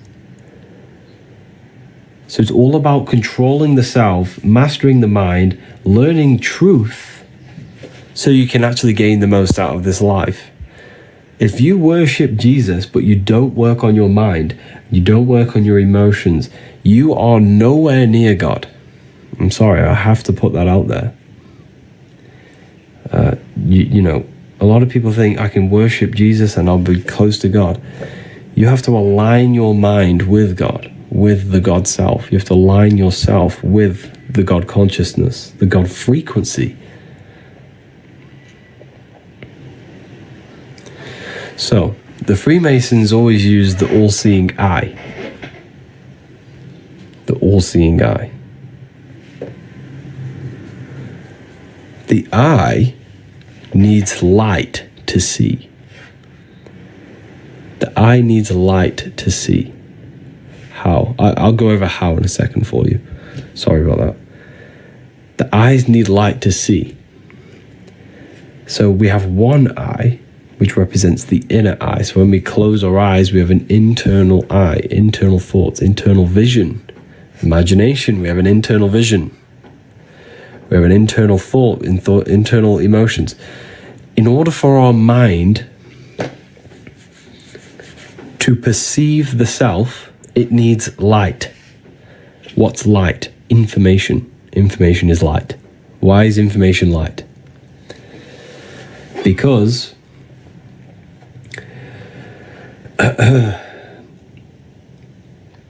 when someone is very intelligent, you call them a bright person. You call them they're very bright. Because information is light and it allows the mind to see clearly. Without light, your eyes cannot see reality. You can't see anything. Without information, the mind cannot perceive the self properly. Without information, truth, you will think you are this mortal body. That's the darkness. But when you gain light, truth, information, the mind sees clearly. So this is what this represents. It represents enlightenment, represents truth in the mind. The word enlightenment means light in the ment. Ment means mind.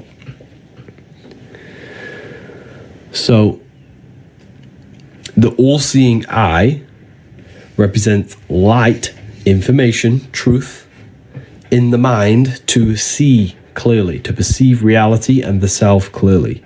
Because without this information, you will know you're in the darkness. The mind is in the ignorance. The mind is in the darkness. Does that make sense? Keep tapping the live, everyone. Let's get this to 50k likes. That'd be amazing. Let's get this to 50k likes. And thank you to anyone who purchased the book. I have seen your orders. Okay, but how? How? Everyone's asking, how do I... First of all, you have to address every single addiction you have. So the best thing to do, to just start doing, is just do a spirit... No, I don't like saying spiritual. I don't like the word. It's more mental than anything, because the universe is mental. Do a meditation every day. Just literally sit there and dwell inside yourself. Turn off the mind and rise above thoughts. That's the Holy Land of Israel. The Holy Land of Israel is inside yourself. The Bible talks about the Holy Land of Israel, right? Well, it's a place inside your own consciousness.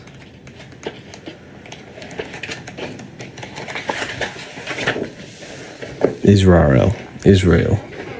Isis, Ra, and El. How do you get to El? This is the Holy Land. The Holy Land symbol is an upward triangle and a downward triangle. The feminine downward triangle, the male upward triangle, combined. The combination of the two brains, the combination of the masculine and feminine.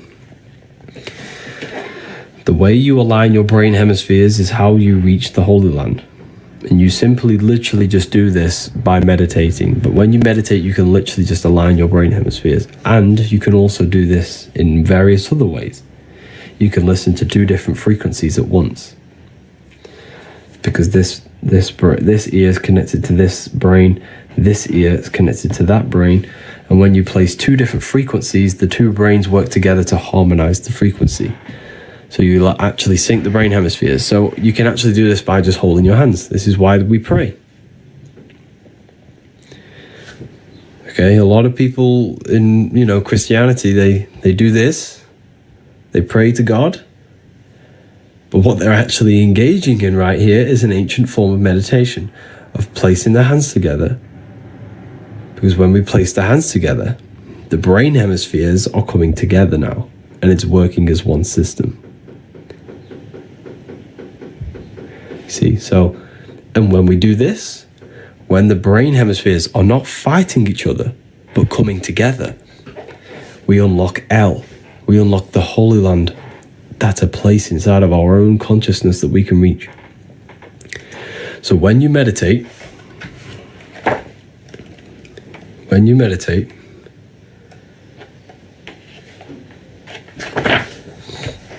need to turn off the activity of the five senses.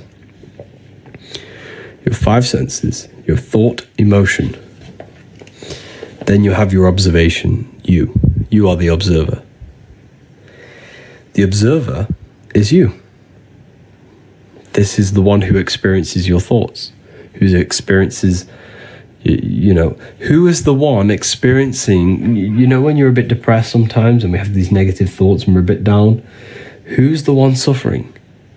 The body's not suffering. The mind is not suffering because the mind's what's producing the thoughts. That's the soul. The soul is what suffers. You are the soul, not this body. When you are suffering from a mental illness, who is the one suffering?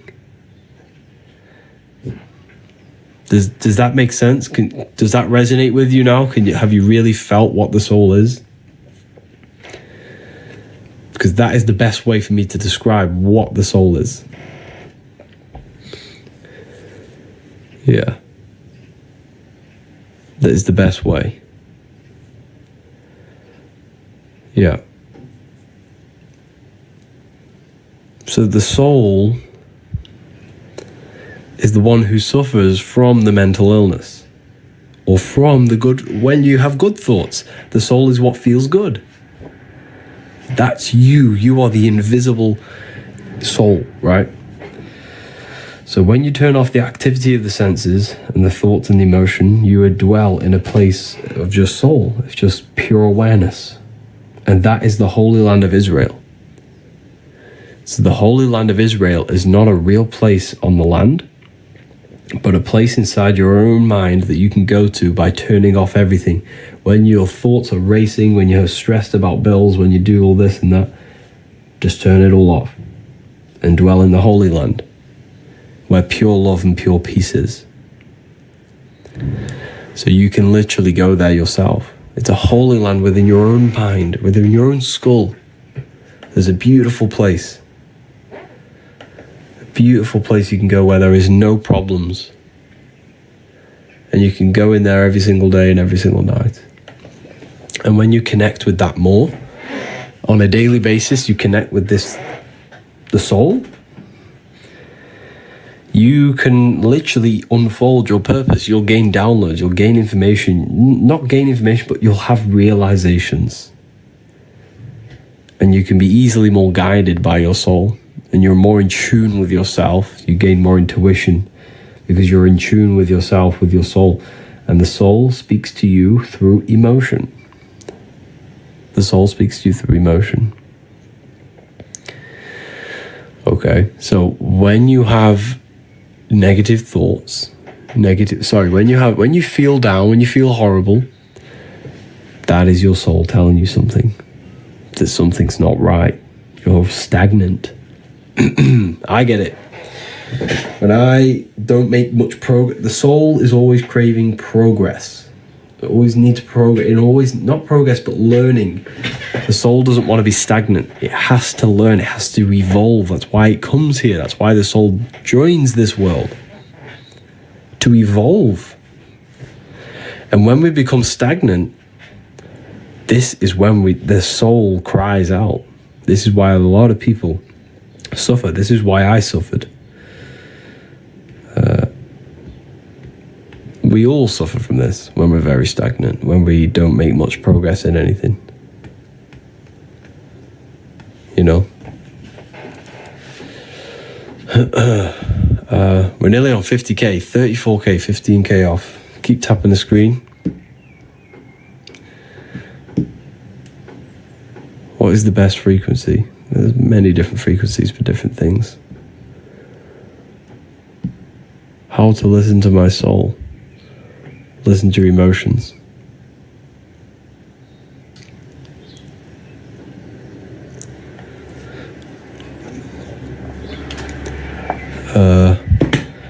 The book is the book that I've wrote myself. The book that has changed thousands of people's lives. You can find it in the bio if you want to learn more about consciousness, about yourself. But wait until we hit 50k, because when we hit 50k, I'll release 5 codes for people to use, and you can save some matrix tokens on it. Save some money on it. Unfortunately, we're all being governed by matrix tokens. That's what I like to call them.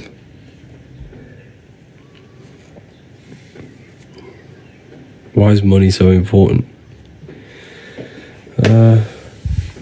It's just a system created. It doesn't really exist. So yeah, if we get this to 50k likes, I'll drop the coupons for everyone. My second book arrived today. Oh wow. Enjoy it, Patty. Let me know what you think of it. Why can't we buy volume 1? You can. There should be... Is it not working? Let me have a look. It should be working. It's on my website.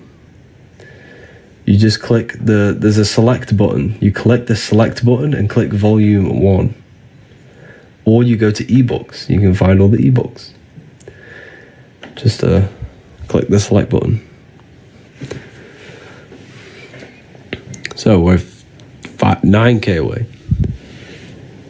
Keep tapping the screen, everyone. So how long do I need to abstain from fapping to astral project? Don't focus on astral projection just yet. You want to astral project, you got to learn how to meditate first. You got to learn how to meditate. You got to learn how to visualize. You could probably astral project, but you won't see anything. A lot of people do that. A lot happens to a lot of people. They'll leave their body. They'll feel their energy body, but they won't be able to see anything. It'll just be black. That's because you haven't worked on your imagination. And your imagination is your vision in that plane. Okay. Magnetic Mel, your books, they're just a blessing. Oh wow, thank you. Just got them. So grateful. Thank you for that. Thank you, Mel. How did you learn this stuff? Luckily, I had a lot of time, and I literally locked myself in a room for like so long, and I just researched and researched. I knew there was more to life, and I just wanted truth. That's all I cared about. And yeah, that's pretty much what happened.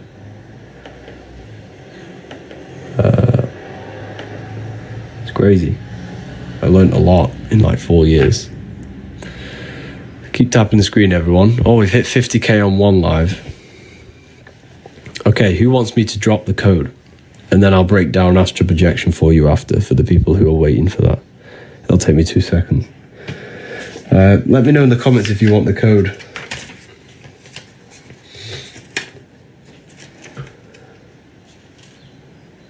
Tips to meditate. Okay.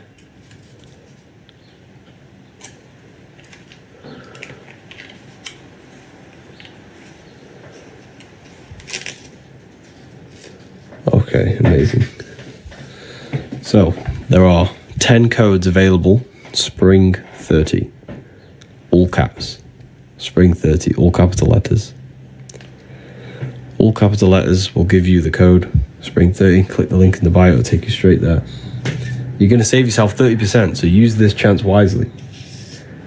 So, the people who are asking about astral projection, Divine being divine. Amazing. Amazing. So, the people who are asking about astral projection, where's the code? The code's here. Spring 30, all caps. There's 10 available, so you'll have to use it quite quickly. So, in order to astral project, we have to purify ourselves. Not only purify ourselves, gain control over ourselves. Why? Because, like I mentioned before, it happened to me when I first started astral projecting. I used to astral project. I used to get out of the body. I'd enter the spirit. You can feel it. It literally feels that. That is what you feel. This buzzing, light sensation. There's no weight. You're literally just light. It's so weird. It's the weirdest feeling you'll ever feel, but it's just a surge of energy. It's literally just an energy light body. You'll feel yourself leave and gravitate upwards. However, you won't be able to see, because the imagination is the vision in the astral plane. This is what Freemasons call spirit vision. This is what we call imagination. And don't you think it's crazy how when we use our imagination, we're considered crazy in our society? People just say, oh, you're just imagining things. He's crazy, he's imagining things. Don't you think that is crazy?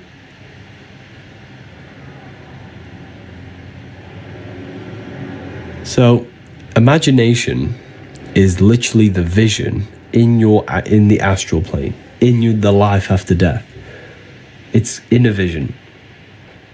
3 codes have just been used. Thank you for Hubera, Janisha, and Khan. You all got your hands on the Book of Wisdom. And make sure to get the free book. No one thinks imagination is crazy. Yes, they do. When you say you're imagining something, they say, you know, you're just imagining things. Obviously, not everyone says that, but a lot of people do. They think the imagination is just something random, when in fact, the imagination is what has created this whole reality. Everything in this world was pulled out of the imagination first. Why is it so hard to sometimes visualize? Good question. That is because we've been trained our whole lives to not use it. So when you don't use something, you lose it. So I have a free book on my website. It's an ebook called Activating the Inner Eye. It's a free ebook. Go and download it. It's going to teach you. It's going to give you guides step by step. It's going to give you a simple thing to imagine. Then it's going to give you a more advanced. It's like a guide. It teaches you how to activate your imagination again. It's called Activating the Inner Eye. It's on the ebook section on my website. It's for free. No catch, nothing. Completely free.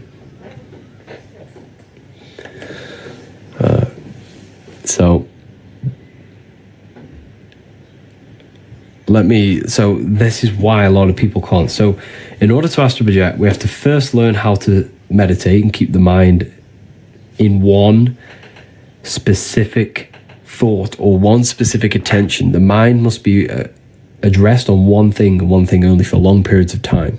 And the reason for that is because when you astral project and then your mind wanders off, it's like when you're in a dream.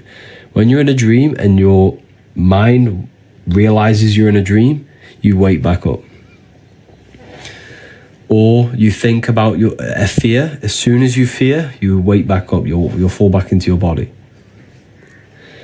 So this is why you have to learn how to meditate, and you have to learn how to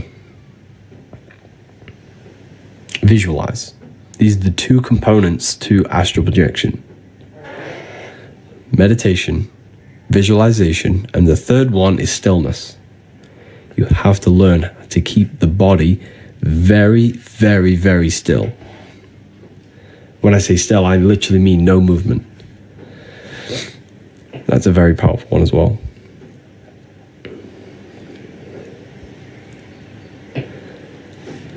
So yeah, keep tapping the screen, everyone. Let's get some more people in here. How long do you usually meditate? Depends. Normally do half an hour, but sometimes I do less. Half an hour is a good time, but sometimes you do longer. But it just depends on what you're trying to do. You can do meditations for visualization. You can do meditations to try to leave the body. You can do meditations for manifestation, to visualize. Why the body have to be very still? Because that's how you... Because none of the senses need to be... The senses need to be turned off in order to unlock your consciousness, your light body. So the senses have to be fully off. There's just be minimal activity in your brain. That's why you close your eyes to shut off from the light, from the eyes decoding light. The brain works less. When you move, when you're very still, the brain works less. And when you stop, when the brain and the body's not working, you can unlock consciousness. The more I learn, I don't understand anything. Yeah, that is true. The more you learn, the less you know. That is very true. You're always a student. Everyone's always a student. It's crazy. But yeah, there are 2 codes left for the people who want the book. The book tells you a lot about astral projection. I teach you everything about it. So here is some artwork of it. Here's the Egyptians showing you astral projection. This is your etheric body. Etheric body is the ether. So here are Freemasons, the double-headed eagle with the crown. This is the double-headed god Janus. These are the Sumerians, double-headed. Why are they double-headed? Because they have access to their astral body and their physical body, and they can switch dimensions at will. That's when one becomes a god. One becomes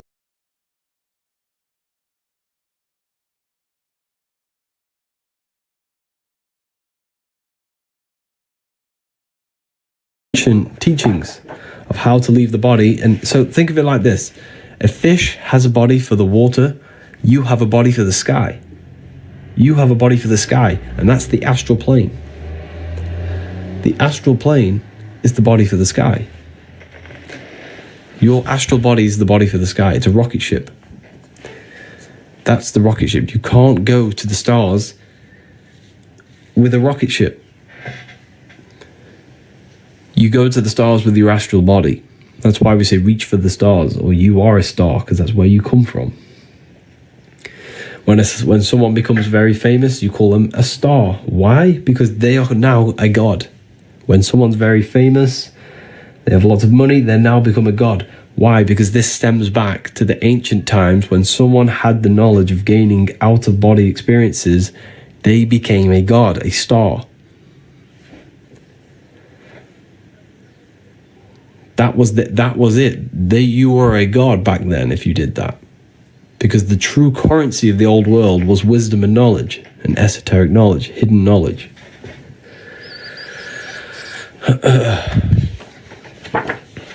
So, yeah.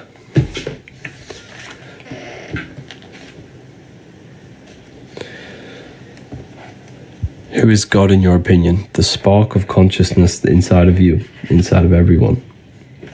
There is a God inside of everyone. That's why your head is the Holy Grail, because this is where consciousness is. It's the holy place. This is the holy place where Jesus meets his 12 disciples, the 12 cranial nerves in your brain. Your body is the temple of Solomon, the temple of Sol, O, Mon. Sol is the sun, Mon is the moon. Sun is the soul, moon is the mind, earth is the body. This is the Holy Trinity. Your body is the earth, your soul is the sun, the life force, and the moon is the mind, the psyche.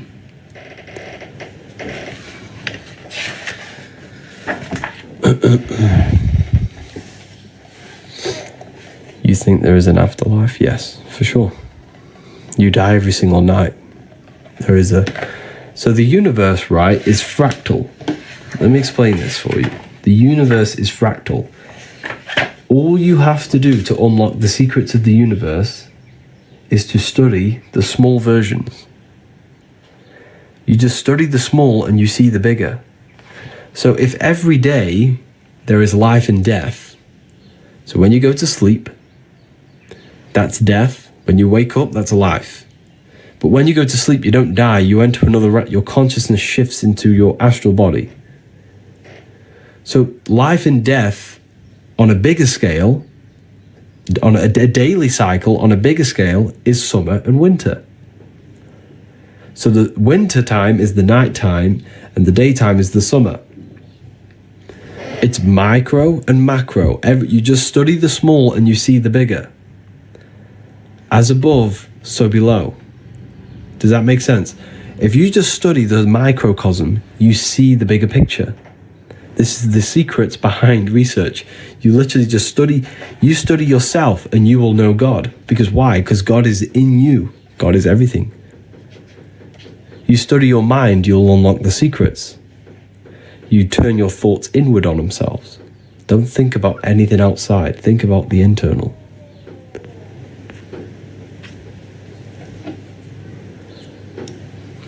So we created ourselves. Yes, you chose to incarnate in this world. But what you must understand is that your body is the technology to experience this reality. Your body is a technology running a simulation of physical reality. Running the simulation of physical reality. The brain is what produces this reality, and you are the consciousness experiencing the brain. So everything you see and interact with right now is actually in your brain. It's an illusion produced by your brain. Okay. So, anyways. Why can't we remember? Our consciousness goes to the astral. You can sometimes when you dream. It's because you've lost this ability. Like I said, when you don't use something, you lose it. So every time you have a dream, write it down in detail and try and remember every aspect of it. And this will help remember your dreams.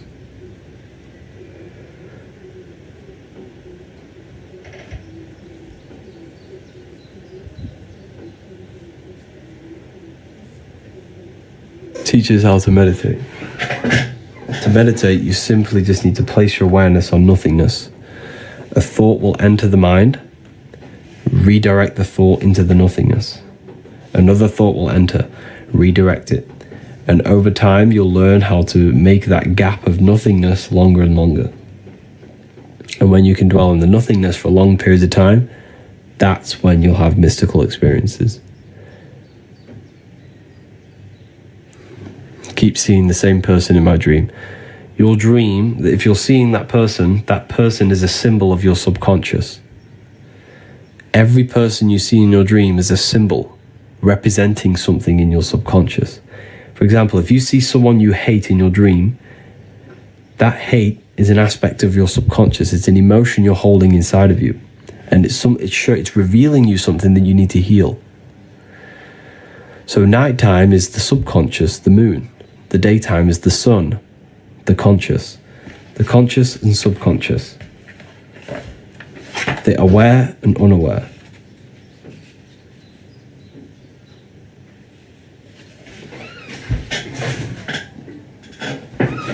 The aware and the unaware.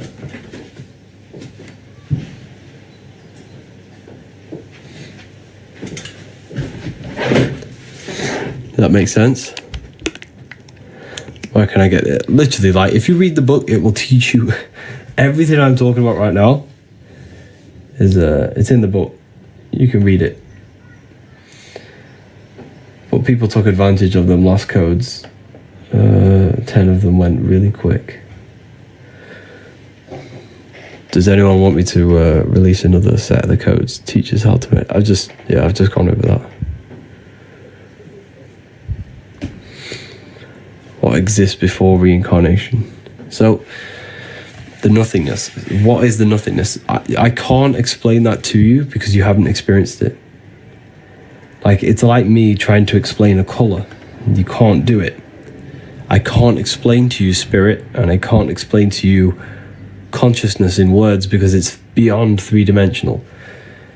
When you go there and you turn off the mind, when there is no thought present in your mind, there is nothingness. That's what you have to try and achieve in meditation.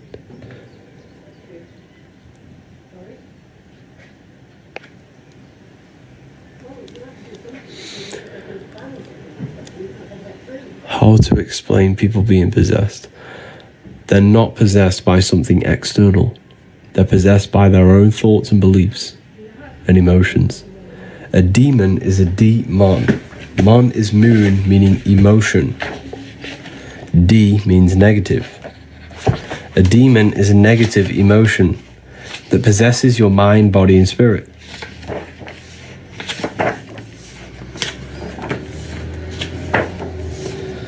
Where's it gone?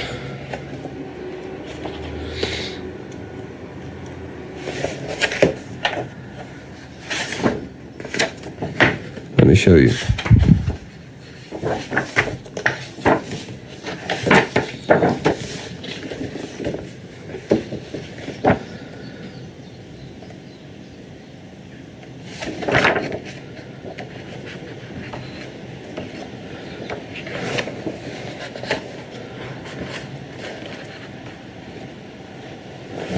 So yeah, demons are aspects of your own consciousness that you have created.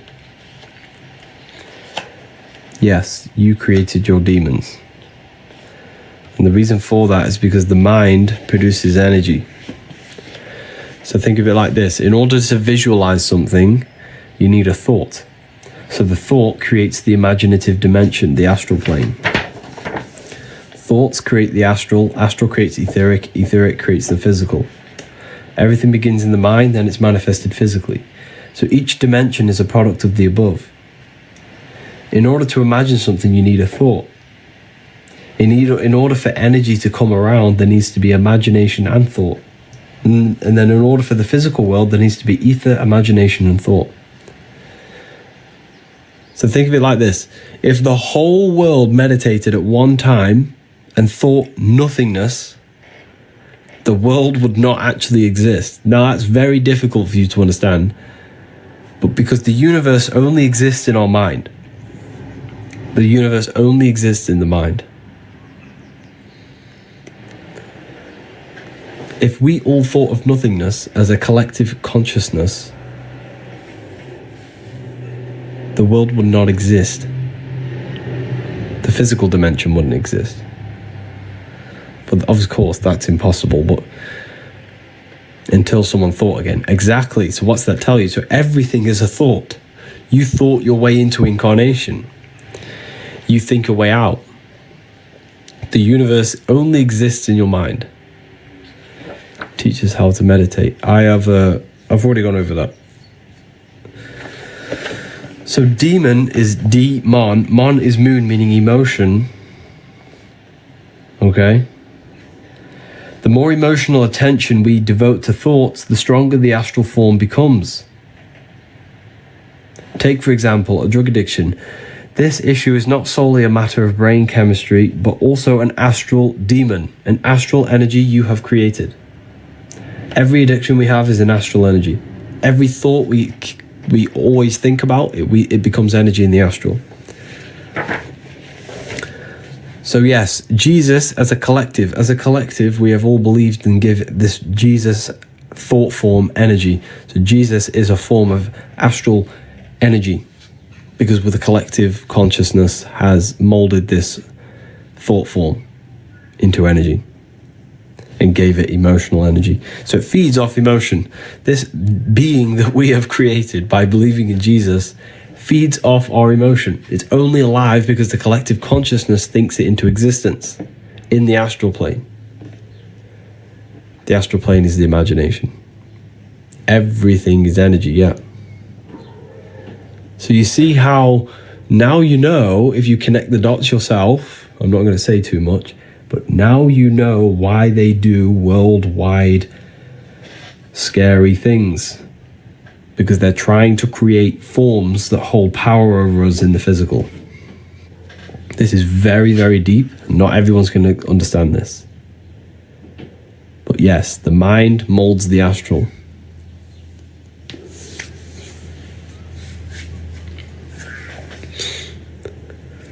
Thought forms, yes. Anyway, that's too advanced for a lot of people.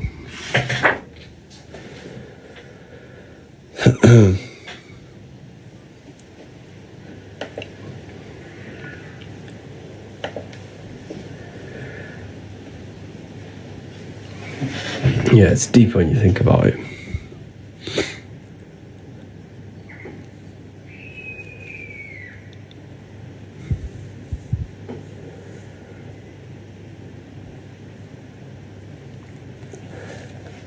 What is ether? Ether is the substance that connects the physical with the astral. Ether flows through your brain. You're breathing it in. Look at the word. Look at the words, people. Breath. Ether. Earth. You have ether.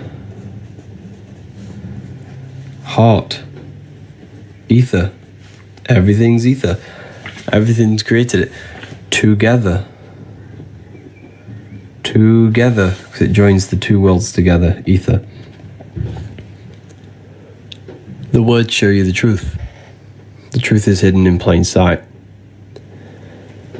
The ether is the field of energy you're dancing in right now. You're breathing it in. You just never realized it. You're in a big field of energy, an invisible field of energy.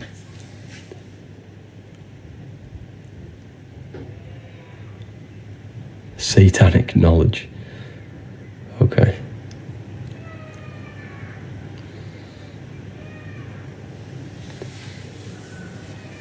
Moods and moon, yeah. Moods, moon, because the moon represents our internal world.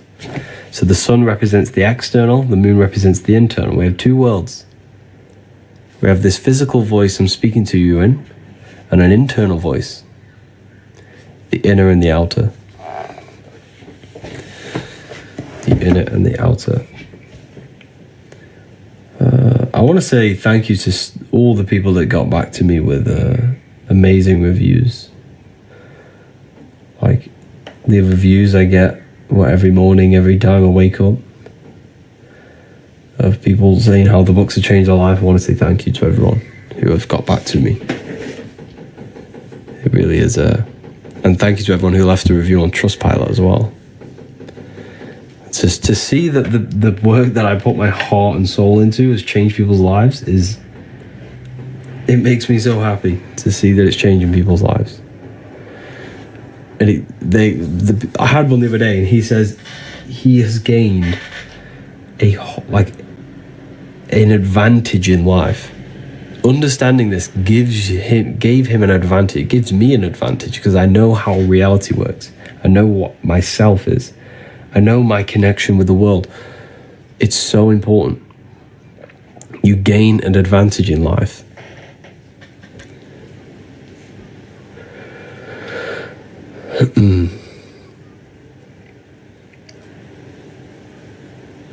I just purchased volume 1. Amazing. Yeah, you're gonna gain the advantage. You made a good decision.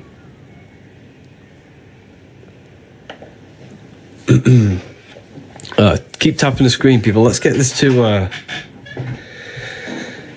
100k likes. That'd be crazy.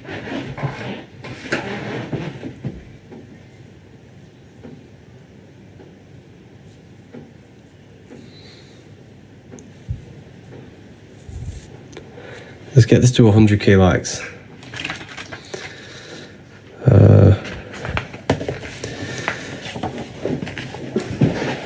Look at this is all electromagnetism. Thursday, I'll receive my second book. Love it. Wow, amazing.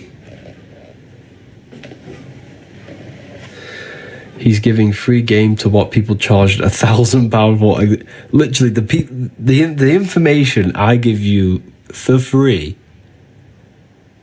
like, people charge thousands of pounds to give you this information. There are courses on everything I've just said. Like, there are people charging thousands and thousands of pounds for manifestation courses for... it's crazy. Like, don't take it for advantage what I'm telling you. Everything I'm telling you is to give you your power back. You just have to apply it to your life. It's good listening, but if you're not actually putting it into your life, it's useless. There's no point knowing it. In fact, it's probably worse knowing this and not applying it into your life, because now you see what reality is actually like, which is, the world's in a mess. The world is in a mess, and knowing the things that I know is even more of a mess, because I know the things that I know are trying to be used against me.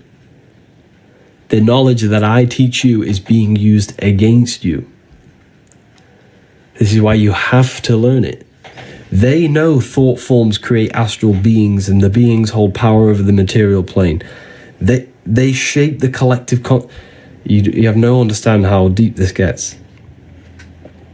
Like, these people controlling are literally wizards. They're magicians. They understand reality to the T. And if you don't understand reality, you'll have a disadvantage. A massive, massive disadvantage. And the reason why is because we are ignorant. We choose to be controlled. We choose to be in the matrix because we don't know anything else. We must learn. We need to get out of ignorance and learn truth. Learn yourself, the mind, the astral plane, your connection, electromagnetism. You have to learn this stuff. It's essential. This is just the Kabbalion rewritten. You haven't read the book then?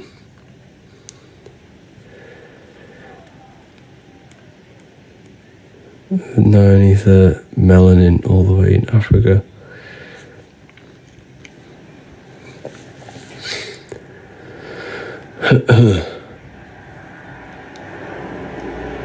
Which planet does Saturn work the most to trap us? You see, this is a good question. However, I'm glad you're curious and asking that question. But there's nothing trapping you. You are trapping yourself. And because Saturn is the aspect of our consciousness that is limiting. I'll show you.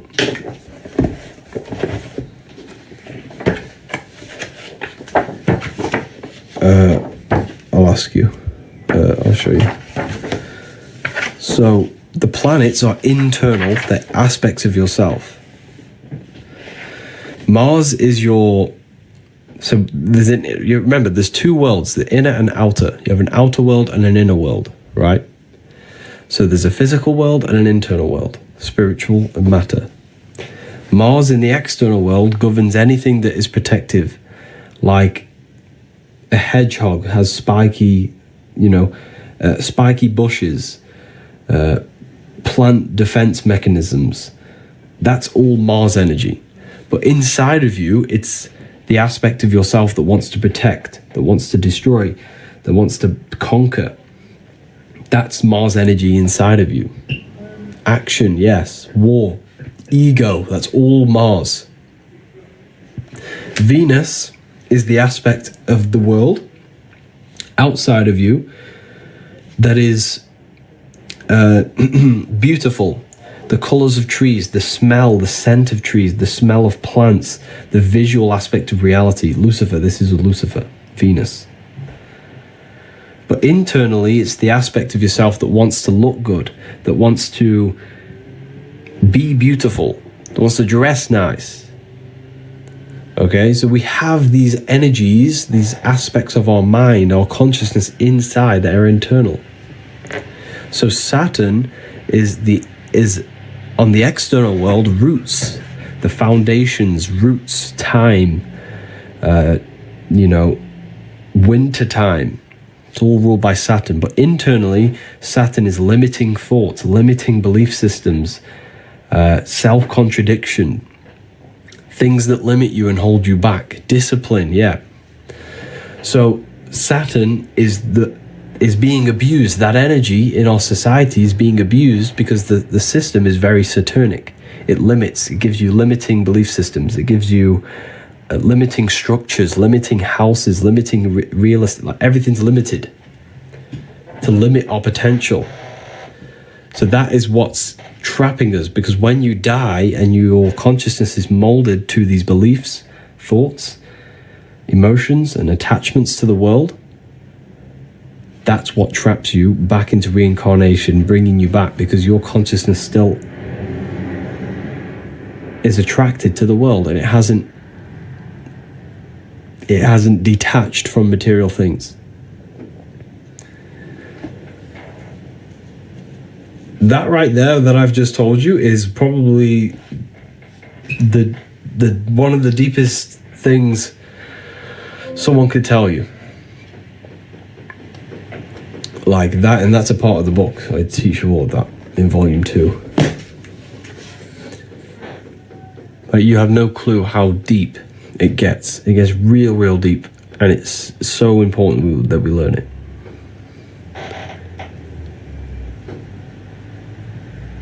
That's reincarnation. Yeah, so reincarnation is you attached to the world, and you reincarnate yourself because your soul is not ready to move on. It's not ready to move on. But yeah, I'm going to release 5 more codes. I'm going to release 5 more codes for 5 more people. This is your chance to get the book and to learn about yourself and gain an advantage in life. I'm going to release 5 more. Let me just set this.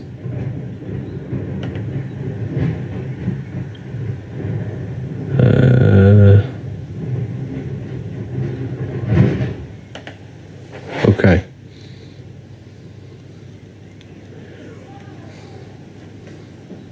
Where to be honest, if you click the link, there is a bundle as well. So if you get the bundle, you already get some money off, and then you add the code on top. That's a little secret. These are the books that I wrote. I poured my soul into these books. Everything I know is pretty much in here. The code is Spring 30. So there's 10 of these available. 10 people can use them. We have over 600 people watching. 10 beautiful people can use these codes. While you're at it, you may as well go get the free inner eye book, free ebook. It teaches you how to activate your third eye through imagination to reconnect with the 4th dimension. It's a free ebook. Go to the ebook section, add that onto your order. It's in the bio, revivalofwisdom.com.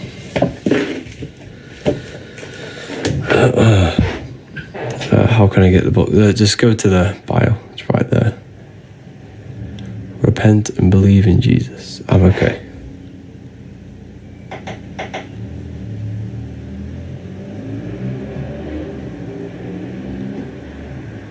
To relive the same life over and over? No.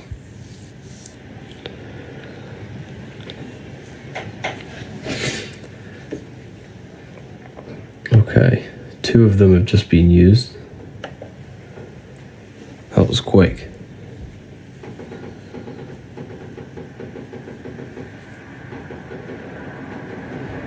So the best way to prevent reincarnation is to detach from this world while you're alive. Detach from this world.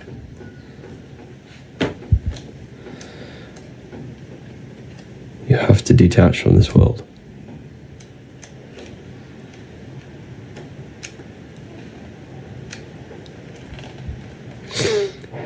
Is the Bible a good book? Yes. So the Bible needs to be taken internally, not externally. Internally. So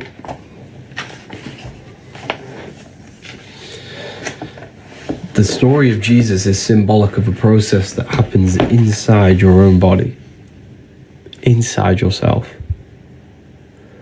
You're saying I should detach. Yes. So mentally, and emotionally detach from the external world. That's occultism.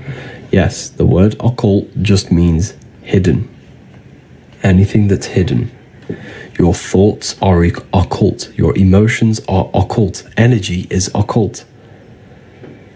So if you've ever studied energy in science, you are an occultist. And it just means hidden. Okay? So Christ, oil.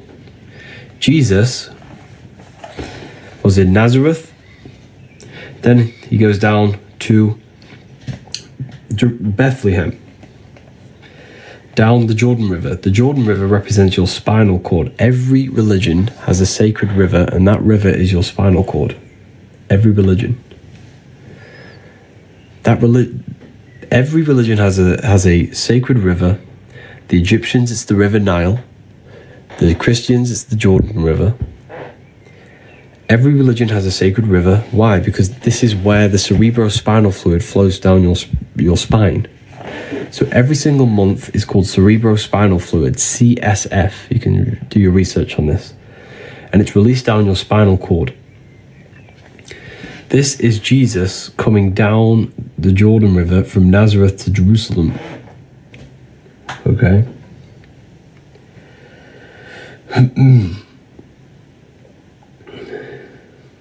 So, to Bethlehem, sorry. And then Joseph and Mary are waiting for Jesus' return. Joseph and Mary, Joseph, male, Mary, female.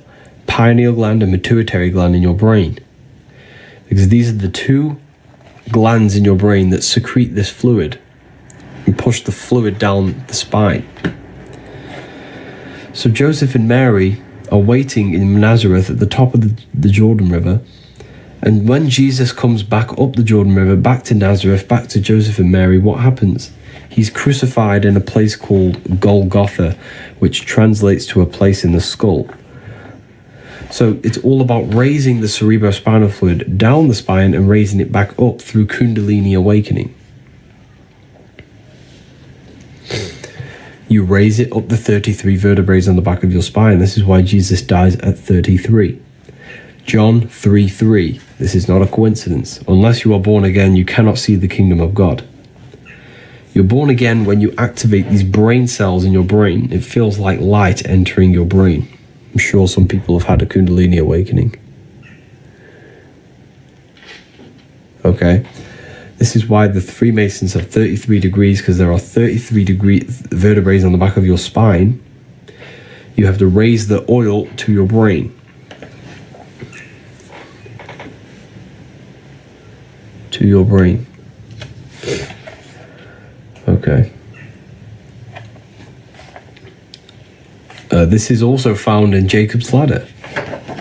Jacob places his head on a rock and he sees a ladder up to heaven. He took a rock and he's laid his head on it. Jacob had a dream. He dreamt there was a ladder on the ground that reached up to heaven. The ladder is your spinal cord. He saw the angels of God going up and down the ladder. That's your spinal. There's electricity. Electricity is an angel that helps God. God is your consciousness in your brain. The angels are helpers of God. Electricity up and down the spinal cord. Your nervous system.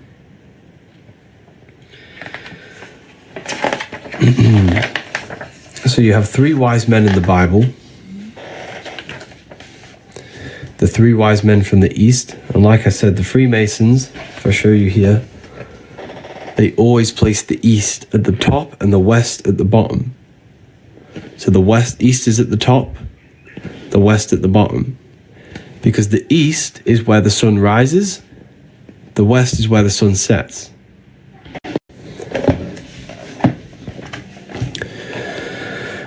So the East represents the light. Where's the light of your body? The Bible tells you. The Bible tells you. Where is it gone? It's here somewhere. I'm sure it is. But the Bible says the light of the body is the eye. And if thy eye be single, thy whole body shall be full of light. Just trying to find the verse for you. It's here somewhere. I just can't figure out where it is.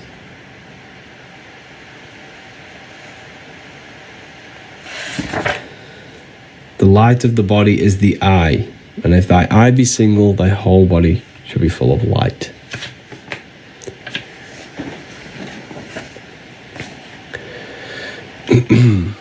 So the east is where the light is, the eye, the mind, the mind's eye, the third eye, whatever you want to call it. The three wise men from the east are the three glands in your brain. You have the pineal gland, the pituitary gland, and the thalamus. Thalamus produces dopamine.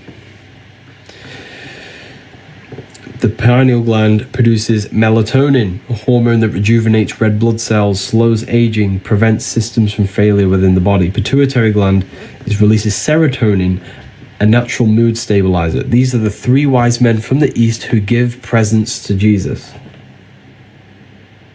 They give presents to Jesus. So the Bible is speaking metaphorically about human anatomy and about your body. It's very, very powerful. Even Santa going up and down the spinal cord, Santa bringing the presents down the chimneys, your spine, in the Christ oil, the CFS, and you bring it back up. It's all symbolic of human anatomy and processes that happen in your body. How amazing is that? It's absolutely amazing when you look at it. But yeah, this is why Santa goes up and down a chimney. Because the cerebrospinal fluid goes up and down your chimney, your spinal cord. Can you describe the Last Supper on this book? Of course. It's astrology. It's astrology. Jesus, the sun. Aries rules the head. Taurus, Gemini. So 1, 2, 3, that's a group. 1, 2, 3, that's a group. 1, 2, 3, group. There are 4 groups of 3. Spring, summer, fall, winter. Aries, Taurus, Gemini. I could describe all this, but a lot of people in the live have already seen this many times.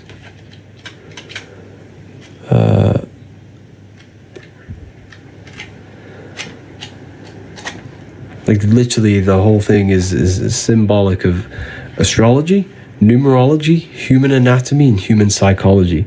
That is what the Bible is about. It's about you. Not Jesus, it's about you. What's going on inside this body of yours and that mind? Why would it matter anything else? If something's not benefiting your understanding of this life, you know, first time here, wow, yeah, you've just heard a lot of information. Welcome. Welcome. So yeah, this is the astrology. Because if I show you this,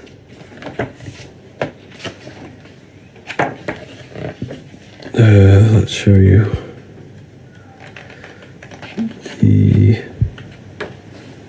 yeah. So your body, this is the stars, these are the constellations in your body. So the 12 zodiac create the human body. Here you have it. So Aries rules the head. He's on the head of the tens of Gemini. Your arms. This is Gemini. That's why he's holding his hands up. Look. You see he's holding his hands up?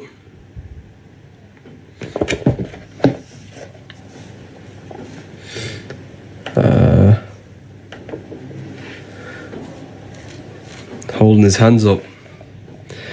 Then you have Cancer. If you look very, very closely, he has a knife in his hand, holding it backwards. It's like this. Very closely, he's got a knife there. Because Cancer's a crab. And they pinch. They cut you. Then you have Leo, the lion, showing dominance when your elbow and you have a clenched fist, showing dominance. Leo's the lion, dominance. Virgo, he's pointing very closely. He's pointing at her neck. That there's no Adam's apple. This is a woman. pointing, saying, this is a woman, there's no Adam's apple. It's Virgo, the virgin. Then you have the sun. Jesus gives and takes, one hand down, one hand open. Red and blue for opposites. Red tap, blue tap. Roses are red, violets are blue. A red siren and a blue siren on your police car. Everything's red and blue to do with opposites. Democrats and Republicans, red and blue. Then you have fall. This is Libra. Libra rules the balancing core, your abs. Core, this is the center of gravity in your body. All to do with balance, and this is the balancing of the sun. This is why he's holding his arms out, balanced like this. He's holding his arms out. Balancing of the sun and the balancing of your body. So this is all astrology. The whole thing. You know, this is a very, very symbolic of astrology. Jesus is the sun. That's why he has the sun on his head.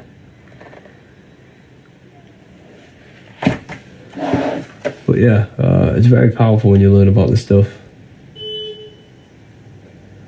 Very, very, very powerful. Love, love, love your book. Thank you, Marcos.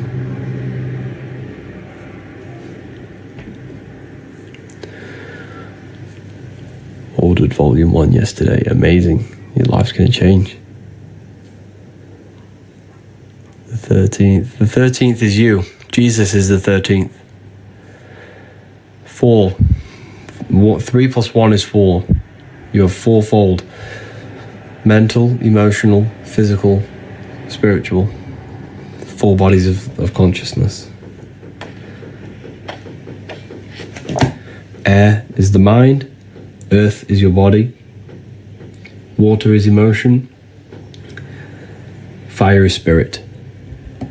They're the 4 elements that correspond with your 4 bodies of the soul. Yep, I also love the books too. Thank you, Nick. Appreciate that. 100k likes, wow. On one of the lives. That's crazy. We are made of the Anunnaki. Yes, you are the Anunnaki.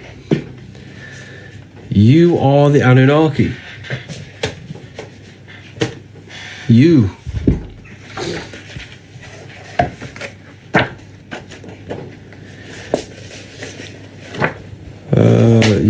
You're literally everything.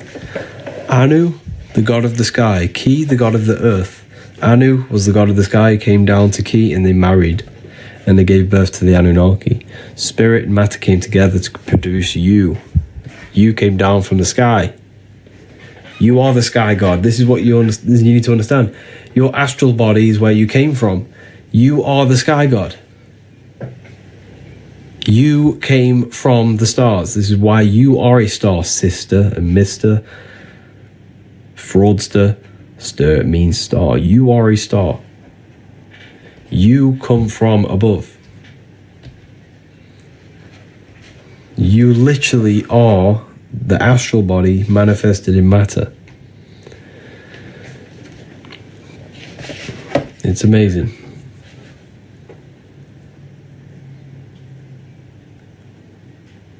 It really is amazing when you deep it. Truth mixed with lies. Okay. You think that. That's okay.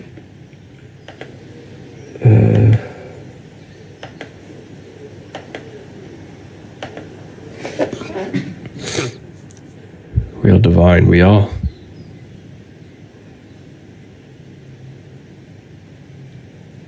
Very divine.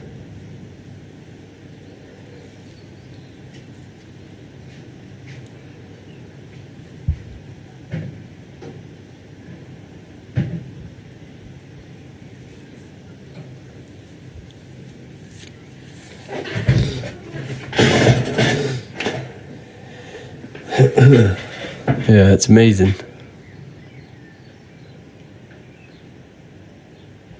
We're just here to remember, yeah.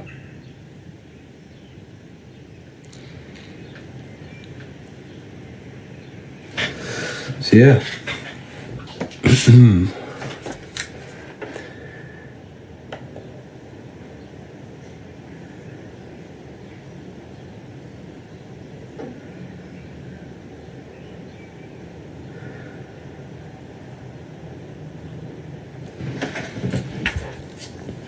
the number 7. 6 is the number of matter. 7 is the number of completion of creation.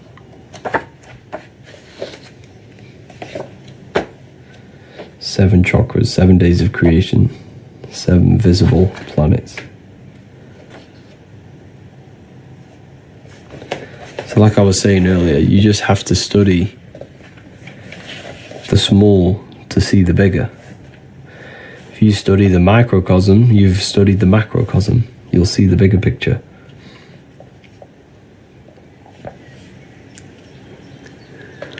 Sacred geometry, yeah. But geometry is one of the secrets about geometry.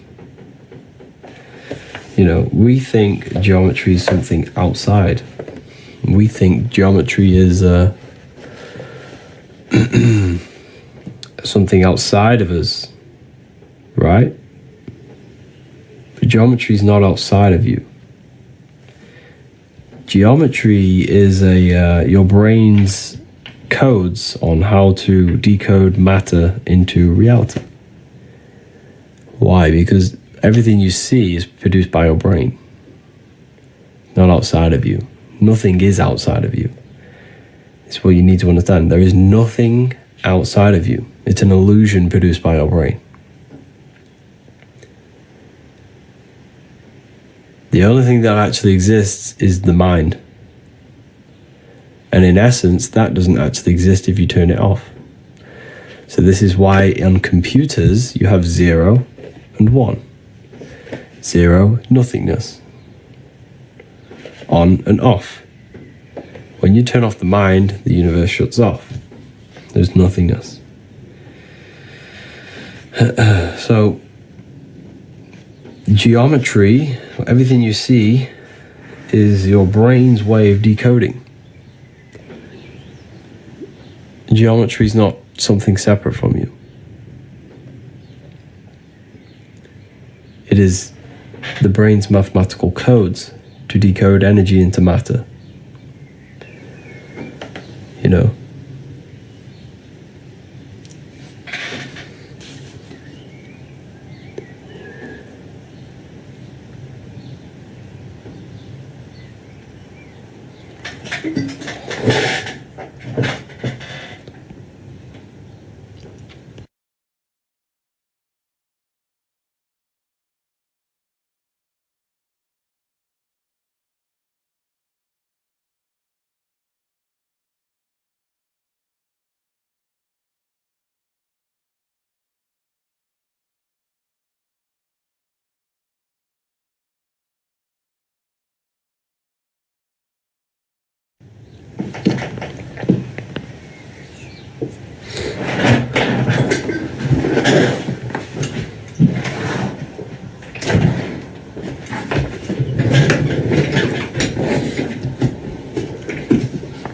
Yeah.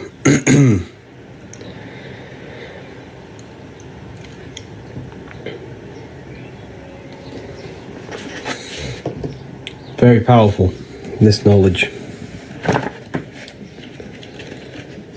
But yeah, there's a third book coming. I'm in the process of writing the third book, Book of Symbolism.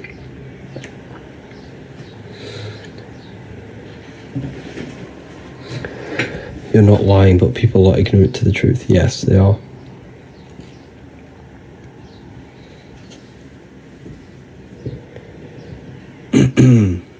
Yeah, people are just ignorant. Harry, what about the masterclass? What about the masterclass?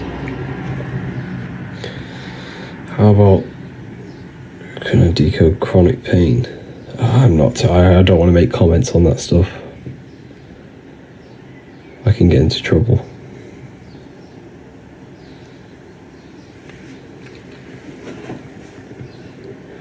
Opinion on the Baphomet.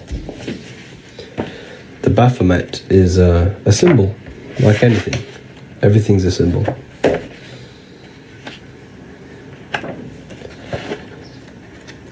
It's a symbol. Not a real figure. just had the page somewhere.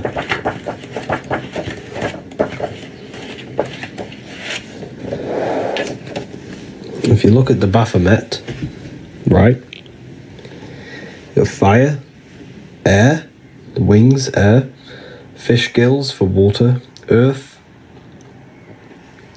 fire, air, water, earth. Water is emotion, air is the mind, fire is the spirit, earth is the body. You have the moon, represents the internal world. Is the internal world controlling you, or are you controlling it? As above, so below. Are your thoughts and emotions, are you a slave to them, or are you actually creating them? Are they reactions or commands? The internal world needs to be commands, not reactions. So this is all symbolic of that. It's a symbol. And this is the lower nature of man, the goat, the animal instinctual nature. It tells us to hate, steal, and rob. This is the higher nature, the spiritual nature. This also represents Capricorn, the goat. Capricorn represents Saturn, limitation, the lower self.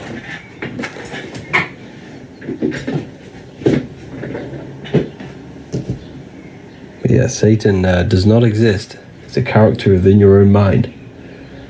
It's an aspect of your own consciousness. A psychological symbol that represents a psychological process of destructive thoughts, destructive emotions.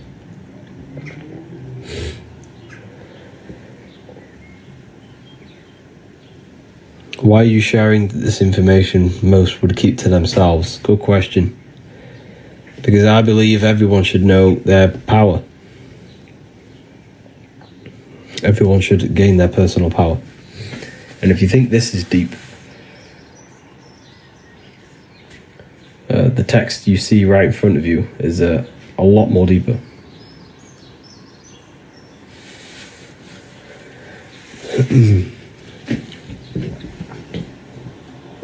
Television. Yeah, so televisions tell a vision.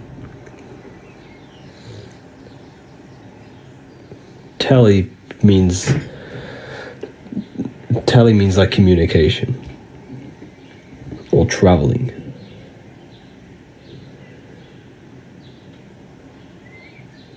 I just don't believe he's not real. That's fine. But when you realize that no one's worshipping Satan, the Satan doesn't exist. Satan is it's just an aspect of yourself. The universe is mental. The only thing that exists is your mind. Therefore, the Satan is just an aspect of your own mind. He very much exists. He doesn't. You've never seen him. Satan does not exist. The Satan voice that tells you to do things is not Satan, it's your own mind. All Lucifer, yeah. All is mind, yeah. Aspects of the self.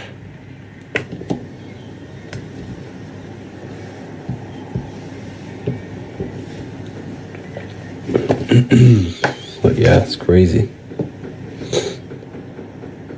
Repressed, rejected parts of the self, Satan. Yeah, exactly. Limiting beliefs, suppressed emotions, hate, anger.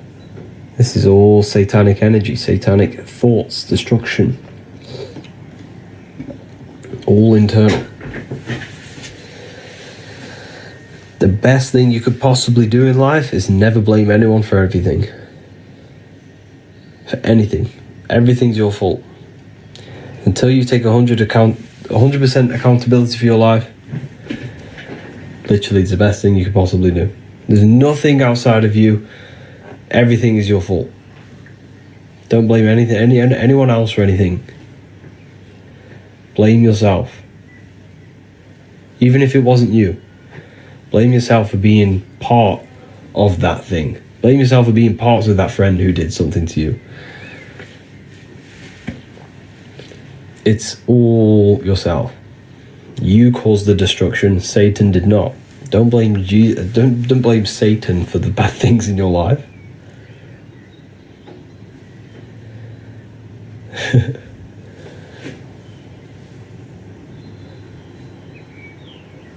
We create everything in our reality.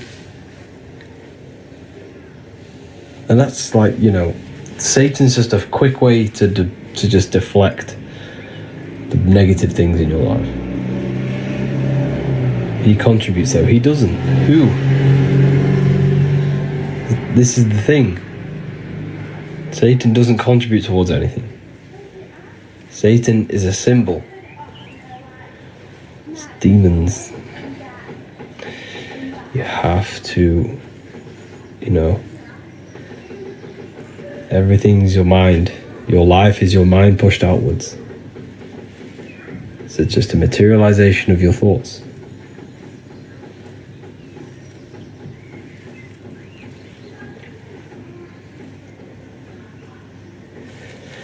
But yes, I'm going to love and leave you all here today.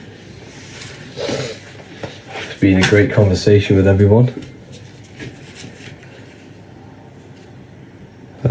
If you want to learn more about consciousness yourself, you want to gain the advantage in life and not be left alone, left behind without this information, get yourself these books and learn more about yourself, gain the advantage in life.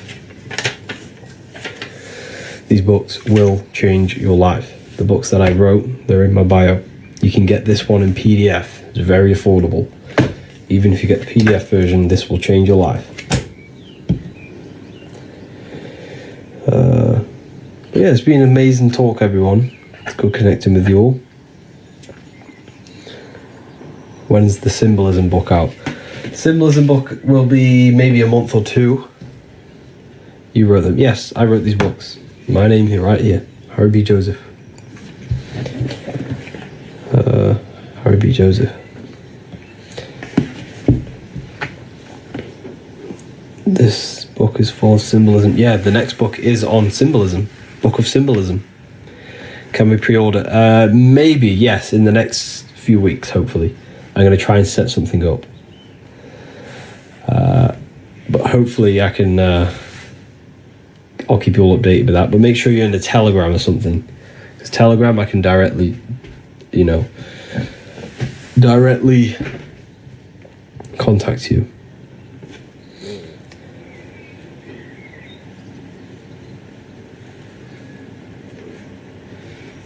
But yeah, thank you everyone. It's been amazing talking to everyone. And please, anything on Hollywood alchemism, I'm not too sure on that. Yeah, take care everyone. Use the code if you're going to get the books. Click the link in the bio. It's going to take you straight there. Telegram's in the bio. Or you can join the Discord. There's a whole Discord server.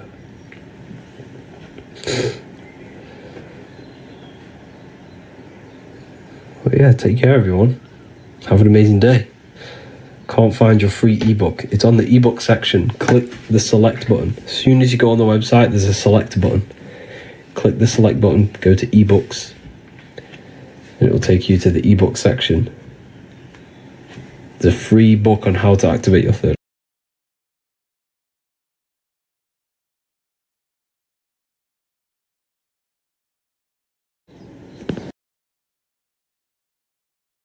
Who teach Christian religious studies? Before you call the Baphomet evil, make sure that you watch this video until the end so you gain a full understanding on what the Baphomet truly is. No, I am not a Satanist. I am simply an esoteric and occult researcher. I've been looking into symbolism for a very long time, and I can reassure you that this symbol does not represent the devil, does not represent any negative figure. It's a very deep occult esoteric symbol. What we first need to understand about the Baphomet, it is indeed a symbol. Every symbol we see around us is neutral. The pentagram, the Baphomet is neutral. It depends how you use it, whether it is used in a good or bad way. Everything is neutral. It's your mind's perception that gives it a positive or a negative charge. First of all, let's break down the Baphomet symbol. Let's look very closely at the Baphomet. We have clearly the 4 physical elements corresponding to the Baphomet. Here we clearly have the fire element, the wings represents the air, the flapping in the air, the fish scales, which is the water, and this dome figure representing the earth. The soul is incarnated into 4 bodies.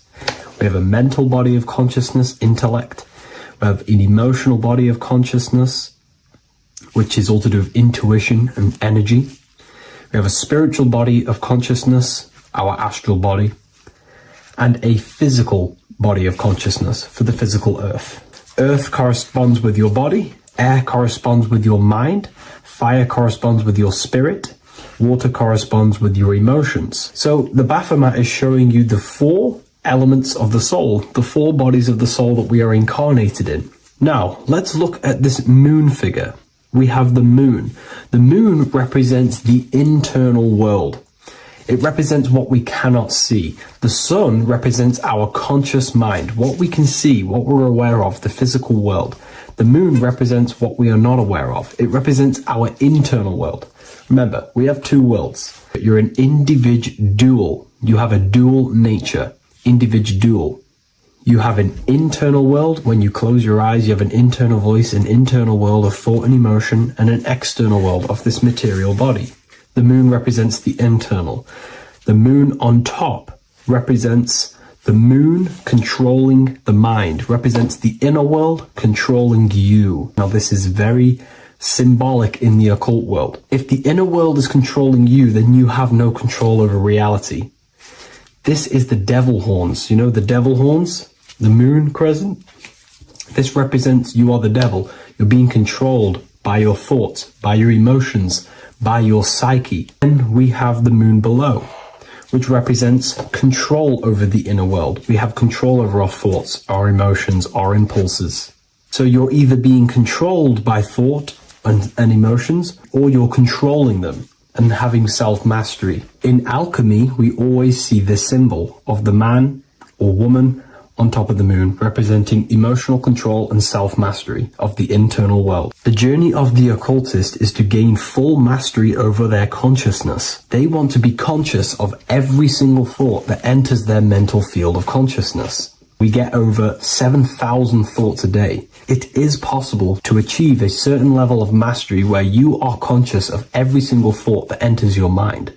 This is one of the end goals of self-mastery and occultism, as this gains your personal power. When one achieves this, they are then able to direct the mind in one place and one place only, becoming more effective in manifestation and creation, because we are microcosms of the divine. We are creators. This is the gesture of as above, so below. The inner world and the outer world are mirrors of each other. The inner produces the outer. Your physical life circumstances are a result of every thought you thought in the past. The inner projects the outer.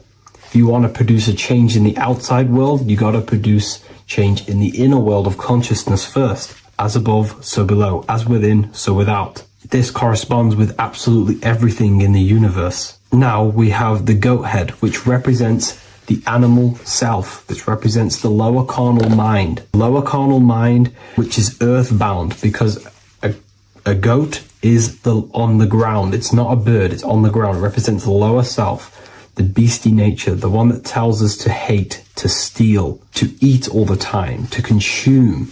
It's the beast within us, the beastie side of our consciousness. It has a human body resembling this, the human in the beastie nature, or we have the spiritual nature, the higher self. In essence, this symbol of the Baphomet represents the higher and the lower self of human consciousness. It represents the higher and the lower. To conclude all of this, the Baphomet is a symbol that represents the 2 paths that one can take.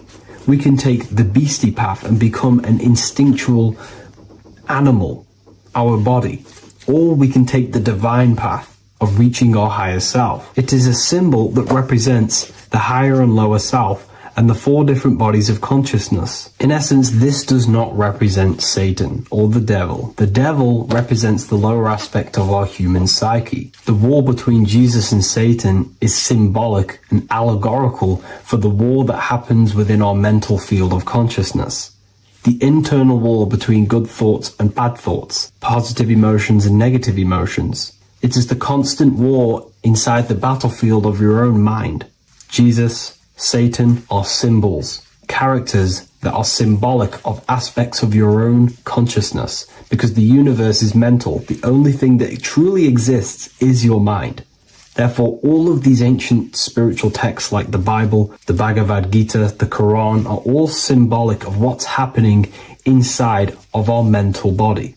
It is the inner chaos that can destroy our life, or when we create structure and restructure our inner world, we can live a peaceful life. If you are struggling from the internal world and you want to gain mastery of yourself while learning the occult secrets, join Ethereal University, a community of like-minded individuals who are all striving for the best versions of themselves. We host live calls and we have an abundance of lectures that you can watch. Or check out the Book of Wisdom. This is volume 2. I'll leave all the links in the description. Have an amazing day. Matthew 21:1, Jesus went into the temple of God. Corinthians 3:16, do you not know that you are the temple of God? Now what is this telling you? That God is within you. Hence why in Luke 21:12 it tells you the kingdom of God is within you. And the side of your head region is called a temple for a reason. Because the brain encapsulates the mind. The brain is a physical manifestation of the mind. The heart is a physical manifestation of emotion. So we have these different layers of our consciousness. We have an intellectual, communicative aspect of our consciousness, which we would call the mind. We have an emotional aspect of our consciousness, which is the heart. And to communicate with the divine, it's all to do with the mind. Hence why the ancients always symbolize the mind being God. This is why Michelangelo always placed God inside of the brain on top of Sistine Chapel in the middle of the Vatican. He understood that God is in the brain. God is within you, not outside of you.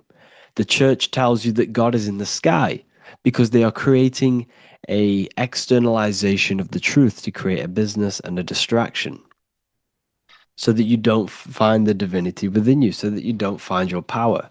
Now you have Adam, the physical man, the physical body, the ego, the lower self, and he is resting. He's not trying to reach to God, but God is reaching because the higher consciousness within you is always trying to communicate with you. It's always trying to wake you up to your divinity. But the lower mind, the lower self, Adam, the physical self, is always in ignorance of truth, always in ignorance, and stays in a materialistic way of thinking, which is the lower animal self. And this is what we call a sleep or an NPC. This is the lower mind of man. But all you have to do is to move your finger to touch God. You have to look within yourself, within the brain, meditate, and you can find God. This is why in the Bible we see many references to the human body and anatomy to truly connect with God. Kings 6:8, the door to the middle chamber was in the right side of the house, which is the right hemisphere of the brain. The middle chamber is the pineal gland, where the seat of your consciousness is, where the seat of your higher consciousness is, the mind. And they went up the winding stairs, which is your spinal column, into the middle chamber, and out of the middle chamber into the third. So they went up the winding stairs. This represents raising your consciousness up the winding stairs. Your spinal column acts as a stairway of consciousness. Depending on what sort of consciousness you are operating in, depends on what part of the spinal column you are using. Because the spinal column ascends and descends consciousness. What do I mean? If you are in a reproductive way of thinking and you're always thinking about sex, you're jerking off all the time and you're always eating, all of your brain's power and your mind's power is being descended into the lower aspects of the spinal column, which represents hell, the physical state of man, Adam, the ignorant state. We're basically living off low-level pleasures like an animal. And the stairway to heaven is your spinal column. They went up the winding stairs into the middle chamber, which is your mind, your pineal gland, and out of the middle into the third stage of consciousness, physical, etheric, astral. When you meditate and you start to raise your consciousness during meditation, you enter the astral plane when you turn off thought. But this is the middle chamber inside of the brain. Here we see another painting inside of Sistine's chapel of God inside of the brain. This is the brainstem. This is the brain. This is the frontal lobe. This is the back lobe. This is the back lobe. This is the cerebellum. Here's the reptilian brainstem. Here's the claustrum. This is what we are seeing here. Anatomy. Here is another one in Sistine's chapel in the middle of the Vatican. This is depicting the brainstem. God's neck looks exactly like the brainstem. Here we see a real brain compared to God's neck, because the neck is just below the brainstem. And this is what they are symbolizing, because they knew that God is within you. God is a part of the human body. God is inside of the body, because the body is a vessel for consciousness, for universal consciousness. Inside of you, inside of me, is the same spark of consciousness. And this same consciousness is spread out into every living essence, because everything comes from the one source, the one God, the one consciousness. Matthew 6:22-23. The light of the body is the eye. If therefore thine eye be single, thy whole body shall be full of light. Practicing the single eye. What is this? This is meditation. This is entering within yourself. So the Bible's telling you to practice the single eye. But if thine eye be evil, thy whole body shall be full of darkness. What does this mean? If your consciousness is in an evil way of thinking, if your mind is filled with an evil, negative mind space, then your body shall be filled with darkness, with evil, with negativity. Because negative thoughts destruct the body. Positive thoughts heal and regenerate the body. So he tells you to be, the light of the body is the eye, your consciousness, the inner eye of consciousness, the eye that lets you see. And what do I mean? You look with your two physical eyes, but you see with the inner eye. What you see is perception. You look with the two eyes, and what you see is perception. You are seeing, you are understanding, and that's what consciousness, the mind, gives you. Consciousness, or the mind, is the force that allows you to be a human being, that allows you to understand things and interact with things and make decisions. It's an infinite intelligence. See, the mind is not the brain. This is a big confusion with people. Hence why the eye on top of the pyramid is separate from the bottom half of the pyramid, because the consciousness is separate from the body, the eye, the all-seeing eye.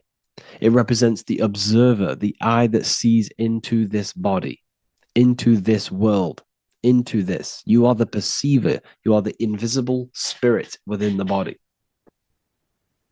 Theologians 4:17. After that, we are still alive, and our left will be caught up together with them in the clouds to meet the Lord in the air. You don't meet the Lord in the physical air. Okay? This symbolism of the ancient Christian artwork is showing you this is symbolic. These things never happened. There's no man in the sky. Moses didn't go on a mountain to meet with God. The air represents the mind. This is why you say you're an airhead when someone's very stupid. Earth is your body. Water is your emotions. Fire is your spirit. Air is your mind, the invisible mind. So Anton Mengs, an ancient Christian art worker, is showing you anatomy of God in the clouds. But this is the anatomy of the human body. Raising yourself to the mind and turning the mind inwards on itself during meditation. And that's how you meet the Lord in the air. You meet the Lord in an elevated state of consciousness. The air represents an elevated state of consciousness because the air is up. You have to raise your consciousness to meet the Lord in the air. This is why Moses went on a mountain to meet with God. The mountain represents elevation of consciousness, raising the mind up the spinal column, taking all of the mind's attention away from the reproduction and the physical aspects of self and raising it to the brain and turning off the brain and going inward into the air. It's talking about raising consciousness. It's allegorical. It's a spiritual, metaphorical text. The side of your head's called a temple because inside that where that temple is, right in the middle of where you call the temple, is the inner chamber, the open room, the holies of holies in the Bible, or the land flowing with milk and honey, or Mount Zion.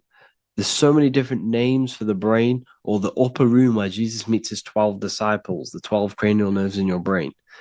This is the temple of God.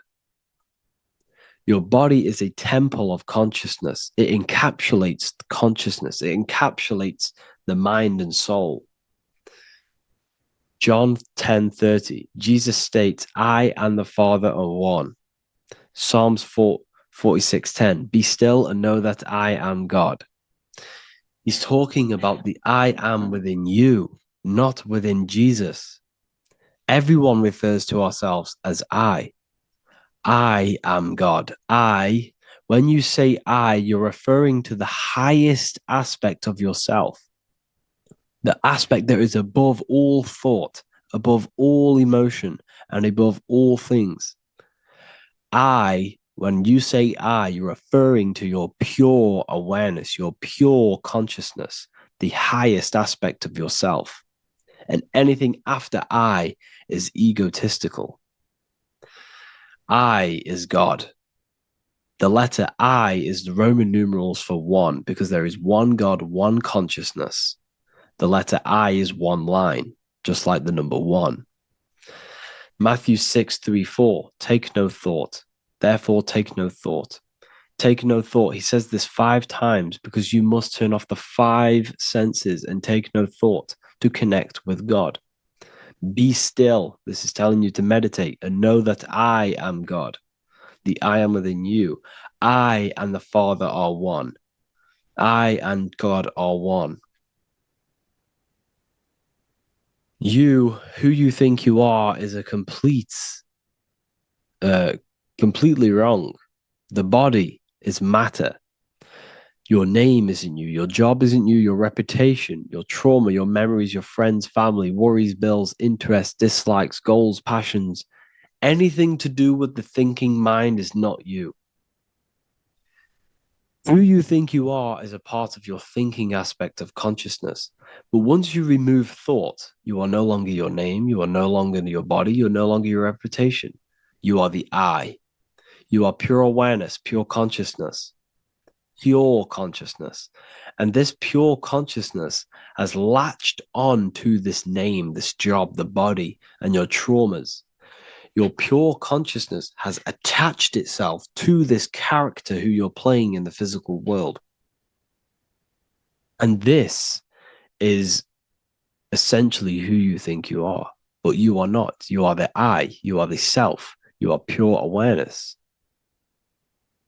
So in order for you to detach from these things, you must learn how to detach from your name, your job, your reputation. And you do this through meditation by turning off the thinking mind. Turning off the thinking mind allows other aspects of your consciousness to open up. What do I mean? Your whole life you've been thinking, and all of these thoughts has attached you to this physical body. You haven't allowed your consciousness to open up. And you can only do this by taking no thought. That's why Jesus tells you, take no thought. When you turn off the thinking mind, other aspects of your consciousness starts to open up. other aspects of your being can open up. And this is how you astral project. This is how you do all these mystical things and things to do with consciousness. It's taking no thought.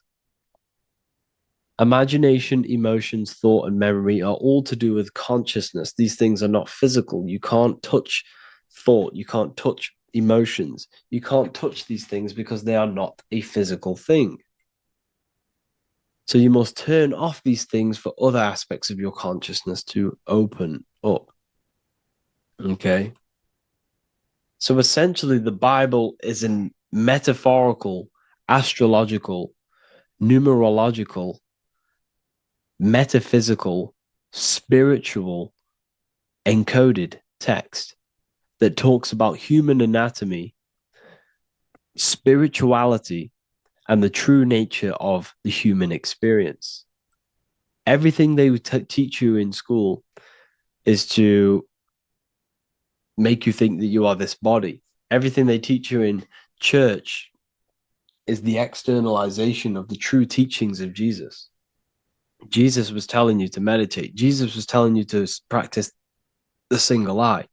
Jesus was telling you to look within yourself and find God. He wasn't telling you to pray to him. Mark 16:19, he was taken up to heaven and sat at the right hand of God, the right hemisphere of your brain. John 21:6, cast the net onto the right-hand side of the boat and you shall find fish. Fish is understanding. The boat is your body, your brain. Cast your awareness into the right side of your brain and you will find understanding, because the right side of your brain is all to do with the creative aspect and the intuition and the spiritual sides of your consciousness. This is why God is here. This is why Michelangelo depicted God in the right hemisphere of your brain, because this is all human anatomy. And I speak about all of this in the brand new Book of Wisdom, Volume 2, which is now available. The start of the revolution has begun. This book is truly going to change the way people see the world. It's got so many more topics than the last one. It's truly a revolution. It's written in so much detail. It's very practical.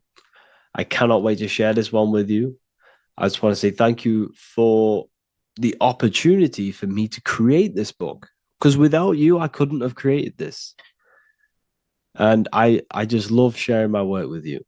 And I thank every single one of you for the support, the watch, like the views and the likes, everything, especially the people who have joined the university and stuff like that. And for people who have joined the university, you do get a free Book of Wisdom paperback if you just go to the general chat and follow the description, follow what the instructions that I gave you in the chat, then you'll be able to order a free Book of Wisdom if you are inside of the university. Plus, you get all of my other books, 2 books, and over 45 occult books on occult and esoteric things. You get lectures, live calls, a community, a manifestation mastery course, and a whole library and reoccurring updates every month, every week. So yeah, I hope you all enjoyed this video. Thank you all. Please leave a comment to help the algorithm, and leave a comment on what videos I should make. And yeah, I'll get to uploading on the YouTube a lot more now the second book is now released. I have a lot more time on my hands.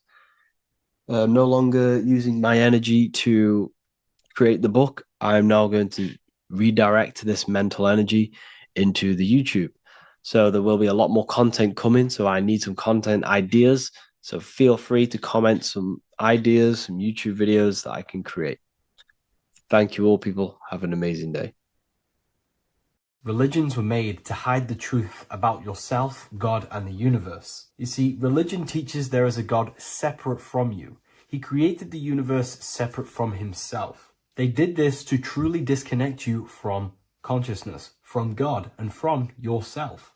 Now let me explain. It's going to be very difficult to understand this from a left hemisphere dominated perception. The left hemisphere sees everything individual.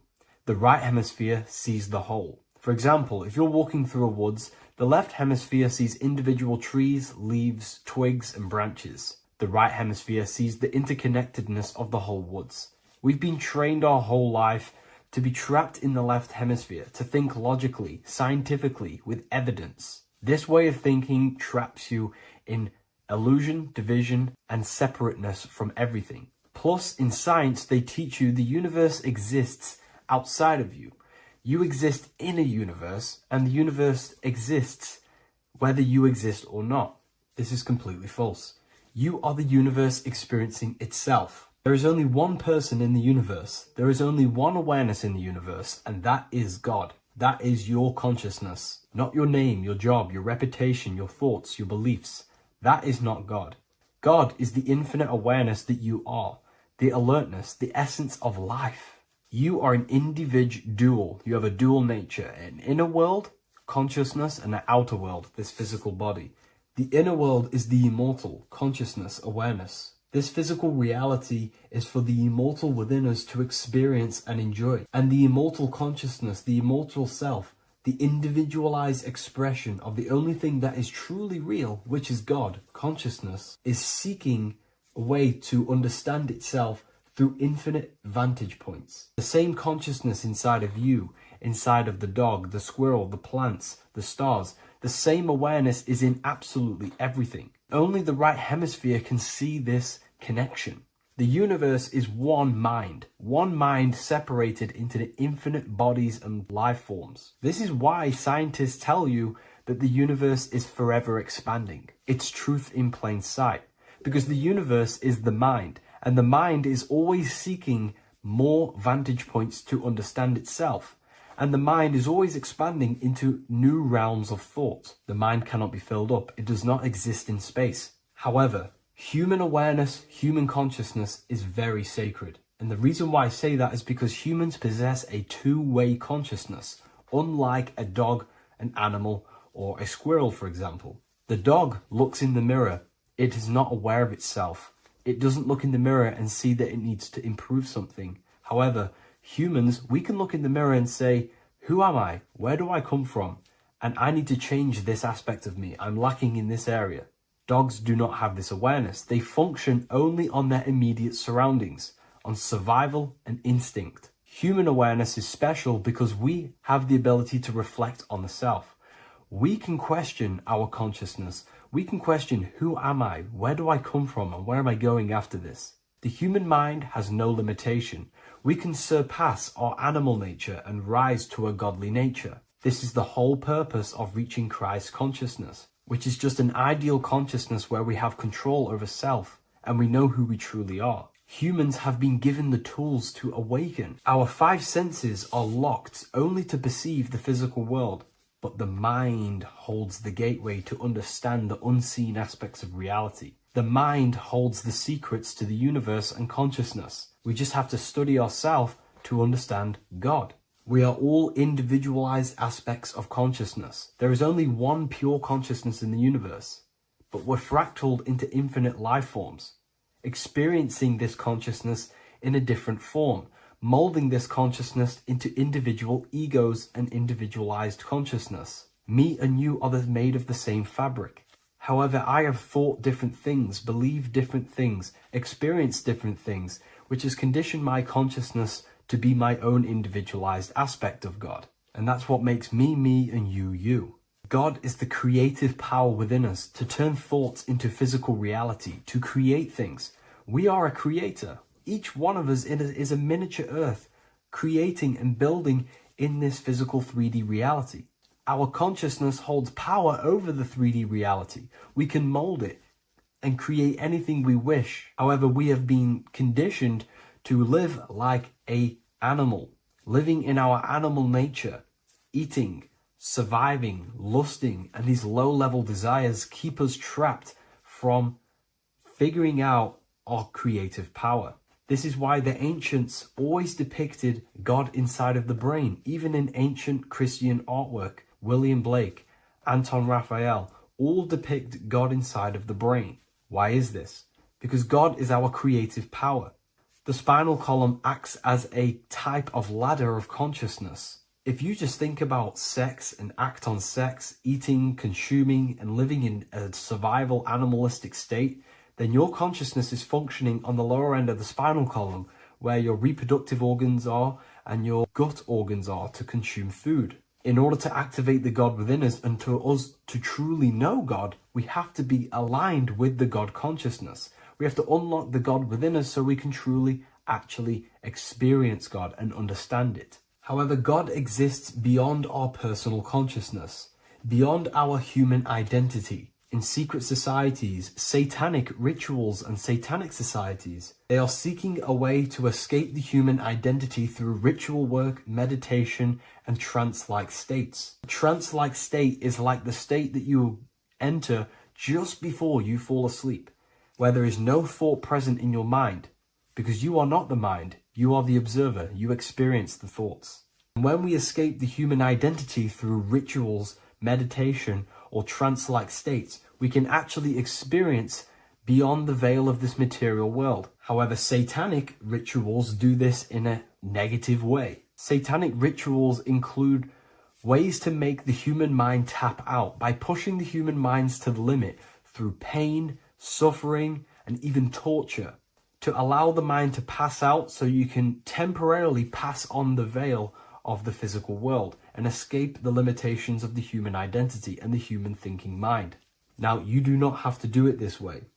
You can experience the divine and beyond your human identity through many different ways, such as deep, deep meditation, rising above your thoughts, and setting 3 alarms, one for 6 a.m., one for 6:30, and one for 7:30. And when you wake up at these times, what you need to do each time you wake up is allow your mind to stay awake but your body to fall asleep. And you will enter this trance-like state. And you can gain ideas, experience lucid dreams, and maybe even astral project. All of these rituals in secret societies and satanic societies is all about escaping the human identity and experiencing the divine planes beyond the physical. To wrap all of this up, this is all about consciousness.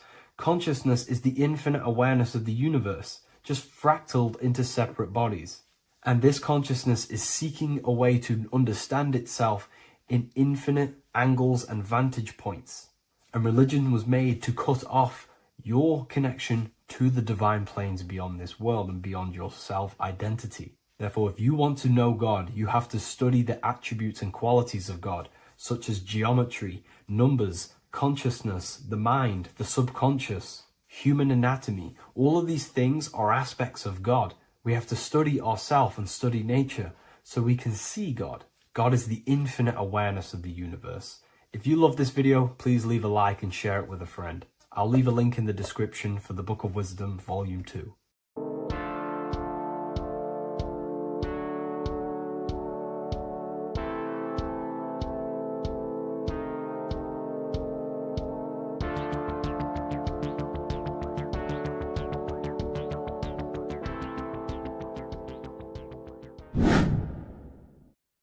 How are we all doing, people? It's Revival of Wisdom from the Wisdom Academy. Today we're going to be breaking down God, consciousness, and the higher and the lower self, and how to overcome the lower self. Now, the first thing you need to understand is that you are the invisible intelligence within the brain, within the body. This invisible intelligence is known as the mind. But you are not the mind. You are the observer of the mind, which is the soul, the invisible entity.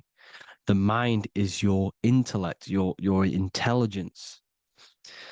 Now, the mind is, it's hard to put this in words, but the mind is something that gives you the ability to explore the universe. And this inner self is the I am. It's the quiet, the inner self, the voice you see in you hear in your head. This is why within spells high twin, inside, internal. The I is also the number 1, which is one line. Because the one and only, is the inner self, which is the I am. This is why you say, my name is Harry. You are not Harry, you are the I, the inner self, the intelligence. Okay, this is why Jesus in French is I am. You look with the 2 eyes and you see with the inner eye. I and I, the same thing. Okay, because the I inside is what gives you the perception of what you're looking at. So when someone's trying to explain something and then you catch on saying, I see now, it's because you're seeing with your inner eye, the one that gives you perception, gives you intelligence, gives you the ability to understand things.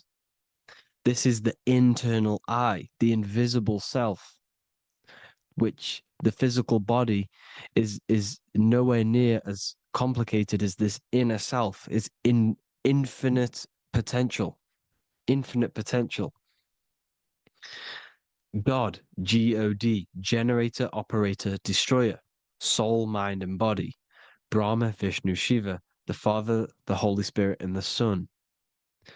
They're all the reason why you see God is always a triad is because it represents yourself. Your invisible intelligence is God. Me and you are the same invisible intelligence. We are the invisible intelligence experiencing the program being ran by the central nervous system and the brain. I always say this in my videos, but I have to, in order for you to understand the things that I'm going to say later on in the video, you need to understand this concept, is that you are the consciousness experiencing the nervous system, the tree of knowledge of good and evil, which is you here. You would be in this invisible intelligence right here in the center of the brain. Now, this is why the ancient Christians show God is in the brain. This is the brain stem. This is the brain. This is also the brain stem and the brain. The brain stem and the brain. It's all depictions of the brain because the brain's the computer, the electromagnetic computer, which decodes the demands created by the invisible intelligence, the I, the inner self, you, your true self. The person moving, if you observe what someone moving, this is going to sound, but if you observe someone walking, it's not the body. The body is moving, but the thing telling it to move is the invisible intelligence. Before you kick a football, a decision is made within your invisible intelligence, your mind. And this consciousness, this invisible intelligence, is either stuck between the lower self and the higher self. Okay? When the invisible intelligence, meaning the true self, identifies itself with the physical body, it will trap its mind within physicality. This consciousness that we have is either operating in the lower self or the higher self. It's either feeding the material body or it's feeding the spirit. Okay? But because we are physical and spiritual, we need to be even. We don't want to be meditating all day long because we do have a physical body as well whilst we are here. We are playing a game in physical matter. Okay? Now, the reason that you incarnated here is to learn a lesson because the mind can manifest anything it wants within the astral planes, within the world of imagination. It can manifest anything it likes, but it incarnates into matter, into this game, so we can understand labor, because anything in matter, you have to labor to manifest. But in the astral, you can manifest at the click of a finger. You come here to learn the knowledge of good and evil. And your consciousness, I came out a bit off topic there, but your consciousness is experiencing the lower or higher self. The lower self is manifested in the lower parts of the body. Sex, food, and power, the lower three energy centers. These centers are like mini brains. You are literally thinking with these centers. And when your mind is stuck within these lower centers, you'll think, have you ever heard the term of thinking with your penis or thinking with your, you know what, as a man? Even females maybe, but mainly this is a boy saying, you're thinking with your penis. This is a truth. It's truth in plain sight. You think with these energy centers. When you're living off the lower three centers, all you care about is sex, food, and power, eating, sleeping, and greed. Power's kind of like greed.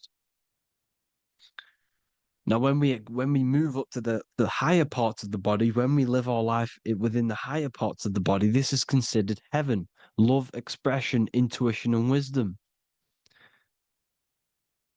This is what we need to be aiming to do, moving out of the lower half of the body and living our life within the higher self, the higher parts of the body, thinking with the higher energy centers, thinking with love, expression, intuition, and wisdom, spreading love, expression, intuition, and wisdom to others. Heaven is even. This is why Jesus is pointing at the heart chakra, always pointing at the heart. Earth rearranged his heart because in earth you're manifested as a physical being. You're in the heart, good and bad. You need to be balanced between the good and bad. Because love can be a demon too. That's a whole nother video, but love can be a demon. Now, the seven chakras are known as the seven seals in the Bible.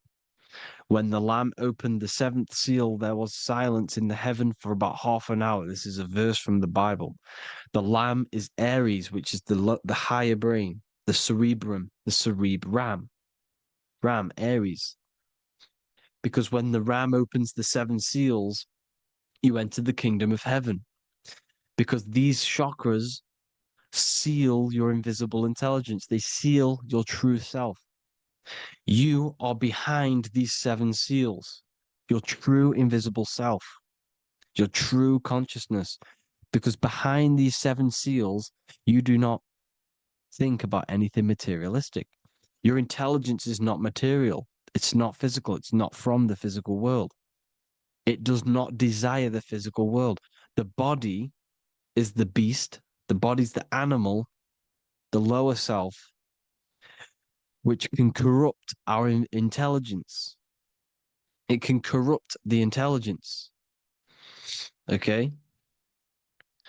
Now, we need to balance these chakras so that we gain a deeper connection between this intelligence and the brain. Because when there's a strong connection between the brain and the intelligence, your body and the intelligence, you have a strong connection. Therefore, you can manifest what the intelligence is saying at all times. Meaning, when, for example, your higher self, this is intelligence, the higher intelligence is always speaking to you. It's always guiding you. It's always telling you the right thing to do. You can feel it when you're doing something wrong. You can feel that you're doing something wrong because this higher self, this intelligence knows what it needs to do here. And when there's no connection between the body and this our intelligence, our true self, when we strip away, when you close your eyes for long periods of time, you will figure out you are this invisible, infinite, creative being. There's no words that I can't describe what it is, but it's the voice inside of your head that you can feel when you close your eyes. You are this being inside of the heaven, because this is heaven, this intelligence. And when there's a strong connection between the body, you can manifest everything it's saying.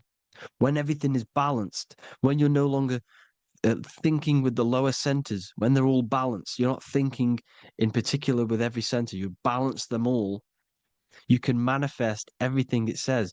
Your body will act out what the intelligence is always saying. This is God in the brain, the intelligence, trying to touch Adam, representing the lower self. This is why they're not touching. Notice how Adam is resting, but the intelligence is always reaching out, stretching, symbolizing metaphorically saying it's guiding. I'm always reaching out. The intelligence, your intelligence is always guiding you. It's always reaching out to you. But Adam is ignorant of it. The lower self is ignorant of it. And that's why he's so relaxed and God is so stretching out. Because at our highest self, that when you think of when you want to better your life, that highest true version of yourself is God. When you're manifesting this, your highest self, this is God. Your truest form, your most perfect form, that is God. Your highest version of yourself, that is God. Emotions are not what you've been taught. Emotions are not something that should be reactive, okay? You should not let the emotion be you, except that you should experience them instead of letting them become you. You need to understand there's a separation in our consciousness. You have the soul, which is the person who is observing your thoughts. When you think a thought, who's the one observing that thought? The soul, you, the I am, the I, the inner self, the one and only.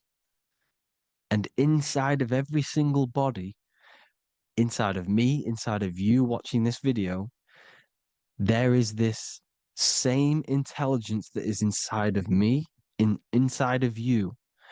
And it's the exact same intelligence, experiencing a different body. And this is what we mean by the universe is mental. We are all sharing the same ball of consciousness in a different body. The animals, the fish, the cells, all expressing this one consciousness. Me and you are the same. This is why the golden rule is treat others like others should be treated, because I am you and you are me in a different body. Now, going back, you need to identify that there's different levels of consciousness: soul, mind, emotion, and body. Okay? Your emotions are on a separate layer than the body, the mind, and the soul. So when you identify there's a difference between all of these, you do not let them become you. You do not let your mind rule you, because your mind can be corrupted. Your soul is the one that is pure good, pure love, but your mind can be corrupted. Okay? Your emotions can be corrupted. The body can be corrupted, but the soul can never be corrupted, only layered on top. You can only throw piles of programs within the subconscious, layering the soul down, but deep down inside of every single one of you, there is a loving being. Because love comes from the heart. Love is the universal emotion, expression.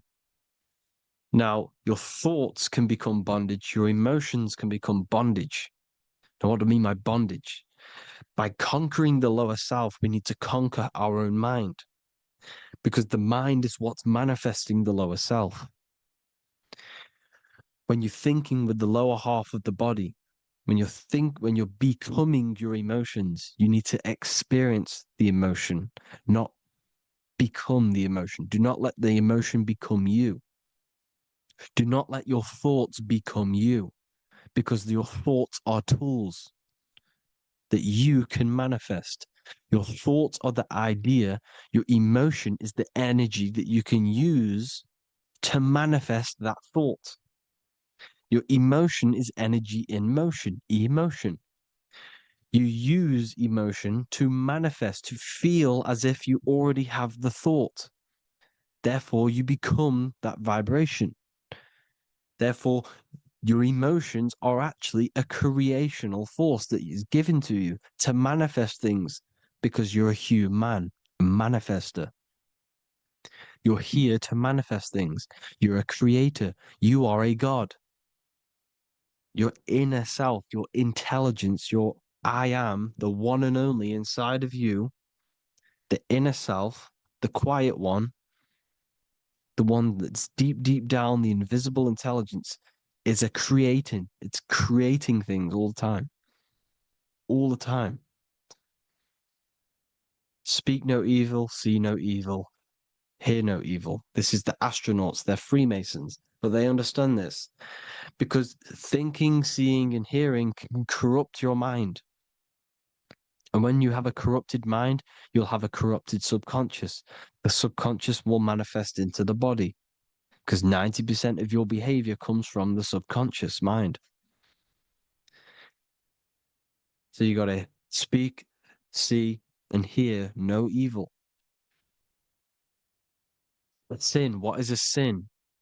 To overcome our lower self, to overcome our lower self, the 7 deadly sins are not something that goes against an external God. A sin is something that goes against your inner guide, your inner conscience, the inner self that is always speaking to you. It's always telling you the right thing to do. A sin is something that goes against this inner guide. And this is why you can feel something where you can feel you're doing something wrong. Because the inner guide is speaking constantly.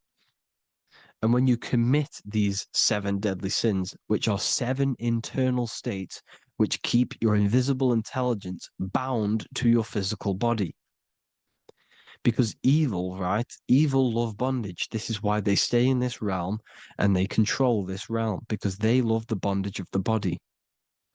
They like matter. They want to stay in matter for eternal life. They don't want to ascend back into the heavenly realms where you do not have a physical body. You can explore the universe within the astral planes. They stay bounded to the body, bounded to the 3D construct of the physical world. They have greed, lust, envy, gluttony, wrath, sloth, pride. They want all of this. And if you want that, that's okay. But deep, deep down, you don't want that because your soul is always telling you the right thing to do. Your soul knows what to do to get out of here. It needs to detach from the external world. Detach from all of these 7 internal states which bound you to your lower self, your lower centers. That's what a sin is. You know, you have a left and right brain. The left brain is always analytic. The right brain is metaphorical. So the right brain is producing a holistic view of reality. Now, what do I mean? And not view, perception. When you see, because your eyes are parts of the brain, so when you look at something and you look, that image is produced in the back of the brain in the visual cortex. And then the right brain produces a perception, a holistic, it breaks down what you're seeing into a holistic image, a holistic perception. So, for example, if you're in a woods, the right brain sees the whole woods as one big woods. The left brain is breaking that perception down into individual trees, branches, and leaves. So the left brain's to do with duality. The right brain's to do with wholeness, unified. The left brain's dualistic, analytic. This is necessary so that we can pick things up and manipulate them and break things down. We need the left brain. We need the right brain. I'm not saying any of them's bad, but the left brain, sinister in Latin, means left. Because when you're left-brained, you see everything in dualistic. You see everything is dual, when everything's actually one. We need to be focusing and strengthening our right hemisphere. I'm not saying sit in the right hemisphere all the time, but we need to be strengthening our right hemisphere. And this is why left is sin and right is right. Because when you focus on the right hemisphere, you see the holistic perception of creation. The right hemisphere sees humanity as one unified consciousness. The left hemisphere sees everyone as individual persons and egos. Because the left hemisphere is dualistic. And this is why the Bible says, cast the net onto the right side of the ship and ye shall find. John 21:6. What does that mean? Cast your energy, cast your perception into the right hemisphere of the brain, and ye shall find unified consciousness. You shall find your higher self, the one and only. If then you have been raised with Christ, seek the things that are above, where Christ is seated at the right hand of God. Wow. Powerful. What does this mean? Seek the things that are above, where the Christ is seated at the right hand of God. God is your consciousness, your invisible intelligence between the two hemispheres. The right hand of God is the right hemisphere. Seek the things that are above the heart. Love, intuition, expression, and wisdom. Seek the things that are above the heart, the higher self, the higher part of the body. Because when you seek the things of love, expression, intuition, and wisdom, you create a strong aura. You attract the same frequency. And this frequency is heaven, God. This is the Sumerian artwork showing the lamb. This is a step symbolizing stepping upwards, raising up. He's stepping over the lamb up to the bird. His hand is going to the bird. The lamb symbolizes the lower self. Okay? The bird with the wings is in the sky. It represents the higher self. This is why angels always have wings, because it represents the higher self in the sky. The lamb is a ground animal, symbolizing the lower self. He's stepping over the lamb to the bird, his higher self, his invisible intelligence.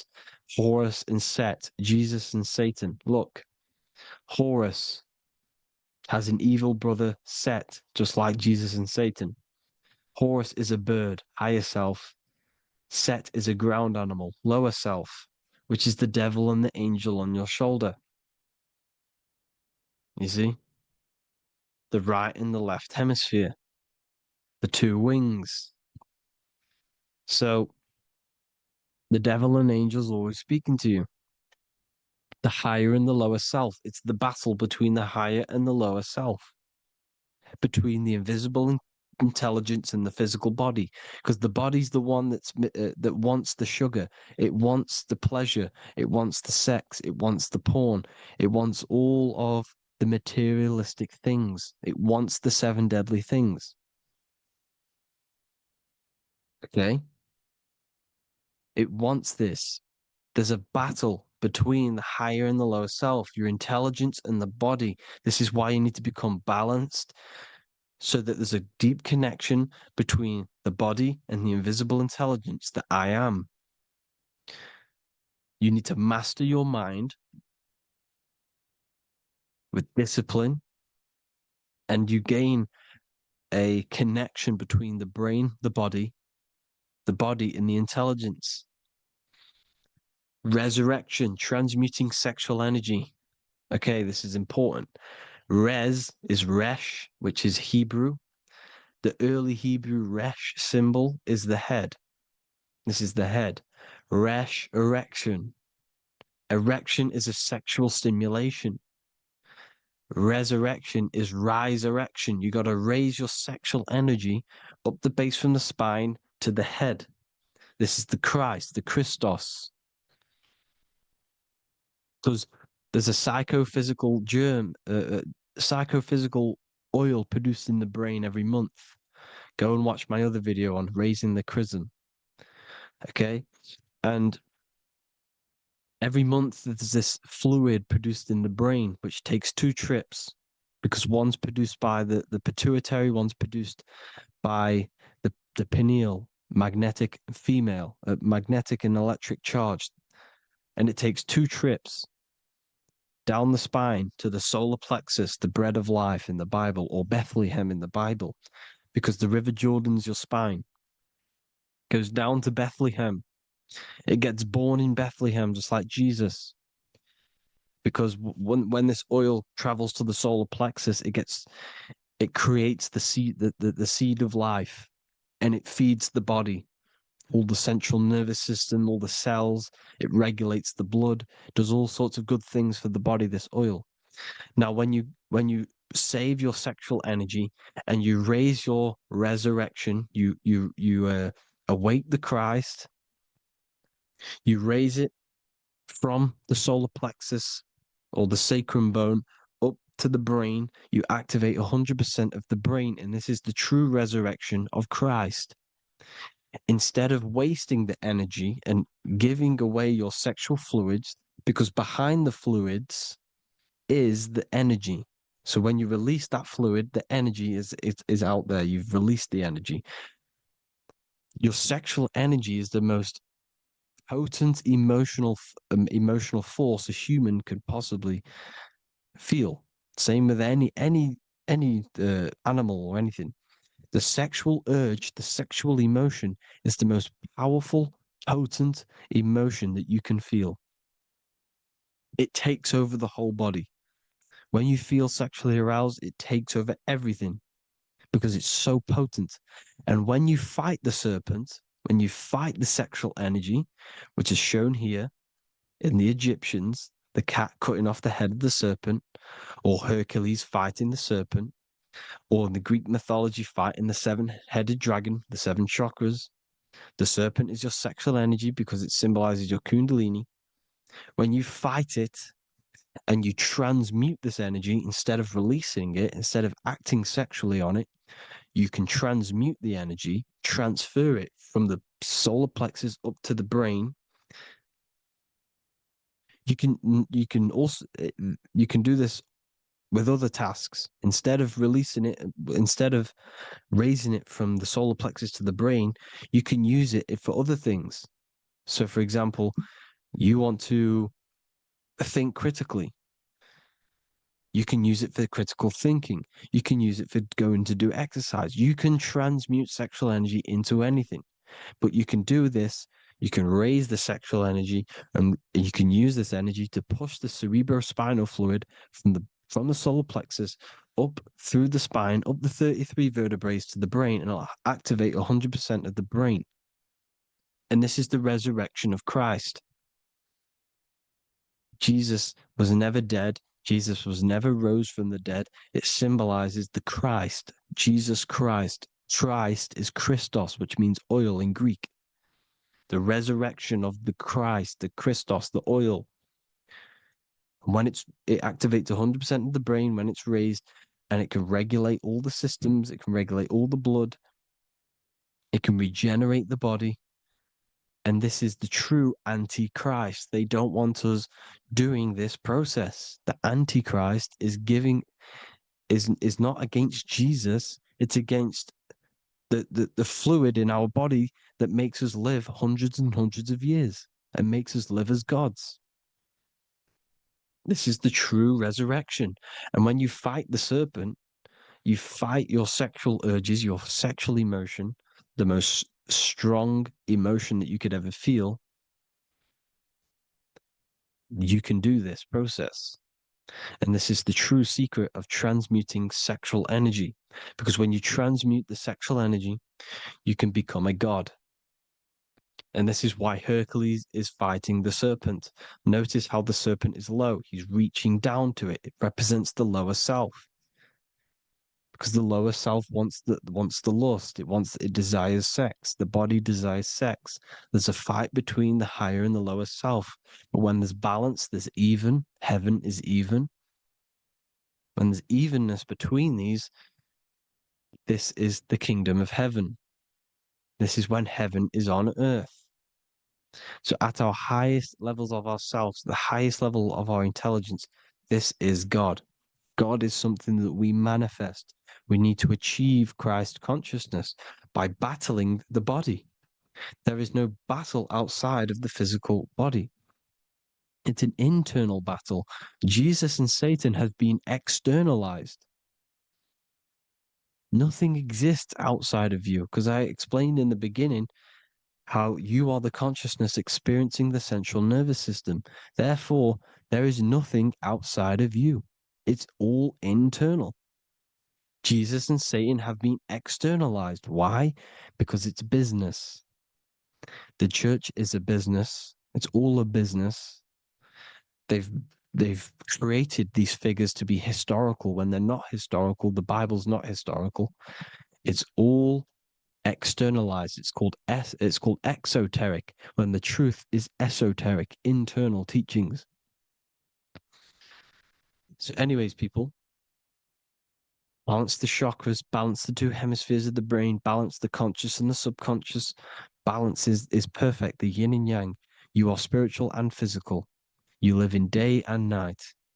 You need to be balanced. Oneness. Seek oneness. And this is the true kingdom of heaven.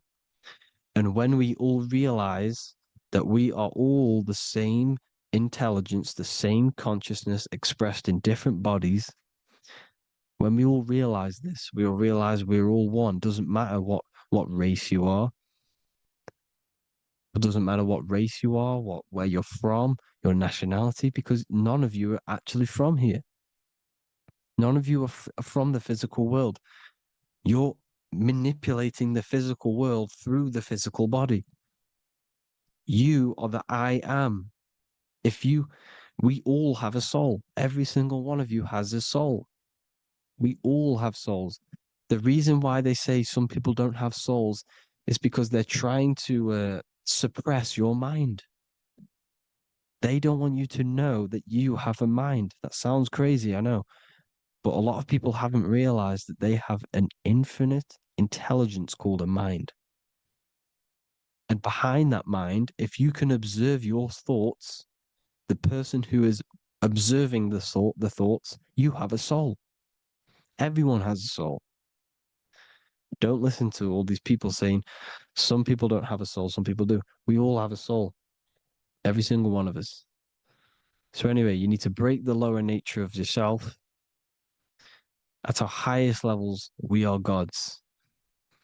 Our intelligence, our universal intelligence, the I am, the intelligence that's inside of the brain, is God. Our minds are being corrupted within believing that you are the body, and the result of this is a society like today, because everyone thinks they're the body, and everyone's living in the lower nature of self, where everyone only cares about themselves. But when we realize we're all one big consciousness ball, we're all the same consciousness expressed in different bodies, there will be peace. So thank you all, people. If you do want to learn more, if you do want to read my book, it's called The Book of Wisdom. I'll put it in the description. It's an amazing book, people.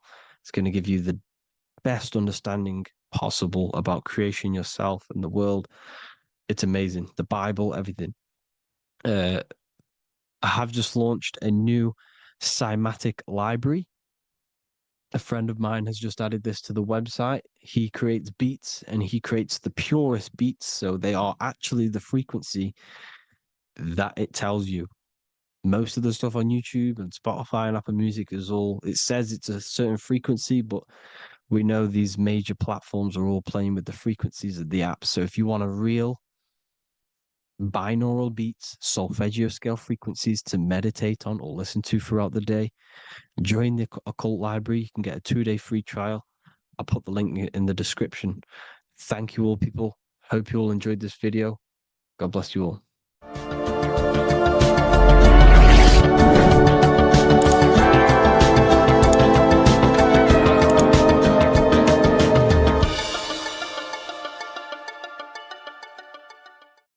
In this video, we're going to be talking about the evolution of consciousness.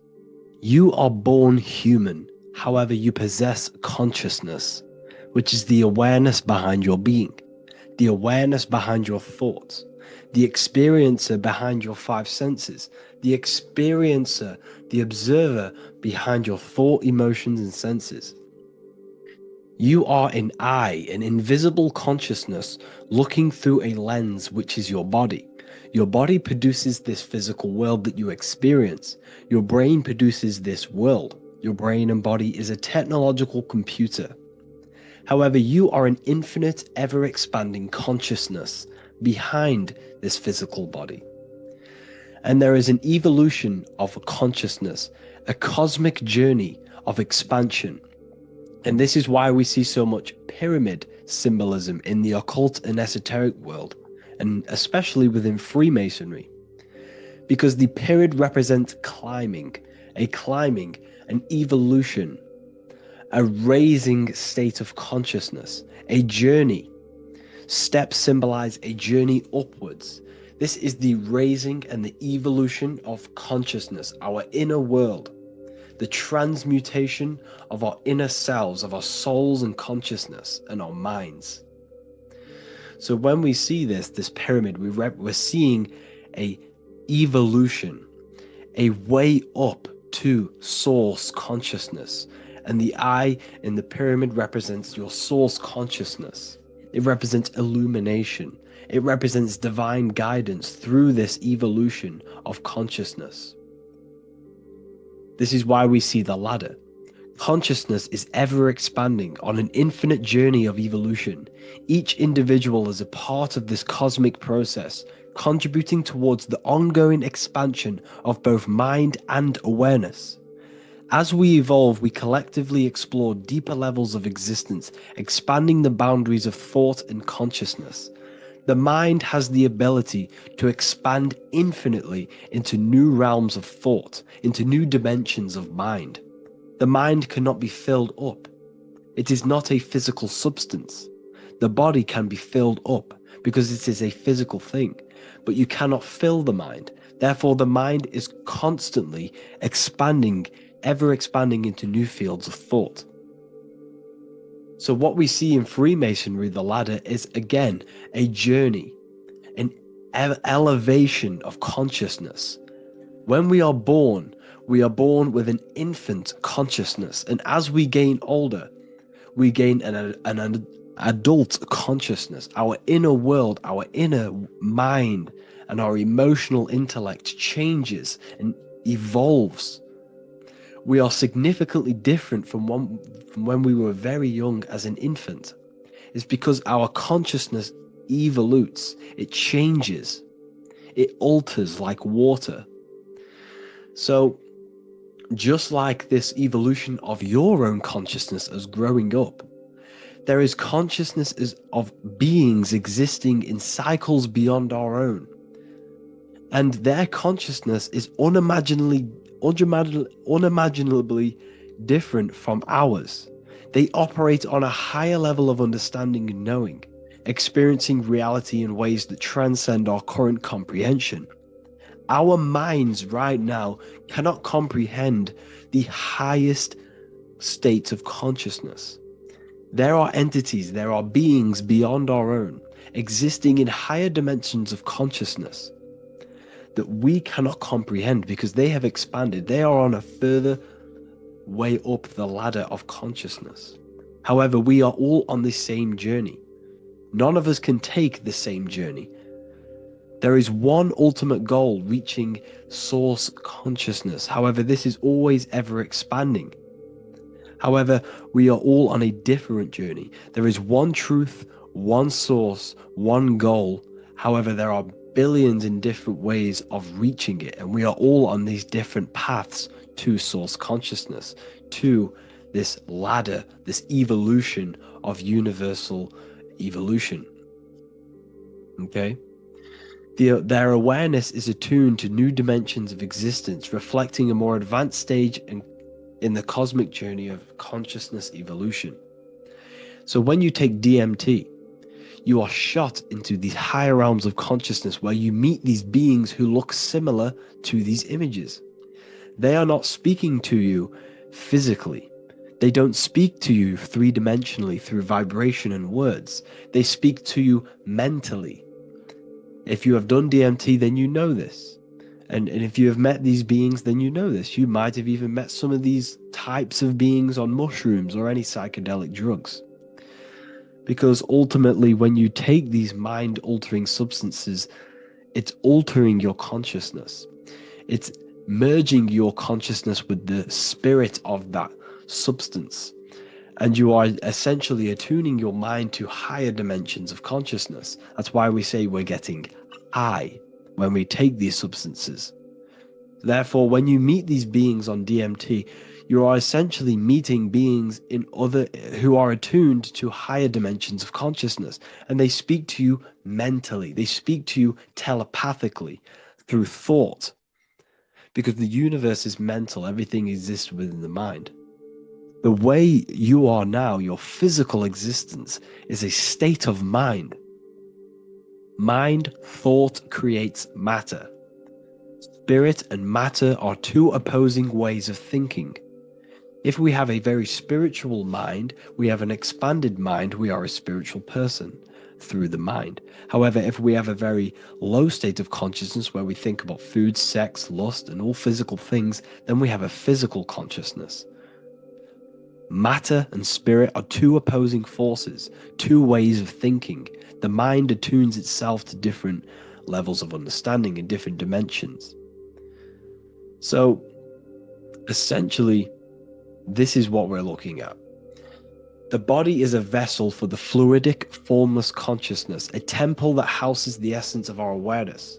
While the five senses are limited to perceiving only the physical plane, the mind transcends these limitations, capable of perceiving the full scope of reality. It is through the mind that we access deeper truths beyond the material, tapping into boundless nature of existence. Physical existence is a thin band, a thin layer of reality. It's like 0.001% of reality.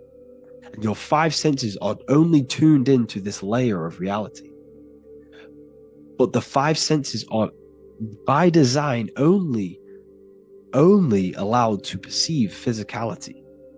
But the mind has the power to expand beyond this physical five sense state. The mind has the power to expand and evolute. It is a conscious decision whether you want to take this path or not.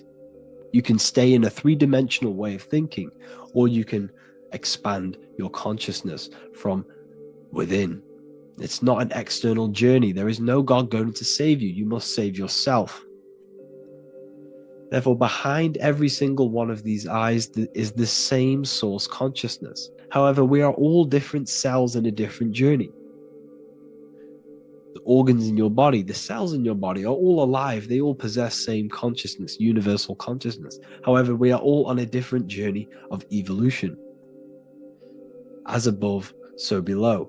As the baby is in the mother's womb, when the baby becomes conscious, there is a world outside of its mother. What does it do? It presses and seeks a way out to be born in the other world outside of its mother. It is the same with your consciousness, your mind. When your mind becomes aware that there is realities beyond the immediate surroundings, it seeks a way out. And this is exactly what I'm doing to you now. I am now expanding your mind and telling you there is other ways of reality. There is other dimensions of consciousness which you can access through inner transmutation, through different ways of thinking, spiritualism, and meditating and connecting with yourself and detaching from external things. We can upgrade our consciousness. Your body is a womb. Why Jesus says you must be born again to see the kingdom of God, because you are born physically and then you must be born again spiritually, awakening your inner consciousness. So like I said, as the baby is in the womb, it's the same principle. As above, so below. You were a baby, you were in your mother's womb, and you figured out there is a world outside of your mother, so you seek to weigh out your mother to be born in another world. It's the same now. You must do this now. This is your spiritual evolution. This is the evolution of consciousness. It's ever expanding. When you die, this is a transition. You must learn to not fear death. This is another part of your spiritual journey.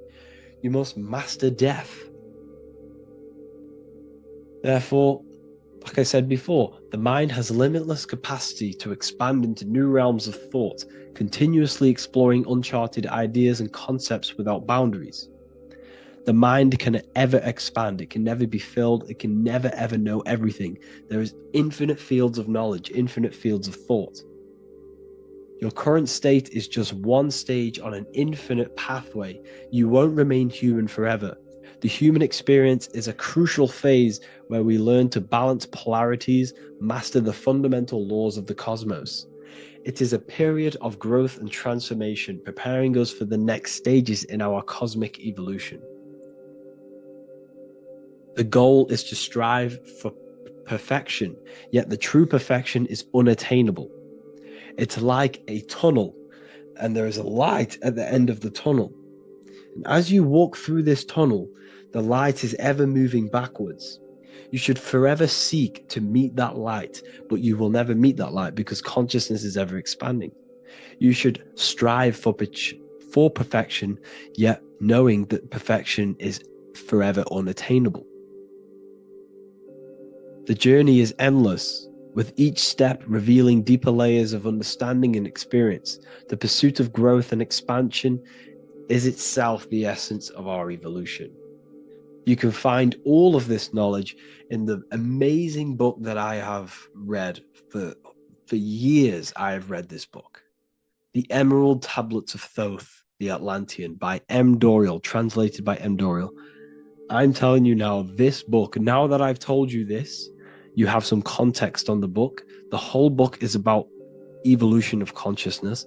He's talking about higher dimensions beings. He's talking about how you can transcend this physical plane.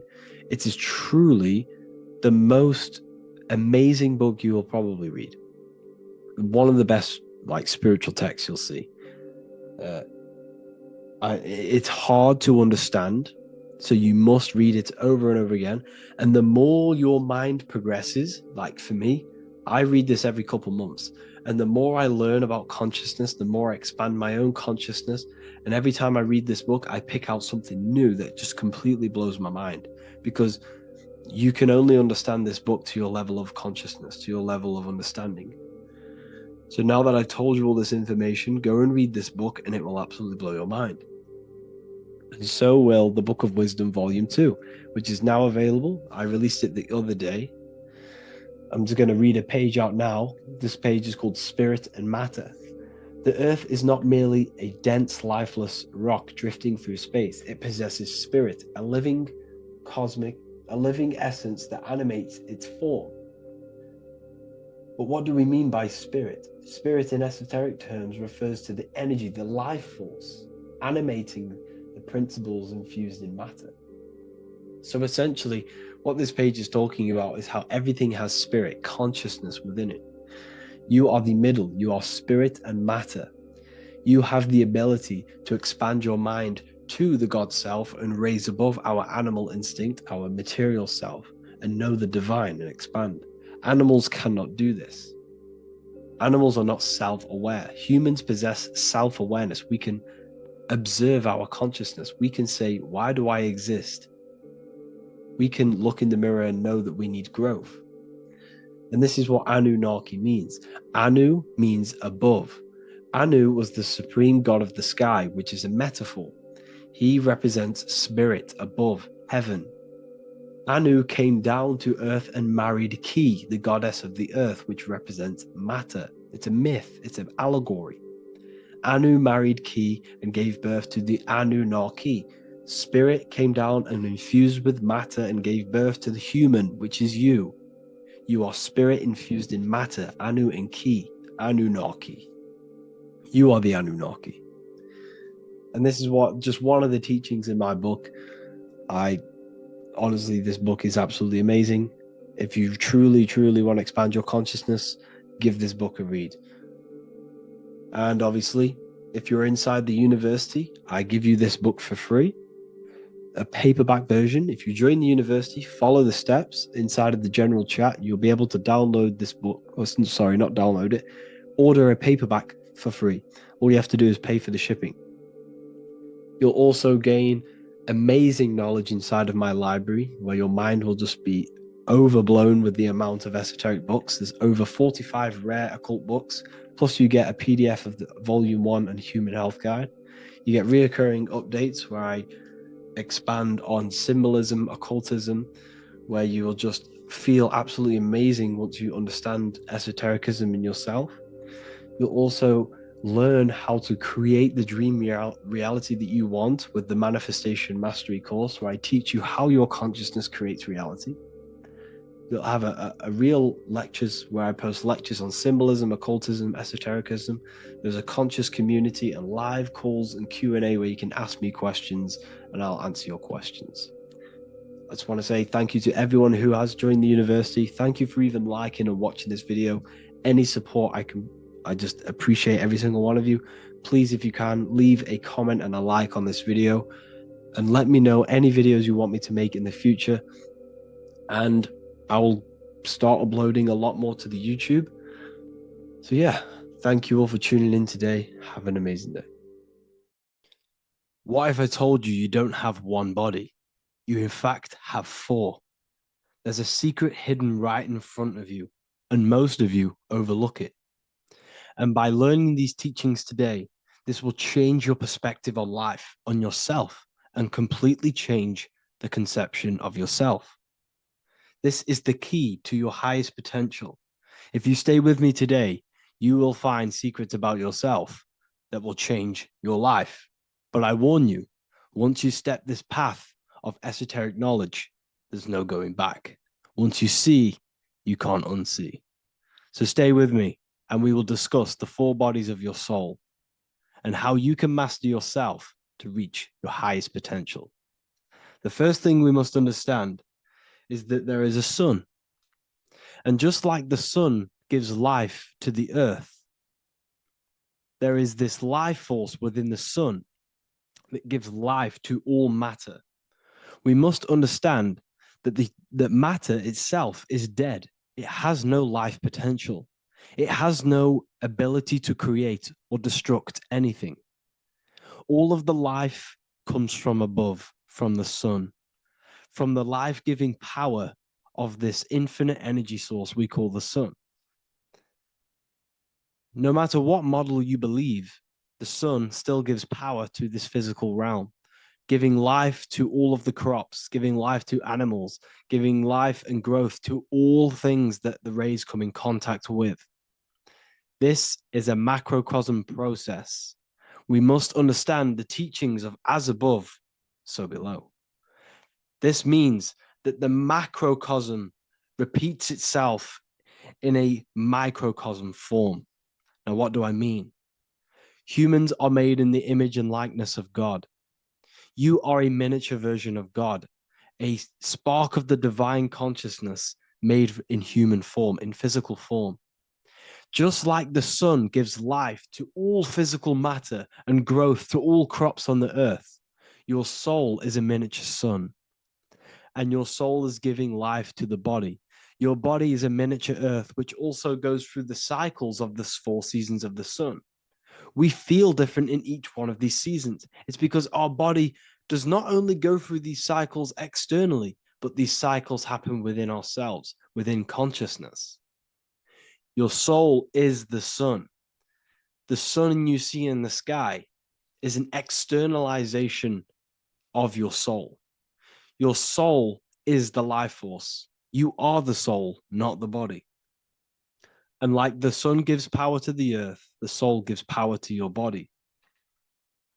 So first, let's look at the etymology of the word sun. The word sun comes from it's a Latin word solis or sol, which means the sun. Sol then became soul, sun, soul.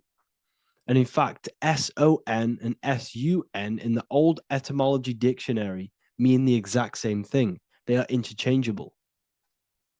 So when we look at the symbol of the sun, we look at a circle and a cross, which represent the 4 aspects of the sun, the 4 seasons of the sun: summer, winter, spring, and autumn. These are the 4 states of the sun. Like we said, this is why we get this symbol. You have the 4 states of the sun, which represent the 4 bodies of the soul. Now, this is where we get deep. Like I said, the sun you see in the sky is a macrocosm of your soul, an externalization of your soul.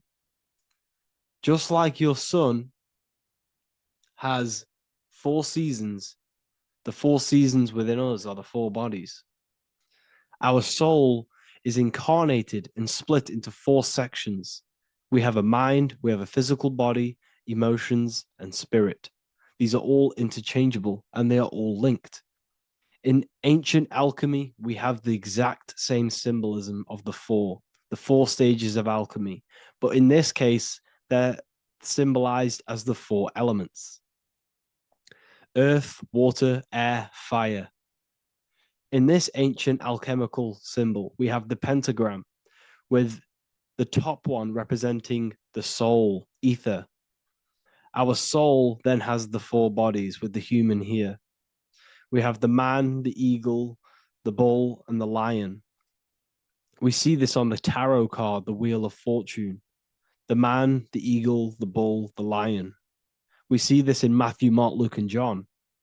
The lion, the bull, the man, and the eagle. We see this with depictions of Jesus. Jesus, the man, the bull, the lion, and the eagle.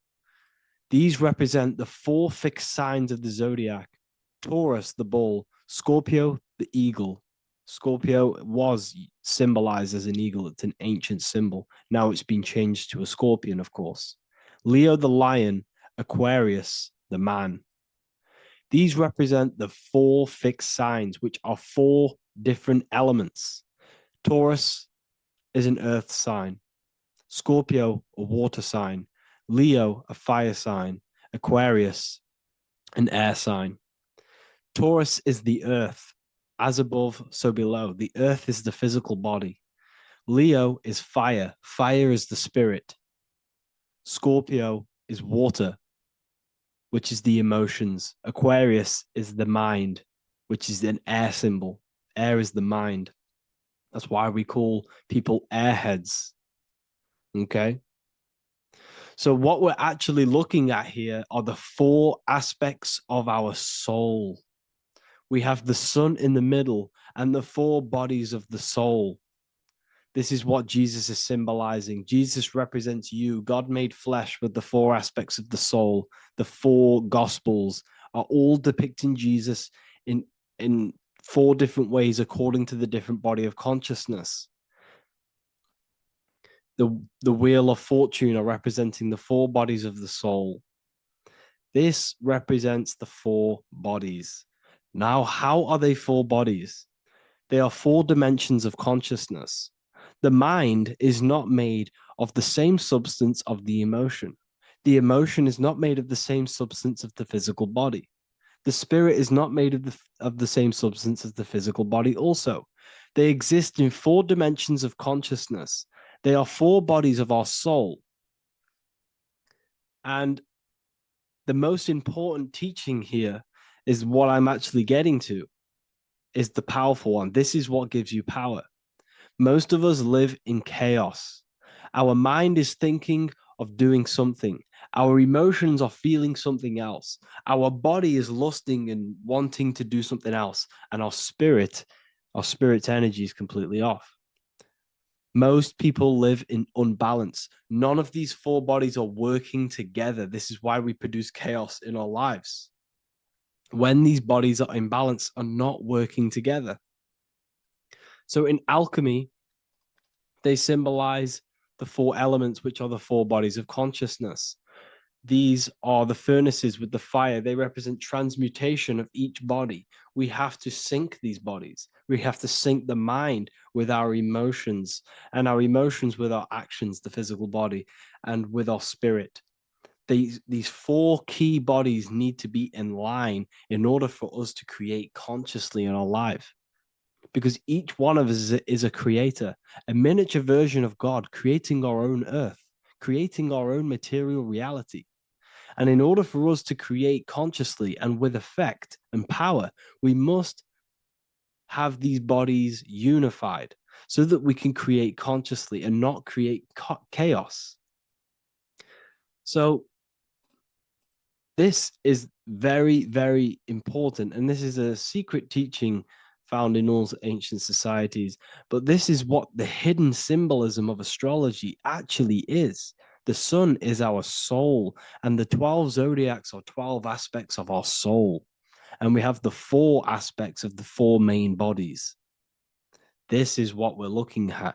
We're not looking at the sky. We're actually looking at aspects of ourselves, aspects of our soul that we must master and transmute in order to become our highest potential. So I hope this makes sense. And it may take a while for you to fully understand this, but the key knowledge in order for you to understand any of these teachings that I've gone through today is the major teaching of as above, so below. What is above is below. What is within is without. Your inner reality projects the outer reality. What is inside of you is outside of you in some form or way. Whatever trees, whatever roots that go down will always shoot up. When you throw a bouncing ball, you shoot it down, it will go up. As above, so below. As within, so without. God did not make a creation separate from himself. We are all extensions of the divine made in physical form. And we are incarnated into 4 sections. Our soul is separated into 4 sections. These are the 4 corners of reality. These are the 4 pillars of reality that we must control. So in order to access our soul in meditation, we must turn off these 4 things. Turn off the mind, the emotion, the spirit, and the body. And then we access the soul. So I hope this video helps today. And you can learn all about this in the Book of Wisdom, Volume 2. This book is a revolution in consciousness. I do not recommend everyone reads this book. This book is only for people who are serious and want to transform their lives. This book is a book that will change the scope you see reality. It will change your perspective on yourself because you will resonate with this. This book does not just give you information. It gives you a sense of well-being. It gives you truth, and you will find your power from this information. This information is not just information, it's a key to your path of enlightenment and transformation. So you can find this book in the description of this video. And if you are part of the university, I will see you on the live calls. Thank you, everyone. Please leave a like, subscribe, and a comment, and let me know whatever videos you want me to make next. Anything that you fail to understand or have any confusion with, I can make a video on it. So let me know in the comment section any reviews or anything I should do. Thank you all, people. Have a great day.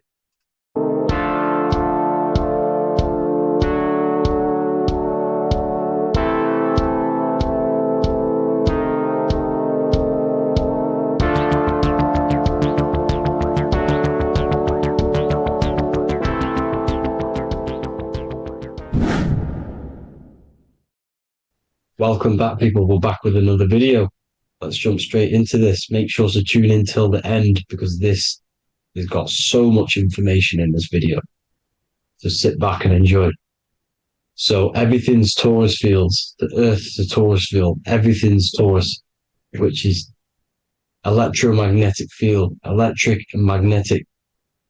The center of the Taurus field is where the 2 opposing forces meet in the center. And this is what creates the plane of inertia, the dielectric plane of inertia. Okay? You got red shift, blue shift, positive, negative, south and north pole, right? This is what the ancients were showing with the tree of life. As you can see here, this is the plane of inertia, and this is the Taurus field. Everything consists of this. Everything is a Taurus field. A atom is a Taurus field. Okay, now the inertia is the 0 point. So this plane is a 0 point. It's the balance between 2 poles. Okay, now this creates matter because matter is 2 opposing forces in motion equalized. So these 2 forces coming together is what creates matter on this physical plane. And this is why we can't see the electromagnetic field, because it consists of one of the elements, which is either electric or magnetic, but when they combine together, it's what creates this physical plane, which is physical matter, which is light in motion. Now, everything is one. Don't get confused by duality. Duality is two opposing forces, but them two opposing forces are created by the same substance. It's two aspects of the same substance. So, for example, water and ice are the same thing, you know what I'm trying to say, but it's two aspects of the same substance, because all is one. The whole universe is one. All goes back to the one, which is God, the creator, or magnetism, whatever you want to call it, because magnetism pulsates. Electricity has two poles, red shift, blue shift. Okay, so red shift, blue shift is electricity, and electricity vibrates, and all vibration always comes back to a standstill point. But magnetism is what pulsates. This is why your heart pulses. You breathe, which is a pulse. This is the breath of the universe, magnetism. Now, this is why the earth is green, okay? Earth can be spelt heart. If you just move the H to the beginning, it spells heart, okay? Because the heart is the center of the torus field, which is the heart chakra for us humans, okay? We consist of the same field, as you already know. Heart being the center, which is green, which is the center of the seven colors. The center of the seven colors. This is the most powerful chakra in your body. People think it's the crown chakra, but it's the heart chakra because it's the center of the torus field. You must align them all and combine them all into one, which is the heart chakra. Now, earth is green. Nature's green. Okay, this is because we live on heart chakra, the plane of inertia. It's the center of the torus field. Okay, and this is what the Egyptians called Isis, which is nature. Nature is balanced, and nature is female, Mother Nature, because it looks after us with the fruit it grows with abundance, and the water. It's a female energy, Mother Nature, and this is the symbolism of an equal, balanced arms. This is the scales, it's balanced. Mother Nature is balanced. This is why the sky is blue, because what comes after the heart chakra? Blue. Sky is blue. We live in Midgard. This is what the ancients called Midgard. You don't have to take this tree literally. It's a metaphor. We live in Midgard, where both positive and negative duality here. Now, Mount Meru. Mount Meru was known as the center of the earth, okay, or known as Hyperborea. And this is the North Pole, the electromagnetic North Pole. But when I say Mount Meru, it's not an actual mountain. They weren't saying there was a real mountain in the center of the earth, a magnetic rock. No. The plane of inertia, okay, there's something called a hyperboloid. That's what it's called, a hyperboloid. And this is the center of the torus field. And this hyperboloid is what is in the shape of a mountain, you see? So if I go to this next one, they say Hyperborea on this map. Why did they call it Hyperborea? Because this is the hyperboloid in the center of the torus field. And this is the electromagnetic mountain, a metaphor. Mountain, what they're metaphorically saying, this is the electromagnetic mountain at the center, the double vortex, the center of the torus field, which is the North Pole. Pole of electromagnetic energy. So this is why they call it Hyperborea. It comes from the word hyperboloid. And the center of the earth is so sacred. And they symbolize this with, obviously, the North Star, which is Polaris. And this is where the swastika comes from, because it's the 4 seasons moving around the North Star. This is the Big Dipper constellation moving around the North Star, which is Polaris. There's that pole again. Pole. Magnetic pole. of the torus field. And this is where the green, emerald green, aurora borealis comes from. It comes from this center hyperboloid at the center of the earth, where the most electromagnetic energy is stored, the center of the plane of inertia, the center of the plane of inertia. This is the all-seeing eye as well. As you can see, they've got the sun, the moon, this is the Masonic cosmos, the sun, the moon, and the all-seeing eye, because the eye is Polaris, the eye of the stars. It's all a big eye. Now, the eye means a lot more as well. It's not just that. There's different ways you can interpret symbols. Now, this is the emerald tablets. Deep in Earth's heart lies the flower, the source of the spirit that binds all in its form. Okay? The flower of life is thine own place of thine spirit, and stream through the earth as thine flows through thy form, giving off life to the earth and its children, renewing the spirit from form unto form. This is the North Pole. This is what he's talking about. He's talking about the aurora borealis. Aurora borealis. It's the earth's aura. Emerald green. Heart chakra. Plane of inertia. Green. Earth. Heart. You see?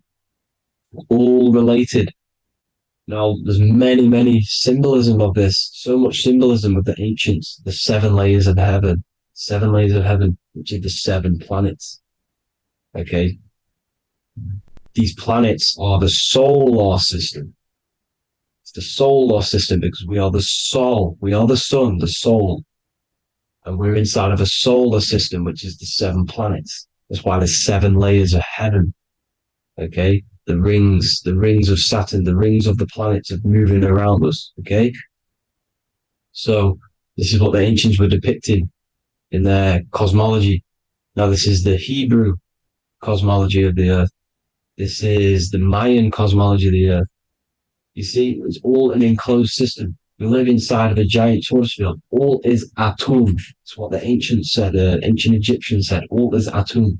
Atoms are torus fields. Don't be tricked by the modern science today with the current model of an atom. It's completely wrong. They're hiding the torus field. They're hiding the electromagnetic field, which is in everything. Absolutely everything is in motion, and motion comes from this field. And you see, this is upside down, but this is I think it's pretty sure it's candles, but the 7 candles, the 7 planets, the 7 Elohim. You see? It all goes back to the stars and the heavens. Now, this is how the earth really works, with the stars on the outside of the cosmic egg, and then the torus field spinning around the sun and the moon, the positive and the negative charge.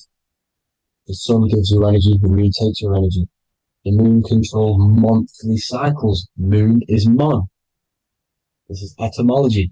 Mon, month, money, demon, monster. Stir is star, moon star. We are all stars. Youngster, minister, superstar, Hollywood star. We're all stars. We come from the stars, which is heaven. Our soul comes from the stars. You see? We are the universe. The image of man is made in the universe. We are a microcosm of the universe. The universe is a macro. We are micro. We consist of everything. The body, mind, and spirit. The sun, the soul. Moon, the mind. Earth, the body. Body, mind, and spirit. We have 12 systems in the body, which are governed by the 12 zodiac signs. Starting at the Aries, which is the ram of God, all the way down to Pisces and Capricorn, kneecap. It all goes back to the stars. We are the stars. We are the universe. Everything is inside of us. Everything. Like I say, the Temple of Solomon, the Temple of the Soul, and man, the soul. The temple is the body. The soul is the soul. And the man is the mind. The temple of the soul and the mind. Body, mind, and spirit. We consist of the 5 elements. Air, spirit, water, earth, and fire. We consist of everything. We are the universe. We're made in God's image, which is the universe. You see? Now, everything goes back to the stars. The ancients worship the stars because the stars govern everything. They govern the systems in the body. They govern your life. This is why your zodiac is so important, your sign. Each zodiac has a specific element associated with it as well. Aries, which is the first sign, the Ram of God, the Lamb of God, which is a fire sign. Fire, first. Fire, first. F-I-R, this is etymology. The cerebrum, ram, which is in the brain. Aries, the ram, controls the head, the face, and the nose upwards. So it controls the cerebrum. The Torah, which is, I'm pretty sure it's the Hebrew Bible, which is the Taurus. Tornado comes from the Taurus field. You see? Everything's inside of you. It all goes back to the Taurus field, and the Taurus field is everything. Now, like I said, 12 zodiac signs, 12 systems, 12 cranial nerves in the brain, the 12 disciples of the Bible. All symbolic. Have to read the Bible properly. Now, this center at the center of the earth, right? This is what's stirring the ether, and the ether consists of the four elements. Because there's 5 elements. Spirit can be called ether. People call it spirit or ether. Ether is pure potential, pure energy. It's what connects the astral to the physical. It's the dimension between the physical realm, which we're on, and the astral. So it has pure potential. It's pure energy. This is why we say either. I either want to go there or there. It's connecting 2 scenarios. That's what the ether is. It's connecting the 2 worlds, the astral and the physical. The center is like the cosmic womb. There's a black hole in the center. This is the center of the Taurus field. This is the womb of creation. This is the womb of creation. And inside of this black womb with the 5 elements, and everything's being stirred around. Everything's in motion. Light is motion. Everything's motion. Now, like I said earlier, light crystallizes into physical matter.